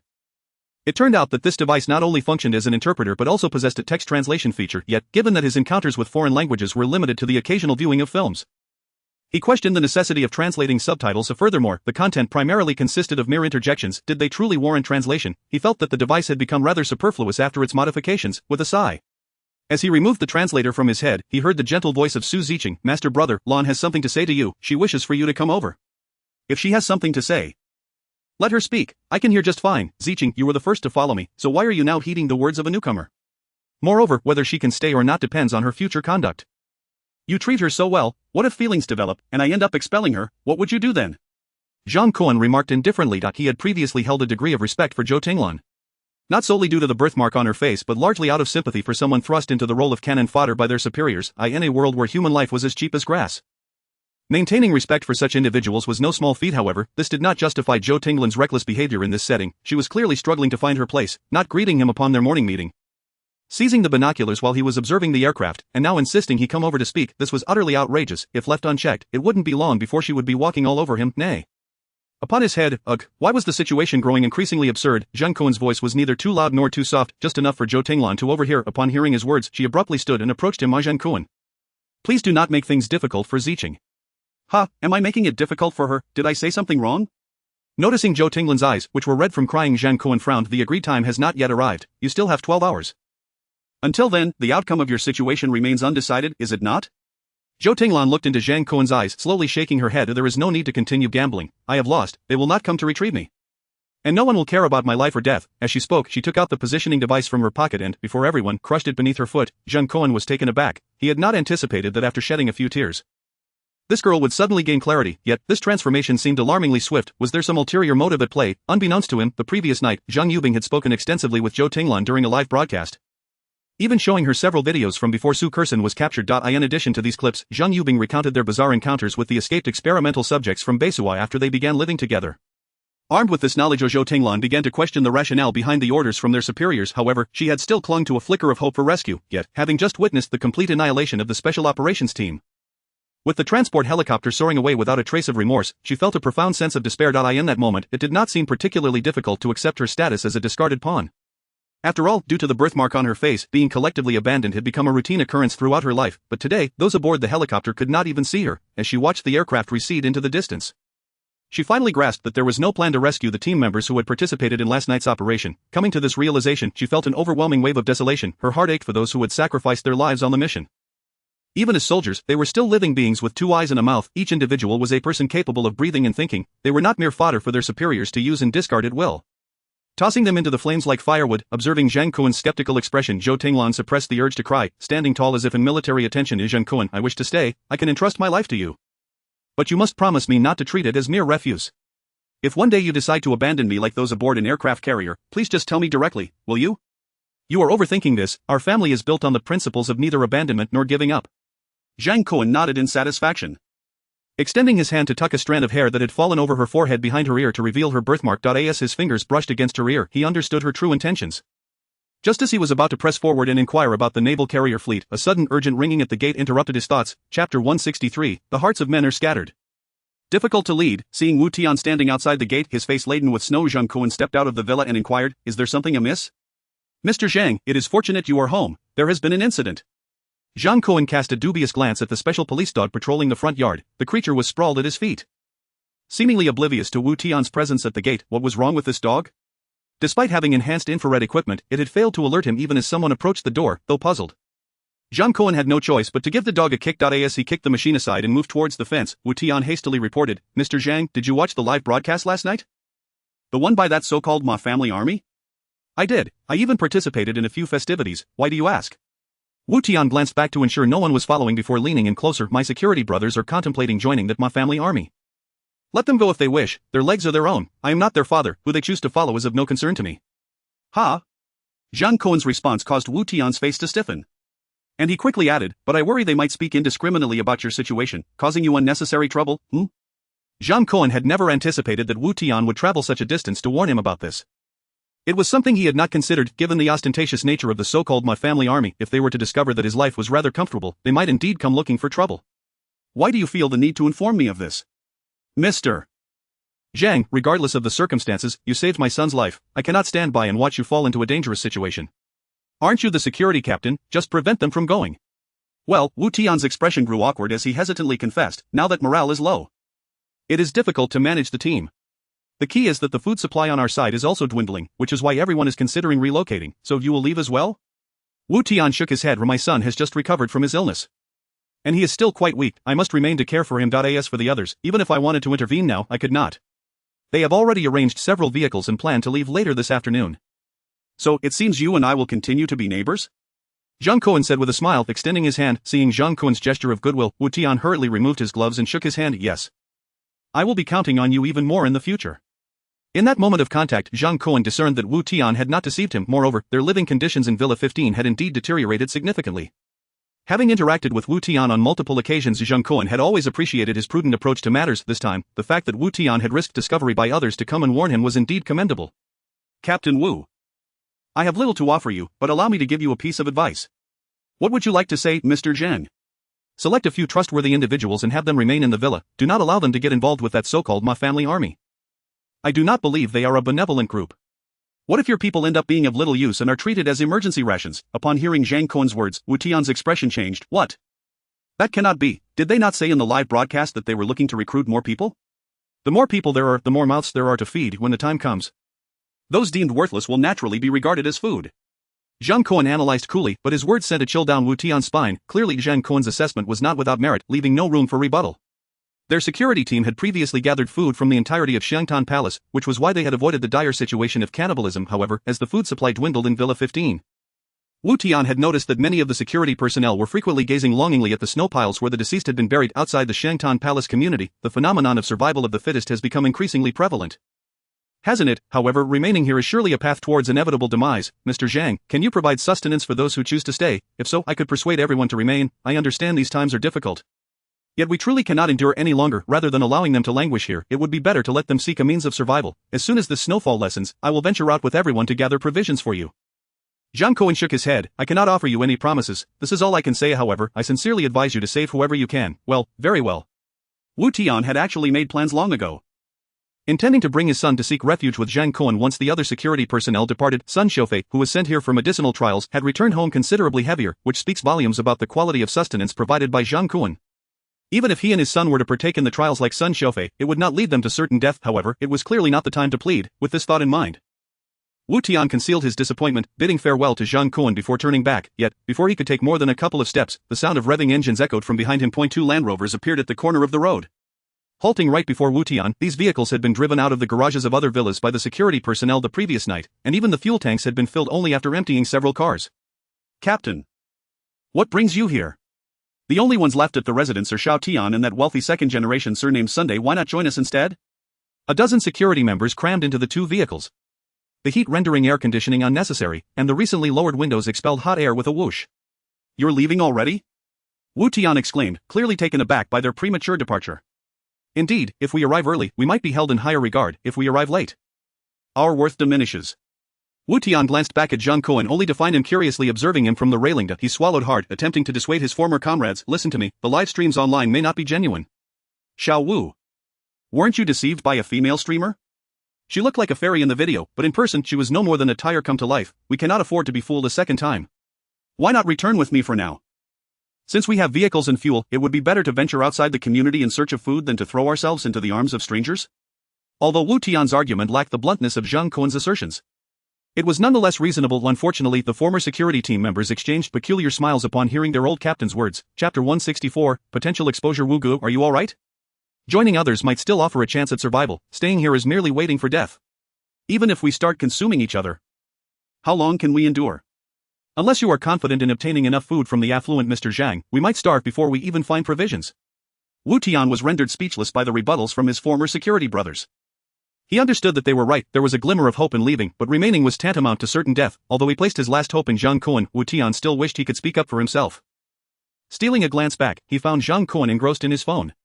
Look, Captain, this is the Mr. Zhang you always mentioned, yet you advised us not to provoke him. Does he care for our lives? With that, the lead Land Rover's engine roared to life, and it drove away along the path in front of Villa number 8. The other Land Rover followed suit, disappearing around the corner without pause, after expending considerable effort. Wu Tian had failed to persuade a single person and turned back to Zhang Kun with a hint of dejection. Mr. Zhang, Upon hearing Wu Tian call his name, Zhang Kun finally lifted his gaze from his phone. Mr. Zhang, I'm sorry, I couldn't keep anyone behind. It's alright, you've done well enough. They are eager to escape their fate. There's little anyone can do, Zhang Kun said, retrieving a box of biscuits from his storage space. Take this box of biscuits for now. If it isn't enough, come back for more. I can't accept this. If you're too embarrassed, then forget it. Zhang Kun pretended to take back the item. No. I want it. As Wu Tian joyfully carried the box of biscuits, Su Ziqing, who had approached Zhang Kun, curiously asked, Brother Master, why are you helping him? There are many tasks ahead. I cannot solely rely on the three of you to handle everything, can I? What is it that we can't manage? Cleaning up the battlefield, burying the dead. Can you handle such tasks? Su Ziqing frowned. She had no aversion to corpses, but she couldn't guarantee the same for the other two. Moreover, while doing such work occasionally might be bearable, should it all fall on her shoulders, she would begin to resent it. Zhang Kun chose not to elaborate further. However, his thoughts were far more complex than they appeared. Prompted by Wu Tian, Zhang Kun recognized the necessity of gathering a group like the Ma family army. Delegating minor tasks to trusted individuals would save him from unnecessary troubles. As the behind-the-scenes leader, the process mattered little, as long as the results were achieved. That sufficed. As for providing Wu Tian with food, it was merely an initial test. With Zhang Kun's current stockpiles, he could easily afford to lavish Wu Tian and his son with daily feasts. However, unrestrained provision would only lead to insatiable demands from Wu Tian. Having raised dogs before, Zhang Kun was well aware of this principle. Furthermore, he understood that to train a well-behaved dog, one must instill the notion that the food it desires can be taken away at any moment. Only then would the concept of hierarchy firmly take root in the dog's mind, preventing any possibility of food-guarding behavior. After managing the situation with Wu Tian, Zhang Kun couldn't help but smile as he patted Su Ziqing's back. Leading her back into the villa, his joy stemmed not from the satisfaction of training Wu Tian, but from an unexpected discovery during the security personnel's arrival. The modified police dog in the studio possessed thermal scanning capabilities that could identify living beings within a certain range and even assess their level of hostility, allowing for targeted warnings. When Wu Tian arrived, the mechanical dog behaved as if it were oblivious, but when the two Land Rovers filled with people approached, the phone linked to the dog's control center received warning signals from the dog. While Wu Tian was negotiating with the security personnel, Zhang Kun had been delving into this newly discovered hidden feature. 14 individuals were crammed into the two Land Rovers, and crucially, all 14 harbored hostility towards him. The warning alert Zhang Kun received displayed varying colors, indicating the levels of hostility from the group. For Zhang Kun, this feature was incredibly powerful, akin to the impartiality of Judge Bao discerning loyalty from treachery. Of course, this was also a prerequisite for his willingness to assist Wu Tian. Had Wu Tian shown even the slightest hint of hostility, his fate would have been nothing short of being torn to shreds. Embracing Su Ziqing, Zhang Kun returned to the villa, where he found Zhang Yubing engaged in conversation with Zhou Tinglan at the dining table. That he cleared his throat lightly. Previously, the three of them would only play cards. But now with an additional member, they warranted a full mahjong table. In the past, Zhang Kun would have devised ways to prevent the women from clustering too closely to avoid unnecessary complications. However, with the hidden features of the electronic dog, any hint of hostility would be identified and displayed, alleviating his concerns. Cutting-edge technology truly was remarkable. Upon Zhang Kun's return, Zhou Tinglan instinctively stood at attention, treating him as her superior. Little ghost, sit. Zhang Kun was not one to be polite, patting her shoulder to signal her to take her seat. However, the absurd nickname caused Zhou Tinglan's cheeks to flush. Zhang Kun refrained from teasing the girl, who had honed her skills in the military, and instead recounted the recent events to the three of them. This is the situation, this is the matter at hand. Now, I would like to hear your opinions. Should I pursue those two Land Rovers that may have exposed our location? Zhang Kun spread his arms and pointed at Zhou Tinglan, eager to hear her insights. I suggest we pursue them. Then keep a safe distance behind, wait until we ascertain the scale of the Ma family army and the capabilities of its key members, and only then strike to avenge our comrades who perished on the mission. Their deaths were truly tragic. Zhou Tinglan spoke, tears welling in her eyes. Zhang Kun rapped the table. We are merely discussing tactics. I hope everyone refrains from mixing personal emotions into this, as it may cloud your judgment. With that, he gestured for Su Ziqing to speak, as she was the strongest asset in their team, and her opinion would significantly impact Zhang Kun's decision. When Zhang Kun called upon her, Su Ziqing playfully smiled, her eyes curving into beautiful crescents, filled with Zhang Kun's image. I trust, brother master. Chapter 165, Viewing Problems from a Developmental Perspective. Zhang Kun pressed his forehead, feeling quite helpless, as a peculiar sensation surged within him. How has Ziqing become increasingly akin to Mitsai? Her combat prowess has grown stronger, yet her intellect seems to have plateaued. Ironically, when I first took her in, I was clearly more inclined towards a petite doctor fond of black stockings. How did she transform into a Valkyrie? Relentlessly charging behind me? The unfolding of this narrative is simply astonishing. Zhang Kun then shifted his gaze towards Zhang Yubing, eager to discern her thoughts. Master, I believe Zhou Tinglan's assertion holds merit. That organization called the Ma family army poses a significant threat. A threat? Zhang Kun raised an eyebrow, clearly taken aback that even after all this time, Zhang Yubing would still harbor misconceptions about her own abilities. Master, I am not suggesting there is an immediate threat. However, I believe that as their existence prolongs, the threat will inevitably escalate. I must concede that there are still abundant resources buried beneath the snow in the city, should a formidable organizer emerge, rallying the surviving individuals to excavate these supplies. It is highly probable they could amass substantial food, fuel, and weaponry. This would pose a tremendous threat to us. After all, we cannot remain cooped up in our houses or RVs indefinitely. Sooner or later, madness would ensue. Zhang Yubing's words rang true. When she first became an intern reporter, she had conducted an interview at a zoo of the tigers there, unable to adapt to their confined cages, paced incessantly, exhibiting signs of agitation. The veterinarian's diagnosis was that the tigers were suffering from depression. If even beasts are affected thus, humans are no exception. Being confined in a small space for an extended period leads to insanity. It is merely a matter of time, if we allow them to grow stronger. There may come a time when more superhumans and disaster survivors flock to their side. Once they reach a critical point, they will surely choose to expand their territory within the city. Eventually, we will inevitably cross paths. Master, although you are quite powerful, I recommend eradicating this potential threat while it is still in its infancy. Zhang Yubing's reasoning was cogent, illustrating her ability to view problems from a developmental perspective, which caused Zhang Kun to adopt a more serious demeanor. Indeed, while the safety house provided by the system is formidable, the chosen one is not the only one to die in the face of unknown experimental subjects. Can we truly afford to remain complacent? What if a more ruthless force emerges and breaches our sanctuary? This threat must indeed be quashed in its cradle. With this thought, Zhang Kun slammed his hand on the table. Precisely. Yubing and I share the same sentiment. Such a menace cannot be allowed to persist. We must eliminate it as soon as possible. Upon hearing Zhang Kun's words, Zhou Tinglan, who had previously appeared somewhat despondent, suddenly brightened. For her, eliminating the Ma family army would be akin to avenging her comrades. In that moment, her gaze towards Zhang Kun was imbued with newfound respect. As Zhang Kun's final decree resonated, Zhang Yubing and Su Ziqing swiftly prepared for action. Once they were fully equipped, they pulled Zhou Tinglan towards the RV parked in the courtyard. Just as Zhang Kun was about to board, he was halted by Zhang Yubing, who had lagged behind. Master, do you truly think I share your thoughts? Of course. Noticing Zhang Kun's evident lack of confidence, Zhang Yubing smiled coyly, rising on her toes to whisper in his ear, I haven't mentioned one reason yet. What reason? Zhou Tinglan deeply cares for her comrades. If you help her avenge them, it is likely that the two of you will soon grow closer. At that point, it would also spare me and Ziqing from much hardship. Her voice was deliberately soft and sweet, sending a delightful sensation through Zhang Kun's ears, igniting a warmth within him, but he quickly regained his composure. He must exhibit the authority of a master and not allow anyone to witness this vulnerable side. He poked Zhang Yubing on the chest, saying, Be serious, we are here to handle important matters. Yes, after we conclude our business, we shall attend to other matters. Zhang Yubing playfully retorted before dashing into the RV.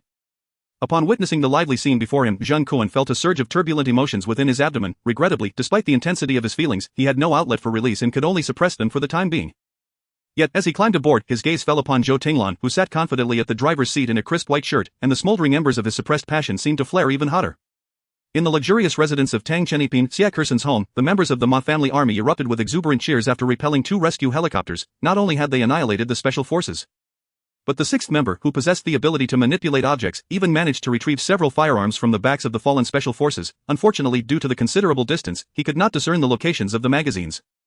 Thus the firearms contained little ammunition. Nevertheless, to the group, it was akin to exchanging a sparrow for a cannon. After all, committing robbery and asserting dominance is far more convenient with firearms. Understanding the significance of public relations, Ma Igua instructed his subordinates to compile the videos and directly upload them to the internet using Xia Kersen's account. This time, the video's title was even more exaggerated, employing the phrase National Founding War. At the video's conclusion, a screenshot of Uncle Sam's enlistment message was deliberately included. The man in the top hat pointed at the screen, accompanied by the words "We need you," laden with incitement, yet the more provocative the message, the greater its impact on the living. The surviving youth, upon witnessing the special forces being effortlessly subdued by the Ma family army, erupted in ecstatic cheers. This organization, which had only been officially named the night before, instantaneously became synonymous with the fight against tyranny. Indeed, some of the nearby survivors, quick on their feet, bundled themselves in down jackets and followed the video's instructions, braving the cold and trembling as they made their way to Tang Chenipin. In light of this development, Ma Igua was naturally overjoyed. Although the power outage during the day rendered the elevators inoperable, he still arranged for the newcomers to stay in the low-floor rooms that had been ransacked the previous night. After all, such fervent yet simple-minded individuals typically had good meat. Initially, Ma Igua's intention in forming the Ma family army was straightforward: to regroup the escaped experimental subjects from the research facility. Once he harnessed this power, conquering a small area like Lujiazui or even taking over the entire city or even the nation would be a piece of cake. As for the lives of ordinary people, what concern was that to him, Ma Igua?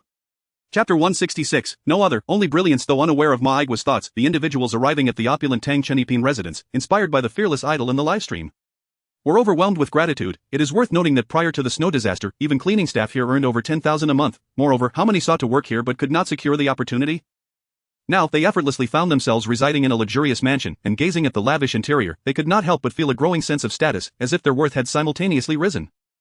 Observing the awestruck expressions of those before him, Ma Igua smiled silently. Having spent some time in Myanmar, he had accumulated ample entrepreneurial experience. After briefly arranging the temporary accommodations for the newcomers, he patiently awaited them to finish taking photos and posting on social media about their first moments in Tang Chenipin. Only then did he demand they surrender all electronic devices, including phones and tablets, which could connect them to the outside world, although they were eager to express their gratitude through songs of appreciation for their new leader. Upon realizing he intended to confiscate their devices, the novelty quickly wore off, and the crowd erupted in protests. "Boss, we came to pledge our allegiance to you, not to engage in telecom fraud abroad. Why must you take our devices? If you take our phones, how will we contact our families?" "Exactly, my brother is still on his way here. Without my phone, I fear I won't be able to reach him." Naturally, Ma Igua paid them no mind and merely nodded to his second-in-command. The second-in-command, having been with him the longest, understood his brother's intentions. Standing at the door, he simply waved gently to the crowd. And before they could react, the phones in their pockets, bags, and even in their hands emitted a series of faint explosive sounds. Almost simultaneously, the exploding devices released plumes of white smoke, causing everyone in the room to cough uncontrollably. "Welcome to the Ma family army. From now on we are family, you may call me second brother. Our Ma family army has but one rule: you must heed the elder brother's commands. Once the power returns tonight, I will bring food down for everyone. For now, please rest in your rooms." After the second-in-command spoke, he followed Ma Igua upstairs, locking the door to the stairwell with a click, leaving behind a room full of individuals in a haze of lingering smoke. Frozen in shock, a similar scene unfolded in various low-floor rooms. Ultimately, the second-in-command grew weary of wasting words. Upon the arrival of the newcomers, he simply blew up the electronic devices in their rooms before locking the doors behind him. "Brother, I never imagined there would be so many simple-minded individuals. If there's truly no food left, these individuals could sustain us for quite a while. Well, there's no rush, we should make the most of what we have before that. Let's organize some people tomorrow to venture outside and dig up the buried stock at the Guojin shopping mall. There should still be a considerable amount of food there. If luck is on our side, we could easily sustain everyone." "What, it's freezing outside, won't they freeze to death?" "If they do, then that's even better, we'd save on provisions. Besides, your organizational skills could use some sharpening." Just as Ma Igua was about to head upstairs for some rest, he happened to glance through the stairwell window and spotted 2 Land Rovers pulling up in front of Tower B of the Thompson Riviera. A slight smile crept across his lips. "Look. There are plenty of people eager to offer themselves as free labor. It won't be long before they're all gone." The second-in-command followed his brother's gaze and saw over a dozen men spilling out of the vehicles, a look of genuine admiration crossing his face. "Brother, it's all thanks to you. Let us find an excuse to draw the living over, have them work tirelessly for us, even if they perish. It wouldn't be a waste, we could profit from their remains." What a brilliant idea. Maigwa chuckled but said nothing further. Isn't this world always like this? Life and death, marriage and funerals, doesn't every aspect require a toll? Even banks don't offer debt forgiveness upon death. In comparison, if I merely utilize people until their last breath, one could argue I still possess a sense of humanity, right? The RV did not drive into Thompson Riviera but parked between two office buildings a little further away. Nestled in the financial hub, concealing a vehicle amidst the towering structures was remarkably easy. Initially, Zhang Kun intended to drive straight in and make a bold entrance. With the RV's near fortress-like attributes, it could have easily whisked the opposition away. However, Zhang Yubing had a differing perspective. The Ma family army isn't as simple as they appear. If they realize they can't damage the RV, and discover it can rebound harm, they might not choose to confront us head-on. If they opt to flee separately, it could lead to greater troubles for us in the future. One had to admit Zhang Yubing's analytical skills were unexpectedly sharp. Today, Zhang Kun truly saw her in a new light. Her two consecutive analyses of the situation revealed that this woman was anything but ordinary. Had her intelligence transformed after taking those pills? Shaking off his thoughts, he set aside his doubts for the moment, although the RV was obscured by the office buildings, making it impossible to observe the movements at Thompson Riviera. That did not pose a challenge for Zhang Kun. Before departing, he had brought along two specially modified police robotic dogs, equipped with advanced infrared devices capable of covering the entirety of Tower B. He retrieved one from the storage space and tossed it outside the RV, then, he switched to manual control on his phone, guiding the dog to burrow underground and stealthily approach. Once it circled past the office buildings, it cautiously poked its head out, using the infrared equipment to scan the entire complex. Soon, the thermal imaging feed was displayed on the RV's television, observing the figures moving restlessly within the various rooms of Tower B. Some even marked with distinctive colors. Zhou Tinglan couldn't help but exclaim, "What's going on with those people? Others are yellow, but they are dark red? These individuals harbor a degree of hostility towards me. I suspect these dozen or so are the security personnel who defected from Shandong Palace to the Ma family army today." Hostility. You can even identify that. Where did you get this equipment? It's even more advanced than military gear. Zhang Kun smiled enigmatically at Zhou Tinglan's incredulous expression. Nothing special, just impressive tech. Chapter 167, Su Kurson is dead. After a brief adjustment, Zhang Kun continued to refine the thermal imaging surveillance on the television. Tower B of Thompson Riviera was the location Su Kurson had revealed in her distress video. She resided on the 17th floor. The thermal imaging indicated that her home had likely been occupied, with 9 figures visible within the room. Additionally, numerous shadows were detected among the residents upstairs and downstairs. Those were the original occupants whom Maigwa and his group had yet to clear out. However, Zhang Kun and his companions remained oblivious to this. As for the floors below, which had been completely cleared out the previous night, they were now filled with individuals who had come to join the Ma family army. Yet, judging by their appearance, crammed into rooms with a dozen people each, their conditions did not seem as enviable as they might have imagined. The hostile security personnel were situated in a room on the 4th floor. Hey! What are they doing? Why does the thermal imaging look so strange? Zhou Tinglan halted Zhang Kun's remote control movements, pointing towards Su Kurson's home on the 17th floor, unable to contain her curiosity. The thermal imaging indeed appeared peculiar. The red figures were moving in a frantic manner. At first glance, it gave the impression that city folk truly know how to have fun, having grown accustomed to Zhang Kun's eccentricities. Zhang Yubing and Su Ziqing instantly recognized what was transpiring upon seeing the surveillance footage, their faces turning a shade of crimson. Only Zhou Tinglan looked perplexed, turning to Zhang Kun for a reasonable explanation. Is your knowledge in this area really that lacking? Ha? Posture? What posture? Are they practicing some martial arts? Exactly, they're practicing the Great Clone Technique. Once mastered, one can create duplicates. If lucky, one could even make 3. Really? That's incredible? Zhou Tinglan gasped in astonishment, her eyes sparkling with excitement as she fixated on the screen. Eagerly inquiring, I had no idea such techniques existed. They must be incredibly difficult to master, right? Zhang Yubing and Su Ziqing stifled their laughter at Zhang Kun's absurd explanation, but a stern look from him made them suppress their amusement. Zhou Tinglan, still bewildered, glanced at the two girls stifling their laughs, then shifted her focus back to the surveillance video, murmuring, if only I could master such a technique, I could take my clone along to seek revenge. Unable to tolerate Zhou Tinglan's innocence any longer, Zhang Yubing patiently clarified, that won't do. Even if you master the technique, it takes 10 months to create a clone. Su Ziqing chimed in from a medical perspective. Moreover, after creating a clone, you'd have to wait quite a while for it to learn how to sit and crawl. At that point, you wouldn't want to risk sending it out. Hearing this, even Zhou Tinglan, typically dense, finally grasped the situation depicted in the video, her face flushing a deep crimson. The intensity of her blush nearly rivaled the red birthmark on her cheek.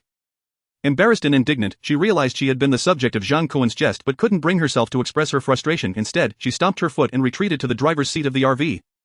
Resembling a panicked ostrich burying its head in the sand. However, whether at the flight academy or in the military, she had never encountered such an outrageous joke from the opposite gender. Amidst her embarrassment, an unusual feeling began to stir within her. Zhang Yubing couldn't help but nudge Zhang Kun's shoulder, hinting for him to comfort the shy Zhou Tinglan and perhaps deepen their connection. Yet, Zhang Kun remained transfixed by the surveillance video. Master! What are you doing? What's so fascinating? That woman is about to die. Zhang Kun's remark left Zhang Yubing momentarily speechless, not only her, but even Zhou Tinglan, who had been slumped over the RV's steering wheel. straightened her back and discreetly turned to observe the surveillance footage on the television. On the video, one yellow figure had just descended while another yellow figure was poised to strike, eager to spring into action. The figure that remained motionless resembled an emotionless stone. After observing for a while without noticing anything amiss, Zhang Yubing curiously inquired, "How can you tell she is about to die? The heat emanating from her body is waning. Moreover, in this weather, while others can take turns resting and warming up, she is the only one left standing there, bound to freeze to death. And after last night's livestream, who knows how many slaps she endured? Working under such high intensity today, it's a miracle she is still alive. But if she dies like this, what about the revenge for my teammates?" Zhou Tinglan gasped, unable to restrain herself from asking. Zhang Kun regarded her, tapping the table. "Xiao Zhou, you must understand one thing, the people you sent over are on the aircraft carrier, and those who shot down the plane are still upstairs. As for that Su Kurson, while she may be despised, her connection to your teammates' deaths is rather tenuous." Seeing her about to argue further, Zhang Kun waved dismissively, "I'm not defending her, I merely believe that if you truly seek revenge, you must first identify the right target, that's all." As he spoke, the thermal imaging of the woman in the video had grown even fainter. "Damn, rich women are too delicate, how can she be done for so quickly? What a waste of my excitement. Enough, Lao Wu, you're the one who has played the most." "That's right.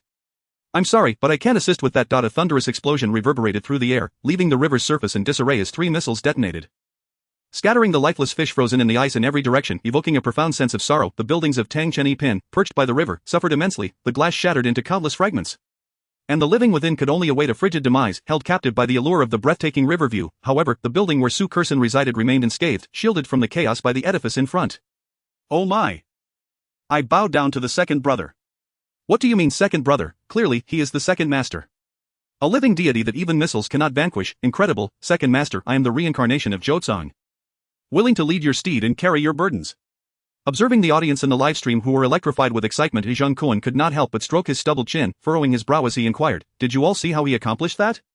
The recent events were utterly unfathomable, that individual merely gestured, causing 3 missiles to veer off course, a feat that rendered the Iron Man, who bore nuclear warheads into a wormhole, utterly trivial by comparison. Yet, after waiting for a considerable time, none of the 3 women crowded around him provided an answer. Upon glancing up, he realized they were all in a state of shock, evidently still reeling from the astonishing spectacle. "Hey, I'm asking you, share your thoughts. Ah, who could possibly discern that?" Su Ziqing was the first to recover from her astonishment. Shaking her head, her eyes filled with helplessness, "I merely saw him wave his hand, and the missiles above altered their trajectory." Suddenly she slapped her forehead. "Right, master, this scene resembles a movie from your hard drive.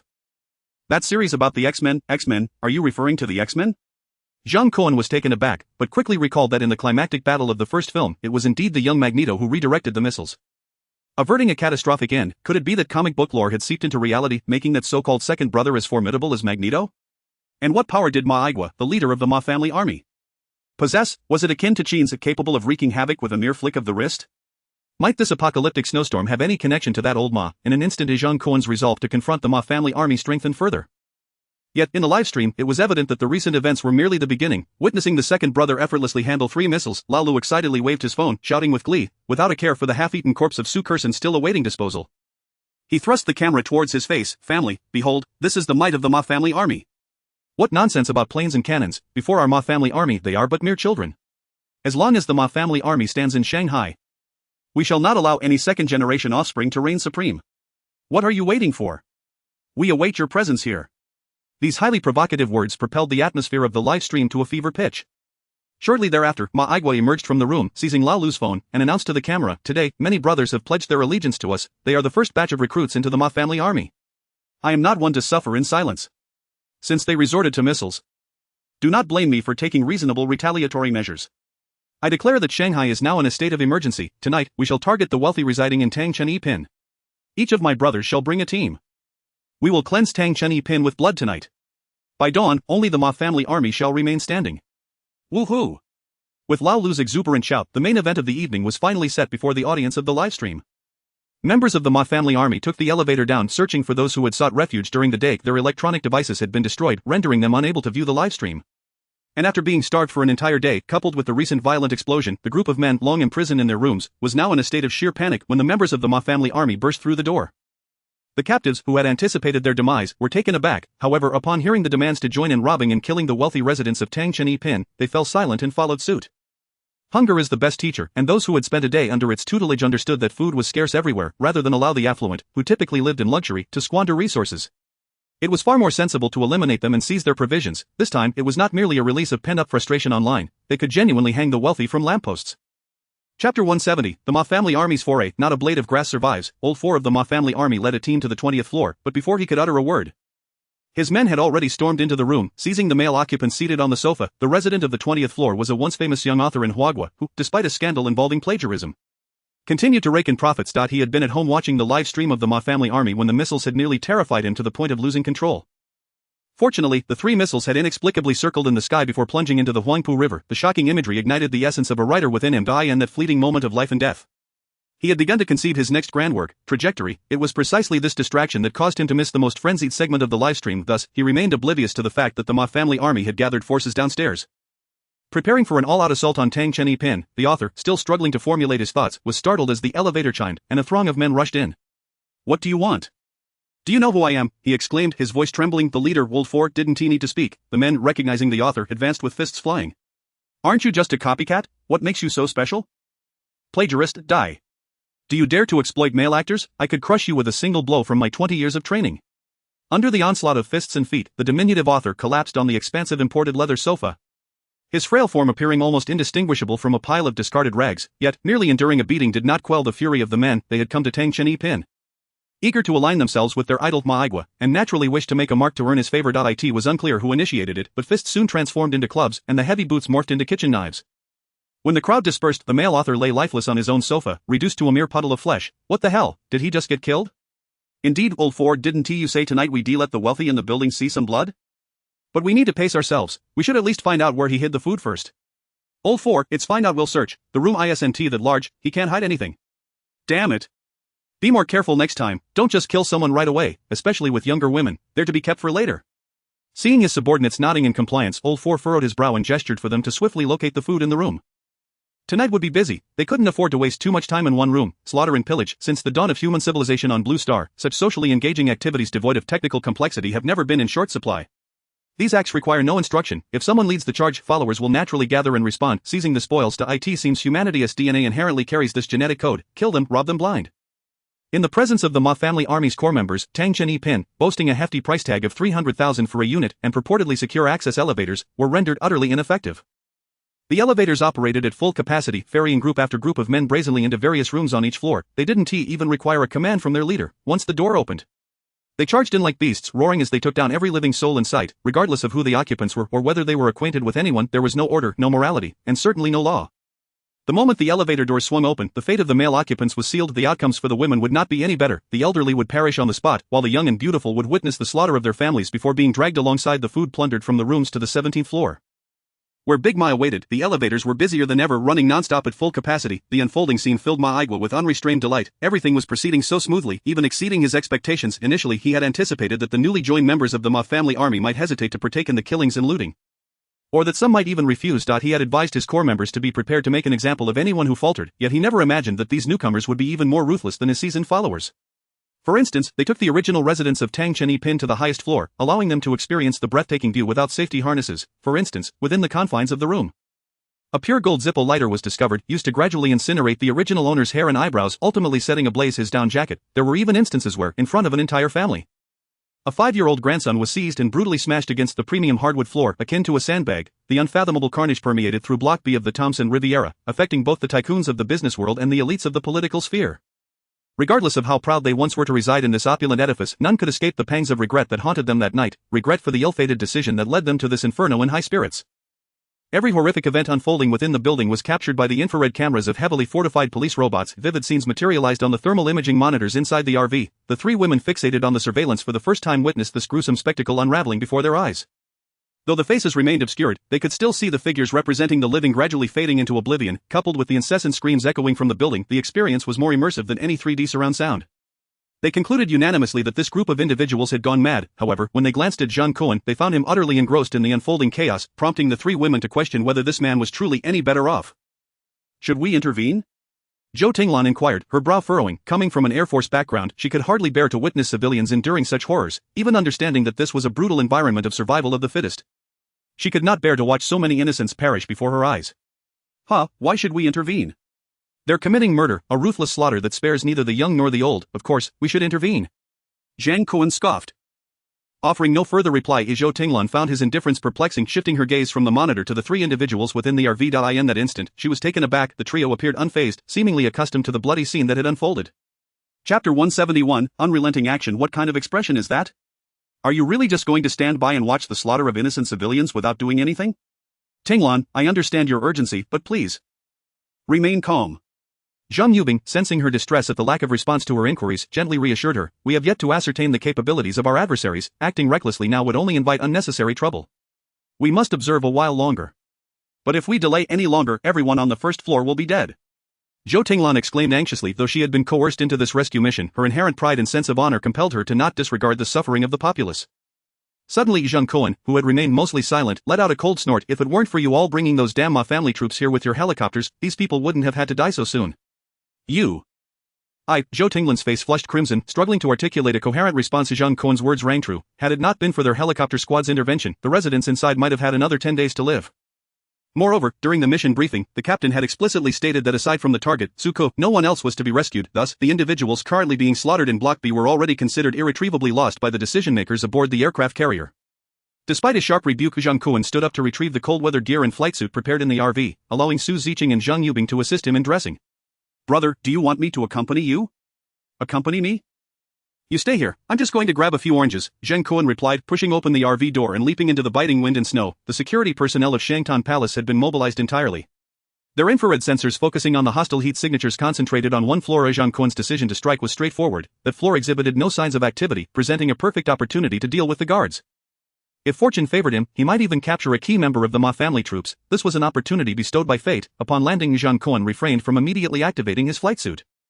Opting instead to run towards his destination, uncertain of the enemy's warning mechanisms, he understood that being detected could lead to a downfall akin to that of the helicopter squadron. Losing all the rewards accrued over time would be a bitter blow. Therefore, he chose the most primal method, intending to blend in until he reached the building's base. Fortunately, due to the towering height of Block B, even if the Ma family troops were dispersed, they would find it challenging to allocate additional personnel for surveillance. The only one remaining on the 17th floor for security duties was the second-in-command, whose focus was solely on the skies, wary of aerial strikes from the fleet. Meanwhile, the snowy ground below had become a blind spot. Overlooked entirely, thanks to the relentless snowfall, the walls of Thompson Riviera had sunk below the surface, allowing Zhang Kun to reach the base of Block B without even needing to scale the wall. Zhang Kun found a secluded corner and confirmed the location of the security team through his phone before quietly activating his flight suit. Ascending along the smooth wall, thankfully, the wall was sufficiently thick that the sound of the engine was mostly muffled. Even if there were occasional noises, they were swiftly drowned out by the spine-chilling screams emanating from within the building. Once he verified through his phone that he was on the same floor as the group emitting unusual colors, Zhang Kun pivoted, producing a television from his spatial pocket and crashing it through the bedroom window before leaping inside. Hearing the commotion from the bedroom, the security guards in the living room, who had been torturing the male resident, were momentarily startled. Two of them kicked open the bedroom door, their expressions tense as they turned on the lights to peer inside upon seeing Zhang Kun clad in a flight suit standing amidst the room. Their eyes widened in astonishment. You? Indeed, it is I. Zhang Kun was aware that the guards would inevitably reveal his presence to the Ma family troops, so he launched a lethal strike without hesitation. Two blades of wind shot forth, cleaving the two individuals in half with surgical precision. Only when their severed bodies collapsed to the floor did the crimson blood erupt, splattering against the walls and the wooden door of the bedroom. What the hell? What is going on? The remaining security guards in the living room and kitchen, alerted by the unusual sounds, looked up just in time to collide with Zhang Kun, who emerged from the pool of warm blood in entrails. Damn it! It's you. They immediately recognized Zhang Kun, unable to overlook his distinctive airborne appearance and the ominous presence he exuded. The warnings from Captain Wu Tian about not provoking Mr. Zhang echoed in their minds, making it impossible to forget him. Zhang Kun had little desire to engage in conversation. Scanning the room, he noted that the guards were all clad in Shangtan Palace uniforms, with none of the Ma family troops he was seeking to capture in sight. In an instant, he seized the opportunity. Two blades of wind whirled through the living room, swiftly eliminating every living soul present, including the homeowner who had been kneeling and enduring the assault, just as Zhang Kun felt a twinge of regret for not encountering any key members of the Ma family troops. The bathroom door swung open, and a man stepped out, adjusting his belt as he walked. He hummed contentedly, "You lot ought to be more careful. Don't mention this woman's affairs to the boss when we return." Before he could finish, he sensed something was amiss. Upon glancing up, he was met with the horrifying sight of dismembered limbs and the figure of Zhang Kun standing amidst the carnage. What the hell? Who are you? Did you do all this by yourself? Zhang Kun chose not to respond to the man's inquiries but rather scrutinized him from head to toe, noting that he was not clad in the standard uniform of Shangtan Palace. A smile crept across his face. Most likely, this was the individual he had been searching for. Are you with the Ma family troops? Screw you. Even the dimmest among them, the leader of this security team. Old Five realized that Zhang Kun was not an ally. With a curse, he charged at Zhang Kun like an enraged beast. You really haven't learned your lesson. Zhang Kun muttered under his breath. As two blades of wind sliced towards Old 5's limbs, if he intended to capture a live target, severing hands and feet seemed reasonable, right? However, in the next moment Zhang Kun froze in disbelief. As the blades of wind passed through Old 5's body, they emitted a sharp clang rather than the expected squelch of flesh being cut. The wind blades had been deflected. Chapter 172, The Power of Flashbangs. What on earth had just happened? The abilities bestowed by the system were capable of slicing through concrete and steel. What kind of power did this individual possess to deflect them? Fortunately, Old 5 was not entirely unscathed. The wind blades grazed his arms and legs, and he stumbled, crashing into the pile of corpses. When he finally rose, he was drenched in blood. Had anyone entered the room at that moment, they would likely believe him to be the true perpetrator of countless murders. More so than Zhang Kun himself. Damn it, you've got some skills. Old 5 spat, ejecting a chunk of flesh from his mouth. Had he known he would take a tumble, he wouldn't have shouted while charging in. What terrible luck. Zhang Kun observed as the man twisted his neck with a fierce determination, the sound of his cervical vertebrae cracking echoing ominously. He assumed a posture that suggested he was on the verge of a relentless assault. Prompting Zhang to discreetly retract his right hand behind his back. However, Lao Wu remained unfazed, continuing to mutter to himself, damn it, what kind of abilities do you possess? Let me take a wild guess. The things that just struck my leg and hand seemed to materialize out of thin air. Could it be that you, like Lao Chi, can manipulate the wind? Although your control over it appears to be even stronger, the impact felt akin to being struck by a dagger. Nope, that sensation surpassed even the pain of a knife. Upon hearing this, Zhang Kun felt a flicker of surprise at how closely the man had deduced the truth, yet he maintained his composure and retorted, what number are you? Why does it matter to you what number I am? If you manage to defeat me, then I'll tell you. With that, Lao Wu mustered his strength and charged forward once more. Towering and robust, he had acquired a power more formidable than steel during his time at the Research Institute, rendering even armed pursuit teams insignificant in his eyes. In fact, he had set a record by escaping 3 times within a single month. His formidable prowess had led him to annihilate the team members tasked with capturing him on 2 separate occasions. Were it not for the appearance of that loyal monster to the Institute at the last moment, he would have long since tasted freedom. As for others, even those under the command of Ma Aigua, he held no fear, let alone a nameless character like Zhang Kun, daring to tug at the tiger's whiskers. He must seize the opportunity, yet Zhang Kun had no intention of engaging in a direct confrontation. His objective was merely to capture a living witness. Epic battles were reserved for women. With a swift motion, he retrieved a flashbang grenade from his spatial storage, pulled the pin, and tossed it at Lao Wu's feet, exclaiming, look, a flying saucer. Upon finishing his shout, Zhang Kun swiftly covered his ears and retreated into the bedroom behind him. Meanwhile, the bloodthirsty Lao Wu instinctively lowered his head, widening his eyes in a futile attempt to discern the object Zhang Kun had thrown. Boom! A thunderous explosion erupted beneath Lao Wu's feet. The ignited magnesium powder and ammonium nitrate from the flashbang not only exploding on him but also flooding his vision with blinding light that penetrated his dilated pupils, incessantly stimulating and damaging the light-sensitive cells in his retina. In an instant, a searing white light flashed, and Lao Wu felt as though his world had plunged into utter darkness. Not only were his eyes severely injured. At the moment of the explosion, the nearly 200 decibels of the blast shattered the semicircular canals within his cochlea.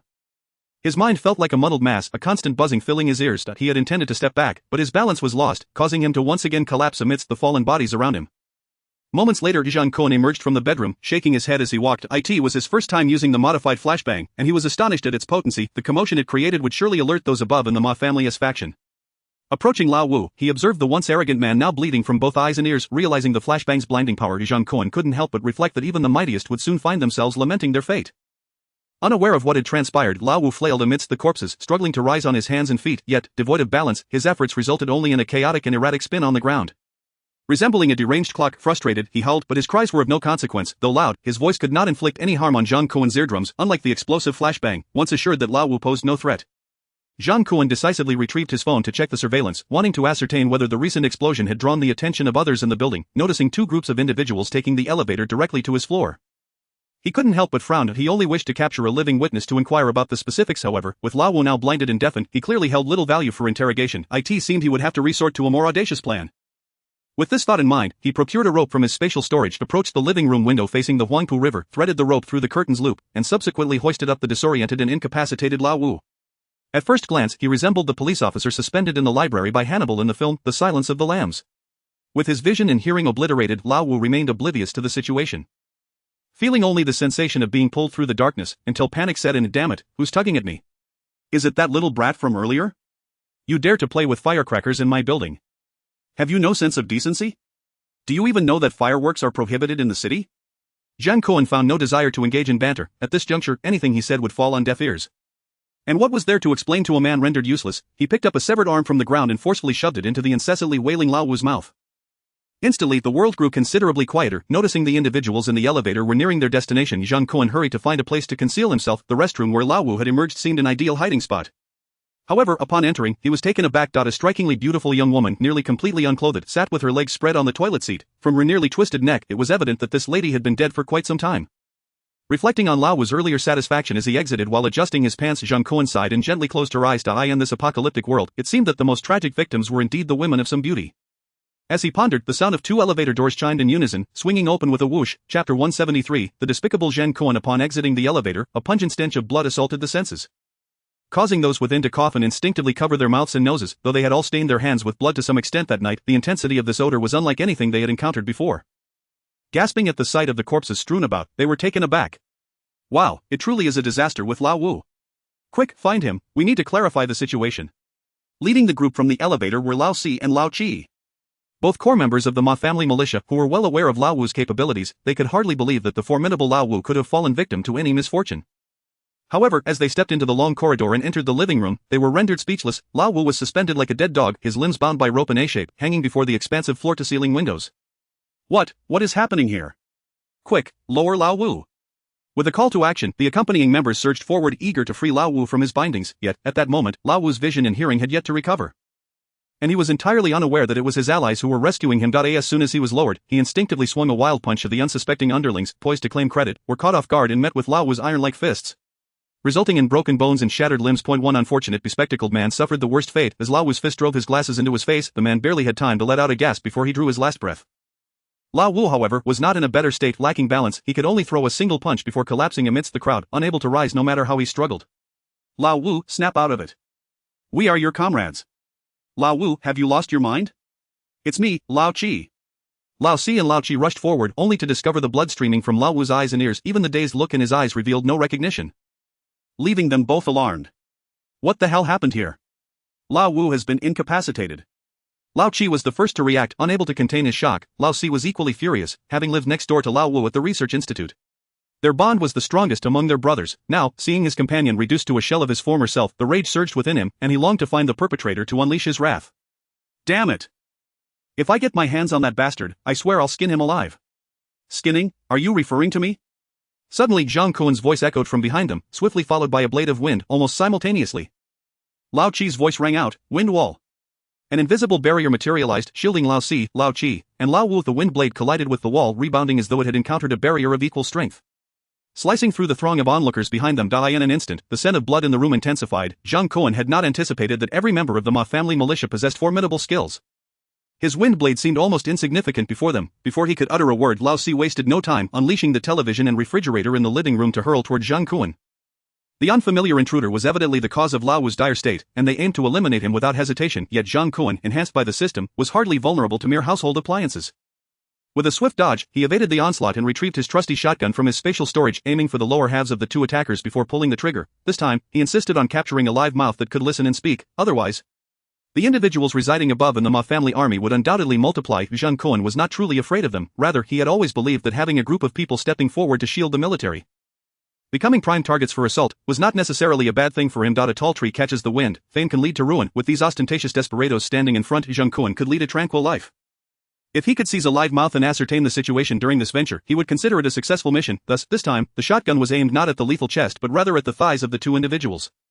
The fourth and seventh brothers had initially thought that Zhang Kun was preparing for a thrilling showdown of abilities with them. Neither of them anticipated that this fellow would conjure a shotgun out of thin air. It was downright despicable. Fortunately, the seventh brother reacted swiftly, using a gust of wind to lift the struggling fifth brother off the ground, placing him in front of them as a shield. Clang, clang. The sound of metal colliding rang out, apart from the fifth brother, who yelped in shock. The fourth and seventh brothers remained unscathed. However, Zhang Kun discerned a hint of vulnerability. Despite their imposing demeanor, these two had no defensive capability compared to the incapacitated fifth brother. With this realization, there was no longer any need for concealment. Zhang Kun waved his hand and retrieved a grenade from his space, pulling the pin and hurling it towards the two. Observing the grenade flying their way, he smirked. Fifth brother, I shall borrow your body once more. As he spoke, he propelled the fifth brother towards the grenade, covering it with him. Yet Zhang Kun's second grenade followed closely behind. The seventh brother froze momentarily. He had only the fifth brother to shield against the two grenades.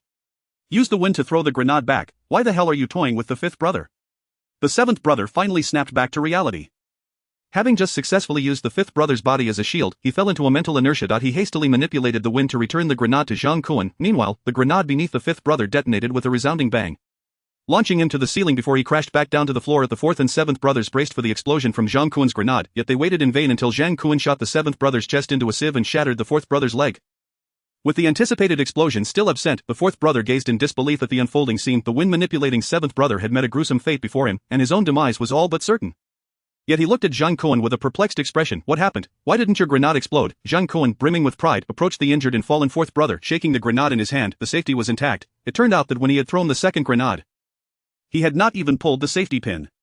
What the hell? Before the fourth brother could finish his exclamation, Zhang Kun struck him on the head with the butt of his gun, rendering him unconscious. Chapter 174, Interrogation begins. Observing the seventh brother, whose chest had been shredded by shrapnel, and the fifth brother, who was being carried before him and rolling on the ground in agony, Ma Aigwa's lips trembled slightly, and the corners of his eyes twitched. Big brother, we haven't located the fourth brother since our arrival. However, there are quite a few bodies over there, and the third brother is still searching below. We might receive news shortly. We must see the living or the dead. A glint of ruthlessness flashed in Ma Aigwa's eyes. Xiao Ba, is there any hope for the fifth brother? Xiao Ba, who had been crouching beside the fifth brother, reached out to examine him once more. Inside. Big brother, the fifth brother's eye injury is beyond saving. Not even I, nor even Jesus, could help him. However, his ear injury is manageable, with a perforated eardrum and a shattered semicircular canal. I should be able to treat him in a couple of hours. Ma Aigwa nodded, his expression darkening as he returned to the bedroom. Initially, it was just him and the second brother escaping from the research facility. While evading the monsters from the institute, he recruited companions he deemed capable. After enduring numerous hardships, he had finally assembled a team of 8, only to lose 3 in a single night. What a damn stroke of misfortune. Who could be behind this assault? Standing by the bedroom window, Ma Aigwa gazed at the desolate Huangpu River, his brows tightly knitted. First and foremost, those responsible could not be Su Kursen's parents or her ridiculous relatives. Ma Aigwa had already learned their positions from Su Kursen and had some understanding of the forces attempting to rescue her. He at least knew that a fully manned aircraft carrier fleet was currently adrift at sea. However, he ruled out the influential figures he had recently offended. Given the recent attacks, Su Kursen's family's background was far too formidable. Aside from sending others to their deaths, they had no capability to threaten him. Even if they had fired a few missiles upon seeing Su Kursen's death, it was merely a distant endeavor. Clearly, there were no capable fighters on board who could engage in close combat. Otherwise, they would have sent someone to rescue Su Kursen long before, instead of waiting until she was killed to act. But aside from them, who else could it be? Could it be the people from the research facility? Yet, given the fifth brother's strength, how could they possibly be a match? If the monsters had come, the fifth brother would either have been captured or killed on the spot, not left in this half-dead state. Moreover, if it were truly the monsters, why hadn't they stormed the building and wiped out all the brothers in one fell swoop? Instead, they had killed a bunch of people and then fled silently. This was clearly not the style of those monsters. Ma Aigwa pondered for a long time, yet still found no clues, his brows furrowing even tighter. Who the hell could it be? Zhang Kun, with the unconscious fourth brother tucked under his arm like a basketball, traversed the snowy landscape with ease. However, he did not return to the RV. Instead, he flew down using his flight suit, stealthily slipping out of the Tangchen Pin complex while surveying the surrounding commercial buildings. Although the fellow under his arm was already unconscious, who could predict whether he would awaken and go berserk, using his powers to create chaos in the RV? While he did not worry about the vehicle's damage, the subsequent cleanup would be a hassle. It was far better to handle matters outside. Fortunately, Tangchen Pin was situated in Shanghai's financial center, surrounded by office buildings of various banks. After several days of heavy snowfall, the security personnel inside had either frozen to death or fled, rendering the area akin to a ghost town. Devoid of any lights, Zhang Kun casually selected a building, maneuvered to the side facing away from Tangchen Pin, and decisively activated his flight suit, crashing through a window and entering the corridor on the top floor. For safety's sake, Zhang Kun searched for a moment until he spotted the sign for the president's office. Before kicking the door open and entering with the fourth brother in tow, however, upon entry, he was taken aback. Beneath the chandelier in the office, a person was hanging. Zhang Kun illuminated the figure with his flashlight, discovering that the person's face had taken on a freeze-dried hue, resembling the corpses he had hung outside his own 15th floor window. It was evident that this individual had been dead for quite some time. Zhang Kun scanned the area with his flashlight, noting that the impeccably dressed corpse appeared to be in his 50s, and the frozen face bore a striking resemblance to the photograph of the president on the desk. In addition, Zhang Kun stumbled upon a letter. He pulled out the letter and read it, finding only a single line of bold text along with a date. Just say I suffered from depression. Thank you. 2045.12.31. After reading the content, Zhang Kun couldn't help but curl his lips in disdain. Such occurrences were not uncommon in Huagua. Many individuals who had painstakingly clawed their way to the top would opt for such a dignified exit when faced with the pressures of exposure. If they did not choose a dignified end, someone would ensure that their wives and children experienced one. Moreover, Huagua has long had a mechanism of not pursuing accountability or recovering assets posthumously. A decisive self-termination could leave behind a comfortable life for their families, not entirely wasted. Unfortunately, depression has become the scapegoat in these situations, even ranking as one of the leading causes of death for some individuals. Yet, the truth cannot be concealed. The public has long since become desensitized to such antics. Strangely, even though the masses are aware, they still choose to say such things. The public knows they are being deceived. Yet they can only respond with a hollow laugh. Zhang Kun, glancing at the date, couldn't help but sigh out if this brother had possessed a bit more mental fortitude, even if he had held on for just one more day. He could have spent more time with his family before passing. What a pity, Zhang Kun sighed, then proceeded to lower the body and move it to the corridor. After completing these tasks, he replenished his strength with a couple of Snickers bars. Before walking over to the fourth brother, earlier, while grappling in the room, Zhang Kun had witnessed the fourth brother's abilities. This fellow had waved his hand, causing the household appliances in the room to seemingly be possessed, automatically hurling themselves at him. There was clearly something amiss about him. With that in mind, Zhang Kun did not show him any mercy, raising his foot and delivering a kick to the fourth brother's shoulder. Crack! Ah! Accompanied by the fourth brother's anguished scream. His right scapula shattered under the impact. Zhang Kun looked at the fourth brother writhing on the floor, his face contorted in pain, and couldn't help but smile as he encouraged, "Hang in there a little longer, we still have the left side to deal with."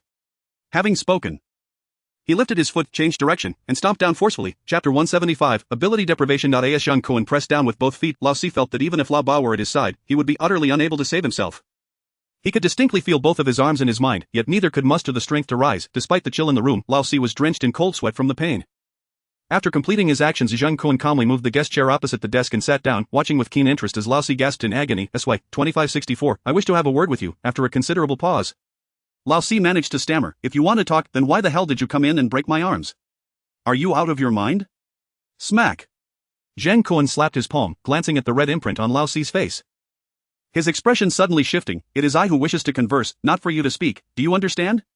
Lao Si realized that this individual was utterly unreasonable, and could only silently grit his teeth. Refraining from uttering another word, however, Zhang Kun persisted, pressing down on Lao Si's head and shaking it vigorously. "If you understand, can't you nod? Do I need to teach you this basic courtesy?"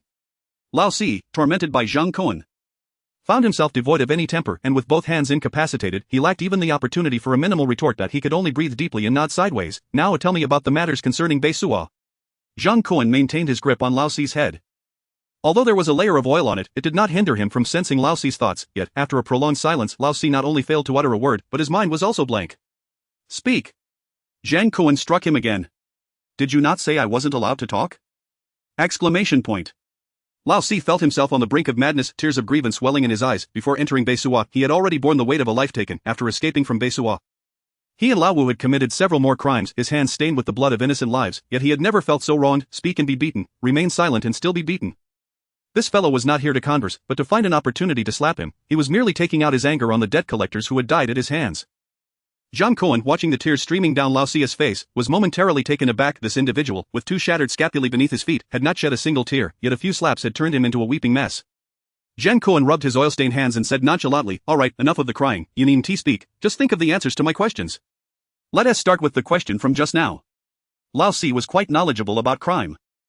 Robbery was a serious offense, punishable by a minimum of 10 years. Assault was foolish, as a matter of mere minutes could lead to years behind bars. In light of the disproportionate risks and rewards of such endeavors, after failing his college entrance examination, Lao Si had been sent by his parents to a local vocational college, where he chose to spend his days mingling with the street youths. His financial support, aside from his family's sponsorship, primarily came from thievery. However, thievery required a certain level of skill. At least in Huagua, it was a profound art. One had to discern who could be stolen from and who could not. A competent thief must be aware officials could steal at will, for even if something went amiss, they would seldom report it to the police, opting to bear the burden in silence. After all, justifying the origins of lost wealth was far more troublesome than the loss itself. For instance, foreign goods were strictly off limits for theft, regardless of the country. Even if it resembled a mundane item, it was a firm no-go. There was once an unfortunate fellow who stole a bicycle belonging to a foreigner. As a result, when the foreigner reported it, all local thieves were rounded up for questioning. During that time, even those who were simply resting at home found themselves dragged out for a few slaps. After years of navigating the underworld, Lao Si was well aware of these unspoken rules. Regrettably, Lao Si was not particularly fortunate. During one of his break-ins at the principal's house, he unexpectedly stumbled upon a clandestine meeting between the principal and the vice principal. The shock triggered a heart attack in the elderly principal. Lao Si, with good intentions, rushed to perform CPR, but the aged principal could not withstand the fright and passed away. The subsequent events unfolded in a bizarre manner. When the police and doctors arrived, the vice principal turned the tables, claiming that while she was reporting to the principal, Lao Si had attempted a robbery, and in the struggle, had pushed the principal, triggering the heart attack. Ultimately, the police found Lao Si's fingerprints on the principal's chest from the CPR attempt. With both testimony and physical evidence firmly against him, Lao Si was sentenced to 25 years in prison. His parents, unable to bear the news, fell ill and passed away within a month, becoming a pair of star-crossed lovers in death. Lao Si, now unencumbered and solitary, had qualified to enter bestowed and participate in experiments for a chance at reduced sentencing. As a natural test subject, he was a labor reform inmate whose demise would go unremarked. The day after consuming the experimental drug, Lao Si discovered that simply pressing his palm against an electronic lock rendered even the most complex systems as fragile as paper. He could unlock, leave, and operate any electronic device merely by touching it. Eventually he even progressed to the point where he could execute commands with just a wave of his hand, locking, unlocking, even explosive actions or using electronics as a boomerang to strike others became mere trifles at his command. For Lao Si, life in Beisua felt like a dream, a delightful fantasy that every thief could awaken from with a smile. He even used his abilities to help Lao Wu unlock doors twice, aiding in his escape. The reason for assisting Lao Wu stemmed from the knowledge he gleaned from him regarding the purpose of the experiments at Beisua. Lao Wu had confided that the institute attracted numerous subjects for drug trials and the awakening of superpowers because the forces behind Beisua possessed technology surpassing human comprehension. They could not only bestow extraordinary abilities upon individuals but could also extract and transfer these powers to others. However, the fate of those stripped of their abilities was invariably grim, yet the application of this technology came with prerequisites. The abilities must be exposed on the subjects for over a year. Only then could the extracted powers be sufficiently potent. Upon perceiving all this from Lao Lu's mind, Zhang Kun felt a surge of excitement. If he could obtain such abilities, it would be nothing short of extraordinary. Chapter 176, Behind the Research Institute. Zhang Kun continued to press Lao Si for information regarding who the powers would be transferred to and how the institute extracted the abilities from the criminals. Unfortunately, Lao Si's mind was a blank slate on these matters. Clearly Lao Wu had not provided such details. Zhang Kun quickly came to realize that if Lao Si had known so much, he would not have ended up here. According to Lao Wu's casual remarks, those subjected to ability deprivation experiments faced inevitable demise. The sole corroborating evidence Lao Si possessed regarding Lao Wu's claims was that once subjects reached the exposure period, they were taken away and never returned, though the details remain murky. Zhang Kun was nonetheless satisfied with his findings. At the very least, he had confirmed that abilities could be both stripped and transferred, allowing him to understand why the institute was expending so much effort to recruit so many criminals for human experimentation. This was an exceedingly lucrative enterprise. The mass production of superhumans surpassed even the marvels of Marvel. The implications of being able to manipulate and transfer abilities were beyond imagination. Simply put, auctioning off transferable powers within elite circles would be as enticing as auctioning devil fruits in the world of One Piece. Not to mention, even the most mundane abilities, like that of Sun Xiaofei, whom he had previously imprisoned for experiments, would appear to be miraculous in the eyes of ordinary people before the apocalypse. However, Zhang Kun soon found himself grappling with new questions. If the Research Institute possessed such incredible capabilities, why did the higher-ups on the warship seem entirely oblivious? Moreover, among those who boarded the ship were likely wealthy dignitaries. Why were they also uninformed? Was it a matter of insufficient social standing? But Sun Xiaofei's father was regarded as the wealthiest man in Hushang. Surely the institute sought to profit from such tycoons, indicating there were other financial backers involved. Yet, despite racking his brain, Zhang Kun could not fathom the identity of the forces behind the Research Institute. Aside from the military and the wealthy, surely it could not be the government. Zhang Kun hastily shelved his thoughts, mentally reciting the patriotic and lawful mantra. Once the sentiment swelled within him, he shook his head in self-deprecation. Such matters might seem normal in the realm of the mundane, where thievery and chaos were commonplace. But in Huaguo, surely they would not resort to such actions, would they? Or realizing that further contemplation on this subject could be perilous, Zhang Kun quickly switched gears, redirecting his inquiries toward the composition of personnel within the Ma family army. There are a total of 8 members in the Ma family army. Surprisingly, apart from the leader Ma Igua, the others are utterly oblivious to each other's names. The 4th member before him is also rather unclear about Ma Igua's capabilities, as he has never witnessed the leader in action. However, the second brother, who looks up to Ma Igua, has already attained a level of respect that prevents anyone from daring to provoke the elder brother. The second brother possesses the ability to control electronic devices remotely. Although his power resembles that of the 4th brother, the magnitude and precision of his abilities far surpass those of the latter. The previous helicopter explosion, as well as the missiles altering their trajectories, were orchestrated by the second brother, who manipulated the internal chips of these electronic devices. In comparison to the 4th brother's close-range effectiveness, the second brother's prowess is in a league of its own. Furthermore, for reasons unknown, the second brother also demonstrates commendable close combat skills, rendering the 5th brother, who is famously impervious to blades and bullets, unable to stand his ground before him. The 3rd member of the team possesses a corrosive ability, should he activate his power upon contact with someone. Within a mere 5 minutes, he can reduce a living being to a fetid puddle of blood. The 6th member has the capability to manipulate objects without restriction, both near and far, although the weight of the objects he can control cannot exceed his own body weight. The 7th member can command the wind, but he has already been eliminated by Zhang Kun, rendering any knowledge of his abilities moot. As for the 8th member, he serves as the group's support. While lacking in offensive capabilities, he can utilize his powers to aid in the healing of the injured. Although the effects are not as exaggerated as those of a living dead, he remains an essential safeguard for survival in the apocalypse. Upon perceiving the information within the 4th brother's mind, Zhang Kun couldn't help but nod quietly to himself. It appears that the configuration of the Ma family army is quite reasonable, a harmonious blend of melee and ranged capabilities, along with a sturdy shield and a healer, certainly indicates a promising team for combat. Establishing such a group must have required considerable effort from Ma Igua. However, this is no longer of significance. After concluding his inquiries, Zhang Kun's hand shifted from the top of the 4th brother's head to his neck without hesitation, and with a crisp snap, he swiftly broke the 4th brother's neck. Upon closer inspection, the manner of the 4th brother's demise bore a striking resemblance to that of the security personnel he had encountered in Duran. This evening's actions were executed with a stealth that left no trace. Among the 8 core members, 2 are dead and 1 is injured. Even if the 5th brother's ears can be healed, his eyesight is undoubtedly lost. Zhang Kun possesses confidence in the modified flashbangs. And the security personnel who could have revealed his whereabouts have already been eliminated. For now, he can remain secure for a while longer, with no need to continue opposing the Ma family army. After all, the leader's abilities are unknown, and the second brother's strength should not be underestimated. It is simply not worth the risk. Surviving steadily is the most crucial matter in this apocalyptic world. Everything else can wait. Once all was settled, Zhang Kun retraced his steps and leapt through the shattered window in the corridor, landing gracefully as he made his way toward the RV. Inside the vehicle, the three women who had been waiting for over an hour attempted to ease the tension through conversation. Yubing. Ziqing, didn't you both say that Zhang Kun is incredibly formidable? Why are you still so anxious? Is there anything in this world that is guaranteed to be 100, no matter how powerful one may be? They can still fall victim to an unforeseen accident. Furthermore, the opponent can even change the trajectory of missiles. Clearly, they are no ordinary foe. Yubing is right. Also, listen, Lan, it would be best if you refrain from calling our master by his name directly. It comes across as rather disrespectful. Ah. Zhou Tinglan was about to retort when Zhang Yubing interjected. Tinglan, do you know, even if those security guards truly revealed the villa's location to the Ma family army, I believe our master would still possess the strength to fight back within the villa. He wouldn't fear them at all. But the reason he came here overnight is likely for you. Me? Zhou Tinglan froze at the remark, pointing to her own face in utter bewilderment. How could that be possible? Chapter 177, The Master is a good man. How could it not be? Our master is a genuinely good person. He must have seen how many of your comrades perished in vain. Which is why he chose to seek vengeance on your behalf. Su Ziqing asserted with conviction, her lips pursed in determination. Zhang Kun had not only saved her life but had also accompanied her to the hospital to bid farewell to her grandfather. Naturally, Su Ziqing felt compelled to defend Zhang Kun. However, this was not merely to garner Zhou Tinglan's favor through idle talk. Having spent the most time with Zhang Kun, she understood that, at his core, he was indeed a good person. At the very least, in the face of calamities that humans cannot combat, such an impressive individual chose not to bully others, which speaks volumes. Zhang Yubing nodded in agreement. Ziqing is correct. Tinglan. As you can see, with our master in possession of this RV, he can go wherever he pleases. Even if that group of security guards leaked his address, he could simply relocate without worry. Why would he go to such lengths to confront these strangers in a life-or-death struggle? Hearing even the typically composed Zhang Yubing express such sentiments, Zhou Tinglan's face flushed. In stark contrast to the cold outside. The temperature inside the RV was comfortable. Even in a shirt, she felt no chill. Though she was unsure how the vehicle achieved such a feat, it was an undeniable reality. Additionally, as the driver throughout the journey, Zhou Tinglan had not even seen a fuel gauge on the dashboard. With such a vehicle boasting unlimited energy, relocating from Shanghai to another city would pose no issue at all. Could it be that Zhang Kun truly acted as the two had suggested? Purely for his own sake, but was it worth it? Zhou Tinglan forced a bitter smile. She was acutely aware of her own position, throughout her life, due to the birthmark on her face. People had often labeled her a freak, a hideous monster. How could any man go so far as to do such things for her? She quickly regained her composure, turning to Zhang Yubing. Yubing, but it was you who proposed coming along.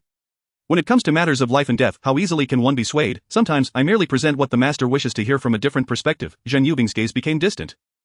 Seemingly reminiscent of her days as a television host, the ability to read people had long been ingrained in her, making it difficult to change. Before their departure, when Zhou Tinglan voiced her desire to come to Tangshanipin. Although Zhang Kun had said not to act impulsively, his expression showed no signs of aversion, even hinting at approval. Thus Zhang Yubing followed Zhang Kun's thoughts, providing him with ample justification. After all, who can be persuaded by mere words? If such a thing were possible, then the tongue would surely choose to articulate the heart's desires of the ears. This, Zhou Tinglan found herself at a loss for words. Women often harbor a tendency to be attracted to strength. And she was no exception. However, the thought of sharing a man with two beautiful women before her was something she could not readily accept. Moreover, in her self-perception, she felt deeply unworthy of Zhang Kun's affections. A woman with such a prominent birthmark on her face could hardly be deserving of admiration. Most importantly, the fact that Zhang Kun demanded to be addressed as master felt like a regressive step in history. Every time she contemplated addressing him as such in front of others, an overwhelming sense of shame surged within her. Just then, the RV's locked door swung open with a clatter, and Zhang Kun, covered in snow and wind, stepped inside. Master! Master! Su Ziqing and Zhang Yubing exclaimed in unison, instinctively stepping forward to brush the snow off his attire, helping him remove his winter gear and flight suit. Witnessing this scene, Zhou Tinglan, who had initially intended to assist, hesitated and stood awkwardly to the side, her hands entwined as she stole glances at Zhang Kun from the corner of her eye. Zhang Kun, perplexed, shed his heavy clothing with the aid of the two women. After sipping a cup of hot tea and exhaling a sigh of relief, he began to relay the information he had gleaned from the fourth brother. While it's true that one must eradicate the roots of the problem, I believe we have already achieved sufficient progress at this stage. Leaving the Ma family army intact will allow them to serve as a buffer, whether it be the military or any research facility. Should they seek revenge, it will be directed at this group. Moreover, we can monitor the Ma family army's movements through live broadcasts. There is no necessity to engage in an all-out conflict with them. So, I think it would be best for everyone to return to the villa and rest. Who supports this? Who opposes? Upon hearing their master speak, Su Ziqing and Zhang Yubing naturally nodded in agreement. Even Zhou Tinglan, who had been eager to eradicate the Ma family army entirely, felt compelled to start the RV. The three of them had witnessed the initial battle at Tangshanipin through thermal imaging surveillance. Engaging in combat against so many individuals undoubtedly drained considerable stamina. It would be inappropriate to make any additional demands at such a time. Even a donkey from a production team would not dare to be so demanding. Later that evening, at the home of Su Kursin and Tang Chenipin, the core members of the Ma family army, except for the still recovering fifth brother, gathered together, their expressions a mix of uncertainty as they viewed the bloodied clothing retrieved from the scene of the incident by the third brother. Elder brother. I conducted a thorough examination of the site and noticed some peculiarities.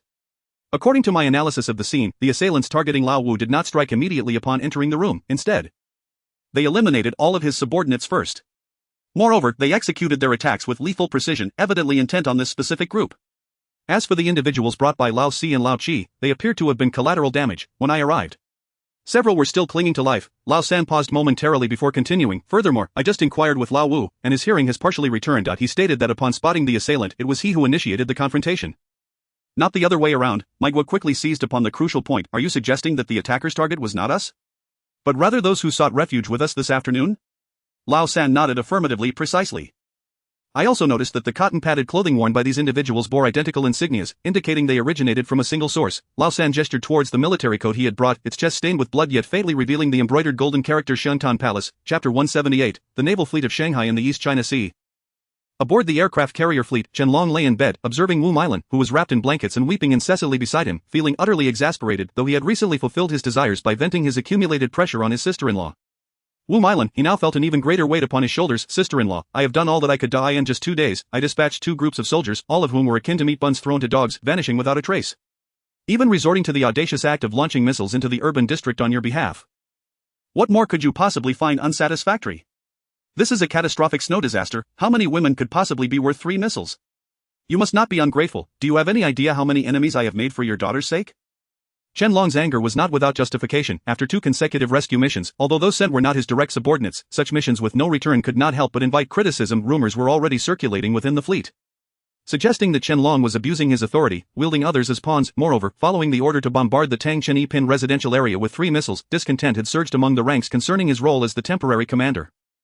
Since the establishment of the Republic, there had never been a precedent for military forces to strike civilian areas with missiles, yet, in his determination to elicit a smile from his sister-in-law, Qianlong had stubbornly insisted on issuing that command. Investing considerable effort, regrettably, despite launching the 3 missiles amidst criticism, the result was minimal, merely splashes of water, failing to achieve even the most basic objective of avenging his niece, compounded by the fact that his wife had shown him little warmth in the days following. Their encounters in the corridors had been tense, further aggravating his frustrations. All these circumstances left Qianlong yearning for an outlet for his pent-up emotions. Unfortunately, Wu Mailan, who had been following the live broadcasts, offered him no solace, even refusing to share the same blanket with him. Was she not deliberately trying to drive him to madness? Qianlong contemplated the use of force, yet he understood that such matters could only achieve harmonious synergy when both parties were willing, just as it had been a few days prior. Resorting to force, however, would be a scandalous reputation to bear. What was his status? To force himself upon his sister-in-law? It was utterly humiliating, as he pondered whether to have another earnest conversation with Wu Mailan. A voice from the doorway interrupted. General, are you resting? What is it? Radar indicates a fleet approaching our position. However, we have received no response to our messages sent across all previously agreed upon channels. I'm on my way. Qianlong's expression turned serious upon hearing his secretary's words. As a soldier, he understood the implications of such news. He rose from the bed, casting a final glance at his sister-in-law, still wrapped in blankets and weeping, sighed heavily, and hurriedly exited the room. The military had likely received word around the end of November regarding the potential outbreak of a catastrophic snow disaster on Blue Star. Strangely, this alert was not issued through formal channels but rather mentioned by high-ranking officials during a meeting. In truth, meteorologists worldwide had issued warnings to their governments 6 months prior, but the impact had been minimal. Few nations took such apocalyptic predictions seriously. Initially, Huagua was no exception, however, as other military powers began to exhibit unusual activity, particularly when several countries around the Pacific Rim suddenly announced the formation of a joint fleet. The atmosphere of tension gradually captured the attention of the higher-ups. Consequently, the nation's top experts convened, and after countless hair-pulling meetings, they offered the most reasonable recommendations of firstly, the concept of a frigid apocalypse has yet to be substantiated. It is inadvisable to amplify its dissemination. Relevant orders should be communicated verbally. Secondly, to ensure the survival of the nation as fire, we must notify coastal provinces to assemble naval fleets and prepare disaster relief supplies. Thirdly, considering the post-disaster population growth, we should strive to maintain a balanced gender ratio on each fleet and control the average age within a reasonable range. Fourthly, to adequately address the emotional well-being of the cadres, priority should be granted to their family members for boarding. Fifthly, given the substantial expenses involved, we might consider soliciting sponsorship from wealthy private citizens in exchange for boarding opportunities. Sixthly, it is imperative to ensure that the expert team and their children are included on the vessels, preserving the flame of wisdom to continue serving the nation. Thus, with the assistance of the lavish expert team, the national machinery began to operate at breakneck speed. Initially, even military leaders regarded the scientists' concerns as trivial, dismissing them as mere exercises. This led to many high-ranking military officials remaining home to celebrate the new year with their families, failing to board in a timely manner. However, when the bitter cold accompanied by heavy snowfall descended upon them, and even the sea bore a layer of floating ice, the gravity of the frigid apocalypse finally registered with all. Yet, for reasons unknown, the fleets that were supposed to converge near the offshore oil rigs in the East China Sea had yet to arrive. Despite prior agreements, of this uncertainty weighed heavily on Qianlong's mind. Yet now, with the secretary reporting the presence of a fleet on the radar, rather than feeling reassured, he grew increasingly anxious. The silence on the radio only deepened his foreboding. Upon entering the command room of the aircraft carrier, he found it already filled with high-ranking officers, each holding a cup of tea and engaged in low murmurs. Although there was dissatisfaction regarding Qianlong's recent decisions, in moments like these, everyone required a supreme commander to unify their thoughts. Previous grievances would have to be set aside. As Qianlong arrived, all present saluted him, and the discussions promptly ceased. Broadcast a call across all radio channels 3 more times. If we receive no response, all fleets will prepare for combat in 5 minutes. Understood. The officers, adorned with the brilliance of their ranks, saluted once more before systematically issuing commands within the command room. Squadron of escort fighters, prepare for immediate takeoff and alert status. Squadron of bombers, prepare for immediate takeoff and standby. Frigate squadron, please respond. All ships are to enter combat readiness. Combat personnel must report within 5 minutes. Note, this is not a drill. Repeat, this is not a drill. As he witnessed his subordinates mobilizing the entire fleet, Qianlong could not help but feel a bead of sweat form in his palms. If the incoming fleet bore ill intentions, how many would live to see the dawn of tomorrow? He sighed, accepting the cup of tea from his secretary and taking a tentative sip of the poor tea. This tea tastes somewhat peculiar? The secretary nodded. It may be due to the inexperience of the new aide. I'll reprimand them later. Qianlong, upon hearing this, chose not to comment further and quietly awaited new transmissions on the radio channel. Chapter 179, Zhang Benji and present. Report, the other party remains unresponsive. Report, the reconnaissance aircraft has relayed that the approaching fleet is flying the Suzhong fleet's flag, and the pilot has spotted the flagship Jingnan. It's our own. Upon hearing the latest report from the reconnaissance aircraft, relief washed over the command room. After all, prior to the onset of the snow disaster, they were all brother units. It was not uncommon for them to have shared drinks during previous gatherings. Surely their arrival was merely a reunion, not a prelude to conflict. Even Qianlong, whose nerves had been taut, felt some of that tension ease, his thoughts drifting back to the bedroom where he recalled the enchanting presence of his sister-in-law, Wu Mailan. Wasn't it merely a daughter? He could always offer her a son later. Though Qianlong was no longer young, he remained confident in certain abilities. It was well known that to thrive in high office, one must master the trifecta of indulgence, power, and wealth, otherwise one could not expect to endure within the system. As he contemplated how to charm the captivating Wu Mailan following their meeting with the fleet, an unexpected cry erupted from behind him. Turning around, he saw a colonel at the control panel clutching his abdomen before toppling over onto his back. By heavens! Did I not expressly instruct you all to drink less after boarding? What would the comrades of the Brotherhood think upon witnessing such disgrace? You have utterly shamed me. Take him away. 2 officers seated near the colonel rushed to assist. But upon closer inspection, their expressions shifted dramatically. General Chen, Colonel Liu, he is bleeding from every orifice. Qianlong's countenance darkened as he hastened over to examine the situation. Indeed, as the 2 had stated, the fallen Colonel Liu was bleeding profusely from every pore. His face contorted in agony, clearly indicating that his condition was not merely due to intoxication, but rather, poisoning. Ouch! Simultaneously, cries of anguish echoed from other corners of the command room. Colonel Liu's plight seemed to have toppled the first domino, causing a cascade of high-ranking officers to clutch their stomachs and collapse one after another. Chen Yun was struck with horror. Damn it, he knew better than to indulge in pre-packaged meals. Such fare might suffice in a public school cafeteria, but to serve it aboard a warship for officers? Was this not preposterous? The mere thought that he too had consumed the same pre-packaged meals over the past few days filled Qianlong with a tumult of emotions. Yet, as the highest-ranking officer present, he forced himself to maintain composure and issued commands. Secretary Zhang, summon the orderlies to carry the afflicted officers to the medical bay. However, after calling out for some time, he heard no familiar reply of yes. When he turned to look, he discovered that Secretary Zhang had inexplicably closed the command room door and was now sneering maliciously alongside several orderlies. Secretary Zhang, are you staging a rebellion? Qianlong's expression turned cold, a sense of foreboding rising within him. Rebellion? Do you even know my name? Are you not Zhang Benji? Secretary Zhang smirked, shaking his head dismissively. Incorrect, I remain true to my name and lineage. My true name is Zhang Benzhai. Now, do you still believe I am staging a rebellion? You. Qianlong was momentarily speechless. A name of 4 characters is rarely found in Huagua save for compound surnames, yet, in the neighboring nation of Rewo, it was exceedingly common. Could it be that this young Zhang, who had accompanied him for 7 or 8 years, was, in fact, a traitor?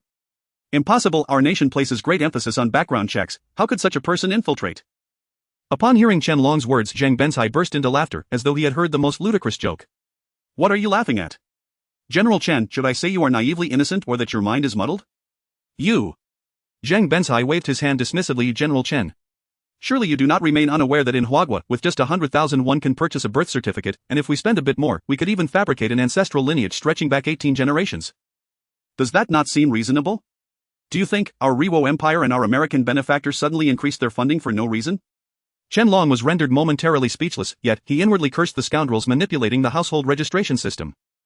At that moment, 1,000 horses galloped through his mind, but it was of little use. Just as he bent down to search the fallen officer for a weapon, a sudden sharp pain coursed through his abdomen.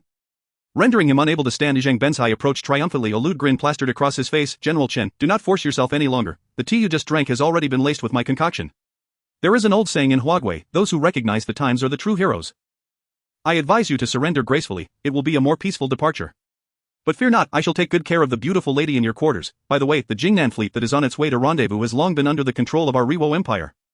Zhang Benzai faced the direction of the rising sun and saluted ceremoniously. Your Majesty.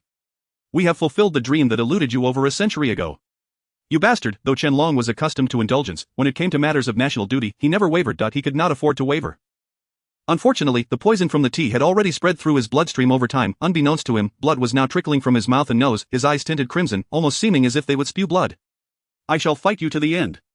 Chen Long summoned every ounce of strength and lunged at the smug Zhang Benzai, yet, before he could reach him, he was kicked down by 2 orderlies behind him.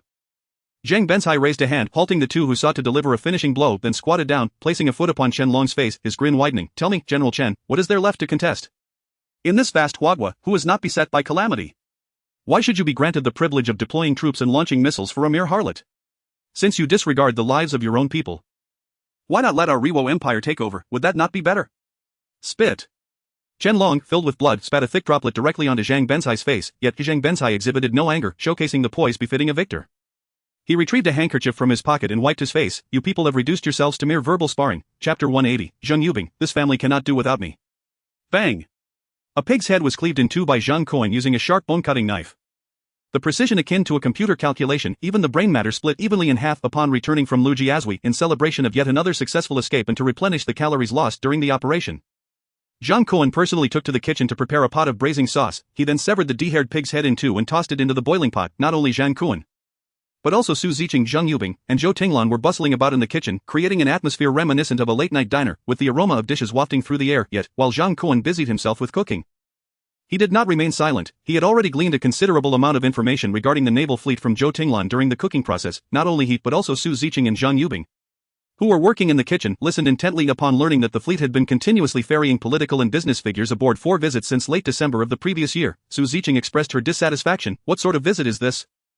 Clearly, they are merely allowing those in power to evade disaster ahead of time.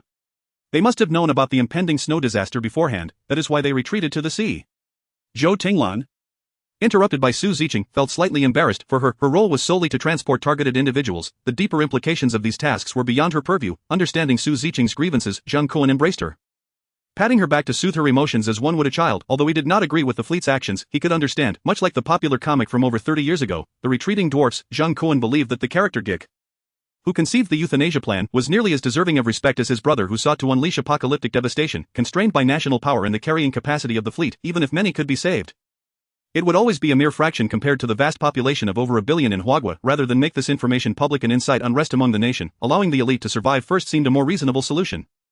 However, this plan was hardly friendly to the remaining 99% of the population. According to Zhou Tinglan, the crew and aviation personnel aboard the Hu Shanghai aircraft carrier numbered between 5,000 and 6,000. With the personnel not being fully staffed, further expansion could bring the total to nearly 7,000. Additionally, the fleet was equipped with a total of 20 various destroyers, frigates, and submarines, each carrying approximately 100 to 200 crew members. Thus, the total number should be around 10,000. Moreover, the various political dignitaries temporarily boarding 4 visits were arranged on 3 accompanying cruise ships, averaging about 3,000 people per vessel. By this calculation, a fleet could support a maximum of around 20,000 individuals. Even the Hu Shanghai fleet, among the most formidable naval fleets in Huagua, could only rescue a mere 200,000 at most. Given Huagua's immense population, this was nothing more than a drop in the bucket. Nonetheless, with Huagua taking action, other nations around the world would surely follow suit. It remained uncertain what measures they would employ to ensure the safety of their citizens after enduring this snow disaster. How many would remain in this world? However, such considerations were not his concern, and the primary focus now was to keep a close watch on the pig's head simmering in the pot. After the 3 enjoyed a sumptuous midnight feast, the women ascended to their rooms to sleep, while Zhang Kun retreated to the underground game room for some rest. Zheng Yubing and Su Ziqing had initially wished for Zhou Tinglan to accompany Zhang Kun, But seeing Zhou Tinglan feigning ignorance at the dining table, Zhang Kun found little amusement in it. Having experienced much, his aspirations had naturally risen to a higher level, the highest realm of cooking.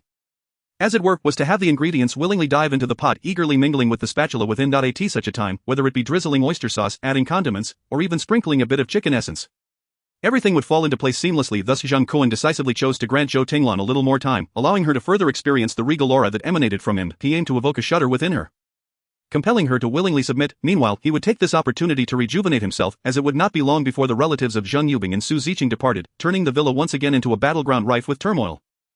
What Zhang Kun was unaware of, however, was that his choice, made out of respect, was entirely misconstrued in Zhou Tinglan's ears. She had initially harbored some expectations that Zhang Kun might voice a request, especially after overhearing the conversation between Zhang Yubing and Su Ziqing in the RV. Yet, to her astonishment, Zhang Kun said nothing and made no advances. After enjoying a late-night snack, he inexplicably descended alone.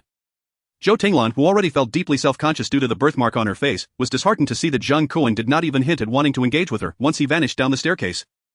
She wilted at the dining table, much like a frostbitten eggplant. She recalled how Zhang Yubing had described how upon first entering Zhang Kun's home, he clung to her like a child who could not get enough. Yubing had also mentioned that even when Zhang Kun was not attached to her, he would stick to Su Ziqing like a stubborn plaster. It was said that mere moments after entering, the three of them had, yet now it was evident that Zhang Kun held little interest in her. Was it ultimately due to the birthmark on her face? Fortunately, Zhang Yubing, who was tidying up dishes with Su Ziqing, noticed Zhou Tinglan's disappointment. She couldn't help but pull her aside and lead her to the gym next door to the game room on the lower level. Yubing Jia, why have you brought me here? Zhou Tinglan asked. Oh, come on. Dante asked so many questions. Do you think I would harm you? And if I did, you could easily take me down. Even 10 of me wouldn't stand a chance against you. Zhang Yubing replied, her tone playful as she mysteriously ushered Zhou Tinglan into the gym's shower room. After ensuring the water was hot, she took the shower head and doused Zhou Tinglan, who was clad in a white shirt, completely soaking her. Zhou Tinglan, caught off guard, had no time to react, and her exquisite figure was instantly revealed, causing Zhang Yubing's heart to race. What are you doing, Yubing Jia? Zhou Tinglan exclaimed. My hand slipped, sorry. Zhang Yubing explained with a chuckle. Though her expression bore no hint of contrition, Zhou Tinglan was baffled by the teasing, and in a huff, she turned to leave and change. However, Zhang Yubing seized her arm and brought her to the door of the game room. Why go upstairs to change? The master has all sorts of clothes here. With that, she playfully pushed Zhou Tinglan into Zhang Kun's room. This house will fall apart without me. When Zhou Tinglan burst through the door, Zhang Kun was engrossed in switching between games, contemplating what to play that night. Hearing the commotion behind him, he turned to look at Zhou Tinglan, aware of her rather disheveled appearance, lowered her head, her face flushed, and she dared not meet Zhang Kun's gaze. Unbeknownst to her, the way she shielded her chest with one hand while attempting to pull the door behind her added an air of delicate charm to her demeanor. It's not me. It's Yubing Jia, I'll just step out, she stammered, her flustered eyes betraying her unease. The resolute demeanor she had honed in the military faded away, leaving only a woman's primal trepidation. Yet, despite her efforts, the door remained stubbornly shut, as if welded in place. Yubing Jia, open the door, stop playing around, she pleaded softly, but her voice was barely audible enough for Zhang Kun to hear within the soundproof room. Zhang Kun found her predicament amusing and couldn't resist offering the well-known adage, now that you're here, you might as well stay. Startled by Zhang Kun's sudden voice, Zhou Tinglan jumped, finally daring to glance his way. In the soft light, Zhang Kun, clad in a robe and sleep pants, appeared even taller and more imposing. The open robe revealed his solid chest muscles, causing her heart to race and her cheeks to redden further. With a wave of his hand, he conjured a silk nightgown for her. You must be feeling uncomfortable in those wet clothes, change into this. I promise I won't peek. Thank you, Zhou Tinglan stammered. Lacking experience in being alone with a man, she turned to change, yet upon facing him again, she couldn't help but exclaim, why didn't you turn around? Why should I turn around? You said you wouldn't peek. Zhou Tinglan's face turned beet red. Even the birthmark appeared to fade in comparison. I'm not peeking, I'm simply observing openly. Zhang Kun replied innocently, but inside, he was elated. Until now, he hadn't fully realized that due to her athletic background, Zhou Tinglan possessed a well-defined and curvaceous figure, embodying a mature elegance that surpassed that of the 18-year-old Su Ziqing, while also retaining a youthful vibrance that outshone Zhang Yubing. If it weren't for that birthmark, she would have likely been taken as a cherished prize by some military leader long ago. You! Zhou Tinglan spluttered, momentarily at a loss for words, huffing as she turned her attention back to the door. But before she could figure out the mechanism, she felt warmth enveloping her as Zhang Kun pulled her into his embrace. What are you doing? She exclaimed, instinctively elbowing him in response, yet Zhang Kun easily caught her arm, as if her movements were in slow motion. Hey, do you dare to strike me? Are you rebelling? Zhang Kun tightened his grip, locking her arm behind her back and, with a swift motion, pushed her against the door, eliciting a startled gasp from her. It wasn't intentional, it was a reflex. Besides, who told you to come so close? In my villa, I go wherever I please. With their proximity, he could even catch the faint scent of her shampoo. A delicate fragrance mingled with a hint of intensity that was utterly captivating. Realizing her words held truth, Zhang Kun chose not to press further, gently releasing her arm. Once free, Zhou Tinglan adjusted her posture. Standing before Zhang Kun, yet she still averted her gaze, focusing instead on their feet. Lacking experience in such intimate situations, she was acutely aware of the implications of what might transpire next, having heard the blush-inducing tales from Zhang Yubing and Su Ziqing. Thump thump thump. The sound of her heartbeat echoed in the room. Audible to Zhang Kun, who stood within arm's reach, he reached out to tuck a stray hair behind her ear. Why are you afraid to look at me? Zhou Tinglan instinctively flinched away from his touch. Returning her bangs to their original position, it wasn't that she disliked Zhang Kun's touch, rather, she wished to conceal her conspicuous birthmark. However, Zhang Kun's hand acted like a stubborn child, determined to tuck her hair behind her ear. Aware of her insecurities, he wished for her to overcome the impact of her birthmark, even if he couldn't change her situation at that moment. Noticing that Zhou Tinglan was gradually lowering her guard, Zhang Kun stepped closer, teasingly inquiring, I'm curious, if the door isn't locked, why can't you open it? Are you playing hard to get with me? The proximity of Zhang Kun's breath left Zhou Tinglan's fair neck prickling with goosebumps. With her thoughts laid bare, she felt increasingly flustered, her lips parting as she struggled to find words. Perhaps feeling she had teased the girl enough, Zhang Kun produced a small white pill from his pocket and offered it to Zhou Tinglan. Observing the pill, her expression shifted. What do you mean by this? What is there to fear? Su Ziqing and Zhang Yubing have both taken it, so you control them with drugs? Zhang Kun, I thought you were a good person. I was mistaken about you.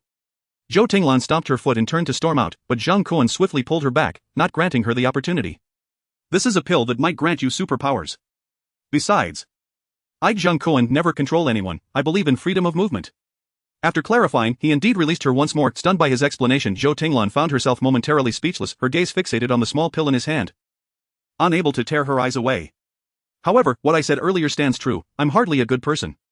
I merely happen to know how to maximize the effects of this pill. So do you wish to try it? Be careful with your assumptions, or I might accuse you of defamation. Well, not leaving anymore? Zhou Tinglan hesitated for a brief moment, yet eventually seized the pill from his hand, gently placing it in her mouth before swallowing it whole. I've taken the medicine. What comes next? Chapter 182, 2 Zhang Yubing's. The following morning at 10:30, Zhang Kun awoke leisurely from the sofa bed in the gaming room. Upon lifting his head, he noticed that the coffee table had already been adorned with bacon and toasted bread, unmistakably prepared by Zhang Yubing. Unlike Su Ziqing, who favored traditional Chinese breakfasts, the host-turned-chef Zhang Yubing preferred this touch of bourgeois flair. After covering Zhou Tinglan with a blanket, Zhang Kun took a slice of bread and exited the gaming room. It was somewhat regrettable that he had not been able to discern any extraordinary abilities from Tinglan the previous night. Could it be that his assumptions were erroneous? It seemed he would need to contemplate alternative methods to maximize the effects of the ability-enhancing pills. Nevertheless, Zhang Kun remained undeterred, munching on the bread as he ascended the stairs, while also remembering to check in for the new day. Ding, congratulations to the host for a successful check-in. Reward, 1 indestructible helicopter, LV-1. Zhang Kun was momentarily taken aback. Staring at the firmly closed door of the gaming room, speechless that he knew that Zhou Tinglan was a helicopter pilot, he was aware of her background. Now, having just begun their relationship, the system gifted him a helicopter as a congratulatory present. Was the system truly attuned to his desires?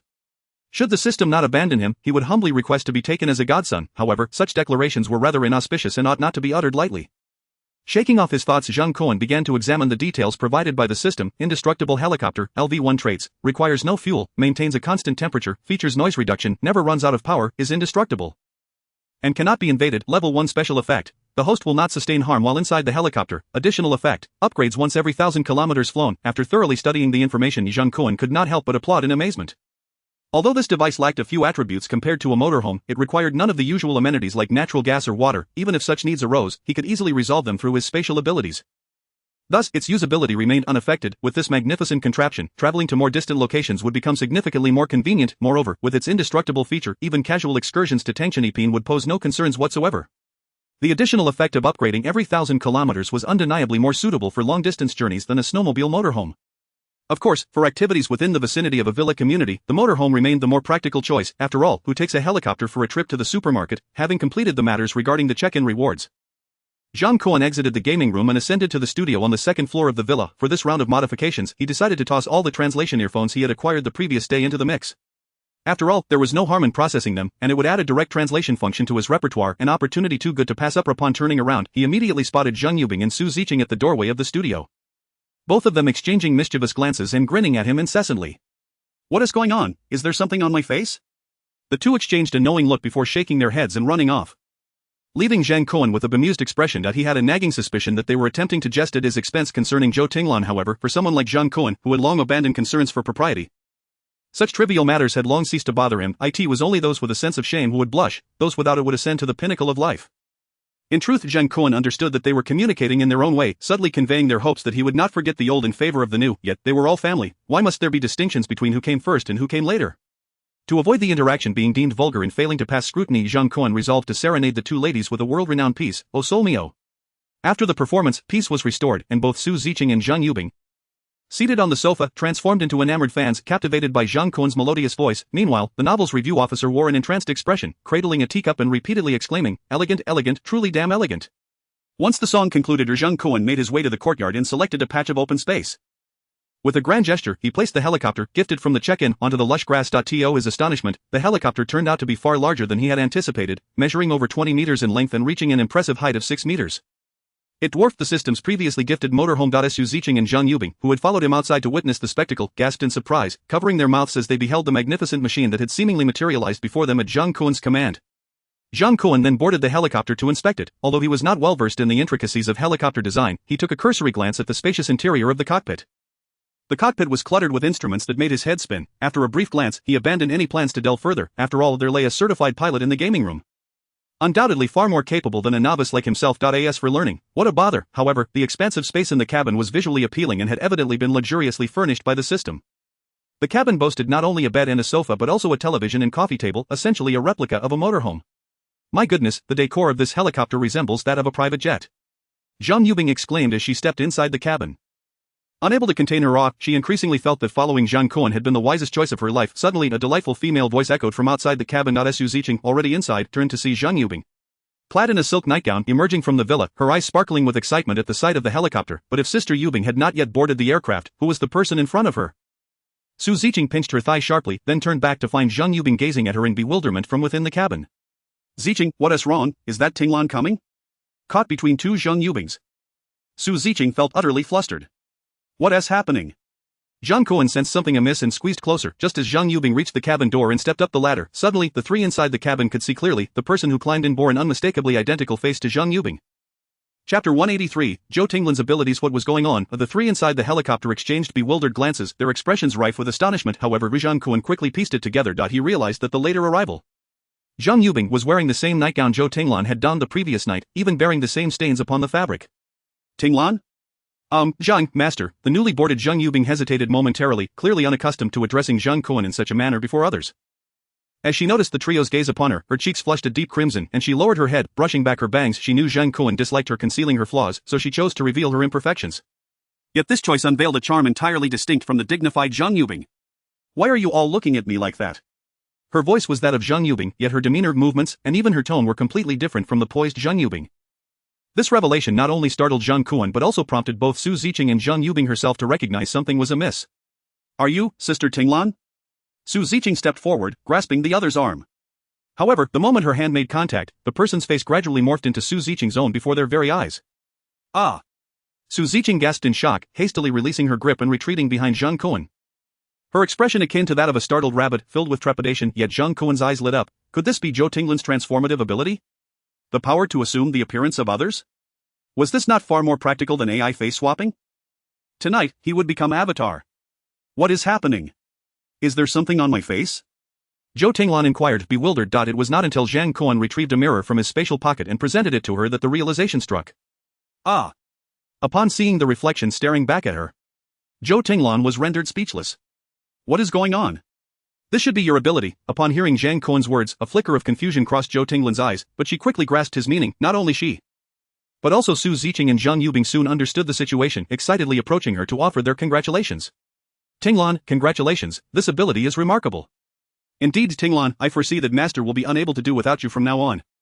Zhang Yubing whispered playfully in her ear, her watery gaze inadvertently glancing towards Zhang Kun, who was intently focused on Su Ziqing. It was as if she could see through his thoughts. What else could a man of that age think about but that? Yet, despite the jest, Zhang Yubing could not shake a tinge of disappointment from her heart. Now even Zhou Tinglan, who had only just formally joined them, had manifested a new ability, while she remained empty-handed. To claim she felt no sorrow would be disingenuous. However, given the presence of others, this feeling of dissatisfaction had to be kept concealed. Suddenly, she felt a warmth on her shoulder as Zhang Kun patted her from behind. Turning to face him, she asked, Master, what are you doing? Nothing much, just felt a bit warm in my palms and was searching for a place to cool them down. Sensing the warmth emanating from Zhang Kun's palm, Zhang Yubing felt her heart soften. Unconsciously she took a couple of steps back, distancing herself from the enchanting woman, only to lean closer into Zhang Kun's embrace. In my world, ability holds less significance, Zhang Yubing thought. Her heart warming further, with a slight nod and a soft hum, she nestled against Zhang Kun, falling silent to relish the rare tenderness. However, she soon realized that she should not be the center of attention at that moment and, after separating from Zhang Kun, gently urged him forward. Meanwhile, Zhou Tinglan gradually regained her composure from the initial panic. Sister Tinglan, when I first discovered my ability to teleport, I was just like you. Simply divert your attention for a moment and refrain from overthinking. And it will soon be fine, Zhou Tinglan acknowledged with a hum, but upon noticing Zhang Kun's gaze upon her, memories of their wild escapades from the previous night flooded her mind, causing her cheeks to flush. Yet, aware that such thoughts were inappropriate at this juncture, she took a deep breath to expel the fragmented images from her mind. After a while, Zhou Tinglan finally calmed down and gradually returned to her original demeanor. Upon seeing her reflection in the mirror restored to normalcy, she let out a long sigh of relief, her anxieties finally dissipating. Nevertheless, Zhang Kun had no intention of letting matters rest. As the head of the household, he needed to have a comprehensive understanding of their abilities, otherwise, in the face of unforeseen circumstances, insufficient knowledge could jeopardize the team's safety. Thus Zhang Kun promptly pulled Zhou Tinglan closer, and together they began to explore the newly acquired abilities. Can you only transform into those beside you? Try changing into me, Zhang Kun urged, not relinquishing his grip on Zhou Tinglan's hand. He had observed that she transformed into Su Ziqing's likeness when the latter had grasped her hand, yet a sense of alarm crept over him. The thought that Zhou Tinglan could become him upon contact was rather unsettling. Fortunately, Zhou Tinglan's face flushed crimson, and despite her efforts, she could not assume Zhang Kun's appearance. This relieved him, indicating that her ability did not currently support gender transformation. Consequently, Zhang Kun instructed Zhou Tinglan to practice transforming into Su Ziqing and Zhang Yubing repeatedly to master this newfound skill. Luckily, Su Ziqing, as the first to experience the effects of the drug, shared her insights without reservation. Under her guidance, Zhou Tinglan practiced diligently for nearly half an hour, gradually mastering the ability, provided she remained calm. She could complete 3 transformations within a minute. More precisely, not only could she alter her face, but her physique and tone of voice would also match those of the person she transformed into. However, in terms of aura, there remained a slight disparity, regardless of the angle from which one viewed them. The resemblance between Zhou Tinglan and her transformed self appeared akin to a fierce flower enhanced through rigorous military training. While they could not deceive those close to them, this skill would suffice to mislead unsuspecting outsiders. Once Zhou Tinglan felt sufficiently adept at her shapeshifting abilities, Zhang Kun encouraged her to attempt transforming into him. Regrettably, no matter how hard Zhou Tinglan tried, an invisible barrier seemed to prevent her from becoming Zhang Kun. Upon realizing she truly could not replicate his form, Zhang Kun finally breathed a sigh of relief. Otherwise, their future interactions would yield an unsettling dynamic. For instance, if Zhou Tinglan were to become him, even without direct involvement, the mere notion of her engaging with the other 2 women while appearing as him was a thought too bizarre to entertain.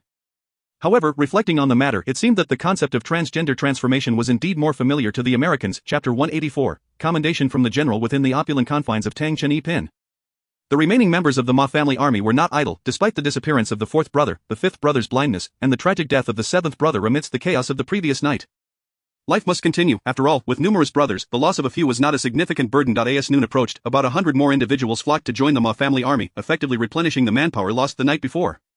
Faced with these ordinary individuals lacking significant abilities, Ma Aiguat instructed the 2nd brother to destroy their phones and subsequently reformed several small teams. He then announced a new plan, dividing everyone into 2 groups.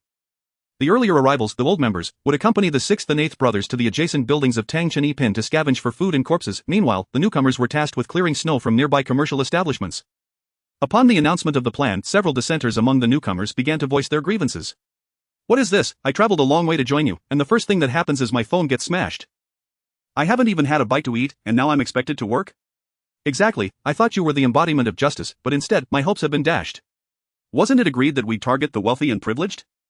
Why are we the ones being sent to do menial labor upon our arrival? This is unfair. Indeed, why are we not assigned to the neighboring building to gather supplies while they get the easier tasks? Is it because we're new that we are being bullied? However, to the surprise of these dissenters, the leaders of the Ma family army, Ma Aiguat and his core members, did not need to respond. The old members, who had joined a day earlier, swiftly took action. Having experienced last night's brutal reality and witnessed bloodshed, they had undergone a transformation. Their unleashed primal instincts revealed their latent antisocial tendencies. And after the frenzy, their darker personas took over. At this moment, they would not tolerate the newcomers' complaints that could undermine morale. Moreover, understanding that their elder brother was being considerate by assigning the easier tasks to them, they felt compelled to defend him. With weapons acquired during last night's looting, they swiftly subdued the dissenters. Dare to speak to the elder brother like that? You must be looking for trouble. If you're unwilling to work, then get lost. What's the point of whining here? With blades striking flesh, it mattered not how thickly the dissenters were clothed. Blood still flowed freely. The frenzy surged among the group, akin to sharks catching the scent of blood in the water. Amplifying their excitement and agitation, this wild display terrified the other inexperienced newcomers, who stood frozen in fear, trembling and too intimidated to intervene, let alone speak up. Ma Aigua was pleased with the group's attitude. Observing the unfolding scene with a smile, he waited until the dissenters were silenced before gesturing for everyone to proceed toward the nearby commercial establishments, with the night's live broadcasts in full swing. The influx of new recruits was bound to increase. Furthermore, not only had they offended the military that had fled to the sea, but local factions in Shanghai were also eyeing them warily. Thus, Ma Igua contemplated that the only way forward was to boldly expand their influence to secure their position. Although he aspired to grow stronger, he faced a harsh reality. Even landowners were struggling for resources these days. After a night of labor, his subordinates were exhausted, and the food they had scavenged barely sufficed for 2 days, while the corpses had multiplied significantly. Relying solely on such provisions would strain both physical endurance and mental fortitude. If they truly sought to challenge Xiang Tanggong, mere cries of battle would prove futile. Consequently, he opted to continue gathering supplies near the commercial establishments rather than immediately investigating Xiang Tanggong. With ample resources, a steady stream of recruits would follow. With enough manpower, not only would he be able to command Xiang Tanggong, but he could also rise to become the unquestioned leader of all Shanghai. With this thought, he gathered his thoughts, stepped over the bodies before him, and strode forward, joining the ranks of the newcomers. The corpses were numerous, to say the least, a veritable mountain of them. In a desperate bid, Zhang Kun and his team organized efforts to dispose of the bodies by casting them over the deck of the warship to prevent a plague from erupting. The conditions inside the nuclear-powered aircraft carrier were too hot for the bodies to be preserved for long. Meanwhile, the precious refrigerated compartments were already filled with various foodstuffs, and after cramming in 100 or so corpses, they were completely overwhelmed. To Zhang Kun's surprise, when he announced via the intercom that the fleet would be under the unified command of the Joint Fleet. Numerous mid-level officers and rank-and-file soldiers openly defied orders, some even brazenly fired upon the Sujiang fleet, which had already fallen under the Empire's control, after he had locked down the long-range weapons on each ship from the central control panel. He was astonished to find 2 stubborn cruiser captains revving their engines, attempting to collide with the Sujiang aircraft carrier that had raised the flag of truce, within the Hushang aircraft carrier.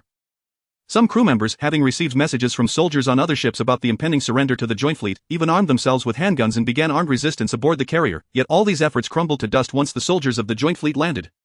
Under the crushing weight of overwhelming force, the disorganized resistance culminated in death. It must be said that even after spending over a decade in hiding within the Huaguo, Zhang Kun found himself perplexed by the thoughts of the Chinese people.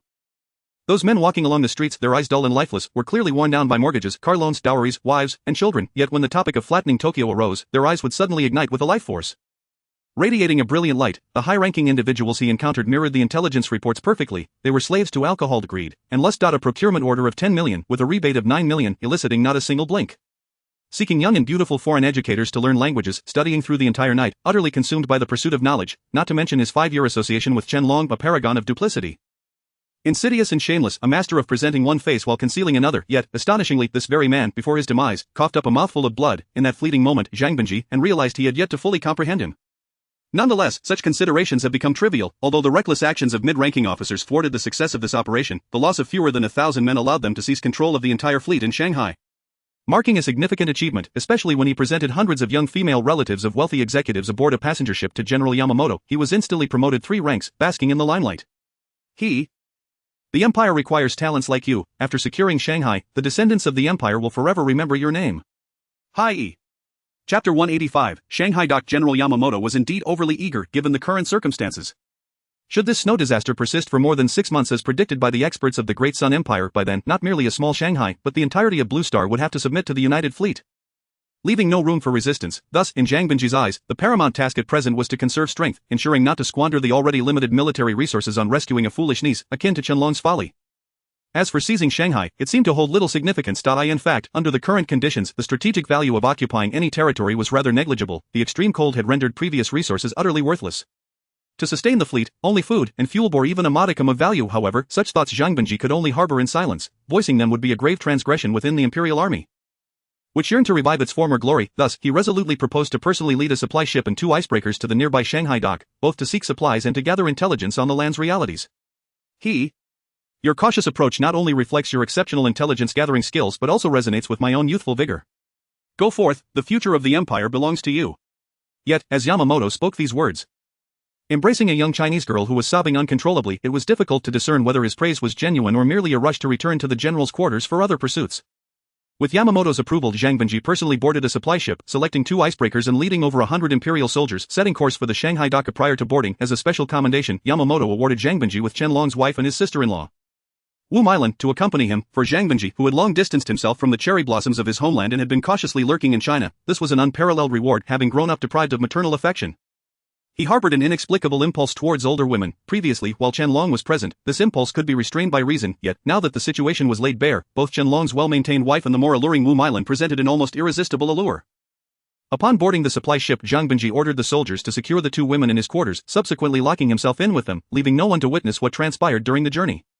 Prior to this snow disaster, the Shanghai dock was one of the busiest ports on Blue Star, with daily cargo throughput reaching astronomical figures, serving as a maritime hub. However, with the sudden heavy snowfall and plummeting temperatures, thick floating ice formed on the sea. The further from the coast, the thinner the ice became, yet near the dock, several cargo ships remained frozen in place, awaiting loading and unloading, for those vessels transporting food.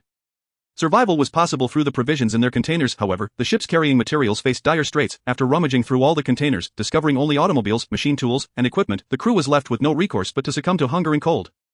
As Zhang Binji's trio of vessels approached, they encountered numerous cargo ships. Some had crew members rushing from the cabins, waving for assistance from the deck. Others were eerily silent, likely abandoned with all hands lost.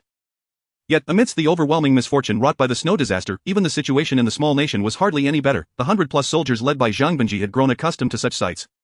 Their empathy dulled. In prosperous times, they were the cattle and horses. In chaotic times, mere cannon fodder. In years of disaster, they became the very sustenance. This was a reality even the most basic empathy struggled to fathom. After a month of the snow disaster, they had become numb to it. Zhang Binji understood that his objective did not lie with these drifting cargo ships, though their cargo could fill his supply ship. The uncertainty regarding the contents meant that lingering here could waste time and deplete the fuel resources of all three vessels. His singular goal was the Shanghai dock. Only there could he swiftly locate the diverse food supplies he required. Although the Navy had requisitioned a considerable amount of materials before setting sail, he knew that in comparison to the dock's throughput, whatever the Navy had taken was but a drop in the ocean.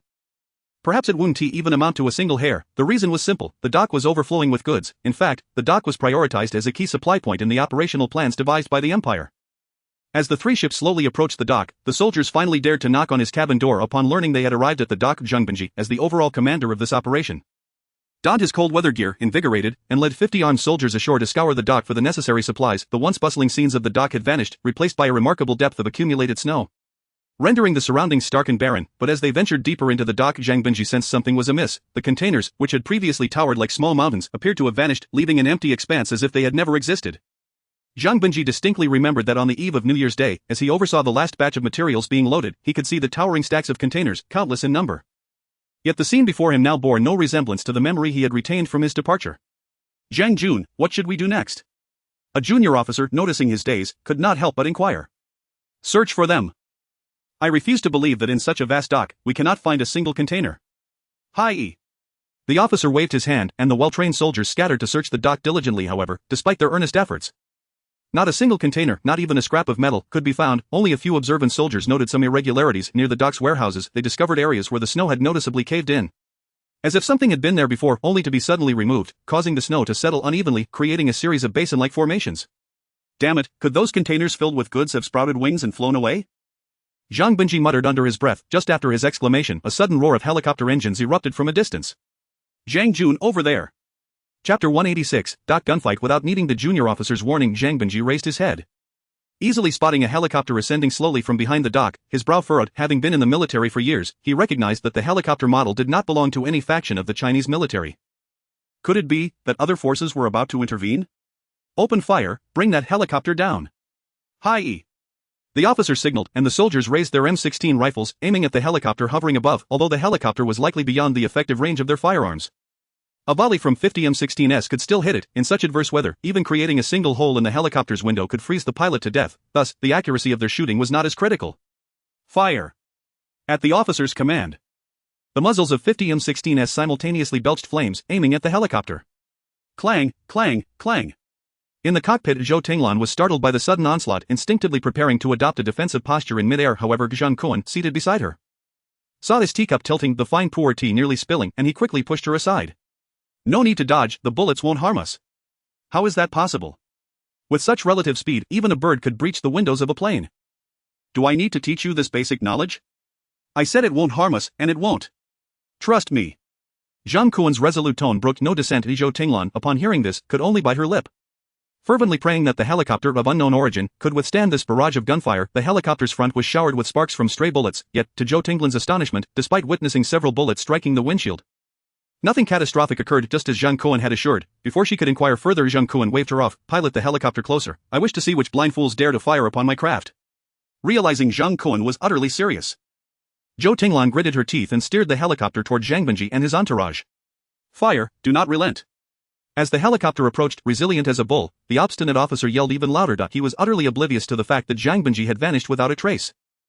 Amidst the cacophony of gunfire, the helicopter was riddled with bullets, sparks erupting from its frame, yet, remarkably, it appeared to be unaffected, flying straight toward them, eventually hovering 7 or 8 meters above the crowd, a veritable target for their unleashed fury. Strangely, despite the dense barrage of fire, the helicopter remained unscathed, hovering above them as if mocking the ineffectiveness of their 5.56mm rounds. Are these individuals from the warship? Due to the helicopter's soundproofing, Zhang Kun could not hear the shouts from below. Moreover, the crowd bore no conspicuous insignia, leaving Zhang Kun to query Zhou Tinglan. However, she could only offer a wry smile and shake her head. Master, there are thousands aboard the aircraft carrier, how could I possibly recognize them? Furthermore, they could very well be soldiers from other vessels, in which case I would be even more at a loss. All I can say is that I do not recognize them, it seems I have never seen them before. Acknowledging the validity of Zhou Tinglan's reasoning, Zhang Kun shifted his approach and pointed at the M16 rifles in the hands of the group. What about those guns? Do your crew also wield M16s? I seem to recall that these are primarily American weapons. Oh, Master, you have a point, our soldiers have never used such firearms. Given their close ties with northern nations, the armaments of Huagua's military and police were often based on Russian designs, leading to a complete absence of American-made M16 assault rifles aboard the warship. Since they were not from the warship, that simplified matters. Zhang Kun smirked as he surveyed the crowd below, swiftly retrieving several grenades from the storage space, pulling the pins and hurling them into the throng. Having thrown them many times before, Zhang Kun was adept at timing. The instant the grenades hit the ground, they detonated violently, sending the gun-wielding, stubborn crowd sprawling like puppets cut from their strings. The Japanese soldiers below were caught off guard. Once the initial disorientation subsided, all they could see was the devastation on the ground and their fallen comrades. Baka, the surviving officer, narrowly escaping death, couldn't help but curse at the helicopter. Such an outrageous display led Zhang Kun to realize that, despite not being a key player, this individual undoubtedly possessed more knowledge than the other soldiers who merely knew how to pull the trigger. Now that he had identified who to spare, Zhang Kun showed no mercy. He hastily moved to the rear of the cabin, lifting a bulletproof panel to reveal a concealed rear hatch, distinctly different from the external door.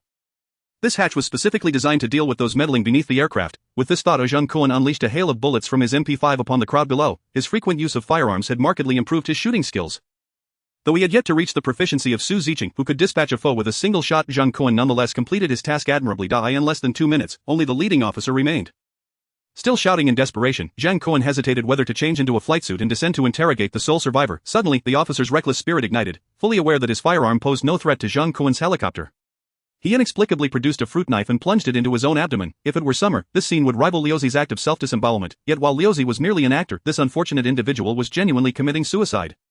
Why do I feel that the man who just took his own life looks remarkably like a Japanese? Zhang Kun voiced his confusion to Zhou Tinglan. To his surprise, she immediately grasped his implication and shook her head vigorously. There are no foreign personnel aboard our warship, that is a strict regulation. Hearing this explanation only deepened Zhang Kun's bewilderment. He gazed down at the officer now sprawled on the ground, intestines spilling forth, and couldn't help but mutter to himself, where on earth did this group come from? Chapter 187, What is 1 + 1? This turned out to be an entirely unforeseen battle. After studying Zhou Tinglan's abilities at the villa and confirming that she could only transform into Su Ziqing and Zhang Yubing, Zhang Kun proposed taking her for a test flight. Initially, he merely intended to take advantage of the opportunity to pilot his newly acquired helicopter while simultaneously collecting containers from the dock for future use. After all, he had always enjoyed watching shows about picking treasures from shipping containers. Finding gems in containers was far more reliable than the treasure hunters who loitered at Panjiayuan.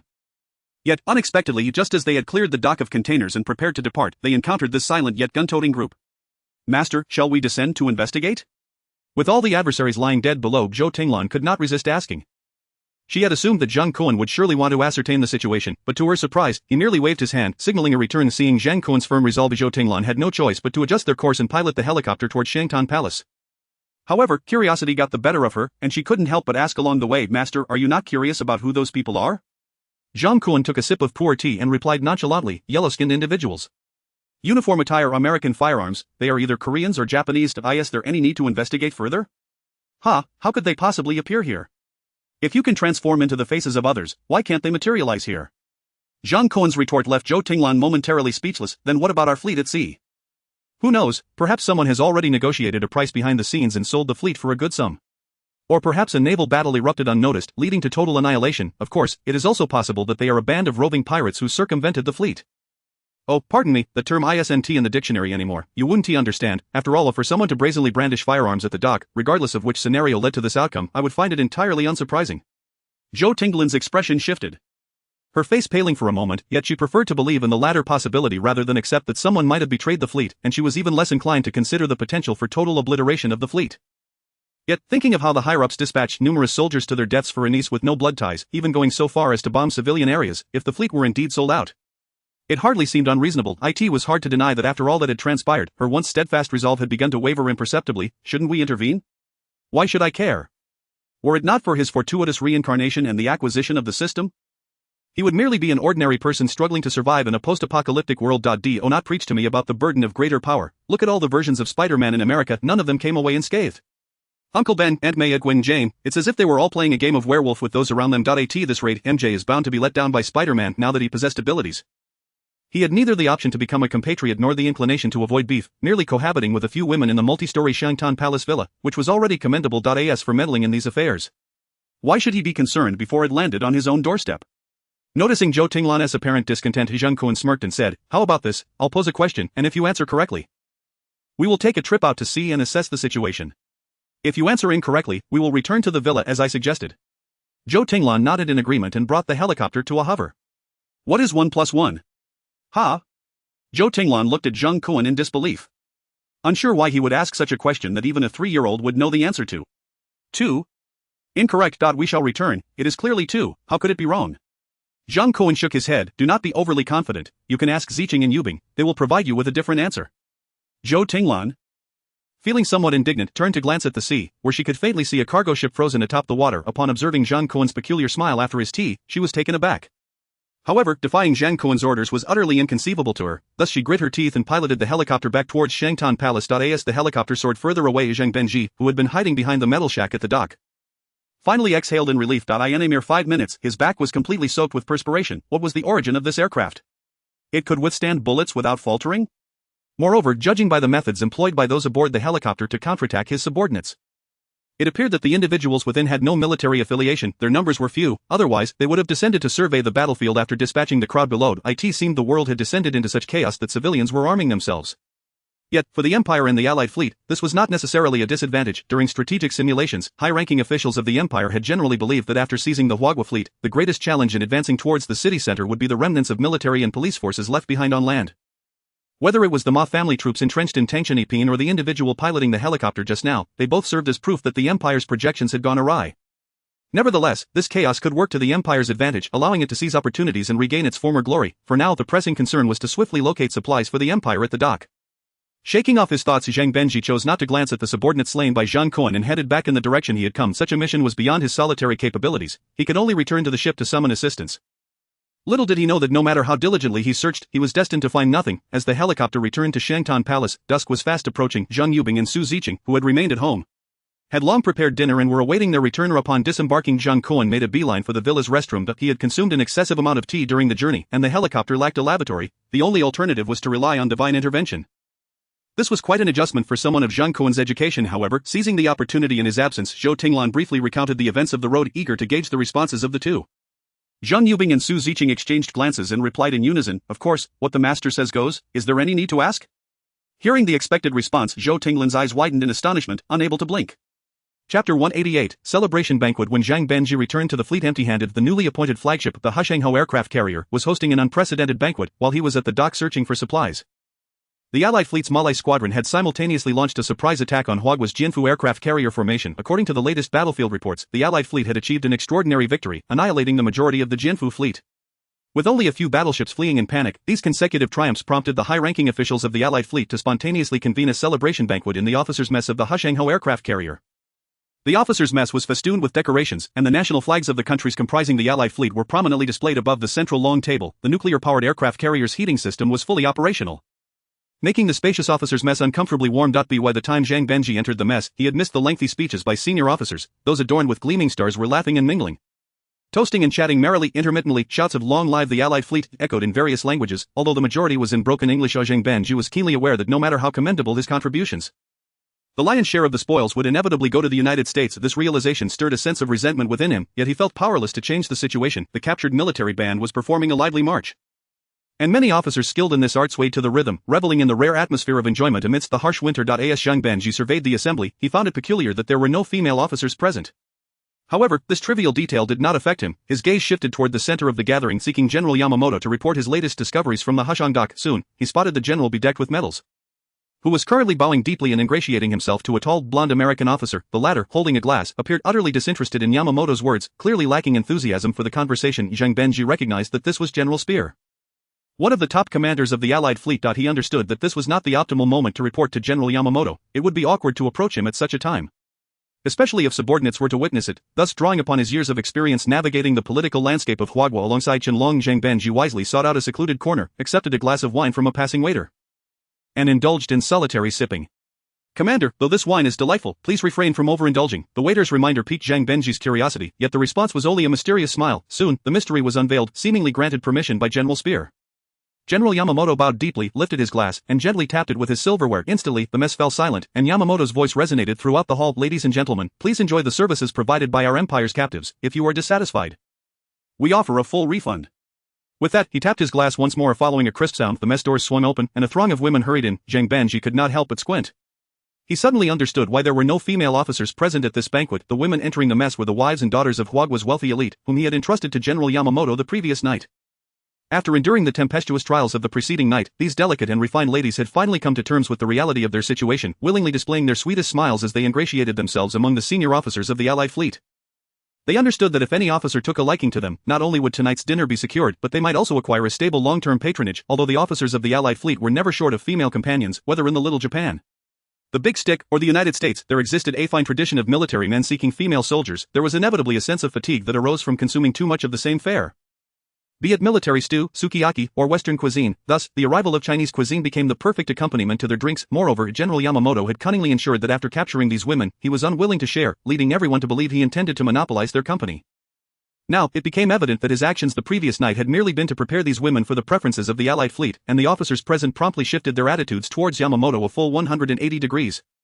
Raising their glasses in tribute to this elderly gentleman. As the exquisitely dressed ladies wove through the crowd, a chorus of lewd whistles erupted from the officers. General Yamamoto had made elaborate preparations. At some point, waiters had wheeled in numerous partitioned booths into the mess. Each booth bore a sign stating "busy" on one side and "empty" on the other. Initially, Zhang Benji was unsure of their purpose. However, upon witnessing a black officer ushering two terrified Huagua girls into a booth and flipping the sign to "busy," he finally comprehended the intent behind the line of booths. It appeared that General Yamamoto had gone to great lengths to please the officers, yet, it must be said that these women were merely captives. Maximizing their value was hardly a wrongdoing, Zhang Benji mused. Genuinely admiring General Yamamoto's cunning, not only did he have the women to entertain, but he had also sourced a Chinese expert from among the male captives. Before the apocalypse, this individual had been a renowned expert in Huagua's internet sphere, frequently offering advice for national development. His infamous recommendations included, but were not limited to, suggesting low-income individuals utilize their personal vehicles for work while renting out their idle properties for income, advising Huagua's farmers against using harvesters for rice, as it could lead to environmental pollution, and discouraging the burning of straw due to air pollution. The expert had also asserted that real estate was a crucial pillar of Huagua's development and should be steadfastly supported for a century without wavering. Now, this expert was being paraded on a makeshift platform in the mess, passionately articulating in English the historical inevitability of the Allied fleet's unification of Blue Star. Zhang Benji had no interest in the drivel spouted by such a so-called expert. What captured his attention was a woman in her 40s, who, upon witnessing the passionate speech of the expert, suddenly burst into tears. He raised his glass and strolled over to her, overhearing her softly sobbing the word husband towards the expert. Instantly realizing their relationship, intrigued by women of that age, his interest was further piqued. "Madam, shall we retreat to a private booth and discuss our life aspirations?" Chapter 189, The Fate of the Traitorous Expert. Upon seeing the fervor in Zhang Benji's eyes, the woman's face turned ashen under the restaurant's lights. "Sir, you misunderstand. I am here to accompany my husband to the lecture." Unlike the other women, her rejection did not deter Zhang Benji, rather, it ignited his competitive spirit. He abruptly seized the woman's hand and brought it to his nose, inhaling deeply. "Is there something different? How is it that I cannot discern it? Are you not all captives of the Hua nation? Even the scent emanating from you carries the unmistakable odor of the Hua people, does it not? Are you not also a Hua person?" At this, Zhang Benji erupted in fury, swinging his arm in a wide arc and delivering a resounding slap to the woman's face. The sharp crack reverberated through the air, leaving a clear imprint of 5 fingers on her cheek. The sudden act silenced the expansive banquet hall, the dazzling lights illuminating the faces of officers and women who turned to witness the unfolding drama. The expert, who had been expounding eloquently on stage, was the first to notice the disturbance. Upon seeing his wife entangled with a young officer, he turned pale with fear and hurriedly descended from the podium. "Esteemed officer, is there some misunderstanding between you and my wife?" he stammered, standing trembling between Zhang Benji and his wife, utterly perplexed as to why this officer, barely in his 30s, was fixated on his wife, who had already crossed the threshold of 40. "Ren expert, what has transpired?" The commotion drew the attention of General Yamamoto, who approached calmly, his wineglass in hand. This banquet was an event he had painstakingly orchestrated. Any disruption would be akin to a public slap to his face. Thus, he regarded the situation with a countenance as cold as ice, his gaze directed at Ren expert like a knife. "General, it is a misunderstanding. My wife and this young officer have encountered a slight miscommunication. I shall clarify, and all will be well." There is no misunderstanding. Do you mean to say that a son of our empire is unworthy of your wife? Zhang Benji, already feeling the weight of the day's misfortunes, sought an outlet for his frustration. With a forceful tug, he drew the woman into his embrace, and in a brazen display before General Yamamoto, he audaciously bit down on her fair neck. The woman gasped, her face paling in horror. Noting Zhang Benji's increasingly reckless behavior, Yamamoto narrowed his eyes. He could not fathom why this young officer, who had endured in the Hua nation for so long, would be so enamored with a woman of advanced years. Yet, it was not uncommon in the empire for young men to favor the company of mature women, though he found such preferences perplexing. He maintained a necessary respect. Ren expert, let us not dwell on this, since my esteemed officer has taken a liking to your wife, allow him to have her. Ah, but General, did you not say, it is merely a woman? As long as you continue to serve the empire, we shall not neglect you. Your wife shall be a reward for my general tonight. Furthermore, did you not just proclaim that the United Fleet is the future of human civilization? Entrusting your wife to the future of humanity is indeed an honor for you. With that, Yamamoto turned away, dismissing Ren expert as if he were unworthy of further conversation. Ren expert's face oscillated between crimson and pallor. He understood that Yamamoto's words signified his wife would be relinquished to this young man, and a wave of humiliation engulfed him. He had toiled under the auspices of the Ministry of Foreign Affairs, performing numerous tasks for them over the years. He had leapt about on the internet like a monkey, inciting public sentiment, even breaking several phone screens in the process, yet here he was, unable to protect his own wife? Clenching his fists, he felt an overwhelming urge to strike Yamamoto, but reason reminded him that any movement on his part would result in Yamamoto crushing him as easily as one might crush an ant. In his moment of hesitation, Zhang Benji's actions became increasingly audacious. Seizing the opportunity when no one was watching, he slipped his hand beneath the fabric of the woman's evening gown. The woman, her heart racing, realized that any outcry could spell disaster for both herself and her husband. She could only whisper urgently to her husband, pleading for him to intervene. Darling, however, her restrained pleas only spurred Zhang Benji to advance further. Tonight, I am your husband. His hands grew ever more daring, and he provocatively glanced towards the bewildered Ren expert standing before them. Hey, the dining room booths are all occupied. I intend to have a meaningful conversation with your wife by the window, and I do not wish to be disturbed. Do I make myself clear? What?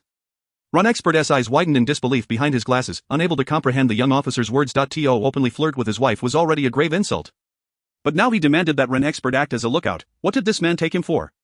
He was a well-regarded expert with a legion of followers online. Was he truly willing to degrade a scholar's dignity and integrity in such a manner? As if reading Ren expert's thoughts, Zhang Benji smirked. Hey, is this the level of your Hua experts? Can you not even comprehend the most basic of human expressions? I said, I intend to engage in a deep conversation with your wife by the window, and I need you to keep watch. Do you not understand this? Ren expert's face turned ashen, as if struck by lightning. Upon seeing the cold glimmer in Zhang Benji's eyes, he realized this man was set on claiming his wife tonight. The woman, still wishing to resist, was met with Zhang Benji's whispered threat. Madam, do you not wish to spare your husband embarrassment? In an instant, she felt as though she had been struck by a bolt from the blue. Rendered utterly helpless, she allowed the young officer to lead her toward the window. Although she knew what was about to transpire, as a woman, she felt powerless to change her fate, and could only acquiesce. Ren expert followed behind them like a mere shell of a man, mechanically pacing toward the restaurant's window. The ensuing moments would become the darkest hour of this expert, who once boasted millions of followers online. He felt as though the world was spinning out of control.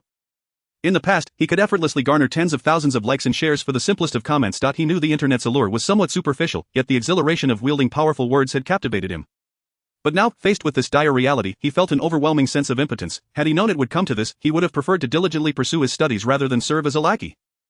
Zhang Benji harbored a deep-seated disdain for those who betrayed their own nation. He recalled the Hua soldiers he had once encountered, who, upon learning of their impending integration into the United Empire, had spontaneously grasped their weapons in defiance. But what were they fighting for? To protect their homeland so that such so-called experts could deceive the populace in a stable environment? Was it worth sacrificing their lives for individuals like this? Today, he intended to tear away the veil that concealed the truth from the fallen Hua soldiers. Unbeknownst to him, in his fervor, he yanked the curtain down with such force that it fell away, exposing the two of them to the gaze of all the officers in the dining hall. The sudden revelation elicited gasps from the woman, followed by raucous cheers and whistles from the assembled officers. In no time, the banquet erupted into a new crescendo.